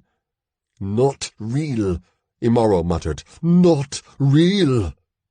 But how could he believe that, when his former self was gradually backing him into the muck that bordered Isikukumadevu's pool? The other Imaro's red-daubed face snarled, and battle-lust blazed in his dark, narrowed eyes. His movements were graceful, like a lethal dance. In contrast, Imaro's efforts were lethargic, almost desultory. It was as though he had become spellbound by the sight of his own mighty arm, rising and falling, beating out a cadence of death against his own faltering blade. Only a nearly unconscious evocation of his fighting skills had prevented him from going down at the beginning of the other Imaro's attack. Even so, he felt the sting of half a dozen wounds, while the other Imaro remained unscathed. Suddenly, Imaro's feet came into contact with the fluid of the pool. The viscid liquid sucked at his heels like quicksand. For a moment, Imaro's attention wavered, and his sword did not move. In that moment, the other Imaro's simi flashed and twisted and slammed just above Imaro's hilt. The impact tore Imaro's blade from his hand, and it whirled into the muck. And the iron of the simi shattered against the steel of the sword, leaving the Imaro of the past holding only a hilt spiked with slivers of jagged metal. The other Imaro swung the hilt in a sweeping blow aimed at the head of Imaro. Imaro ducked under the lunging swing, and the hilt flew by without touching him. Contemptuously, as he had done on many occasions, Imaro tossed the useless hilt aside. Then, in almost the same motion, he smashed a heavy fist against Imaro's jaw. Caught unaware, as he had caught so many others, Imaro's head was snapped sideways, and he pitched backward into the pool. Imaro struggled to raise his head above the foul, choking liquid, but before he could reach the surface, an iron, hard hand clamped onto the top of his head and shoved him deeper into the pool. Another hand closed crushingly around his wrist and began to force his arm behind his back.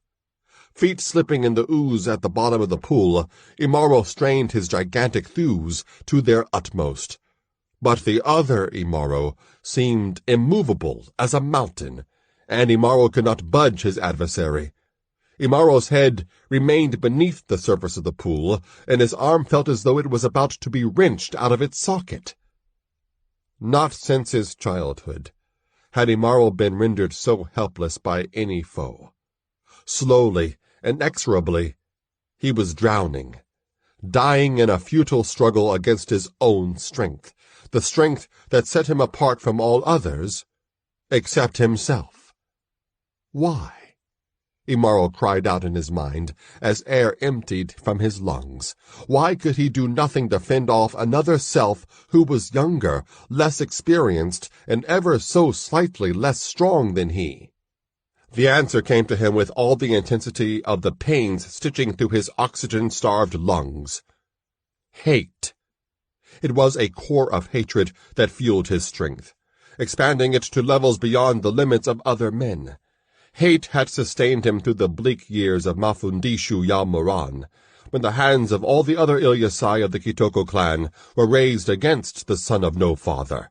And now he had to redirect his hatred, to aim it against his earlier self, the fool who had actually believed he could be one with his mother's people, and earn the approval of those who hated him in turn, those whose approval finally came too late to matter. Could he channel his hatred against himself? Yes, for he had done it before. As his strained lungs seemed about to explode, Imaro gathered his legs beneath him, found purchase on the slippery bottom of the pool, and shoved upward. All the strength remaining in Imaro's thews powered that single mighty surge. He burst through the pool's surface in a shower of viscid spray, and even as he blinked the loathsome liquid from his eyes, he reached out to grapple with his foe. Himself. He felt nothing. The other Imaro's crushing grasp was gone, and when his vision cleared, he saw nothing. Shaking off the liquid of the pool and gratefully gulping air back into his lungs, Imaro awaited the reappearance of his other self. He heard a sound behind him, and he whirled, careful to maintain his footing. Ripples began to spread from a spot not far from where Imaro stood. Then Isikukumadevu rose from the pool, making almost no sound, despite the large amount of liquid the demon displaced. As Ochinga had said, Isikukumadevu was a female creature, but she was far from human. As far from it as the Oibonok Chitindu had become at the time of his demise. Isikukumadevu was an enormous, squatting lump, with a swollen, melon-like head that bore jaws similar to those of a hippopotamus. Pale, fish-like eyes glared chillingly beneath a tangled mane of mossy filaments that only slightly resembled hair. Mottled grayish skin covered her naked, bloated body. Multiple breasts that were huge sacks of flesh spilled slackly over an abdomen that was grossly distended. Huge arms tapered into incongruously delicate hands that clenched in anticipation as Isakukamadevu scrutinized her latest prey. Then Isakukamadevu spoke. The syllables that slid from her mouth pricked at Imaro's mind like a handful of nettles pulled across naked skin. Isakukamadevu spoke in the same repellent, yet at the same time seductive whisper that had drawn Imaro away from the encampment of the Haramia. Imaro, Isakukamadevu said, her voice caressing the warrior's name.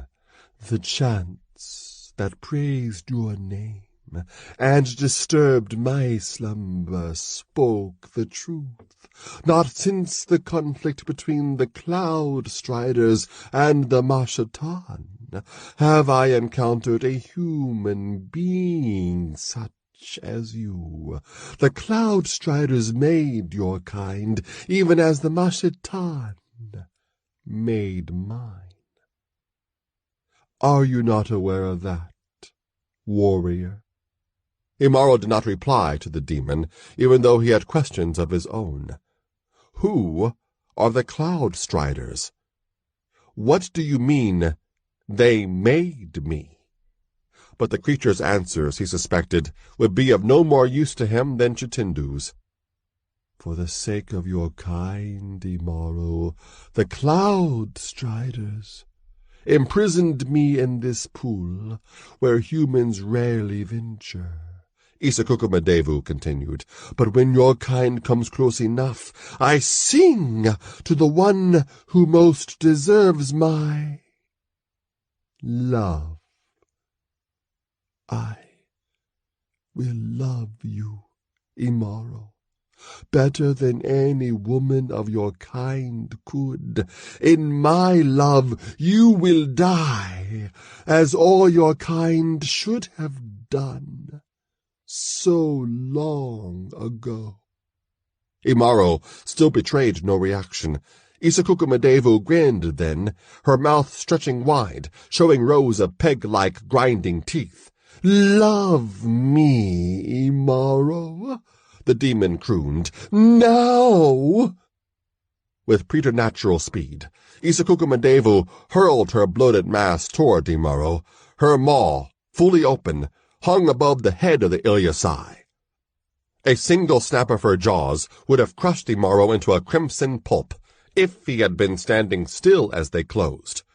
The demon had read Imaro's thoughts well, but not well enough. She had plucked images from his mind, given them a semblance of life, and directed them against the warrior. She had studied him closely, but she did not know him. Isakukamadevu was the focus of Imaro's hate now, because her manipulations of his mind had undone all the forgetting he had forced upon himself since he had left the Ilyasai. With pantherish speed, Imaro evaded Isakukamadevu's jaws a moment before they snapped shut. Then he jammed his forearm beneath the creature's lower jaw. Bracing his left hand beneath his forearm, Imaro began to lever Isakukamadevu's head upward. The demon croaked in pain, the first such sound she had uttered in many hundreds of reigns. Wrapping her massive arms around Imaro's back, Isakukamadevu pressed him against the pendulous folds of her body. It was as though she intended to absorb him into the substance of her gray flesh. His face a mask of fury, Imaro shoved his forearm harder against the point where Isakukamadevu's underjaw met her throat.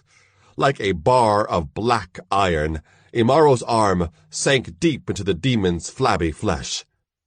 Isakukamadevu's head tilted farther upward, strength undiminished by his struggle against the illusion of his former self. The Ilyasai redoubled his efforts to break the neck of his foe. For a seemingly endless span of moments, man and monster strained against each other in a grotesque parody of a lover's embrace. Then Imaro's foot slipped on the silty bottom of the pool, and he lost his balance. Instantly, Isakukumadevu seized her advantage and lifted Imaro off his feet, robbing him of his leverage. Then she sank deeper into the pool. Like the simulacrum she had created of Imaro's former self, the demon now intended to drown the warrior. Back and shoulder muscles knotting beneath the pressure of Isakukumadevu's arms, Imaro forced the she-demon's head so far upward that her eyes stared directly into the face of Mwesu, the moon. But he still continued to sink downward until the liquid of the pool closed over his head. Now, only the upward bent head of Isakukumadevu remained above the surface. Alarmed at the pain lancing through her creaking neck, Isakukumadevu unleashed the song that had disabled the Haramia. The surface of the pool roiled in sudden agitation. Then Isakukumadevu sank from sight, and the surface of the slimy pool became still and smooth again. Bomunu rose slowly from his hiding place in the foliage through which Imaro had hacked. The Zangian rubbed cautiously at his ears, as if that action could erase the remnants of the pain that still throbbed through his skull and left a ringing sound behind. He thanked his gods and ancestors that Isakukumadevu's song had finally ceased, for the second time that night. The Zangian had followed Imaro from the encampment, keeping to the shadows, hiding behind bushes and trees each time the Ilyasai turned his head in Bomunu's direction, moving as silently as he could. He had followed Imaro all the way to the pool at the summit of the hill, and then he had seen the warrior go mad, or so, at first, he had thought. Eyes wide in disbelief, Bomunu watched as Imaro swung his sword wildly, ducking and dodging as though he were engaged in deadly combat. Yet Bomunu saw no foe in front of Imaro. Then Bomunu's mouth dropped open in astonishment when Imaro threw away his sword and plunged backward into the pool, as though he had been struck by some unseen force. For a few moments Bomunu thought Imaro had drowned himself. Then he saw the warrior resurface, and he saw Isakukumadevu. A paralysis of terror had rooted the Zangian to the spot where he crouched as he watched the ensuing battle between Imaro and the she-demon. And after Isakukumadevu succeeded in dragging the warrior beneath the surface, Bomunu's heart leaped in unholy joy. But when Isakukumadevu's wordless song attacked his ears, Bomunu crumpled to the ground, writhing and whimpering like a punished child. The surface of the pool lay placid and serene when Bomunu finally recovered his poise. Dark gratification suffused his soul as he realized the full significance of what he had witnessed. Imaro was dead, and now he, Bomunu, could lay claim to the leadership of the Haramia, even though Imaro had named Kongolo as his successor. But Bomunu had no doubt he could take the leadership, and Tanisha. Without another glance at the pool, Bomunu turned and raced back down the jagged trail Imaro had cleared. To his horror, the Zangian saw that Isakukumadevu's pathway of light was beginning to fade. Stumbling and cursing as his silken garments tore on protruding twigs and thorns, Bomunu ran frantically down the wooded hillside.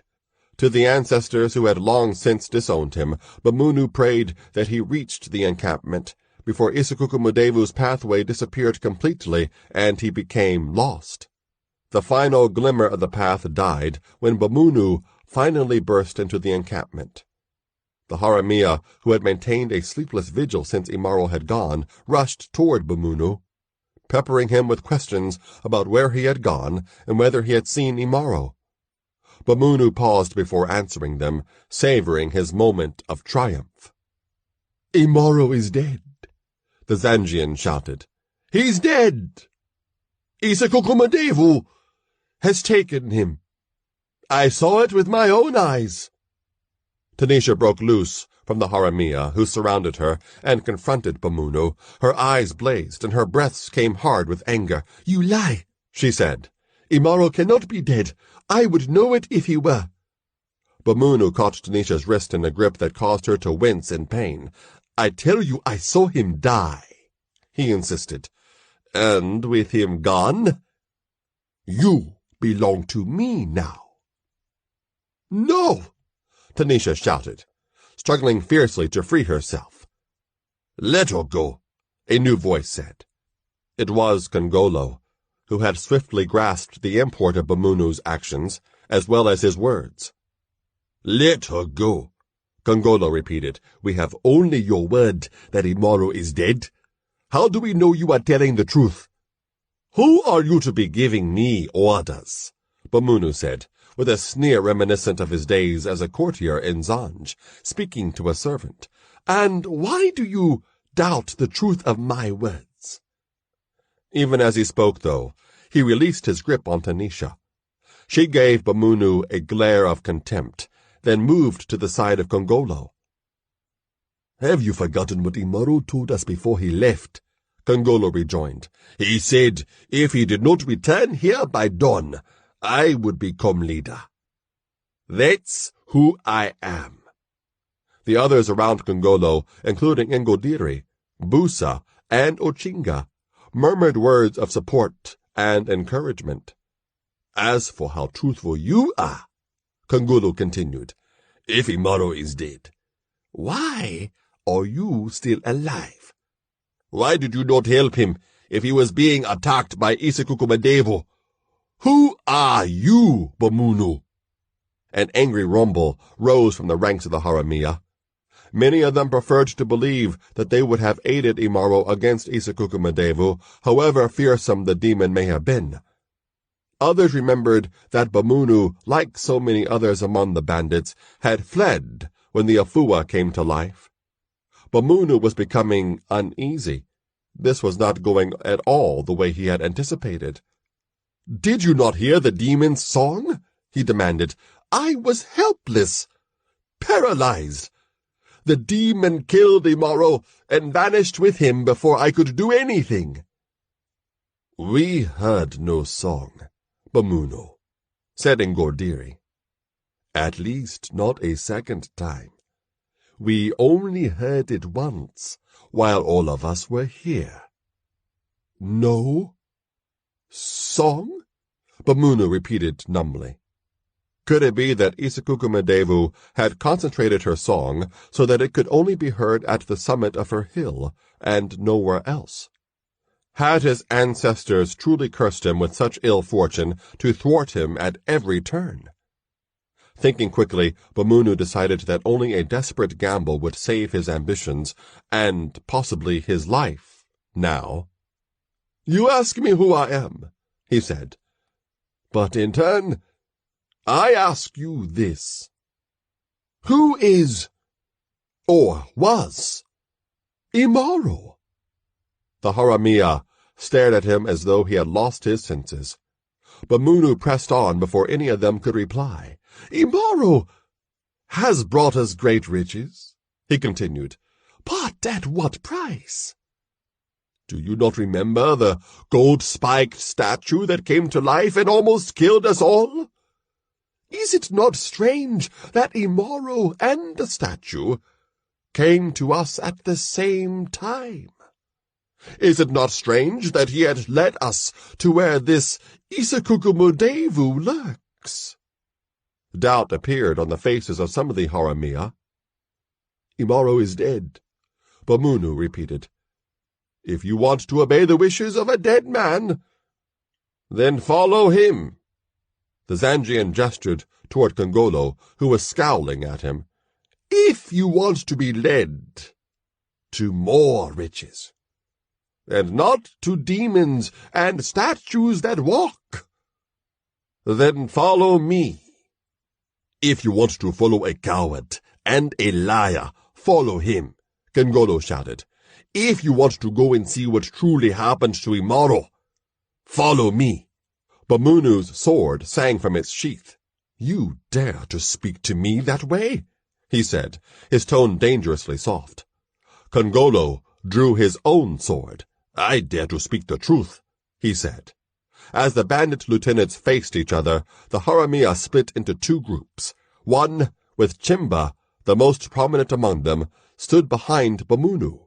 The other, led by Ngodiri, Busa, and Tanisha, stood behind Kongolo. When the sorting of the factions ended, Bamunu quickly realized that he and his followers were outnumbered by a factor of 5-1. A wicked grin creased Kongolo's wide ebony face. "Do you still want to fight, Bamunu?" he asked. "As you can see, the odds are against you." "No!" Bamunu cried, enraged at the ignominious unraveling of what had appeared to be his greatest opportunity.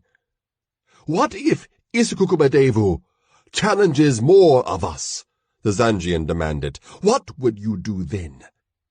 "I've seen Isikukumadevu. Only I can protect you from this demon. Are you all fools to gamble your lives on loyalty to a dead man? How many times must I tell you that Imaro is here?" All heads turned toward the sound of that deep, quiet voice, and a chorus of choked gasps, muffled screams, and muttered curses greeted Imaro's return to the Haramia.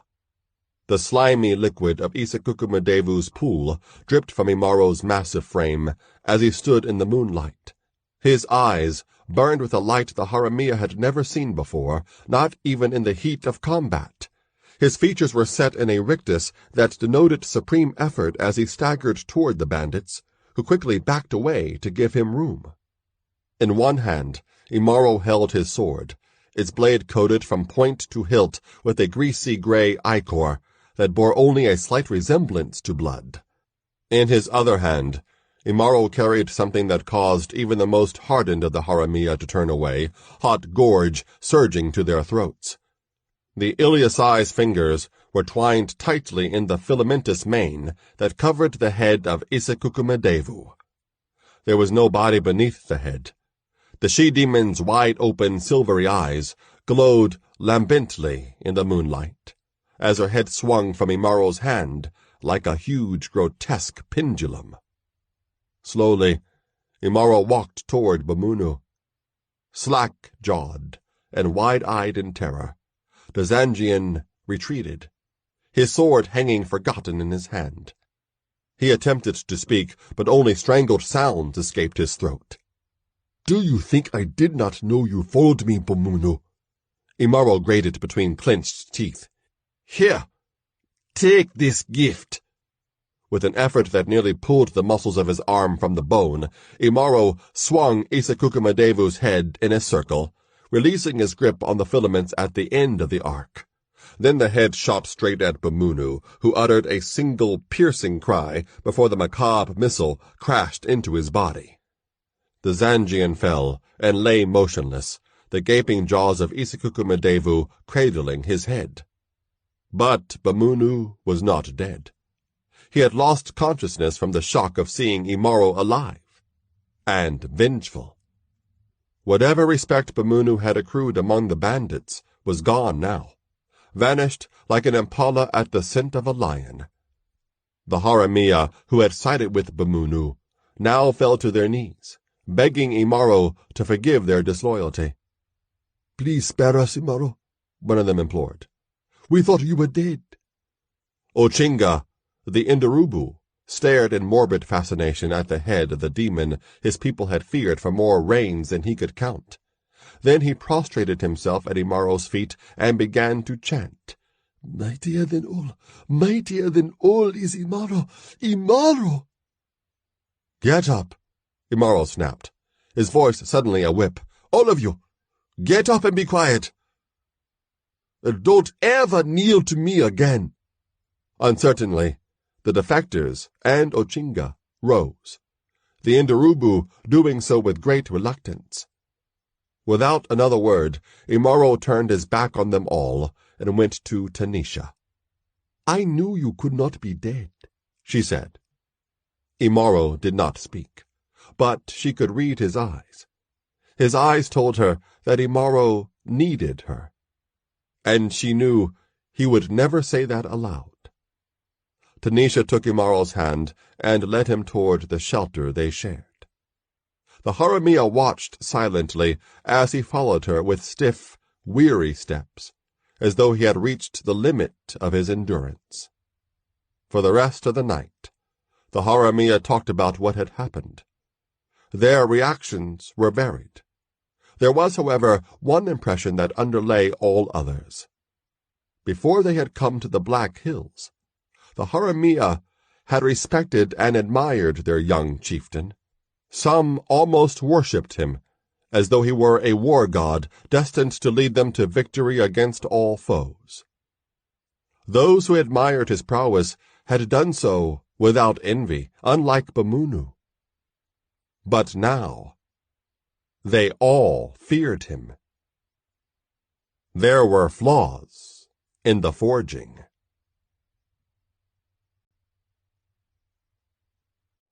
Chapter 6. Betrayal in Blood. Your worst foe can be your best friend. Nyumbani saying. Imaro's blade sang a song of death as he attacked his foes.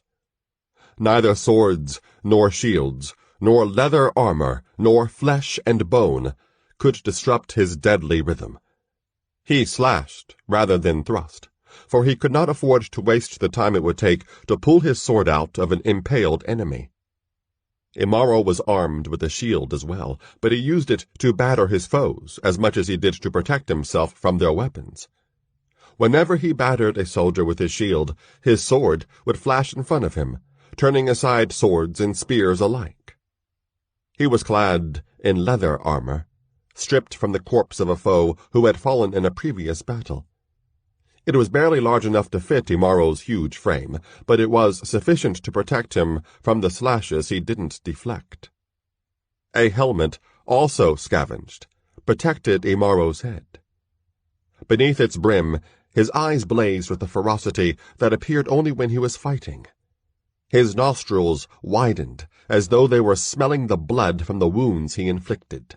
His lips pulled back from his teeth in a grimace that was half smile, half snarl, and totally terrifying to his enemies.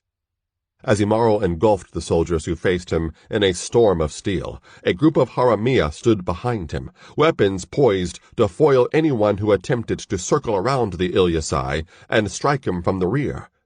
Only a few of the soldiers made the attempt, and they died swiftly. Corpses littered the ground at Imaro's feet. As the reality of the damage the warrior could inflict became clear, the soldiers fell back. Imaro looked back to the bandits behind him and gave them a brief nod.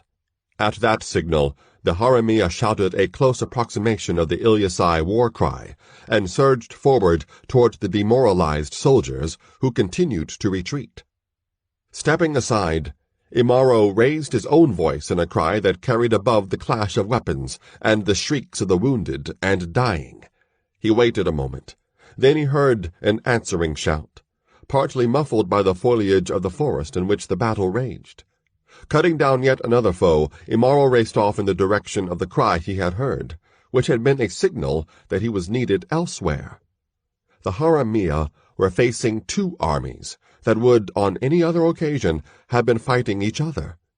Zanj and Azania were neighboring kingdoms that had been rivals for preeminence on the east coast longer than anyone could remember. Peace between them came only intermittently.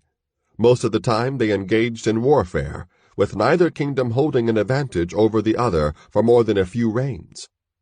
However, the threat that Imaro's Haramia horde posed to the borderlands of both kingdoms created the need for an alliance neither of them truly wanted. Negotiating through clandestine emissaries, the monarchs, the Shea of Azania and the Imwamu of Zanj, agreed to send a combined army to crush the bandits and to bring back the head of their leader, who was known as Intuinje, the outsider. Under the joint command of each kingdom's highest-ranking military officer, the huge army marched into the hinterland, overweeningly confident in its capacity to crush a rabble of outlaws led by a barbarian outlander. Quickly and painfully, they learned that the Haramia were formidable fighters, and none more so than Intuinje himself. The bandits refused to engage in direct combat.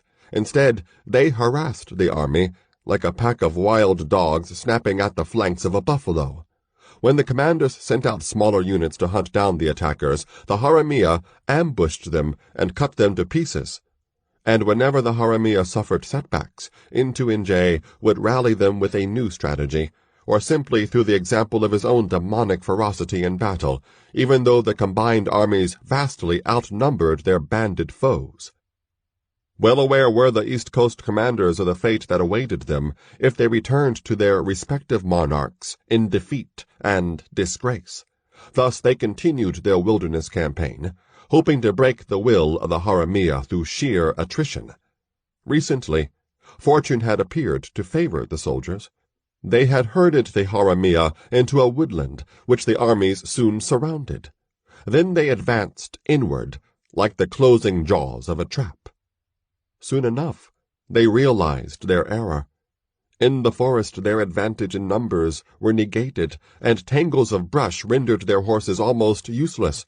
The Haramia remained elusive, and they attacked the soldiers in small clusters, vanishing before reinforcements could arrive. And then there was Intuinje. The commanders and many lesser-ranking officers had scoffed at the stories they had heard about the mysterious barbarian who came from no known kingdom or tribe, who had welded the Haramia into a disciplined combat force, and who fought as though he were possessed by a jinn, or was himself a jinn in human guise. Now they knew the truth of those tales, and some of them were beginning to believe that the outsider was indeed a jinn. Imaro responded to yet another call for aid. Azanian and Zangian soldiers alike were learning to fear the sound of the warrior's answering cry, for they knew that before the echoes died away, he would be among them like a lion, rending and tearing at their ranks, heartening the bandits and eroding the soldiers' will to continue. Even as his sword reaped a red harvest, Imaro observed the soldiers' demeanor. Despite the loud urging of their commanders, the troops of both kingdoms were falling back toward the edge of the woodland. With sufficient numbers, the Haramia could have turned the soldiers' encircling tactic against them, and the battle would have become a slaughter. Instead, Imaro used calls and runners to instruct his forces to drive the soldiers out of the forest, then pursue them, but only until the enemy was out of sight. One by one, the isolated units of soldiers broke and fled, dragging their wounded with them and leaving their dead behind. The bandits followed, cutting down stragglers and taking no prisoners. They knew that in comparison to what had happened to those from their own ranks who had fallen into enemy hands, the swift death the Haramia provided was merciful. Jua, the sun, was sinking when the battle ended. Scores of corpses, mostly soldiers, but some Haramia as well, lay on the forest floor.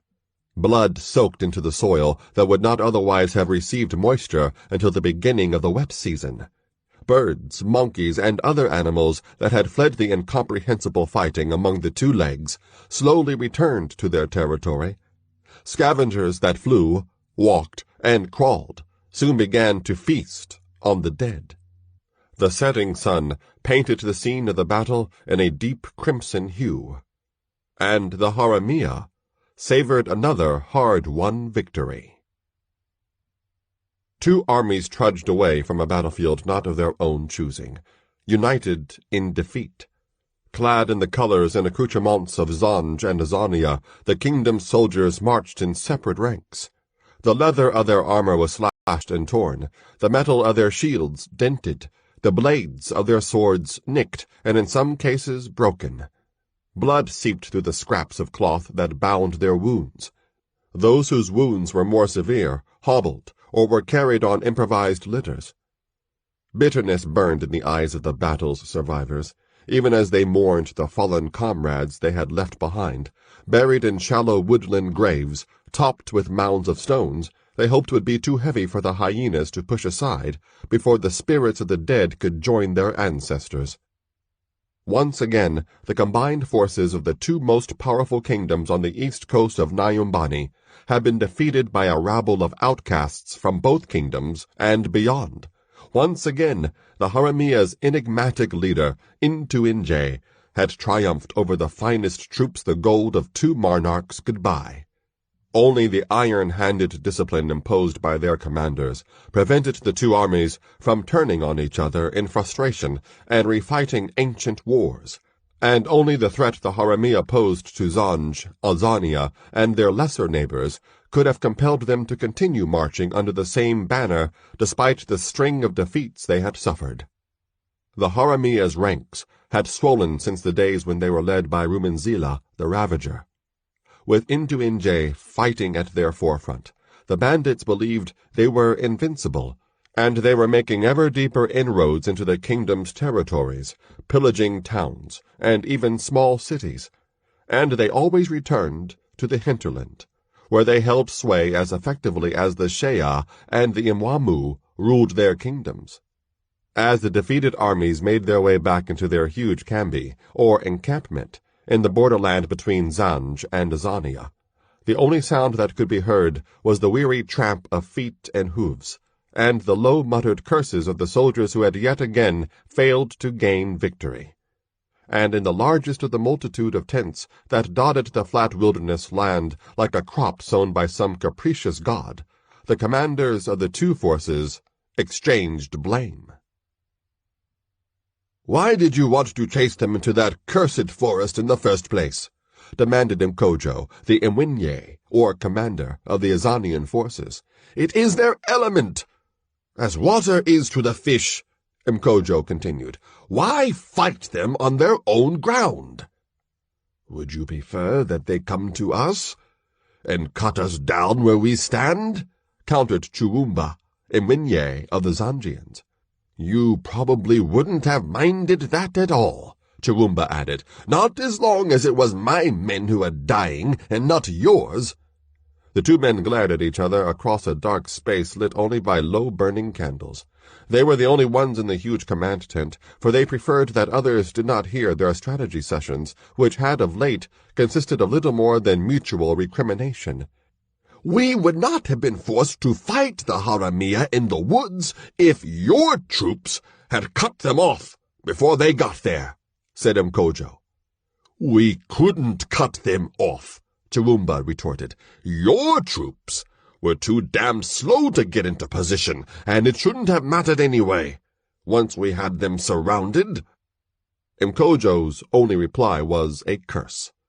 He was a large man, and only his activities as a soldier prevented him from becoming obese. A broad-featured, bearded face, the color of umber, scowled from beneath the elaborate plumes atop his helmet, his only concession to his rank.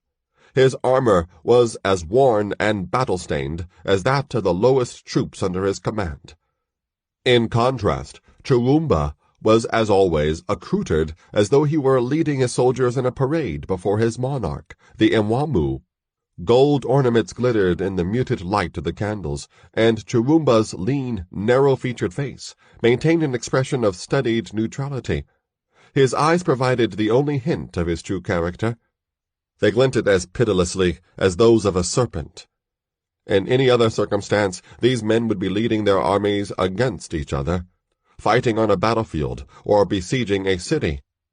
For all their similarities in language and ancestry, Zanj and Azania have been foes for reigns beyond counting, the consequence of a feud between two clans of a tribe that had wandered to the east coast lands in the time before the great trading kingdoms were founded.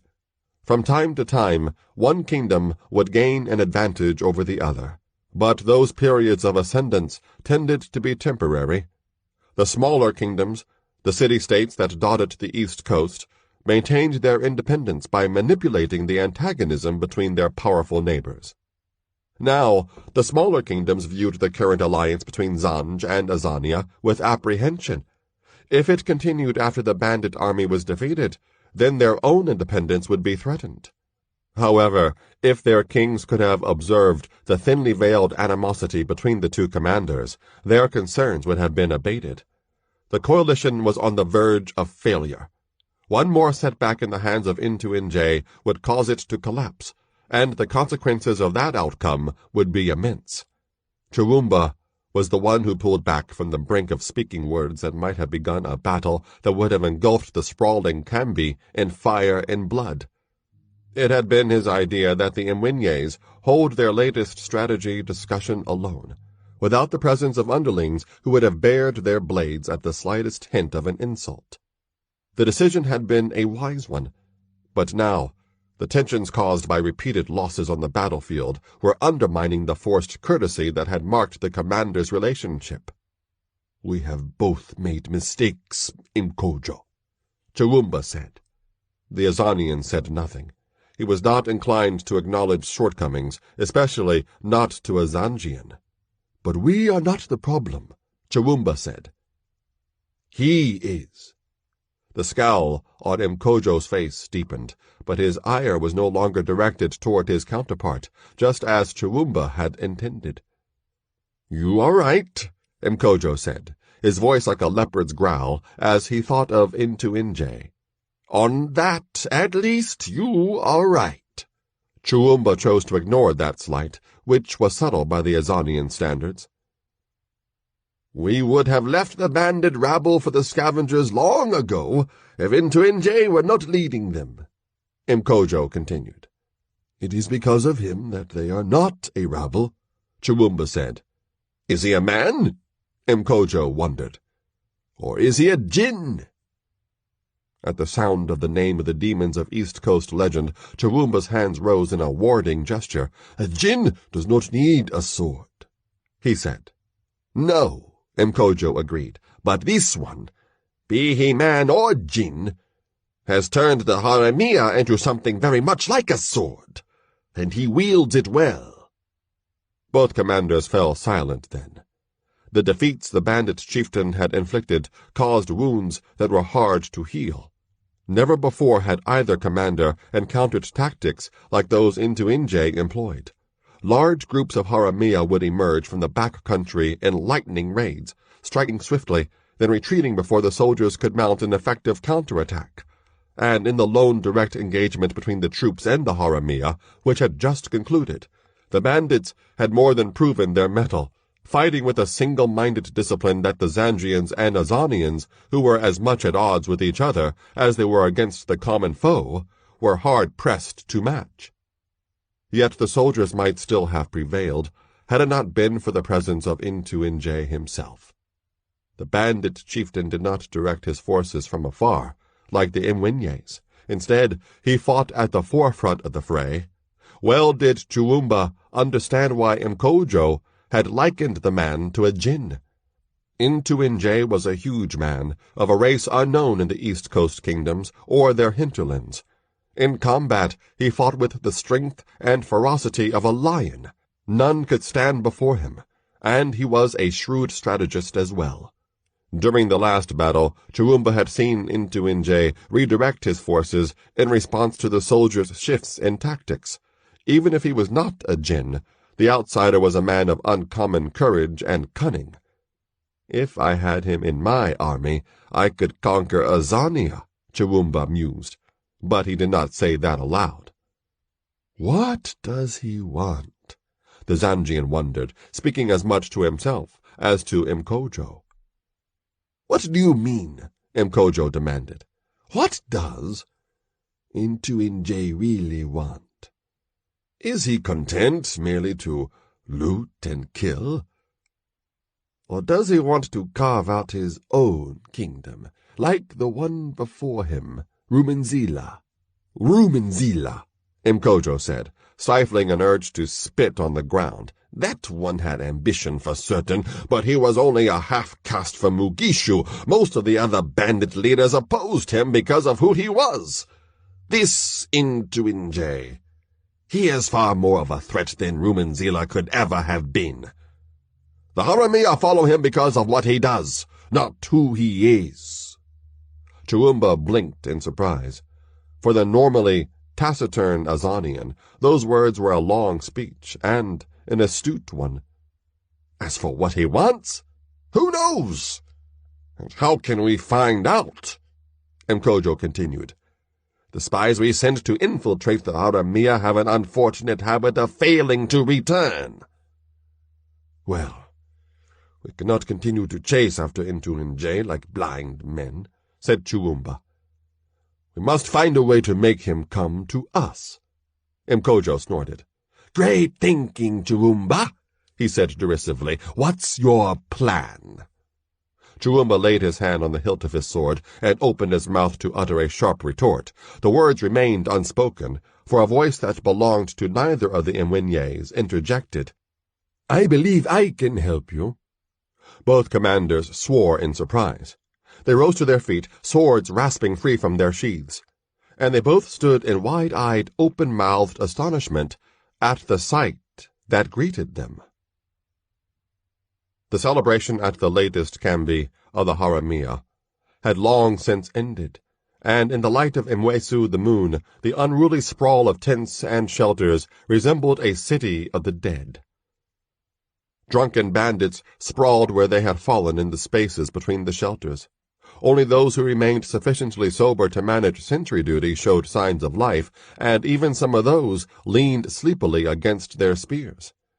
If the armies of Azania and Zanj could have fallen upon the Kambi at that moment, they would have wreaked an unimaginable slaughter upon the Haramia, but the defeated soldiers were far away, licking their wounds and dreaming of vengeance. The usual piles of loot were absent, for the latest Haramia triumph had not been the result of a raid on a caravan or a borderland town. It was a defeat of those who had come to destroy them, and the spoils consisted only of weapons and armor taken from dead soldiers, and the lives of the surviving bandits. A long time had passed since the Haramia had last plucked the prizes of their calling: gold, silver, jewels, ivory, cloth, and captives, who were held for ransom, but never sold into slavery. Now, their primary occupation was avoiding death at the hands of the soldiers who continued to pursue them despite being continually defeated. Of necessity, the ranks of Imaro's horde had swollen. Any small, independent band of outlaws that ran afoul of the soldiers was massacred mercilessly, for in the minds of the Zanjians and Azanians, all Haramia were legitimate prey, regardless of who led them. Necessity was the reason the outlaws joined into Nj. When lions were at war, it was best to belong to the strongest pride, and no lion was more fierce than the outsider. Yet even as the warrior from afar continued to lead them to triumph over the armies of two monarchs, some of the Haramia were becoming restive. They had no desire to be soldiers. Indeed, more than a few of them had begun the bandit life as deserters from the very forces they were now fighting. Circumstances had forced them to accept the discipline that allowed them to inflict deep wounds on the soldiers and to become a power in their own right in the borderlands.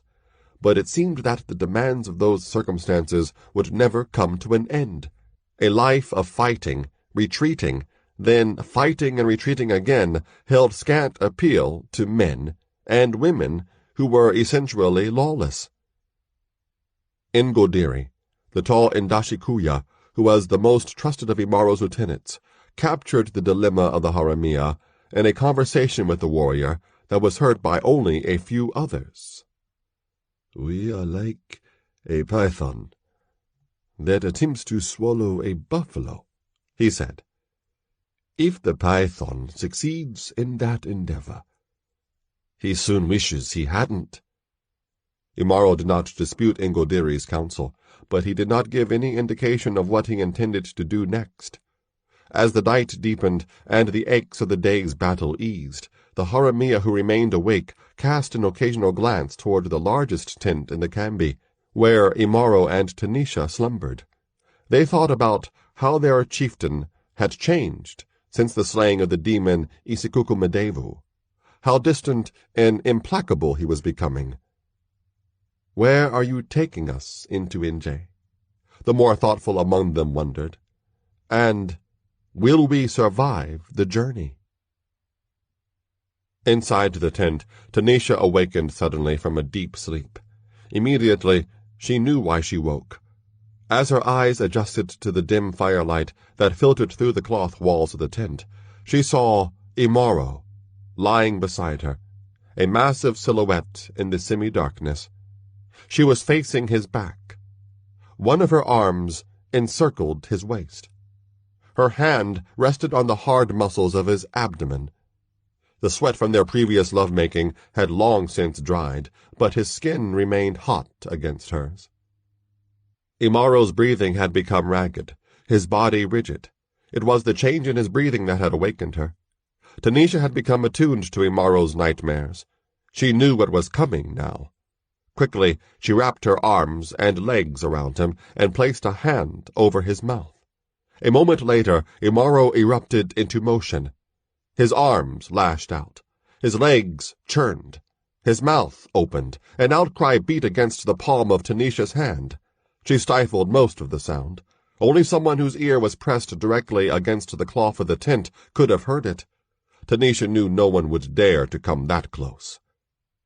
Tanisha was well aware that she could not hold Imaro for long, yet she also knew that if she did not restrain him until he came fully awake, he might charge out of the tent and wreak havoc in the cambi.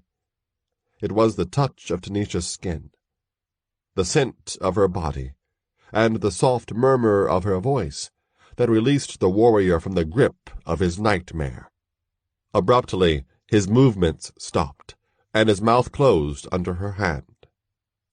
She removed her hand then, and she rolled on top of him and covered his mouth with hers. When their tongues touched, Tanisha knew that the demons that had haunted Imaro's sleep were gone. "It is getting worse," she said in a low whisper after their lips parted. Imaro was silent for so long that Tanisha thought he was not going to respond. "Yes," he finally said. "Were you in the place of stones?" "Yes." Tanisha tightened her arms around him. He had told her before about his encounter with the sorcerer Chitindu in the crumbling ruin at the edge of Ilyasai territory. Chitindu had slain Kateke, the woman who had been with Imaro at the time, and the sorcerer had come close to killing Imaro as well. The warrior had learned much during his confrontation with Chitindu. He knew the names of his enemies, the high sorcerers of Nama, and their demon gods, the Mashatan. But he did not know where or when they would strike at him again, and he did not know how he would fight them. Chitindu was dead, but he continued to live in Imaro's dreams, which were becoming more frequent, and would have been terrifying for anyone other than him, and even for him they were causing concern. "There were more of the high sorcerers with him this time," he said. "I could not see their faces. I never can."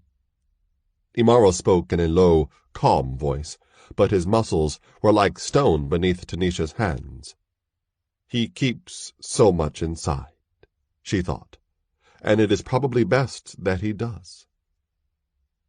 "They said they will find me and kill me, and everyone around me," Imaro continued. "They showed me what they would do to you." Tanisha tried and failed to suppress a shudder. Imaro's arms tightened protectively around her. "I will not let that happen," he said. "Do you think they can reach us?" Imaro let out a snort that might have been laughter. Tanisha knew it wasn't. "If they could, they would have done it long before now," he said. "They seek to weaken me with fear. But I do not fear for myself." Tanisha raised herself on one elbow and looked down at him. In the darkness, she could not see his eyes. Still, she knew he was looking at her. She wished she could look into his eyes then, to see what lay behind his words. "What will we do?" she asked. Tanisha had deliberately said we, for her worst fear was that Imaro would one day decide to challenge the high sorcerers on his own, leaving her behind and out of danger. She would never allow that, for she was a woman of the Shikaza, and when such a woman found the man to whom she would belong, she was his forever. As though he were reading her thoughts, Imaro said, "I will not leave you." She kissed him then, and for a moment more love-making was imminent. But Imaro then said something Tanisha hadn't expected to hear. "I will have to tell them." Tanisha knew he meant the Haramia. "Tell them what?" she asked. "I will have to tell them they face more than just the armies of the men who live in stone houses," Imaro said. Tanisha sat up then and hugged her knees against her breasts. "And what do you think will happen then?" she asked. "Some of them will go and take their chances with the Zanjians and Azanians," he replied. "Some will stay. The ones who stay will be my people." "Your people?" Again, Imaro was silent for a time. When he spoke again, he chose his words carefully, as though he was expressing thoughts he had never before considered. "The Ilyasai were my mother's people, not mine," he said. "The Imtamwe of the river could never be my people. Their ways could never be mine. But the Haramia, they are outsiders, like me. The ones who will stand with me against the Namans will be my people." Now it was Tanisha's turn to be silent. She understood what Imaro had said, and she admired his ambition to create a tribe of his own to substitute for one he had left behind. Even so, she wondered how many of the bandits would be willing to remain at Imaro's side after he told them about his inevitable confrontation with the Namans and the Mashatan. His tribe could turn out to be far smaller than he hoped. "When will you tell them?" she asked. "Not now, but soon." The warrior put an arm around her and drew her down to the sleeping mat they shared. Tanisha yielded, as always. She anticipated that the time to enjoy such pleasures was becoming more limited by the day. The wet season was still far away, but she could sense that storms were coming. Imaro was not the only Haramia whose dreams were beyond the ordinary.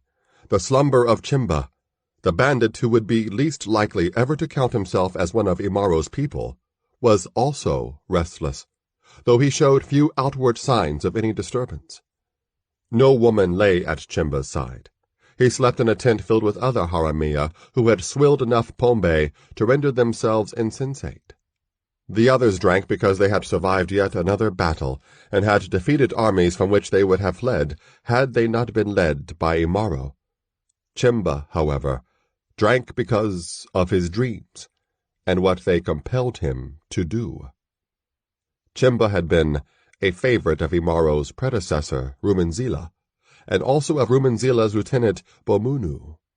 He had resented Imaro's arrival among the Haramia, and when the Ilyasai rose to the leadership, Chimba had almost departed, rather than follow an outlander. In the end he stayed, and for a time the looting was better than it had ever been under Rumanzila. But his dislike of Imaro, which was rooted in envy, did not abate. He had almost departed again after Bamunu's disgrace in the Black Hills. The Zanjian had slipped away from the Haramia not long after that debacle, unwilling to bear the contempt in the eyes of his fellow bandits, or the scorn with which Tanisha regarded him, or the utter indifference of Imaro, who behaved as though Bamunu no longer existed. Bamunu had departed in secret. Despite the misgivings of Ingoldiri and Kongolo, Imaro had simply said, "Good riddance." Chimba would have gone as well, had it not been for the dreams, which began at that time. No nightmare images haunted his dreams. A single presence pervaded them, a voice of one who had departed from the Haramia long before Bomunu had done so. Words dominated Chimba's dreams, words that cajoled, words that promised, words that advised, words that threatened. The voice told him not only to remain among the Haramia, but also to ingratiate himself with Imaro, to gain the trust of the Ilyasai, if not of his lieutenants, to become one whose advice Imaro heeded. Success would bring great rewards, the voice assured him. Failure, or an attempt to escape, would result in consequences that would cause death to be welcome in comparison. Chimba obeyed the voice's commands. Slowly, grudgingly, he had gained Imaro's ear, if not his camaraderie.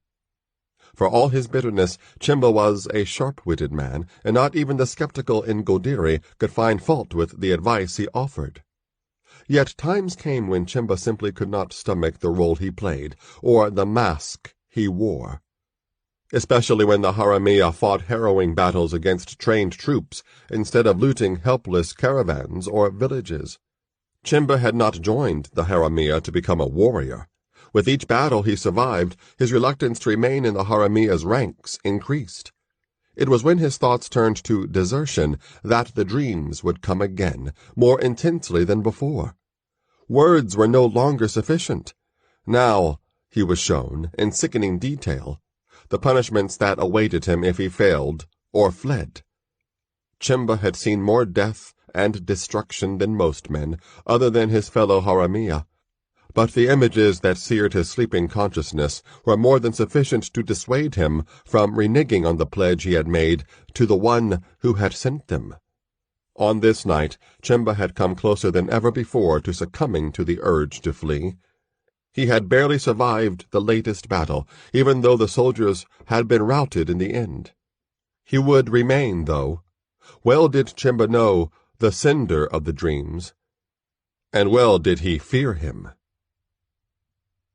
Bomunu cursed bitterly as he pushed his way through the woodland that surrounded the Kambi of the Zangian-Azanian army. Even though Jua hung high in a bright azure sky, the brush was thick enough to conceal him from the eyes of sentries. But twigs and branches caught at his clothing like hands bent on impeding his progress and announcing his presence to someone with keen hearing. The Zangian had acquired a modicum of woodcraft during his time among the Haramia, more at least than the city-bred soldiers in the Kambi would ever know. He prayed to the gods of Zanj that the sentries would attribute the small noises he was inadvertently making to the movements of animals. Most of the wildlife of the hinterland chose to avoid such a large gathering of two legs, yet the smaller, more furtive creatures remained. Since his departure from the Haramia, Bomunu had lived like such an animal, scavenging for food, hiding in terror whenever the predators of the wild stalked. With a scowl of disgust, he brushed at his tattered, threadbare garments. That he, the scion of the house of Karaunge in Zanj, was reduced to such squalid circumstances galled him as little else could have done. Little, save for the circumstances that caused him to crouch near the Azanian side of the Kambi rather than that of his homeland. Well did he know that if he showed his face to his countrymen, he would be slain immediately. His chances with the Azanians were only marginally better. Accordingly, he had bided his time carefully, waiting until a succession of setbacks had demoralized the combined armies. Now, while they were licking the wounds the Haramia had inflicted, the Azanians might be more amenable to accepting the assistance he would offer. And then his vengeance against Imaro would begin. Bomunu breathed deeply, made a final attempt to arrange his attire, smiled beneath his thick black mustache, and stood up, no longer concerned about the rustling noise that accompanied the process.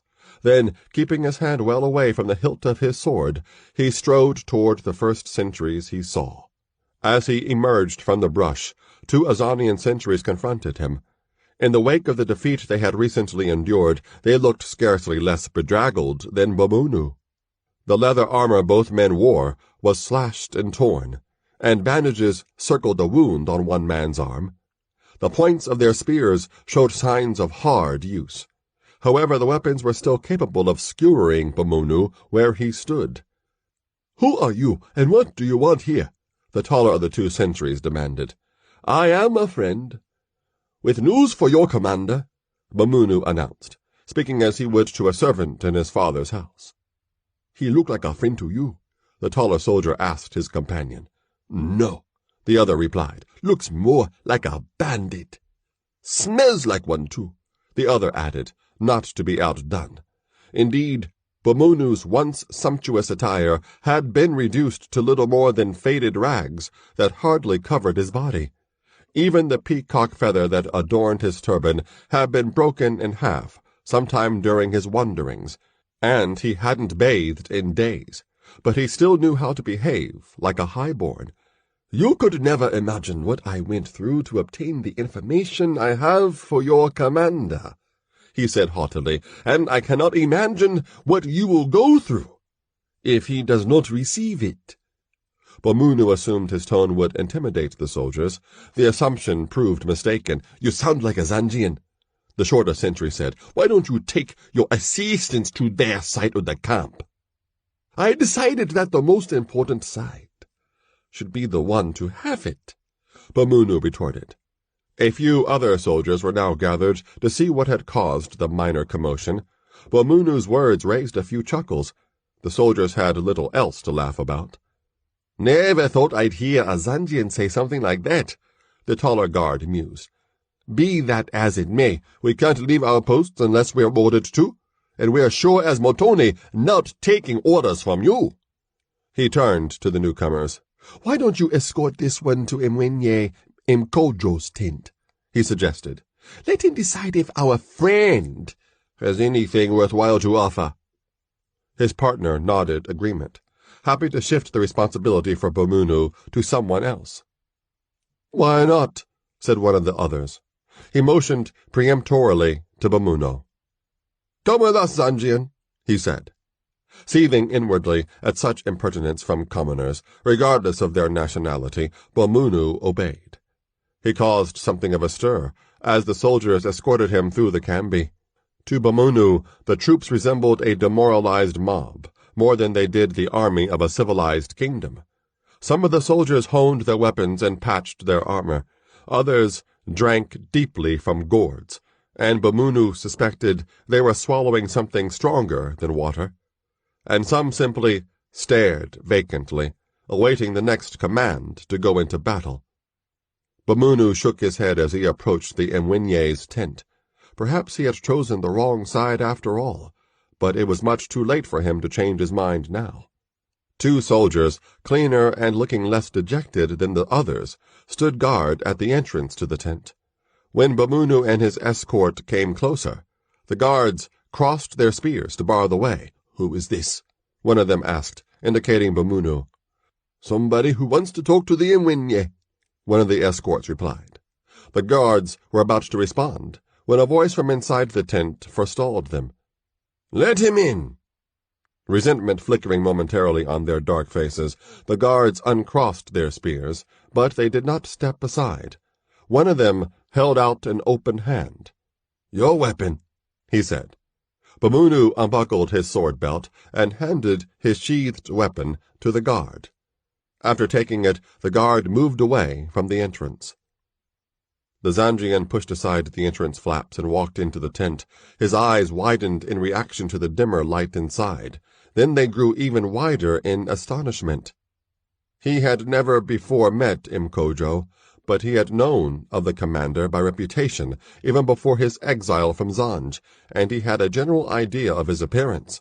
It was the man standing beside the Mwenye who caused the renegade to take an involuntary step backward. "You!" was the single word he managed to choke out as the entrance flaps closed behind him. The man at Mkojo's side was one Bomunu had never expected to see again. He had not known whether this person was alive or dead, nor did he particularly care. Much time had passed since the man had occupied Bamunu's thoughts. Angulu, Bamunu said, his voice reduced to a mere whisper, for it was, indeed, the Wanaianume, the rogue Azanian sorcerer who had served Rumanzila, and then disappeared after the Haramia were nearly destroyed by the Afua. In the time since Imaro's ascension to the leadership, Angulu's name was no longer mentioned among the bandits, although the memory of his magic lingered.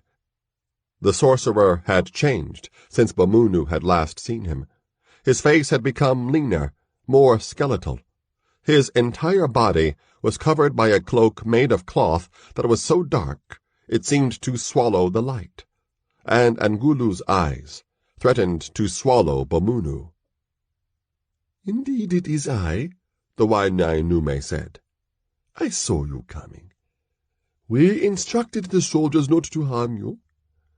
Imwenye Minkojo would like very much to hear what you have to say.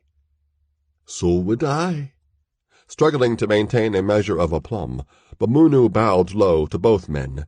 He addressed his first words to Mkojo. As Angulu must have told you, Imwenye, I am a former member of the Haramia, he said. How it is that I joined them is of no consequence. Eventually I became sickened by the excesses of the barbarian who leads them. I realized that he must be defeated and his banded army scattered. If that does not happen, the entire East Coast could collapse into chaos. Neither the commander nor the sorcerer spoke.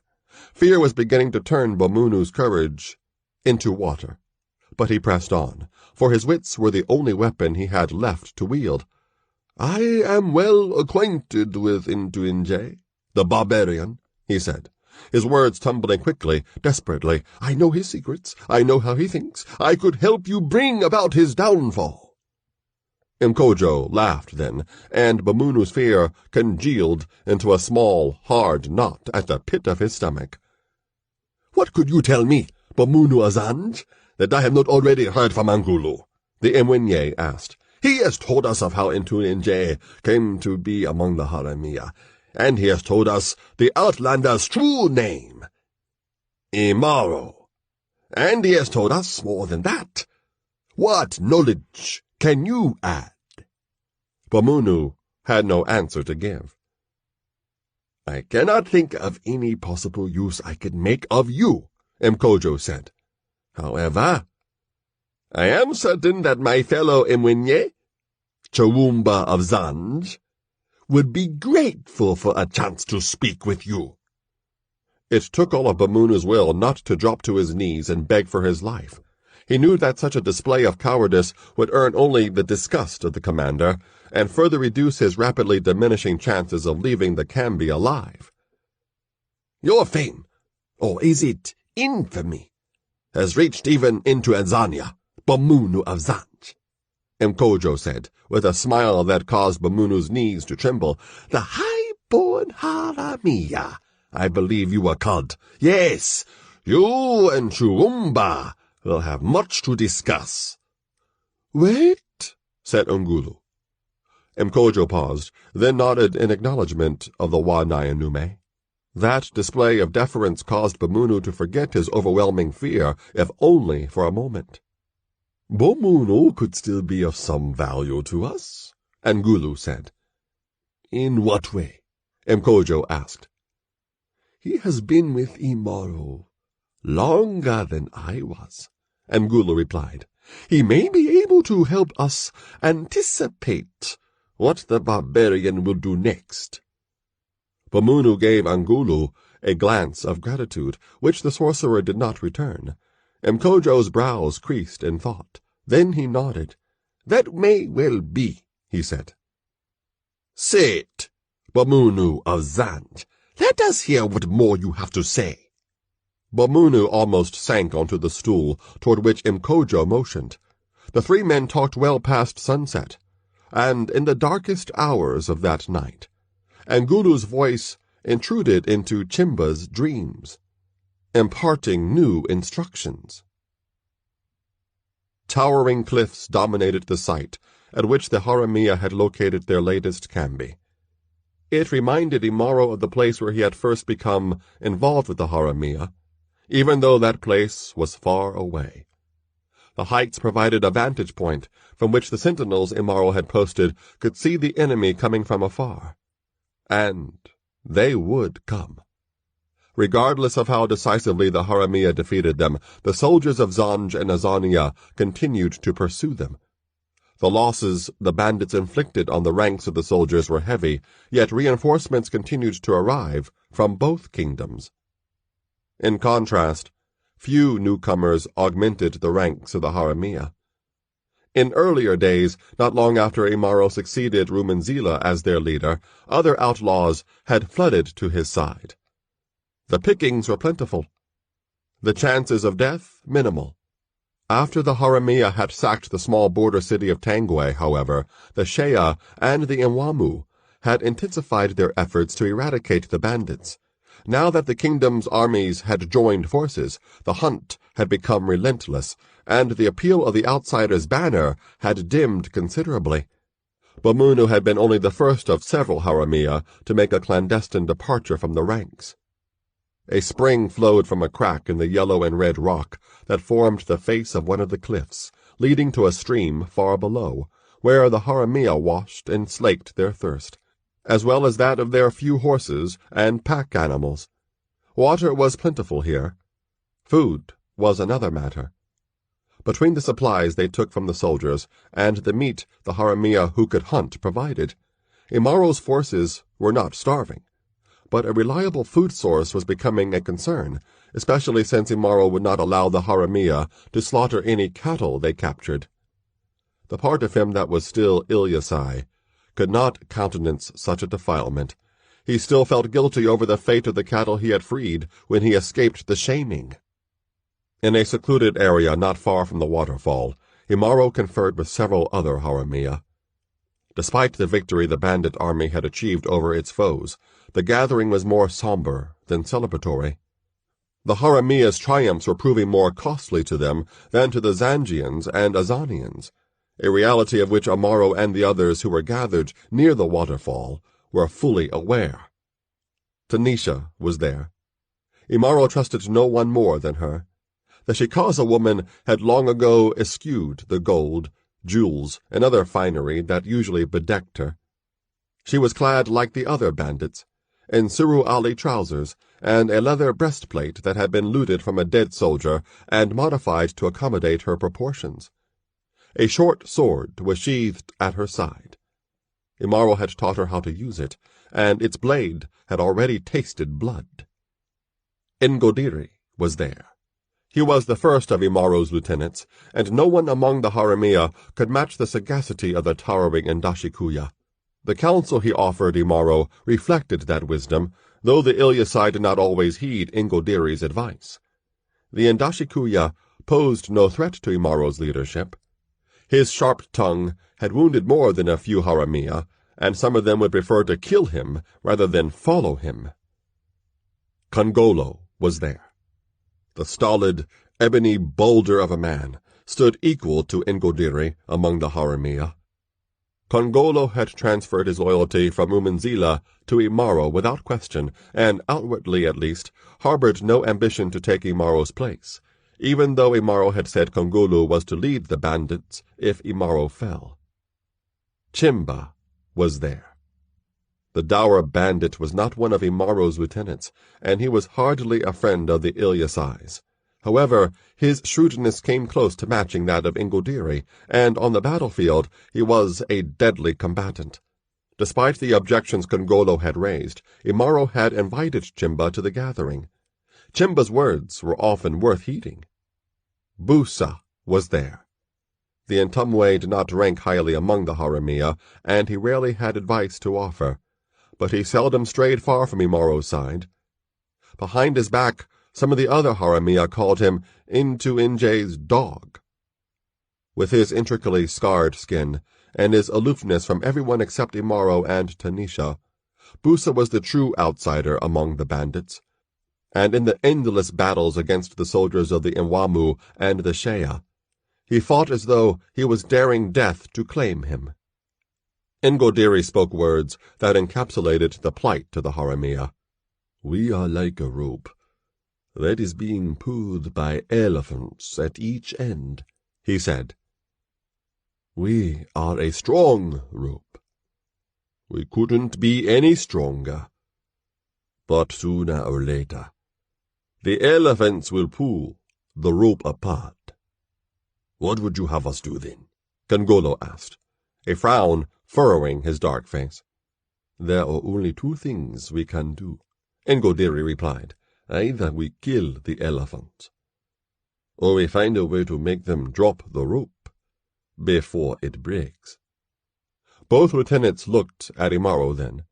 The warrior appeared to be distracted, but when he spoke it was clear that he had been listening to and evaluating Ngodiri's words. We can kill one of the elephants, he said, but there are not enough of us to kill both of them. Then how can we make them drop this rope Ngodiri is talking about? Kongolo asked. We could become an elephant instead of a rope, the Ndashikuya replied enigmatically. Kongolo laughed humorlessly. By what sorcery do you expect to accomplish that? He asked sardonically. In case you haven't noticed, Angulu is no longer with us. We are better off without that one, said Tanisha. Imaro looked at her, but she did not say anything else. In the meantime, Ngodiri answered Kongolo's question. Rumenzila always wanted to be more than just a bandit chieftain, he said. He wanted to build a kingdom of his own in the lands beyond the borders of Zanj, Azania, and all the other East Coast countries. That is how we could become an elephant. And Imaro would make a far better king than Rumenzila. All the others looked at Imaro now. Only Tanisha could guess at what Imaro was thinking. Ngodiri's analogy of the elephants and the rope applied not only to the Haramia, but to Imaro himself. In his case, the elephants were his desire to destroy the Namans, and his obligation to the people he led. And he had never as much as imagined himself to be a king, not while he lived among the Ilyasai, who had never accepted him as one of their own until it was too late to matter. Not among the Ntumwe, whose ways he could not fathom. Not even among the Haramia, who were a band of marauders rather than a tribe or clan. Even though they were outlaws and outcasts, the Haramia were his people now. He was responsible for them. Their fate depended on his decisions. They were his people, and if Ngodiri was speaking for them all, they wanted him to be not just their chieftain, but their king. Him, the son of no father. Yet the Haramia knew nothing of the dreams that came to him each night. They did not know the danger that he brought to them. Had the time come to let them know? Imaro was not certain. Kongolo broke the silence. Where would we go to begin our own kingdom? He asked. The lands beyond the borders are useless, worthless. That's why no one lives there. We could make these lands useful and worthwhile to us, said Ngodiri. Others have done more, with less. If we go far enough away, it would not be worthwhile for the Shea and the Nwamu to continue to pursue us, said Tanisha. If we're that far away from everyone else, what would we do to live? Kongolo asked. Farm? Herd? We are not farmers or herders. We are thieves and robbers. If we settle down, we will no longer be Haramia. I was once a herder, Imaro said, looking directly at Kongolo, who quickly looked away. Ngodiri spoke then, hoping to forestall the flicker of anger he saw in Imaro's eyes. Whatever we once were, we are not bandits anymore, he said. We are an army. An army without a home. I do not want to live behind walls of stone, Imaro said then. And I do not want to continue to fight against an enemy whose numbers are as endless as the ants in an overturned hill. We will go to another place. Where? Kongolo asked. Imaro was about to reveal his secret then. The conflict between him and the high sorcerers of Nama, and his determination to destroy his enemies, and his need for their help to accomplish that aim. But Chimba spoke first. I know of a place, he said. Do you now? Ingodiri asked, his skepticism evident. I know more than you think, Chimba retorted. Tell us, said Imaro. The other side of the Kakasa River, said Chimba. The name meant nothing to Imaro or Busa. The others, however, reacted with varying degrees of disbelief when they heard it. Tanisha's eyes widened. Kongolo let out a harsh bark of laughter. Ingodiri's long ebony face showed a grimace of disgust, and he gave voice to what the others were thinking. Are you mad, Chimba? The Indashikuya demanded. Are you a fool? Or are you both? Have you ever been to the Kakasa? Chimba retorted. No. Who in their right mind would ever go there? I have been there, Chimba said in a deceptively soft tone, and I was in my right mind at the time. Although he was as a child next to Ingodiri, who towered over even Imaro, Chimba's eyes betrayed no hint of fear as he glared up at the Indashikuya. He seemed to relish the other man's enmity. What is the Kakasa? Imaro asked. It is said to be a river, like no other, said Ingodiri. It moves as swiftly as this waterfall, and it is filled with sharp, jagged stones that would rip out the bottom of any boat that attempted to travel on it. That is why the Kakasa is called the River of Blood. He turned back to Chimba. Yet you found a way to cross it. It was before I joined Rumenzila, Chimba said, ignoring Ingodiri's incredulity. I was on my own then. A robbery in Zanj went wrong, and the city guard was chasing me as hard as these soldiers are chasing us. I finally gave them the slip near the Kakasa, or else they finally decided I wasn't worth any more of their time. I was trying to find a way to double back when I saw it, a way across the river that was free of the rocks. It was luck more than anything else that led me to it. Did you go across? Imaro asked, his curiosity aroused. No, there was no reason to. All I wanted to do was get away from the city guard, and I'd already done that. Then you don't know what's on the other side, said Ingodiri. Whatever's over there, it can't be any worse than the armies of 2 kingdoms seeking to wipe us off the face of Nyumbani. So, you would lead us from the leopard we know to the leopard we don't know, said Ingodiri. Chimba did not respond. He was looking at Imaro, as were all the others at the gathering. Imaro's thoughts raced along trails they had never traveled before. He did not trust Chimba. Few of the Haramia did. Even so, the Daura Bandits' counsel had sometimes proved valuable as the Haramia fought their running battle against the combined might of 2 kingdoms. The veracity of Chimba's claims was at the forefront of Imaro's considerations. If Chimba was telling the truth, then Imaro saw a way to continue his association with the Haramia a while longer, and a way to postpone telling them about the Namans. If he could lead them to this unknown land across an impassable river, then he would have a better chance of convincing the Haramia to join him in the destruction of the shadowy high sorcerers. And there was something else as well. Something he had never before admitted to himself. For all his need to be apart from others, Imaro could not deny his desire to hold on to the tribe he had forged with his own hands, the only people he could call his own. I will not let you take that away from me, he vowed silently to the phantoms that haunted his dreams. I will not. Imaro stared hard at Chimba. He did not delude himself into thinking that Chimba harbored any greater liking for him than he had when Imaro first arrived among the Haramia as an unconscious trust prisoner. Yet Chimba would suffer the same fate as anyone else if the soldiers ever captured him. The warrior turned his gaze to Tanisha. Her expression was neither encouraging nor discouraging. This decision was to be Imaro's alone. Without further delay he chose. "You can find the way to this crossing again?"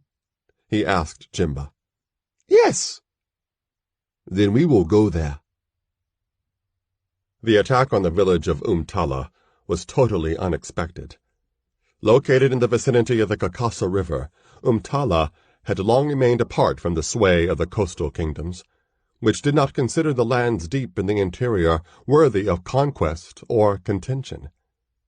The ancestors of the Umtala had fled such conflicts hundreds of reigns ago, and when they reached the impassable river, they found a secluded area where they could plant their crops, graze their cattle, and live in tranquility. Subsequent events that reverberated throughout the eastern lands left the Umtala untouched, and there were some among them who believed the rest of Nyumbani would never breach the isolation they had chosen. Their sanctuary was near the Kakasa, but not close enough that they could see the great river. Its constant roar had a menacing note. Abruptly, their long seclusion came to an end. Marauders swept into the Umtala village like a swarm of locusts. The Umtala had no chance to defend themselves. The few who managed to pick up weapons were cut down before they ever had a chance to wield them. Yet only a few people died during the assault. The raiders were more concerned about capturing than killing the Umtala. Only those who resisted died. The Umtala who surrendered were bound and hurled to the ground. Some of the villagers managed to escape. The raiders did not pursue them. When the brief attack came to an end, the marauders forced the captives to their feet and lined them up in a clearing at the center of the village. Then they closely inspected the Umtala as though they were appraising cattle. The attackers were of the East Coast race, as were the Umtala. But appearance was the only similarity between them, for the raiders were clad in the garments of several coastal kingdoms, none of which the Umtala recognized, nor were they accustomed to the obvious contempt with which the invaders regarded them. The Umtala had been isolated for so long that they could comprehend only a few of the words their captors spoke. Their actions, however, were easily understood. One by one, the young women and men, those who were on the verge of undergoing the rites of passage to adulthood, were pulled aside. The invaders kicked all the others back to the ground, leaving their bonds intact. More than a score of the Umtala village's youth stood in a trembling knot amid the hard-faced intruders.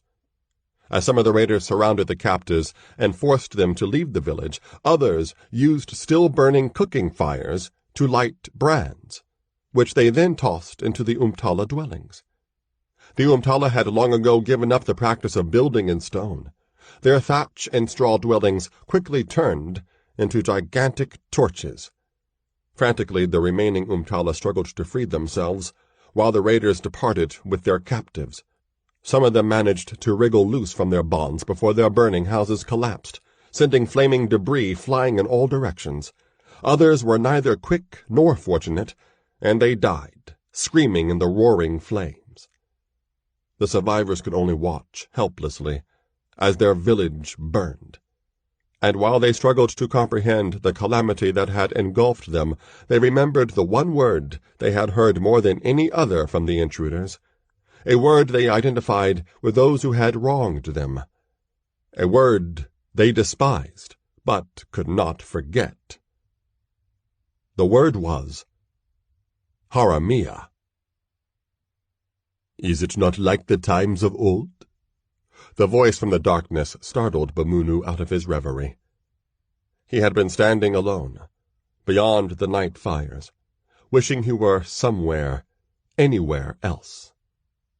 Gone were the tatters that had clothed him when he first approached the cambi of the East Coast armies.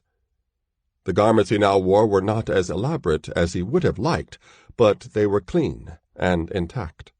Less intact were the ambition and bravado that had goaded him out of his comfortable life in Zanj and into the precarious existence of the Haramia. The voice belonged to Angulu. In his all-enveloping cloak, the Wa-Nyanume's substance had become shadow, as though he were a part of the night that had somehow taken on human form. Fear was never far from Bamuno whenever he encountered Angulu now. In the time before Angulu had departed from the Haramia, relations between him and Bamunu had been cordial, if not particularly close. Since then, however, the Wa-Nyanume had changed. You always wanted to lead the Haramia, Angulu continued. Now you do. The mocking tone of the sorcerer's voice stung Bamunu. Not like this, Bamunu said. Bitterness laced the Zanjian's words. The men he had led on the raid against the Umtala village were not true Haramia. They were soldiers, drawn from both the Zanjian and Azanian ranks, who wore the eclectic garb of the outlaws instead of their military accoutrements. The disguised troops had followed Bamunu and Angulu into unknown territory, not far from a river that had previously been more legendary than real. This was not the first time Bamunu had been among bandits who raided a remote village for captives. Slave markets were no more scrupulous about dealing in stolen property than any other. But the purpose of this raid was different, in a way that sickened even the jaded, amoral Bamunu. Even though he had participated in the planning of this part of the strategy, Angulu and the Imwenyes had devised to destroy the Haramia, he could not think about what he was doing without feeling revulsion, for himself and for Angulu, even though he owed his life to the Wa-Nyanume. When Chawumba, commander of the Zanjian forces, learned of Bamunu's presence on the Azanian side of the Kambi, he had demanded that the outlaw be turned over to him without delay. Imwenye Mkojo's refusal to do so had come close to causing an irreparable rift between the two armies. Angulu's insistence that Bamunu had a vital part to play in the plan finally convinced Chawumba to relent, but he did so only grudgingly. Now, as he looked toward the dark, barely discernible forms of the Umtala captives, Bamunu knew their fate would be far worse than being sold into slavery in one of the East Coast cities. His regret for that outcome lasted only for a moment. Better them than me, he thought. Soon we will both get what we want, Angulu said. Bamunu looked at him. The Imwenyes had promised both men freedom from retribution for the misdeeds they had committed while they were with the Haramia. Bamunu wanted more than that, and he was prepared to make full use of his opportunity to get it. He did not know what Angulu wanted. He had no desire to know. Soon, indeed, was all Bamunu would say as he watched the shadows the wavering firelight cast. In a long, ragged line, the true Haramia marched warily through the unfamiliar country south of the Kakasa River. Some were mounted. Most trudged on foot. The land here was incongruous. It was as though several types of terrain had been jumbled together by gods who were either mischievous or drunk. Rocky, broken outcrops jutted from flat plains. Ragged copses of forest stood adjacent to swamps. Natural barricades of thorn bush lay athwart the path the Haramia followed. Wildlife was abundant, but herds and solitary beasts alike gave way to the two legs. Even the mighty elephant shunned the smell of so much steel. The bandits' numbers had decreased since their last victory over the soldiers, for Imaro had given them the choice to follow him to the Kakasa or fend for themselves. A small but not insignificant number chose to remain in the borderlands, in the hope that they could continue their lawless ways after the alliance between Zanj and Azania ended. And there was another reason the Haramia's ranks had thinned. Shouts and curses emanating from the rear of the Haramia's line alerted Imaro, and he waited for news that had become far too familiar. "Halt!" he commanded. Then he waited. Soon enough, a runner came from the rear. Breathing in ragged gasps, the runner, who was barely beyond boyhood, looked up at the Ilyasai. "They got another one," the youth said. Imaro did not have to ask who they were. Not long after the Haramia had ventured into the unknown territory, unseen assailants had begun to pick off single bandits in stealthy attacks. Arrows and poisoned daggers were the attackers' weapons of choice, and they left no sign of their coming or going. The killings were random. They could occur at night or in the middle of the day. Despite the Haramia's efforts at tracking, the assailants remained elusive. It was as though they were wraiths rather than humans. Imaro turned to Chimba, who marched with him at the head of the Haramia column, leading the way to the Kakasa and its crossing. Tanisha was also at Imaro's side, as was Busa. Ingodiri and Kongolo were farther down the line, helping to keep the march in order. "You said no one lives in this land," Imaro said to Chimba, not for the first time. "No one did, last time I was here," Chimba retorted. Tanisha spoke then. "Well, you're wrong now," she said. "And if you are wrong about it, what else might you be wrong about?" Before Chimba could respond, Busa spoke. "This one is a snake," he said in the Mtumwe language. "You should have killed him long ago." Imaro was the only one who understood all of Busa's words, for the river people's language was only distantly related to the Kiswa the coastal people spoke.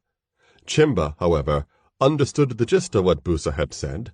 The scrawny bandit laid his hand on his sword hilt. "Why don't you try it yourself, Ska-Skin?" he sneered. Busa put his hand on the hilt of his panga, the chopping weapon he had retained since his departure from the Kafua forest. "Enough," Imaro said, the impatience in his tone unmistakable. Both men moved their hands away from their weapons. However, their mutual dislike remained clear on their faces. Imaro was about to send some of the Haramia to search for the attacker when a new disturbance claimed his attention, more shouts from the rear of the bandits' formation. Another killing, Imaro thought. They have become bolder. But this time, the Haramia's cries had a different tone. They weren't shouting in surprise or panic. Instead, Imaro heard taunts and jeers, and the sharp sound of blows struck by fists and spear butts. The sounds grew louder as more people joined in the beating. A large group of Haramia approached Imaro now. Eschewing even the limited discipline the bandits were willing to accept, others broke ranks and joined the crowd that was surging toward their leader. When they reached Imaro, the Haramia at the forefront stepped aside. Standing in their midst was Kongolo. Another Haramia was with him. Between them, they held a captive who could barely stand unaided. Blood dripped from wounds caused by the many blows the captive had received, while the Haramia dragged him to Imaro. Now he was barely clinging to consciousness. "We finally got one of these sneaky dogs, thanks to Mtobo here," Kongolo said, a wide grin spitting his ebony face. The young Haramia on the other side of the captive grinned as well. "I was lucky," Mtobo admitted, "but it's better to be lucky than it is to be dead." The other Haramia roared with laughter, expressing their relief after so many days of facing death from the shadows. With a single heave of his huge hand, Kongolo forced the captive's head upward so that he was looking at Imaro. Outwardly, the man looked no different from the other people of the East Coast. Brown-skinned, lean, taller than average, and long-faced, with protruding front teeth. Instead of shati and suruali, however, he was clad in a bark-cloth garment that covered him from waist to knees. His only other accoutrement was a quiver, from which all the arrows had been removed. In his other hand, Kongolo carried the pieces of a broken bow. "Who are you?" Imaro demanded. "Why are you attacking us?" When the captive opened his bleeding mouth, broken teeth were revealed. Instead of replying, he spat on the ground at Imaro's feet. Kongolo raised his fist to strike the captive for his effrontery, but Imaro raised his hand to forestall the blow. Then he motioned to Kongolo to give him the halves of the stranger's bow. The weapon was fashioned from hard, Brazilian wood. Imaro squeezed his hand on the pieces, and the wood cracked loudly. When Imaro opened his hand, splintered pieces of the bow fell to the ground. Wide-eyed, the captive stared at Imaro. He did not spit a second time. "Who are you?"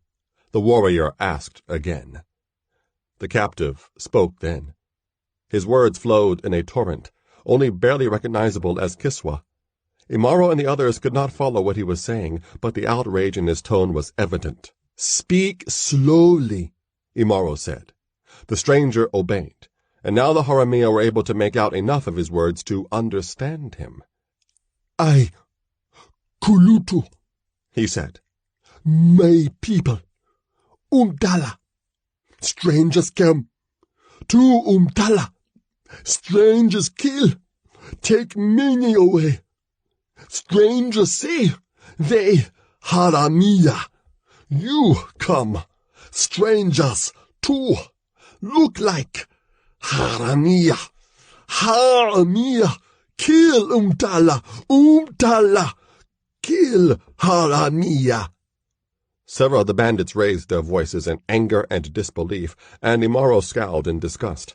He did not allow the Haramia under his command to steal people for the purpose of selling them to the slave markets. The tribes of the Tambarure sometimes took captives during their wars, but they were treated as prisoners, not slaves. Imaro himself would have been sold into slavery had he not withstood a brutal initiation into the Haramia's ranks, an experience he had never forgotten.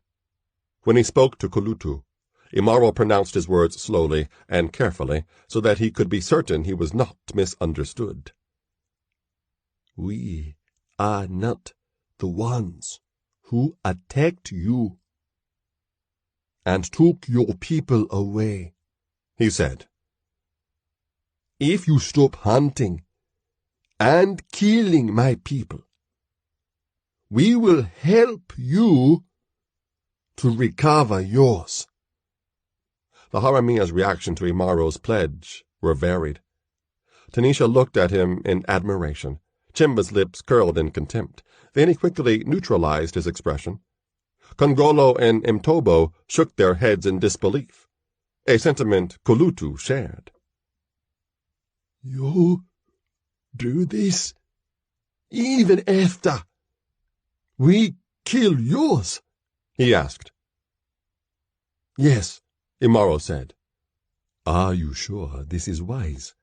Ngodiri was the one who asked that question.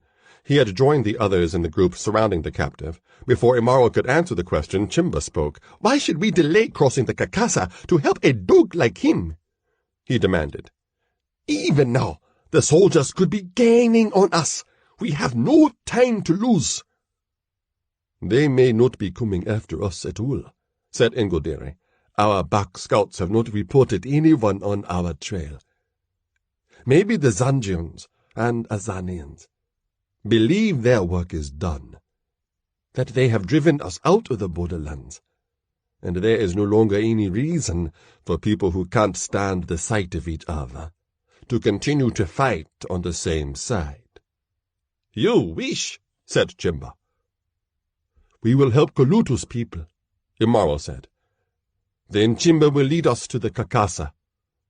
From the tone of Imaro's voice, the Haramia knew he would not tolerate further discussion. "Let him go," he said to Kongolo and Mtobo. The two Haramia released their grasp on the Umtala's arms. He almost fell forward, but he managed to maintain his balance and his dignity. "Did your warriors try to follow the ones who stole your people?" Imaro asked. "Yes, some follow. None come back." "Are there any more hunters like you?" "Yes, some." "Call them off," Imaro said. "Then show us the way the people stealers went with your youths." Imaro turned to Mtobo. "You go with him." The face of the young Haramia no longer bore a smile. Nj was asking him to place himself in the hands of people who could still be enemies. Yet he also understood his presence would be a gesture of good faith that the Umtala could not fail to recognize. Mtobo nodded. A moment later, he and Kulutu trotted past the bandits who, only moments before, had wanted to kill the stranger. That night, dreams came to Chimba.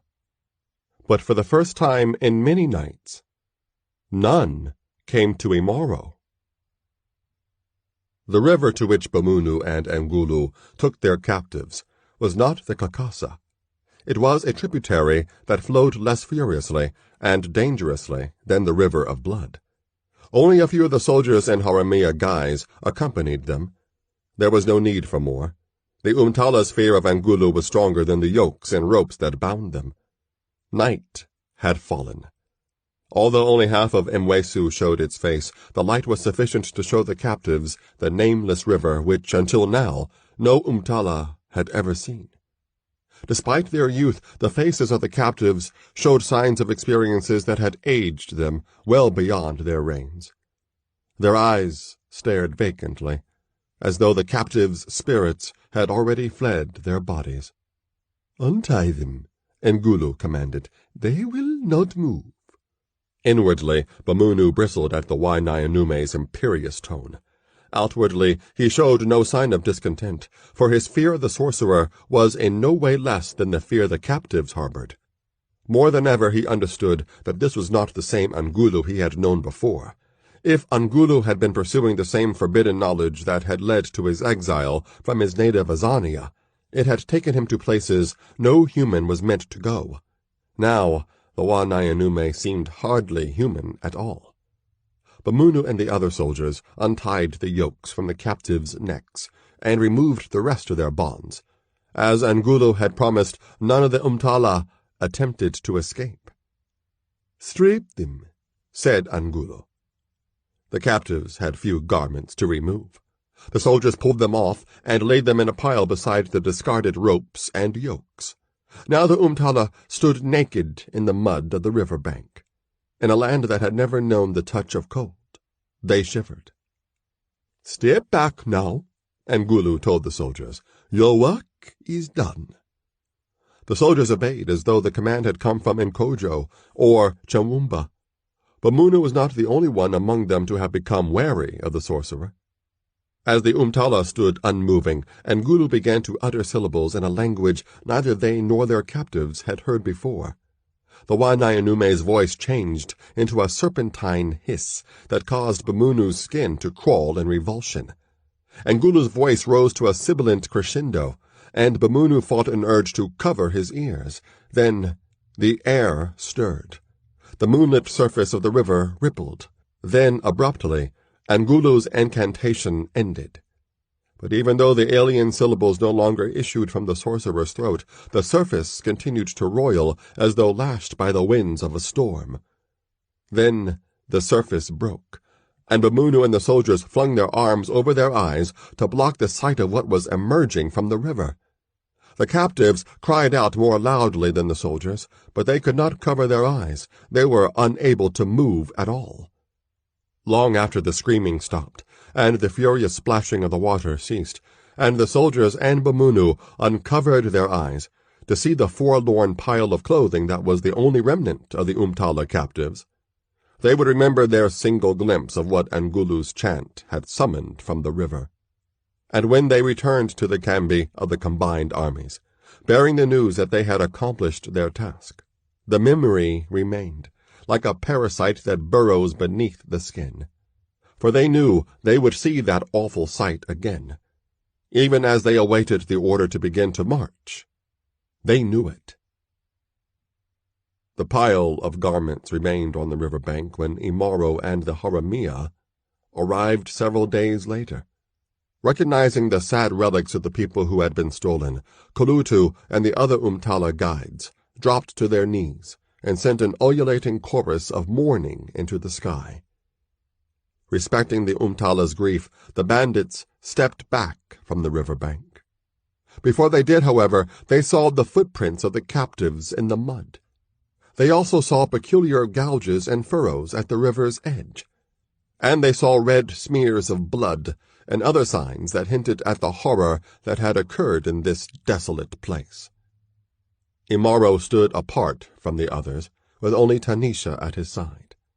Although his face showed no expression, his eyes had become as hard as onyx. But it was not what his eyes showed him that caused the tension in his stance, which was reminiscent of a great cat poised to spring. Since the time of his encounter with Chitindu at the Place of Stones, the warrior had developed a sense that was akin to kufahuma, the affinity with his surroundings that often warned the warrior when danger was imminent. All who were raised in the Tambarure possessed kufahuma. The other sense was Imaro's alone, an awareness of the presence of Imchawi, the evil sorcery that Chitindu had practiced, and the power that had animated the Afua when Rumanzila had removed one of its golden spikes. If Imchawi were an odor, it would smell like carrion. But the manner in which Imaro sensed it made it even more unpleasant. The taint was as powerful here as it had been at the Place of Stones, and the warrior's lips involuntarily pulled back from his teeth in a silent snarl. Tanisha touched his arm. Her face bore an expression of concern as she looked up at him. She had seen him bare his teeth in this manner before, in the shadow of the night, when the dreams held him in their grasp. The dreams that made his nights a battleground had not affected him recently. Were they now plaguing him while he was awake? "Imaro," she asked, "what is it? What is wrong?" The snarl faded from the warrior's face, but his eyes remained hard as he answered her. "Imchawi," he said, in a tone that reflected his loathing of that term, and all it implied. Tanisha nodded. The reach of Imaro's foes was long. But why did they strike here, at people who had no involvement in the conflict? Why not strike directly at Imaro? The warrior turned and headed back to the group of Umtala, who had ceased their mourning and now stood quietly, staring at the slow-moving river as though its water could bring the captives back from its depths. Little more than half a dozen of them had accompanied the Haramia on the search for the captives, and they remained wary of the bandits, despite Kulutu's assurances that the raid on their village had been the work of others. Tanisha was at Imaro's side as he spoke to Kulutu, so was Busa. The other Haramia remained in the background, muttering among themselves. Ngodiri and Kongolo stood aside as well, for they knew that Kulutu, for reasons they could not understand, seemed more comfortable in the presence of the Ilyasai than anyone else among the bandits. Kulutu eyed the three people who stood before him. Imaro with his huge stature, Busa with his marked skin, Tanisha with her uncommon beauty, all of them so different from the Umtala, who had remained secluded for so long that they had almost forgotten the existence of other people. They wished they could remain apart from all others, but that was no longer possible. "Do you know what happened here?" Imaro asked. Kulutu shook his head. "No," he said. "We never come to this river. It leads to the river of blood, and we never go there either." Umtala's speech had become easier to understand during their time with the Haramia. Even as he listened, Imaro's eyes followed the flow of the river, which was not nearly as wide as the Tamba Belong, where Busa's village was located. If the sight of the river caused stirrings of nostalgia for the Mtumwe in Busa's heart, he kept them well hidden. "These marks," Imaro said, indicating the gashes that were interspersed among the footprints. "Do you know what made them?" Kulutu and the other Umtala looked at each other, unease apparent in their expressions and in the way they moved away from the river bank. Finally, Kulutu spoke a single word, in a near whisper. "Tuyabine." "What does that mean?" Imaro asked. Again the Umtala hesitated. Imaro waited them out. "Water demons," Kulutu finally said, as though the mere mention of their name could summon them. "Very evil," said another of the Umtala. "So are the ones who brought your people to them," said Tanisha. Kulutu looked at her with an expression that combined sorrow with incredulity. "We live far from the river to be away from the Tuyabini," he said. "Not far enough," said Busa. Kulutu blinked in surprise. Busa spoke so seldom that the sound of his voice was startling. In the meantime, Imaro looked as though he wanted to dive into the river and confront the Tuyabine single-handed. He was looking at the spoor of others who had been at this place, along with the captives. The tracks of a small number of people could be seen in the mud, following the flow of the river. From the distance between the tracks, Imaro could see that these others had departed quickly and had stumbled in their haste to get away. The taint of Mchawi was almost unbearable, but Imaro showed no outward sign of its effects. He turned his attention back to Kulutu. "We cannot bring back your people," he said, "but we will find the ones who gave them to the Tuyabene, and we will kill them." Seeing the fury that had gathered like storm clouds in Imaro's dark eyes, Kulutu knew the warrior would fulfill that vow. "Wetu will kill them," the Mtala said. Tanisha looked at Imaro with approval and admiration as he called the Haramia to him. After the bandit army assembled, he spoke to them in tones that carried above the rush of the river. "We have another enemy," he said. "It is neither the Zangians nor the Azanians, and it is an enemy that uses our name against us. We must destroy this enemy." "What about the Zangians and Azanians?" asked Chimba. "Do you think they will just sit back and watch us chase after these false Haramia?" "Where are the Zangians and Azanians?" Engodiri asked Chimba. "Have you seen them?" Chimba did not reply. "We will send scouts to keep watch on the soldiers," Imaro said, paying no heed to the bickering. No one else asked questions or raised objections. "We go now," said Imaro. "Wait," said Kulutu. Imaro turned to him. "We must bury what is left of our youths, and sing their spirits to the ancestors," Kulutu said. Imaro nodded. Later, as the voices of the Umtala provided the pathway along which the spirits of the Tuyabene's victims would travel, one of the Haramia muttered, "Another fight, and nothing to show for it but our lives. If we are lucky." He was not the only one to harbor that thought. "Imaro, we must talk," said Engodiri. The Ndashikuya was the only person other than Tanisha who could address the Haramia chieftain in such an insistent tone. Imaro looked up at Engodiri's troubled face. Then he nodded. The two men stepped away from the night fires at the Haramia's latest kambi, which sprawled across a rare open area of country that was mostly woodland.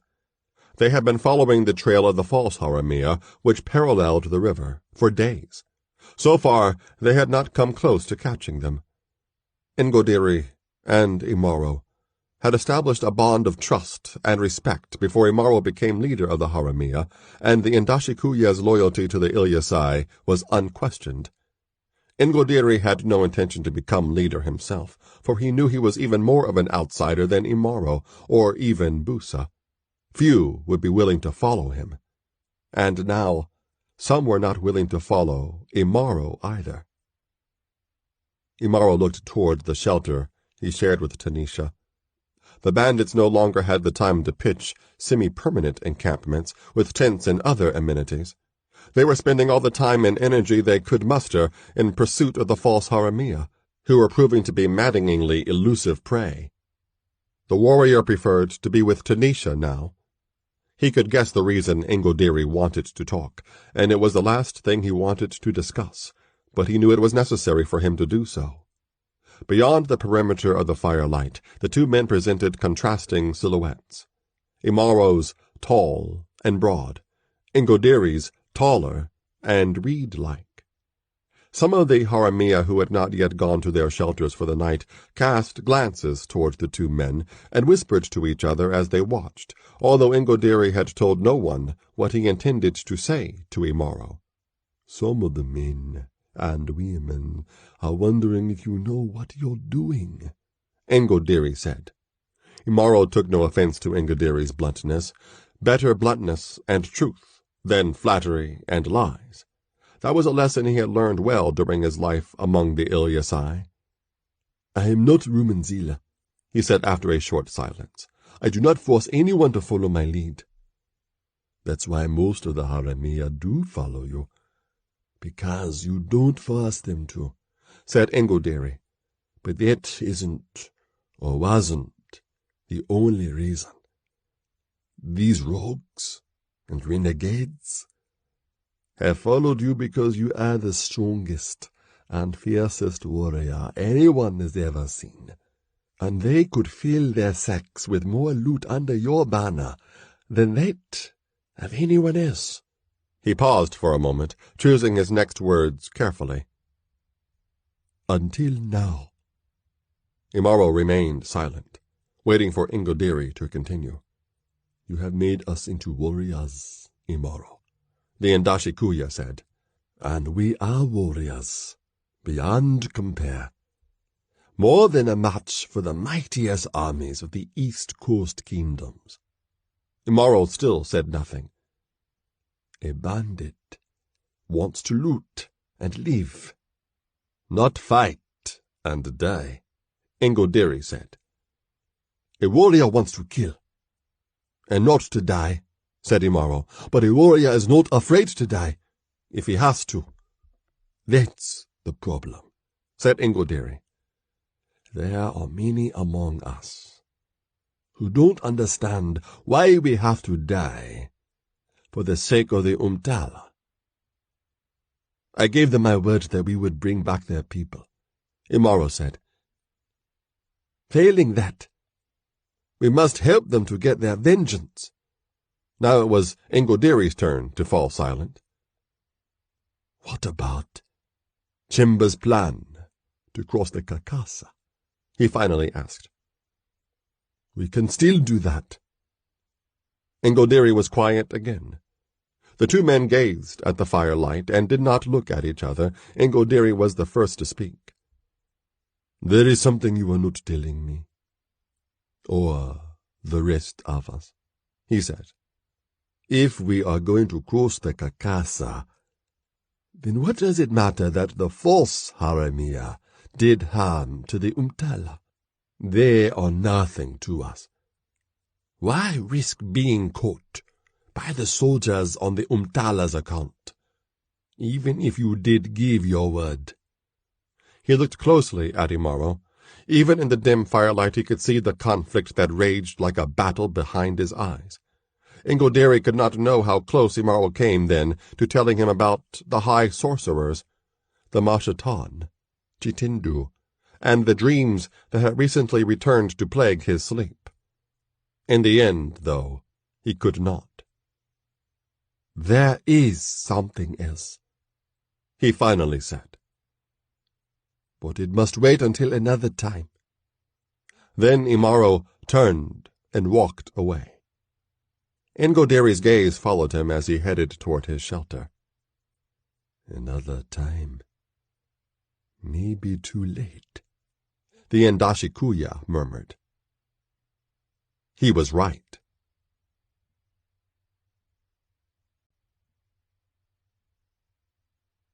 Imaro had still not broken his silence when the Tuyabine attacked. The Haramia had remained closer to the river than they would have liked, but that was where the tracks of their quarry led them. Outwardly, the river was like any other.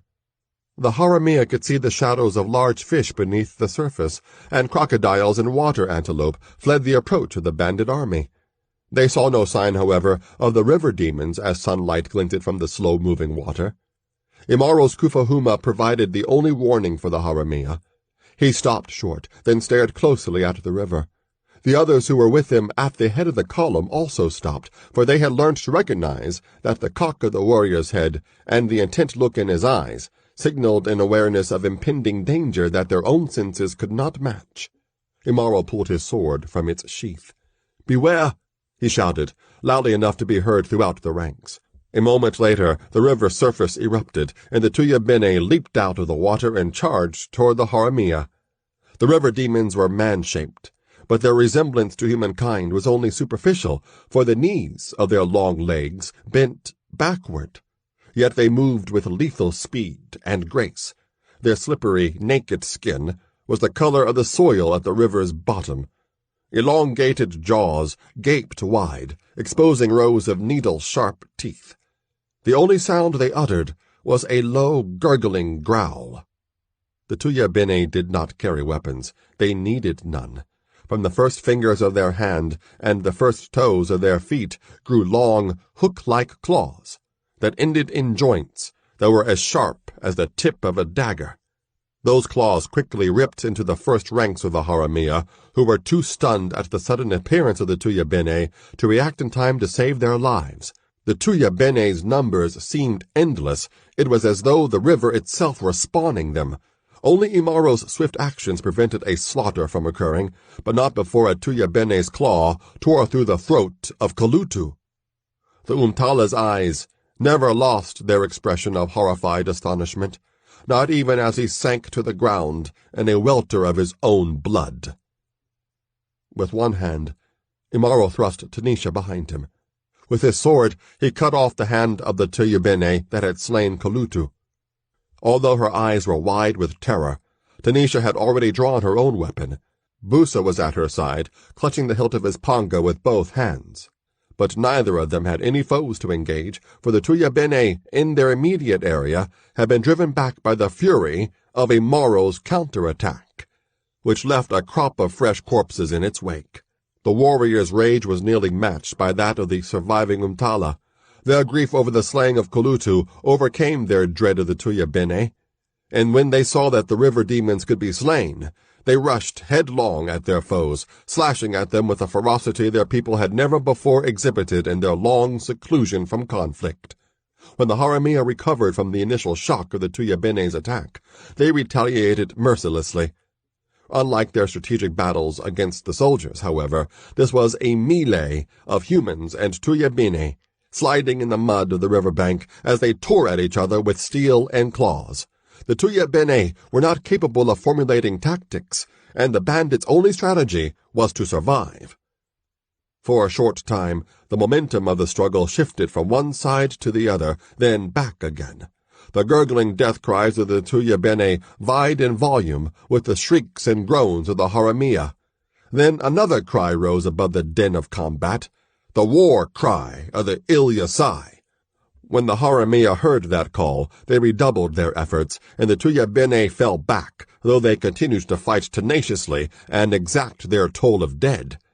Finally, their survival instinct superseded the compulsion that had brought the Tuyabene out of the river. Hopping like gigantic amphibians, they returned to their subsurface lairs, their wounds staining the water crimson as the ripples marked their passage. For a short time, it was this nameless stream, not the Kakasa, that was truly the river of blood. Some of the Haramia splashed into the river in pursuit of the Tuyabene, before Ingodiri's voice stopped them. "Are you fools? Do you think you can breathe underwater like those demons?" he shouted. Stung by the Indachikua's tone, but aware of the truth of his words, the bandits ceased their pursuit and returned to the river bank. Before long, the current carried away the blood of the Tuyabene. The corpses of the river demons were interspersed with those of the Haramia. Even as the weary survivors of the battle tended their wounds, a crocodile emerged and carried a Tuyabene carcass back into the river. Imaro lowered his sword blade. The Tuyabene's claws had gashed the leather of his armor, along with his arms. Tanisha was unmarked. The blade of her sword dripped Tuyabene blood. So did Busa's panga. The Tuyabene dead far outnumbered the fallen and wounded Haramia. Even so, the Haramia had suffered far too many losses, more than they had in their last battle against the forces of the Shea and the Imwamu. Now the survivors looked at Imaro, who had saved most of their lives this day, but he had also led many of them to their deaths. Before anyone could speak, more crocodiles came from the river to claim corpses. When one of the reptiles clamped its jaws on the leg of a dead Haramia, Imaro shouted, "That is not for you!" Charging forward, he slashed at the crocodile until it released its grip on the corpse and returned to the river. "Give the demons to the crocodiles," Imaro commanded. "Don't let them take our dead." The Haramia heeded the warrior's words. Some of them kicked and shoved the corpses of the Tuyabene into the mouths of the crocodiles. Others dragged the Haramia dead away from the river bank. Between the efforts of the crocodiles and the bandits, the river bank was soon cleared of all corpses, and the crocodiles slipped beneath the water's surface. By the time the bandits buried their dead and performed their various rituals to send their spirits to their ancestors, the sun was about to set. Again, the Haramia focused their attention on Imaro. In his eyes, they saw a weariness that had never been present before. His broad shoulders sagged, as though they bore a burden that had become too heavy even for him. The thought of becoming the ruler of an infant kingdom was far from his mind now. Only 2 of the Umtala had survived the battle against the river demons, but they, as well as the ones who had died, had slain many Nyumbani, and they had gained a measure of vengeance for those who had been stolen and sacrificed. Even so, they wondered if they would ever see their village again, and tell the people who remained there a tale they wouldn't believe. Ngodiri and Kongolo stood at Imaro's side. Tanisha was there too. Her arm circled the warrior's waist, as though she was all that was keeping him on his feet. The rest of the Haramia leaned heavily on their weapons. Other than their breathing, which was ragged with exhaustion, the Haramia remained silent, waiting for their chieftain to speak. Imaro gestured toward the row of earthen mounds, piled with large stones, beneath which the Haramia dead had been buried. The ones who brought these deaths to us owe us a debt, he said. We will make them pay it. He raised his sword skyward. Blood fell from its blade to the ground. The others, including the surviving Umtala, lifted their weapons as well, and they echoed the war cry Imaro uttered, even as he held his long, slender sword high above his head. Ngodiri wondered, "What debt do you owe, Imaro? And how will you pay it?" The Haramia heard the Kakasa River long before they could see it, a rumbling reminiscent of the sound of distant thunder during the wet season. But the wet season had not yet come. The sky was free of clouds. The hearts of the Haramia were not. Even though no more attacks came from the Nyumbani, Imaro had ordered his scouts to keep a constant watch on the river. The Nyumbani would not take them by surprise again. Onward the Haramia marched, following the tantalizing spoor of their quarry. Like bait leading to a trap, more than a few of the bandits thought, as they saw the marks of hurried footsteps. But Imaro would not relent. The Ilyasai was well aware that the false Haramia could be deceitful in more than one way. He took all the precautions he could. Scouts ranged far ahead of the main body of the bandit army. The Haramia marched in a formation that was flexible enough to be effective in either attack or retreat, and he concentrated his own sense of danger, both natural and supernatural, to their utmost. From a distance, Imaro saw riders approaching, 3 of them, their horses' hooves spattering mud. Scouts, or foes. Like the others at the front of the outlaws' column, Imaro kept his hand close to his sword hilt as the riders came closer. When they arrived, the Haramia relaxed, for they recognized the face of Chimba and those of the other 2 who had volunteered to join his scouting party. Because he was more familiar with this country than any of the others, including the Umtala, Chimba did most of the Haramia's reconnaissance. Imaro trusted him only as far as was necessary. Chimba and the other scouts swung down from their saddles. All 3 wore glum expressions, a signal that their news would not be what their fellow bandits wanted to hear. "The ones we seek are near the Kakasa," Chimba said to Imaro and his lieutenants. "Did you see them?" Imaro asked. "No," Chimba replied. "We could not even see the river. Mist covers everything. It's like a cloud that has fallen to the ground." The other 2 scouts nodded in corroboration of Chimba's words. Imaro was not the only one who frowned in response to the report. "Was it like that when you were here before?" Ngodiri asked Chimba. "When you found the passage across the river?" "No." "I don't like this," said Kongolo. "It smells of sorcery. Why else would there be a mist like that in the middle of the dry season?" "Sorcery can be defeated," Imaro said. Kongolo nodded slowly. He knew Imaro was right. He had seen the warrior prevail over the Mchawi that animated the Afua, and he had seen him carry the severed head of the demon Isikukumadevu into the Haramia encampment in the Black Hills. Yet he could not suppress his feelings of apprehension. Do we turn back, or do we go on? Ngodiri asked. What do you think? Imaro asked Chimba. I say we should go on. Before Imaro could go on, Busa spoke. Imaro, he said, do not follow the advice of a snake. Rage twisting his features, Chimba took a step forward. Shut your mouth, you scar-faced son of a— Enough, said Imaro. Chimba did not take another step. He continued to glare at Busa, whose own eyes were brimming with hatred. Chimba's anger, however, did not prevent him from completing his report to Imaro. We have no other choice but to go on, he said. Why? Imaro demanded. Because the mist is not just sitting at the Kakasa, Chimba said. It is moving. Moving in this direction. It is so thick. It blocks out the sun, said another of the scouts. And it just keeps coming, like it's swallowing the ground in front of it. Now all eyes were on Imaro, but he directed his own gaze to the one who stood beside him, Tanisha. As she gazed up at him, he could see a glimmer of fear in her eyes, but he also saw trust and confidence that he could overcome whatever it was that was hidden in the mist the scouts had seen. That trust almost overcame him. Then Imaro turned back to the Haramia. Our enemy comes to us, hiding behind the mist, he said. I do not fear a foe that cannot show its face. Do you? No, came the reply from scores of throats. When the enemy comes, we will be ready. Imaro believed his own words, but there were some among the Haramia who did not. They did not give voice to their misgivings, nor did they deny them.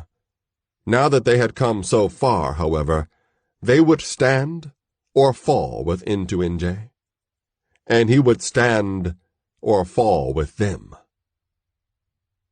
Mist shrouded Ngulu so thickly that it obscured even the midnight black cloak that covered him. He could see nothing other than the swirling white clouds that shifted and coalesced around him. That did not matter to him, though, for his vision extended far beyond the vapor, as well as beyond all the limits that had confined him before he made common cause with the high sorcerers of Nama. Once before, during the time when he was still welcome in his native Azania, Ngulu had come close to stepping onto the forbidden path of Mchawi. At the last moment, panic had overcome him, and he had pulled back from that pathway.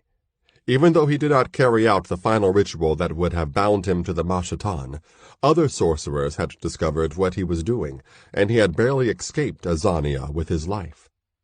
Among the outlaws of the borderlands, Ngulu's sorceress skills were coveted, and he had joined the strongest of the Haramia leaders, Rumanzila. And as he cast simple spells for the benefit of the bandits, the Wanayanume tried to forget the promise of power he had allowed to slip out of his grasp. Then came the mission to steal the Afua, and the capture of Imaro, and the disaster that had occurred when Rumanzila rashly plucked one of the Afua's golden spikes, and the subsequent death of Rumanzila, and Imaro's ascension to the leadership of the Haramia. When Imaro replaced the spike in the Afua after the idol had come to life, he stemmed the flow of Mchawi from the opening that had unleashed it. Some of the sorcerous energy, however, found a host that was not unwilling to accept it. Ngulu. His exposure to the concentrated Mchawi swept aside the trepidations that had inhibited him before. This time he opened himself to the high sorcerers, and they plucked him like a fruit from a tree. He was under their influence when he departed from the Haramia. In the deep wilderness, far from even the outlaws, Ngulu absorbed the knowledge that had frightened him before. The high sorcerers revealed their intentions, and the part he would play in their plans to him. They showed him the rewards that would be his if he succeeded in the tasks they set for him, and the punishments that were the consequence of failure. And they showed him the price he would have to pay if he became one of them. This time, he was willing to pay it. Finally, the Namans showed Angulu the main obstacle that could prevent the achievement of their goals. Imaro. The destruction of the Ilyasai would be Angulu's responsibility. Angulu had disliked the outlander from the beginning. He had always wished the Haramia had left the warrior in the Ntumwe village after the bandits stole the Afua, and when he saw how Imaro prevailed against the Afua after the idol was animated by Mchawi, Angulu realized that the Ilyasai was an uncommonly dangerous man. Now Angulu would be the instrument of Imaro's downfall. He had easily insinuated himself into Chimba's dreams, but not into Imaro's. The high sorcerers themselves were the ones who afflicted the warrior's sleep. It had been easy, also, to intimidate the likes of Bamunu, and even the Mwinyes, Mkojo, and Churumba. Mkojo had known of Angulu's past in Nzania, but he was willing to overlook the Wanainume's previous misdeeds in exchange for his help in defeating the bandit army. Summoning and controlling the Tuyabene was more difficult, but he had managed to do it, and their attack had weakened the Haramia, though the river demons had failed to slay Imaro. Now, as he gathered his Mchawi in the thickening mist, Angulu experienced a moment of doubt, akin to the uncertainty that had thwarted his first attempt to wield Mchawi. For Imaro was, in his own way, as formidable as the high sorcerers. Still, Imaro was only a man. The high sorcerers were more, much more. And so, now, was Angulu. The sorcerer's hands wove intricate patterns in the air. He spoke words of power that resonated deep within him. The mist moved in cadence with his speech. The Mchawi flowed through him. The time had come. Like a vast, moving wall of white, the mist approached the waiting Haramia. The bandit army had moved inland, away from the river and the Tuyabene, for there was no longer any reason to follow the trail of the false Haramia. Now the enemy was coming to them. The mist was as white as a cloud, as Chimba had said, but it had not whorls, or ridges, or even a shape. As it drew nearer, the mist appeared to consume all that stood before it, even the sky. The wildlife in the area had long since fled its approach, and the bandits who had horses were experiencing difficulty keeping their mounts under control. In the background, the Haramia could hear the muted roar of the Kakasa, into which the nameless but deadly stream flowed. Imaro had deployed his forces in concentric circles. Spearmen and mounted bandits formed the outer circle. Sword-wielders stood a few paces behind. The two surviving Umtala stood in the inner circle, bows raised, arrows nocked. Tanisha and the other women among the Haramia were also in the second circle. The weapons in their hands did not waver as the mist came closer. In his customary place at the front of the Haramia ranks, Imaro was already under attack. The taint of Mchawi assailed his senses relentlessly, yet he showed no sign of discomfort as the vapor crept forward. When the featureless haze came to within a few paces of the Haramia, it halted. Its substance was so opaque that it was impossible to see what it hid or shielded. The only sound other than the Kakasa's rumble was the horse's nervous snorting and pawing of hooves. Then, as though it were a curtain, pulled aside by the hands of a giant, the mist parted, then quickly disappeared. And the sight of what the haze had concealed raised cries of consternation in the Haramia's ranks. This was not the ragged group of false Haramia Imaro's army thought it was chasing along the river. Instead, the Haramia were facing the full combined host of Zangian and Azanian soldiers who had been, in turn, pursuing them. As if the overwhelming number of troops were not demoralizing enough for the Haramia, the soldiers were accompanied by a teeming horde of Tuyabene. Like the water from which they had emerged, the river demons flowed in front of the soldiers, standing between them and the Haramia. But it was not the Nyumbani that claimed Imaro's attention. Instead, his eyes focused on 4 figures at the head of the soldiers' ranks. 2 of them were the force's commanders, Mkojo of Azania and Chirumba of Zanj. Imaro had seen them from a distance in previous battles, and if he hadn't, the deference with which they were treated by their soldiers would have marked their rank. With the commanders were 2 others whom Imaro knew well, though he had not seen either of them for a long time, and had doubted that he would ever encounter them again. One was Bamunu, a grinning, confident Bamunu, not the chastened wretch whose humiliation had forced him to slink surreptitiously away from the haramia he had once aspired to lead. Imaro noticed that Bamunu was standing at the side of the Azanian Mwenye, rather than that of his countryman, Chirumba. Bamunu raised his hand to Imaro in a mocking salute. As for the other, at first, Imaro didn't recognize Angulu, for the Wanyanume had never swathed himself in black during his time among the haramia, and never before had Angulu reeked of Imchawi, the sorcery Imaro's Naman enemies employed. Like Bamunu, Angulu lifted his hand, but the motion was not an ironic gesture. The sorcerer's lips moved as well. Imaro could not hear the words Angulu was speaking, but the Nyumbani could. The river demons surged forward. Behind them, the troops advanced at a slower pace, content to allow their inhuman allies to begin the battle. As the Nyumbani approached, the haramia could see the damage that the long period the creatures had spent outside the water had inflicted. Their eyes were dull and glazed, and scaly flecks of skin fell to the ground with each step the Nyumbani took. But the Nyumbani's claws were still lethal, and the creatures' ferocity remained undiminished as they tore into the bandits. As the fighting commenced, Imaro shouted a single command. "Don't let them break the circle!" The haramia obeyed, even as the Nyumbani's claws again ripped into them as lethally as any weapon made from steel. Following Imaro's example, the haramia used their shields to attack as well as defend, and Nyumbani corpses collected at the bandits' feet. But the claws of the Nyumbani exacted a toll as well, and more than a few haramia went down, blood pouring from jagged wounds. Yet the bandits held their formation in the face of the Nyumbani's savage onslaught. They were familiar with these foes now. The shock and horror that had accompanied their first attack was gone. While the haramia were occupied with the Nyumbani, however, the 2 armies moved into position, surrounding the haramia. For a time they watched as the Nyumbani, urged forward by the sorcery of Angulu, wreaked havoc on the bandits' ranks.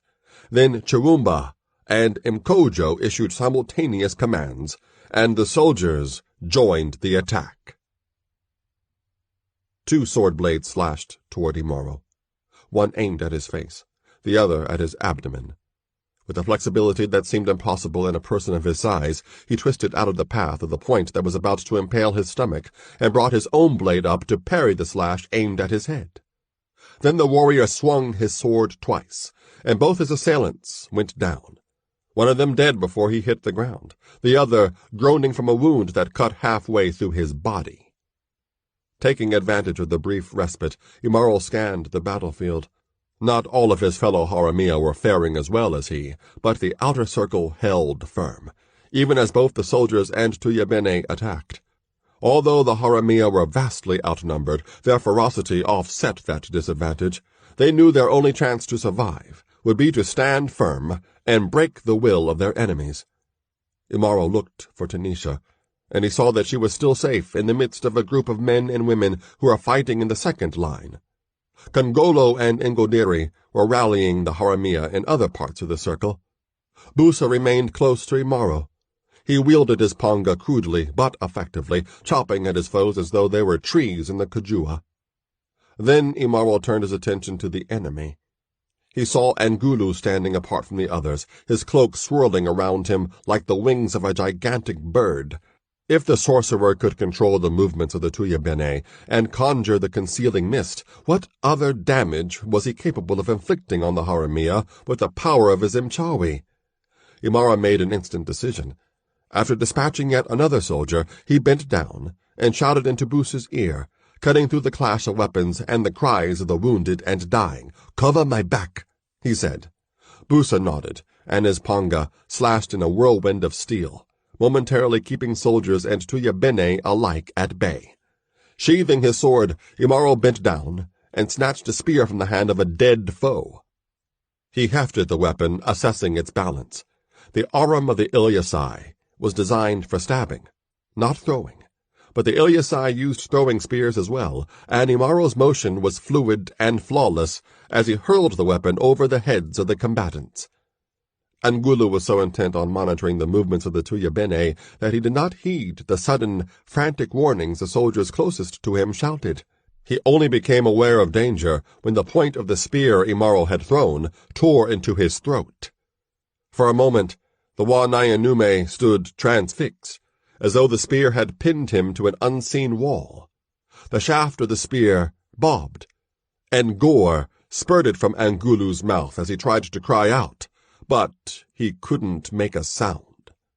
Then the sorcerer fell backward, and the spear shaft pointed upward like the stem of a plant rooted in blood-stained soil. A great cry rose among the Haramia when they saw Angulu fall. They redoubled their efforts against the soldiers and the Nyumbani, and for the first time since the battle had begun, the Haramia forced their foes to give ground. Another factor, however, was threatening to turn the battle into complete chaos. Freed from the sorcerous compulsion Angulu had forced upon them through his sacrifice of the Umtala youths, the Nyumbani's sole desire now was to return to the water, before further exposure to the alien element of air finally killed them. To that end, they attacked all who stood in their path, soldiers and Haramia alike. The clear divisions among the antagonists suddenly disappeared, and an inchoate melee deadly to all involved began. Now Imaro saw a chance to achieve victory.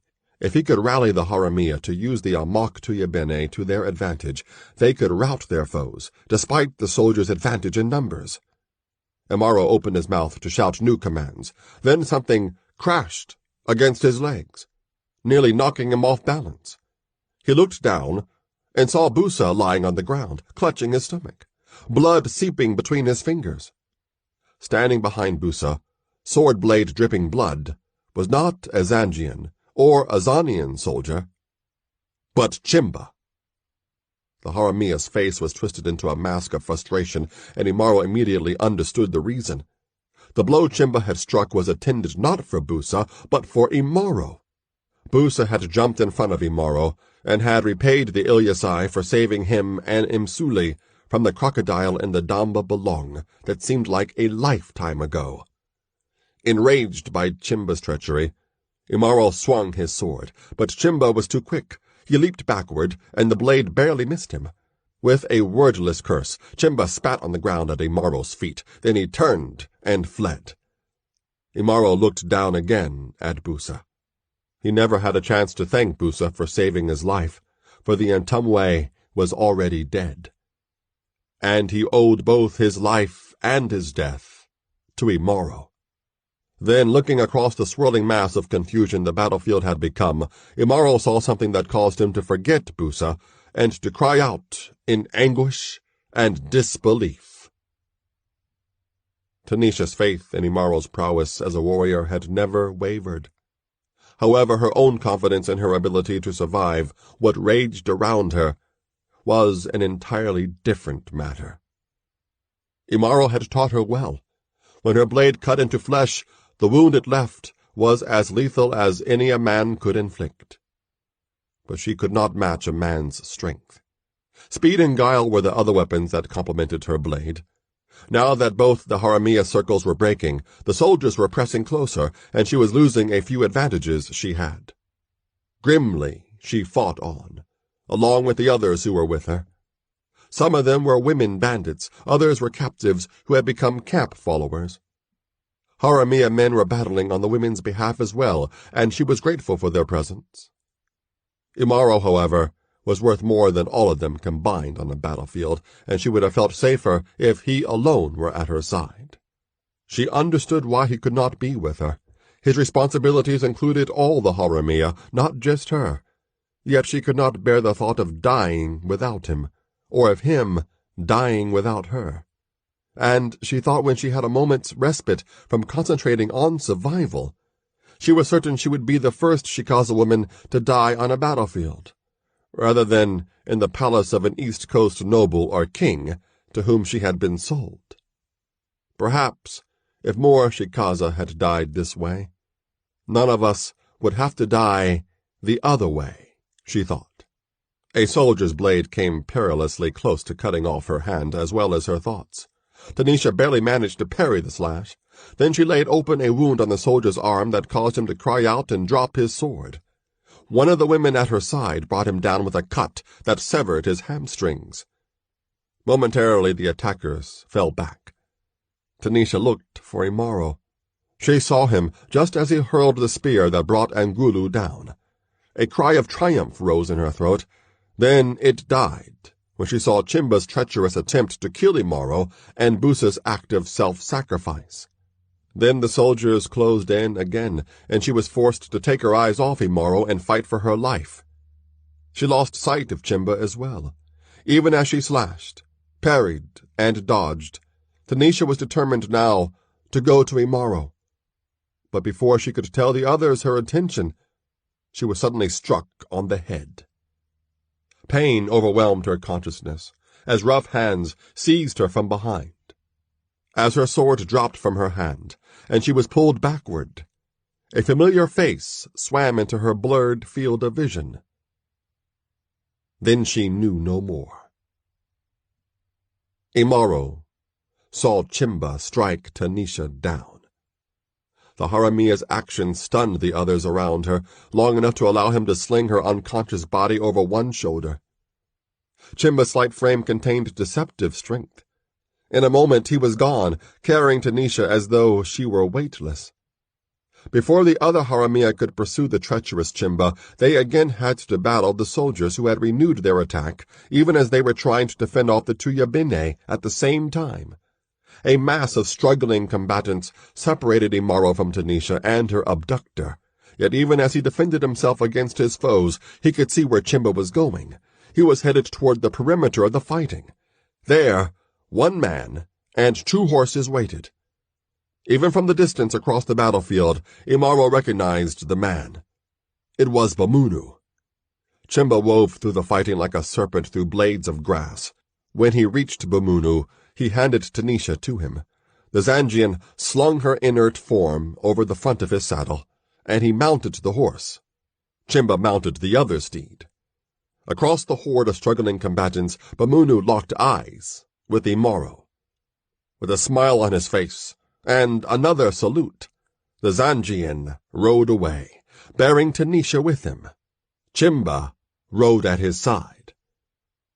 The sound that issued from Imaro's throat then was like nothing anyone had heard before, in or out of the wilderness. Those who were near him, friend and foe alike, drew back at the sight of the rage and torment on his face and the lethal glare in his eyes. The respite lasted only for a short time. Then the fighting resumed, with renewed ferocity. During his time of distraction, Imaro lost his chance to salvage a victory. For the soldiers' commanders had seen the same opportunity he had observed, and they were quick to take advantage of it. Instead of fighting the surviving Tuyabene, the soldiers prodded and redirected them toward the Haramia. The tactic succeeded. Between the Tuyabene and their numerical advantage, the soldiers were beginning to prevail against the bandits. Imaro continued to take his own deadly toll of attackers, but other Haramia were falling. Kangolo went down, as did the last 2 Umtala. Even Haramia who fought near Imaro were dying. Ngodiri was still alive and still fighting. In the distance, Bamunu and Chimba's horses had become mere dots, headed toward the Kakasa River, toward the passage Chimba had promised to reveal to the Haramia. Never before had Imaro retreated from a battle against man, beast, or demon. Fleeing a fight was not the way of the Ilyasai, nor would it be the way of the Haramia under Imaro's leadership. But he had led them to a defeat that was growing more imminent by the moment, and Bamunu had stolen Tanisha. "To me!" Imaro commanded. "To me!" The Haramia, who were still standing, fought their way to their leader. Some of them did not make it to his side. Those who did gazed at him with battle-weary eyes. Much of the Ilyasai's leather armor had been hacked away, and not all the blood that spattered his limbs belonged to his foes. The Haramia feared him, and some of them were beginning to hate him. Yet their hopes of surviving what was becoming a massacre rested solely on him. "Get into lines and follow me," Imaro said. The remaining Haramia, who numbered only a few score, obeyed Imaro's command. Ngodiri stood at the vanguard at Imaro's side. A moment later, the warrior charged forward, his sword slashing a bloody path through the tangled ranks of soldiers in Nyumbani. Like the spear it resembled, the Haramia's formation plunged through the enemy, and suddenly there was open space in front of them. "Keep moving," Imaro shouted. Again the Haramia obeyed. Some of them had fallen, but all of them would have died had Imaro not led them through their foes. They ran. The few of them who were mounted outdistanced the others. All the survivors headed in the same direction the traitor Chimba and the woman-stealer Bamunu had taken. Under other circumstances, the soldiers would have pursued the fleeing, defeated enemy. However, with the Haramia gone, the remaining Nyumbani focused their fury solely on the Zanjians and Azanians, as Imaro had anticipated. By the time the soldiers managed to kill all the river demons, the Haramia were gone from sight. "Do we go after them now?" Imwenye Mkojo asked, as he and Chimwumba surveyed the corpse-strewn field of their costly triumph. "No," Chimwumba said. "It's not worth the loss of one more man from either of our armies." The Zanjian commander shook his head as he watched the clouds of flies that were already descending on the dead. "The Haramia are finished," he said. Ntuinje is finished. After what happened here today, his own followers will probably kill him. "What about Ntuinje's head?" Mkojo asked. "Both our monarchs demanded it." Chimwumba gestured toward the Haramia corpses. "Any one of them will do," he said. Mkojo nodded agreement. The two commanders parted then, realizing that their alliance of convenience had effectively ended, and that the next time they saw each other, it would be on a different battlefield, against each other. Separately, they supervised the burial of their army's dead, leaving the Haramia and the Nyumbani for the scavengers, which would feast for days and leave an army of unmourned spirits behind.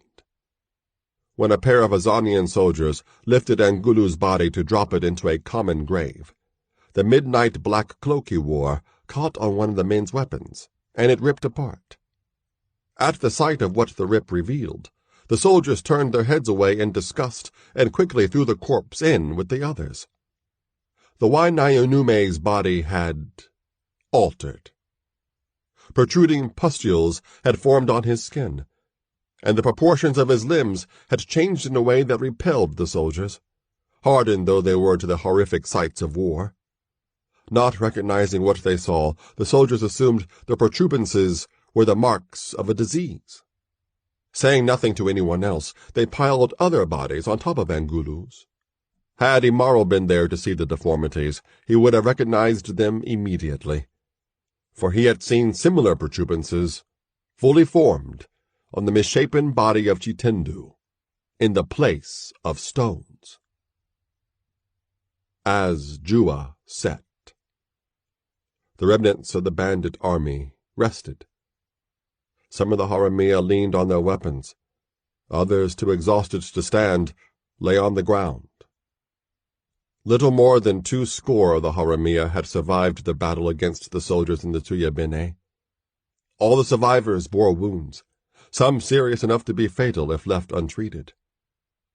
The country to which they had fled was rugged, with an abundance of thorn bushes and huge rocks that seemed to grow out of the ground. As always, the wildlife remained wary of the two legs and their steel. Thus far no one had detected any signs of pursuit. Some of the bandits thought the soldiers would be satisfied with the massive defeat they had inflicted. Others believed they would be hunted down until the last of them was dead. Still others preferred not to think at all about what might happen the next day, and the day after that. They were alive.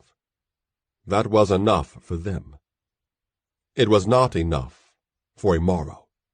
"We will stay here for the night," he said. "In the morning we will follow the trail of Bomuno and Chimba and Tanisha." We? The speaker was Ngodiri. Bitterness laced the Indashikua's tone as he looked at Imaro in a way no Haramia had since the day the warrior had withstood the initiation, and in a way Ngodiri had never looked at him before. "There is no more we among us, Imaro," Ngodiri continued. "The we is dead, as are all the others the hyenas are eating now. And they will eat us too, if we continue to follow you," said Mtobo, the young bandit who had captured Kulutu, unknowingly sealing the doom of Umtala and all the others who had accompanied him. Imaro could only stare at the two men, not believing what he was hearing. "You are going to lead us to a new kingdom," said Mtobo. "And so you did. To a kingdom of the dead." The other Haramia nodded in agreement. Even the ones who had been too fatigued to stand a moment ago were now on their feet, eyeing Imaro warily. Their hands touched the hilts of their swords. "Do you not want vengeance against Chimba and Bomuno?" Imaro asked. "Do you not want to help me to get Tanisha back?" "If you get your woman back, that is good for you," said Ngodiri. "And if you kill Chimba and Bomuno, that is what those jackals deserve. But you will have to do those things by yourself." Ngodiri kept his hand on his sword hilt, for the expression on the Ilyasai's face was frightening to behold. But he spoke on, regardless of what the words were costing him, for he had not lost his respect for the Ilyasai as a man and a warrior, only as a leader. "We will not follow you any more, Imaro," he said. "And you will not follow us. It's better that we all go our separate ways. When the soldiers realize they will have to hunt us one by one, maybe they'll leave us all alone." Again the others agreed. Now all of them had their weapons drawn. So did Imaro. "We don't want to kill you, Imaro," said Ngodiri. "We owe you our lives. But you owe too many deaths. Death follows you." Imaro stared hard at the Haramia, but he was not seeing them. He was seeing the Ilyasai. The rancor in the eyes of some of the Haramia was reminiscent of the way his mother's people had looked at him during all the time he had been among them, until the death of Chintindu in the Place of Stones. And Imaro's own emotions were traveling along a familiar path as well. He shoved his sword back into its sheath. "Go your way, then," he said, his tone as bleak as the landscape that surrounded him. The bandits did not attempt to conceal their relief. With their advantage in numbers, they could have overcome Imaro sooner or later, but many of them would have died before he went down. It was better to end it this way, with no more deaths among them. Without further words, the Haramia turned and left Imaro behind, just as he had left the Ilyasai. He had not looked back at the Ilyasai. Only one Haramia looked back at him. Ngodiri. Long after they had dwindled into the distance, Imaro stared in the direction they had gone. "My people," he thought. Imaro was alone. Without the Ilyasai. Without the Ntumwe. Without the Haramia. Without Tanisha. The last time Imaro had been so isolated was immediately after he had left the Ilyasai, when he had wandered through unknown country before his encounter with the river people. His solitude then had been self-imposed. Now he had been cast out by outcasts. As the warrior had expected, the trail of those he sought led him close to the banks of the Kakasa River. Chimba was indeed leading Bumunu and the captive Tanisha to the promised passage. The roar of the river drummed in Imaro's ears. His first sight of it had caused him to gape in amazement. Unlike the Tamba Bolong, or the nameless stream from which the Tuyabene had come, the Kakasa flowed swiftly, like a predator pursuing its quarry. Also unlike the other rivers, the Kakasa was studded with rocks, not round, smooth stones that could be used as a pathway across its breadth, but sharp, jagged rocks, like the ridges along the back of a crocodile. It was the rocks, more than the current, that made the Kakasa impassable. Imaro sensed Mchawi as he came closer to the river. But the presence of the sorcery was old, like a trail washed to near invisibility by the passage of many rains. It was as though some sinister force had exerted an unnatural change in the river a long time ago. Scrub bush was the only vegetation on the Kakasa's banks. The tracks of the horses Bumunu and Chimba rode were clearly visible. Their mounts had given them a long lead over Imaro. He wished he could run as fast as the Kakasa flowed. He knew that he would eventually find the way across the river wherever the hoof marks finally ended. Toward the middle of the day, Imaro saw the horses. They were riderless, and as they drew closer, Imaro could see that their gear had been stripped away. The horses were running, eyes rolling with fear, for a pair of lionesses were pursuing them across the scrubland. Fast as the horses ran, the great golden cats ran faster. The lionesses brought one of the horses down, and its dying shriek echoed above the roar of the Kakasa. Having taken their prey, the lionesses allowed the other horse to escape. As he watched the great cats devour the horse, Imaro knew he could not be far from the passage now. Bumunu and Chimba would not have abandoned their mounts very long ago. If they had, the beasts of the wilderness would have killed them before now. The warrior picked up his pace, loping as he once had through the grass of the Tambarue. He focused on following the tracks and finding a passage. Resolutely, he banished all thoughts of the Haramia from his mind. Consumed as he was by the need to rescue Tanisha and slay her abductors, that was not a difficult task. By the middle of the afternoon, he found the place where the hoof marks ended. He saw the horses' saddles and bridles, which had been carelessly cast aside, and he saw and heard a huge cataract that led straight downward. Gingerly, Imaro peered over the precipice. The roaring waterfall ended far below, sending up thick clouds of mist that were unlike the unnatural vapor Angulu had conjured. Beyond the mist, he could see that the Kakasa and its rocks extended to the distant horizon. He also saw the passage, a narrow ledge near the top of the precipice which led behind the waterfall. Imaro wondered how Bumunu and Chimba could have carried an unconscious Tanisha along such a narrow pathway. And if she was conscious. He looked down again. Imaro was no climber. He was a man of the flat savanna. He would have preferred wrestling with Isakukumedevu to clambering down to the ledge than following it under the waterfall. Still, if city-bred men like Chimba and Bumunu could do it, so could he. Breathing deeply, Imaro levered his way over the edge of the cliff and clung to whatever hand and footholds he could find. He did not dare to look down again, not even when his feet touched the ledge. Then he inched carefully along the ledge until he reached the waterfall. Its roar deafened him. His Kufahuma sense was useless. The relentless cascade nearly knocked him from the ledge before he managed to pull himself to safety behind its flow. The ledge widened behind the falls, but the rock was slippery and the path far from smooth. As he made his way across, Imaro's existence was reduced to water, rocks, and the loudest noise he had ever endured. At the point when he thought the passage would never end, it sloped upward. A few moments later, He was free from the falls. He felt as though he had just stepped out of the jaws of a gigantic, growling beast.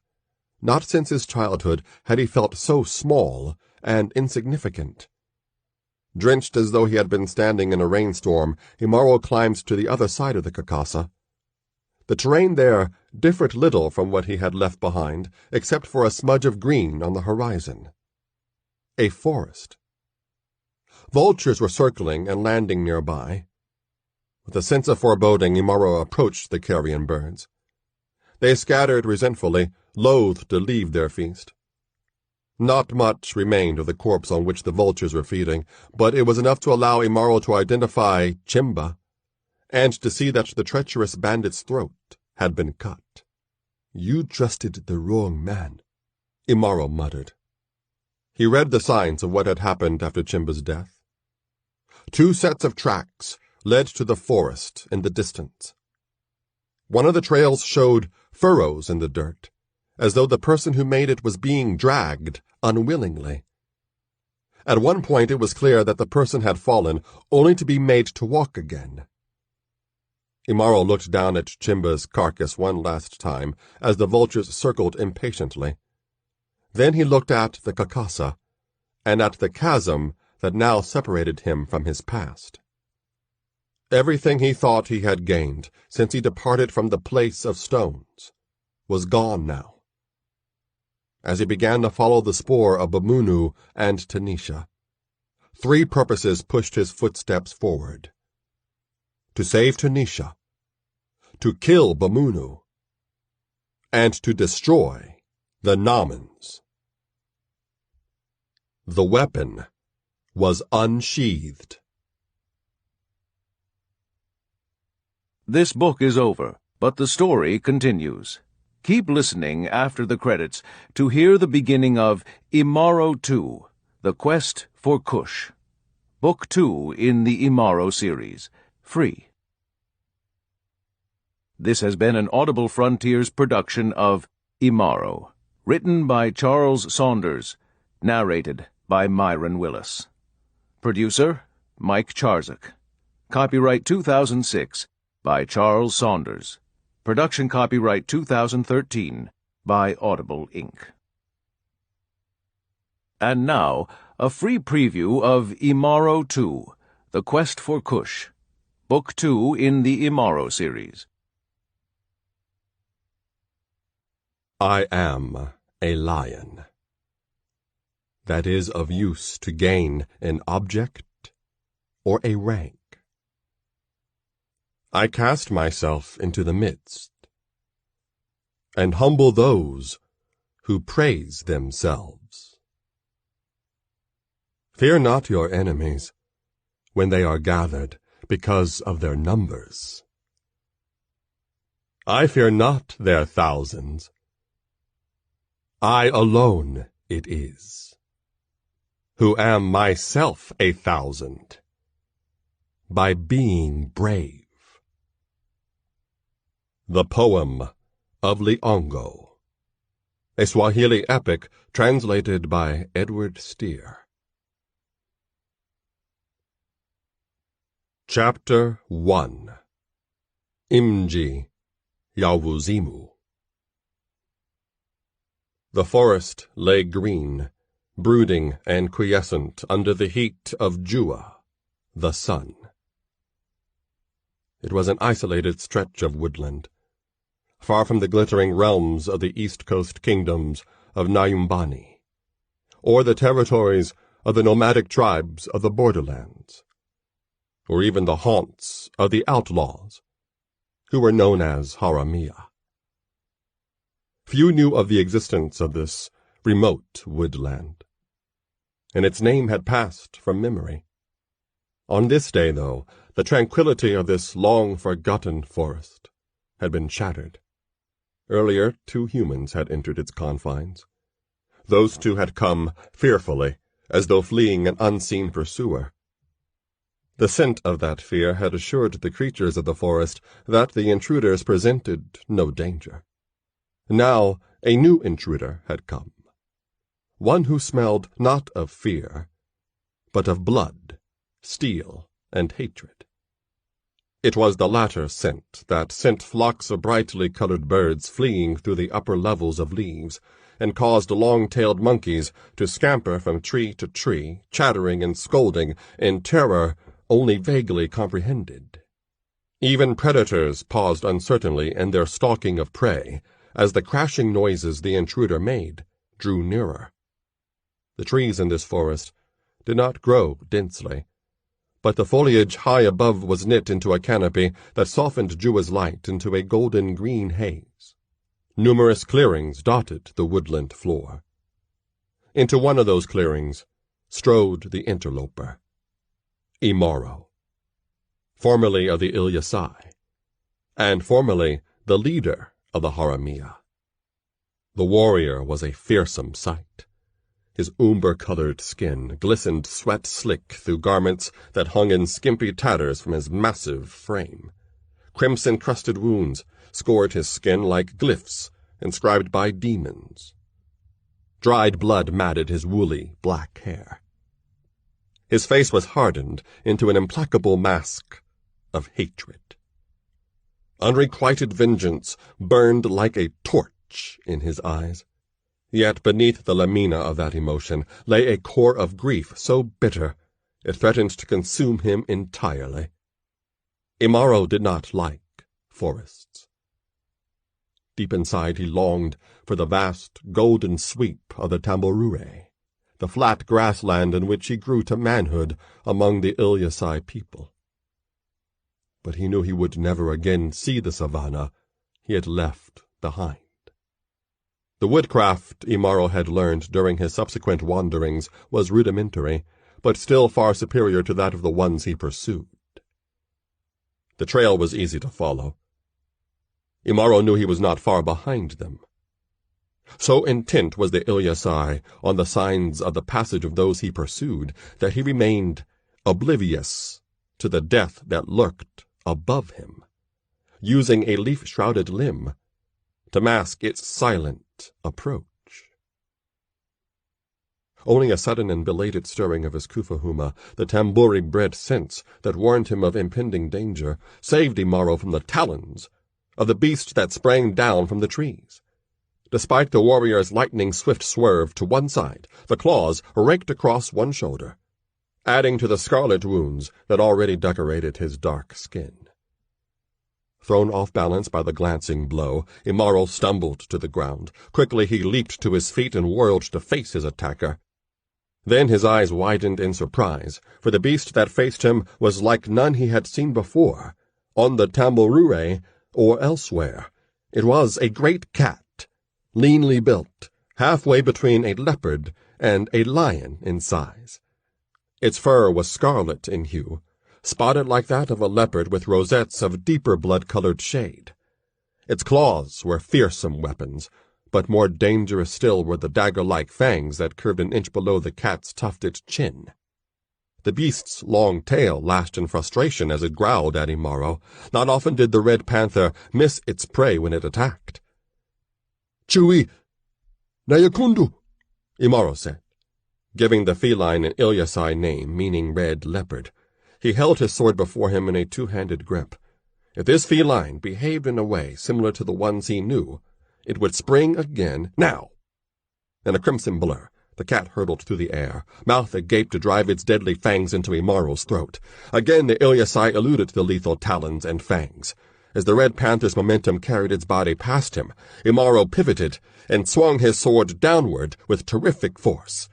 The keen steel edge bit through russet fur, through the thick muscles in the great cat's back, through the vertebrae of its spine, and through the cord of nerves that the backbone sheathed, before Imaro released his grip on the weapon's hilt. The red panther completed its leap, falling limply, dead by the time it hit the forest's floor. Imaro walked over to the animal's corpse, bent, and pulled his sword from Chui Naikundu's back. Despite the seeming ease with which he had slain the predator, the Ilyasai grimaced ruefully as he wiped the beast's blood from his blade. Had he not avoided the red panther's first spring, the blood that now soaked into the foliage would have been his own. Imaro shook his head angrily, chiding himself for his carelessness. Close though he was to his quarry, he realized he would have to pay more attention to the dangers of this forest, which he now knew were as deadly as those in the Tambarure and elsewhere. Warier and wiser, Imaro continued his grim quest. An hour later, Imaro's ears caught a noise, faint but unmistakably the sound of human voices. His blood began to pulse in fierce, deadly joy. Soon he would overtake the ones he sought. Soon. But when he drew closer to the source of the sounds, the Ilyasai's brow furrowed in puzzlement. He was close enough now to make out individual voices, but the voices were speaking a language that was not familiar to him. Moreover, the speech was punctuated by sharp yelps of pain, followed by bursts of harsh laughter. Observing that the source of the commotion lay in the same direction as the trail of his quarry, Imaro moved forward as stealthily as had the red panther when it was stalking him. Reaching the last barrier of foliage between him and the next clearing, he drew aside the intervening growth and pulled his head back in astonishment. 4 men occupied the clearing, clustered around the remains of a cook fire. One of the men was very small, a pygmy. He had the physical proportions of an adult, but he was no taller than a half-grown boy. His features were an odd combination of the mature and the childlike. Bulging forehead, snub nose, and large, expressive eyes. His skin was the color of cocoa. Small though he was, the pygmy's other characteristics were, at least, familiar. The other 3 resembled none of the races and tribes with which Imaro had become familiar since his departure from the Tambarure. They were men of medium height, clad in armor of worn leather, reinforced with plates of rusty metal. But it was their complexion that made them so anomalous. Their skin was as pale as the belly of a fish, in sharp contrast to the black of their hair, which hung in strange, snake-like locks beneath their helmets. Even more unusual than their skin color and their lank hair was the ornaments that hung at their waists. Each one bore a human skull, painted a dull shade of black and dangling from a golden chain. The white men were torturing the pygmy. His were the cries of pain Imaro had heard, theirs the laughter. The white linen garments the pygmy wore were slashed and torn, and his dark skin was scored with red wounds in the places where the white men pricked him with the points of their long, slim swords. As he attempted to dodge the jabbing blades, his assailants kicked at him with boots made of rotting leather.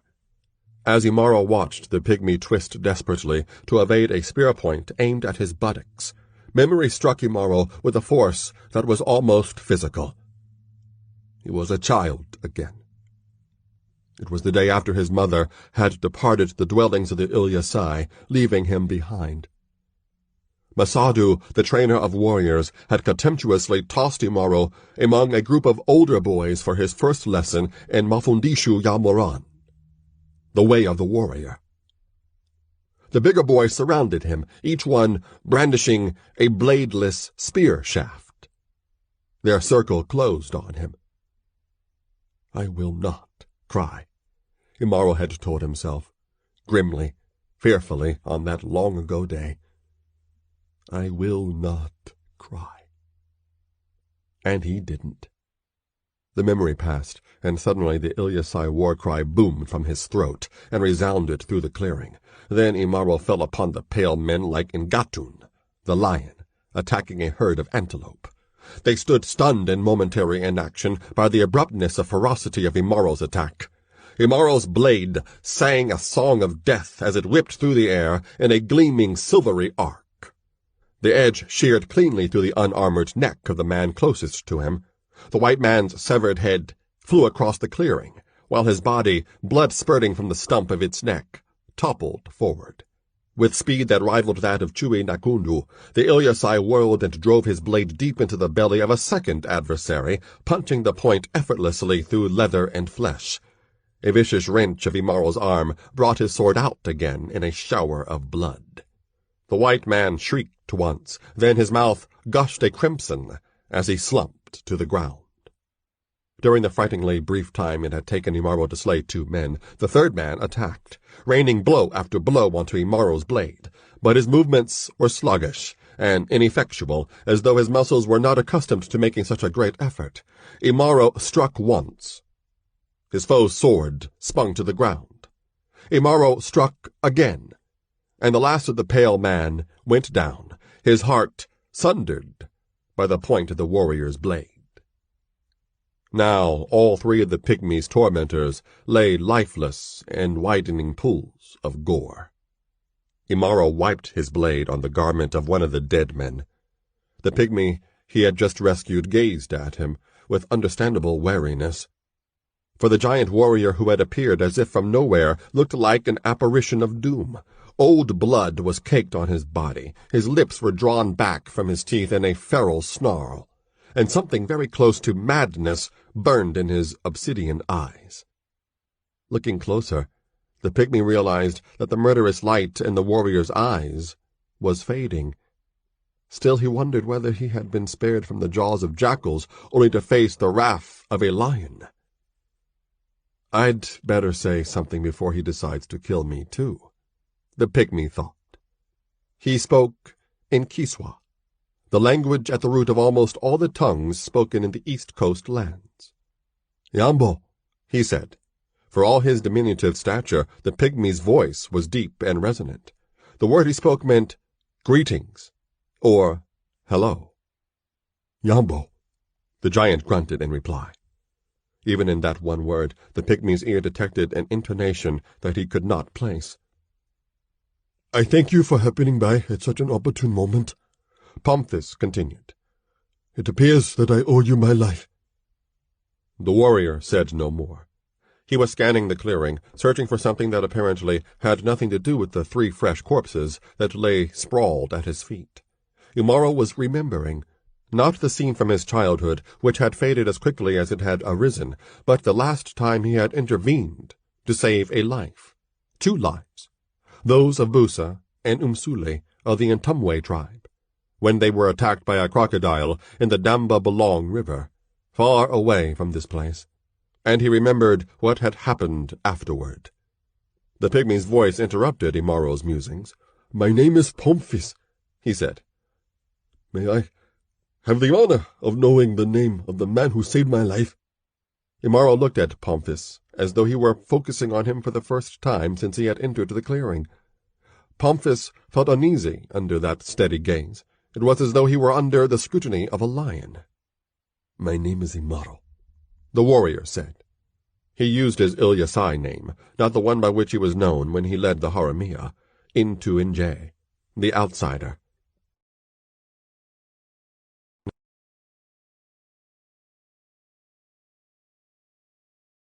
Smile. "I was having a meal before being set upon, and I would be honored to share what remains of it with you." "I have no time for that," Imaro said. "The trail of the ones I seek leads into this clearing, and I can see that it leads out again. I know I'm close to them now, and I cannot delay.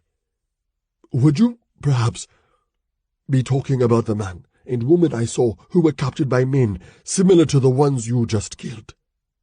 Pomphis volunteered. Imaro lunged at Pomphis so quickly that the pygmy had no time to react.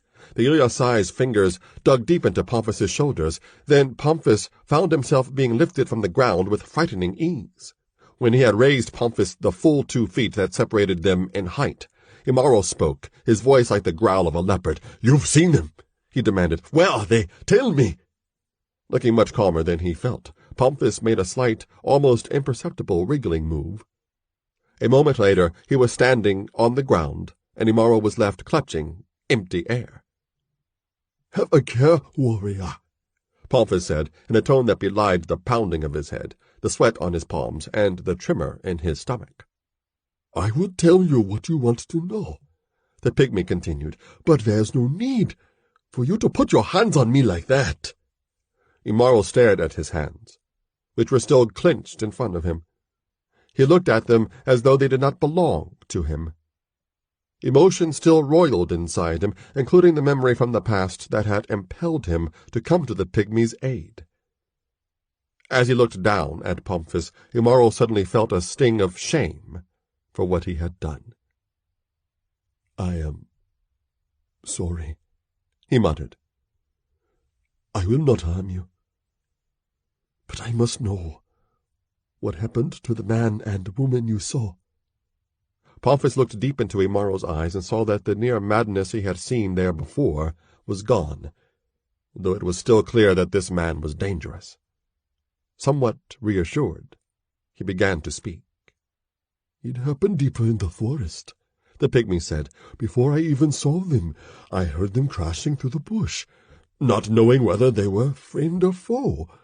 I hid, and I saw them enter a clearing similar to this one. What did they look like? Imaro asked. The man was, I think, a Zanzian, Pomphis replied. As for the woman, she was beautiful. They looked very tired and very frightened. The woman looked as though she did not want to be with the man, but then her wrists were tied, so she obviously didn't have much of a choice in the matter. Unconsciously, Imaro clenched his fists. They are the ones I seek, he said. Pomphis wondered uneasily what Imaro would do when he found them. Nonetheless, he continued. I was about to make my presence known to them when men like these three emerged from the side of the clearing opposite me and captured them. Did you see where they took them? Imaro asked. Yes, Pomphis replied. I followed them.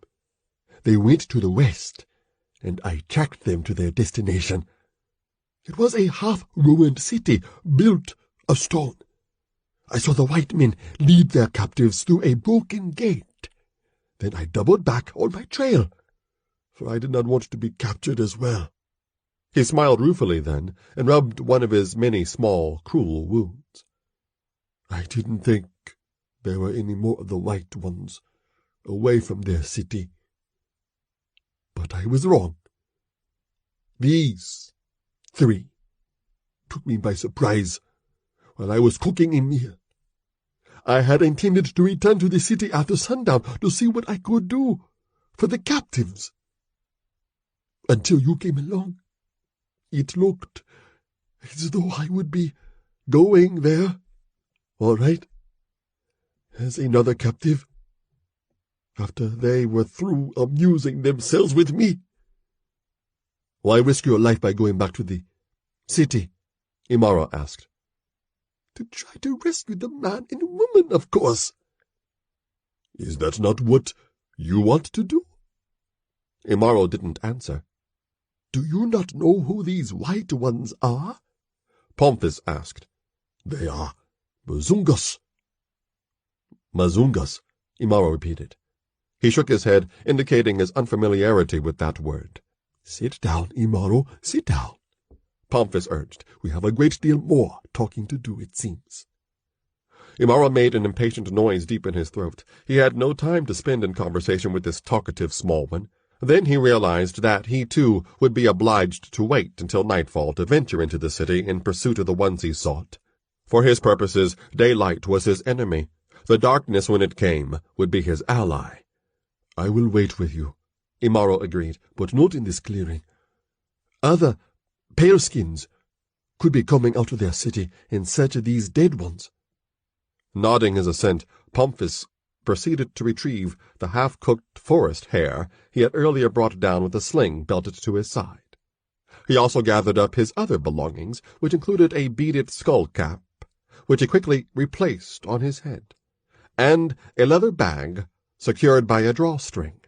Then the giant and the pygmy departed the clearing, leaving the three Mazungu corpses as mute witnesses to their passing.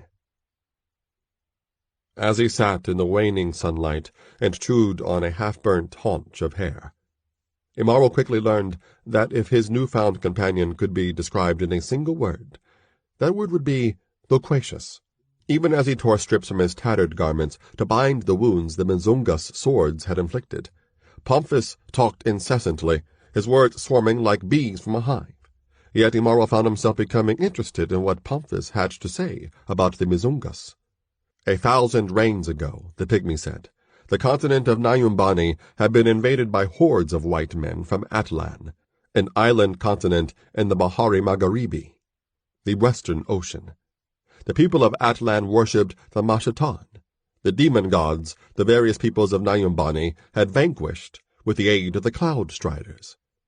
When the pygmy mentioned the names of the Mashatan and the Cloud Striders, Imaro was tempted to interrupt his tale and demand to know more about his unseen foes.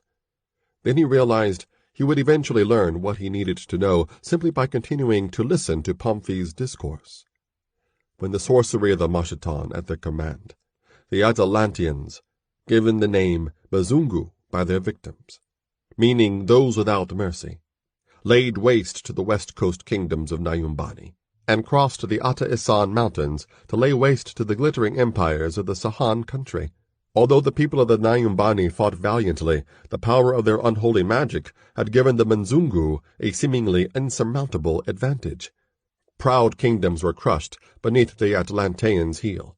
Thousands of men and women were sent across the Bahari Magharibi in slave ships bound for the Mzungu's home continent, and thousands of Mzungu men and women settled in Nyumbani and ruled ruthlessly and tyrannically over its people, stripping the land of its wealth and shipping it overseas along with the slaves.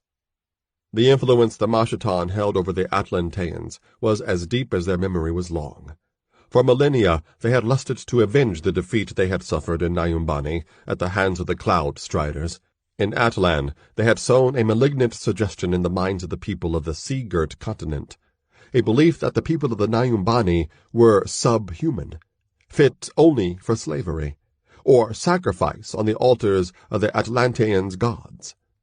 Under the influence of the Mashatan, the people of Atlan even gave the black people a special derogatory name, Naga, meaning despised ones.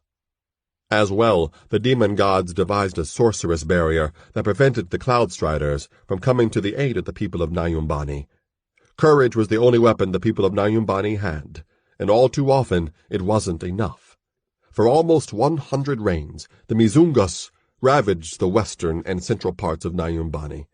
Then the people of Kush, an ancient land located in the far north of the continent, discovered a way to breach the Mashatan's barrier and summon the Cloud Striders back to Nyumbani.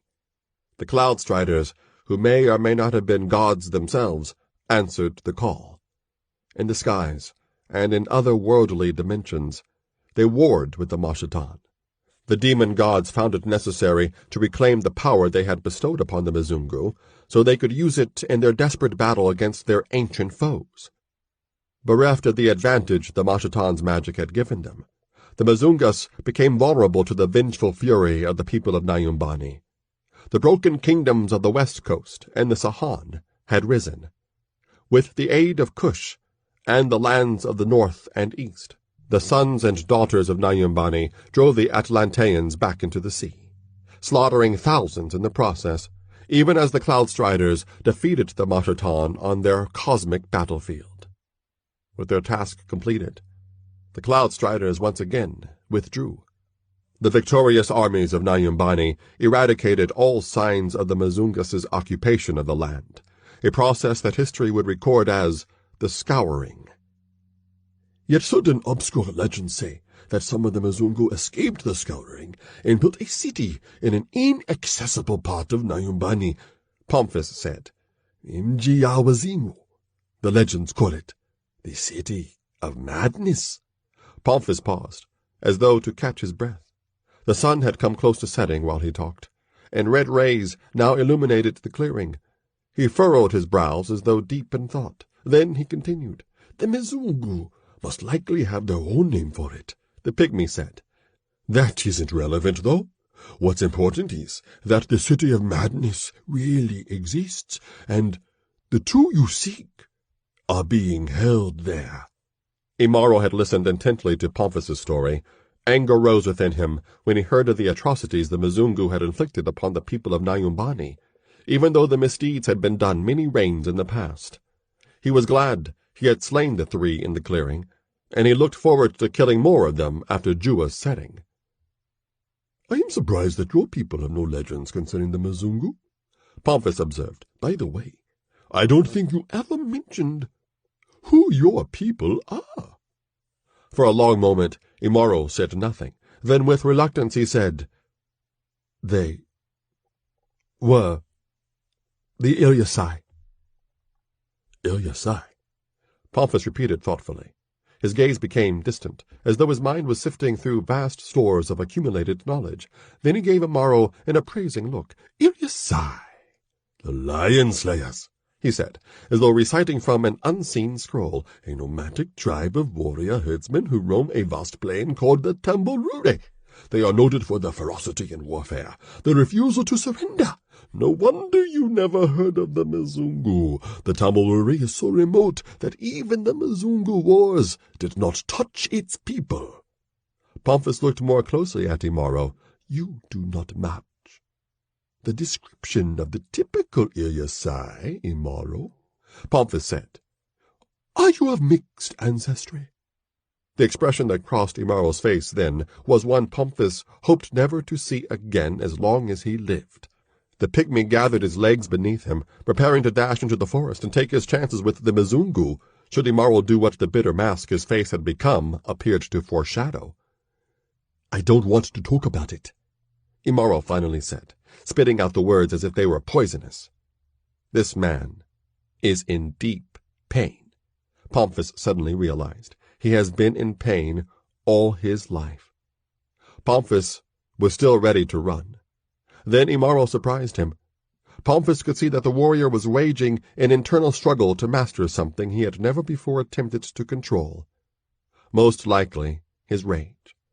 Imaro won the struggle, and Pomphus sighed with relief. Now the warrior asked a question of his own. You look like a city dweller. Why are you here? Gazing upward, Pomphus noted that Jua was still shining brightly through the treetops. I think we still have enough daylight left for me to tell the tale, he said with a grin. We hope you enjoyed this free preview of Imaro 2, The Quest for Kush, Book 2 in the Imaro series. To keep the story going, get the complete book today.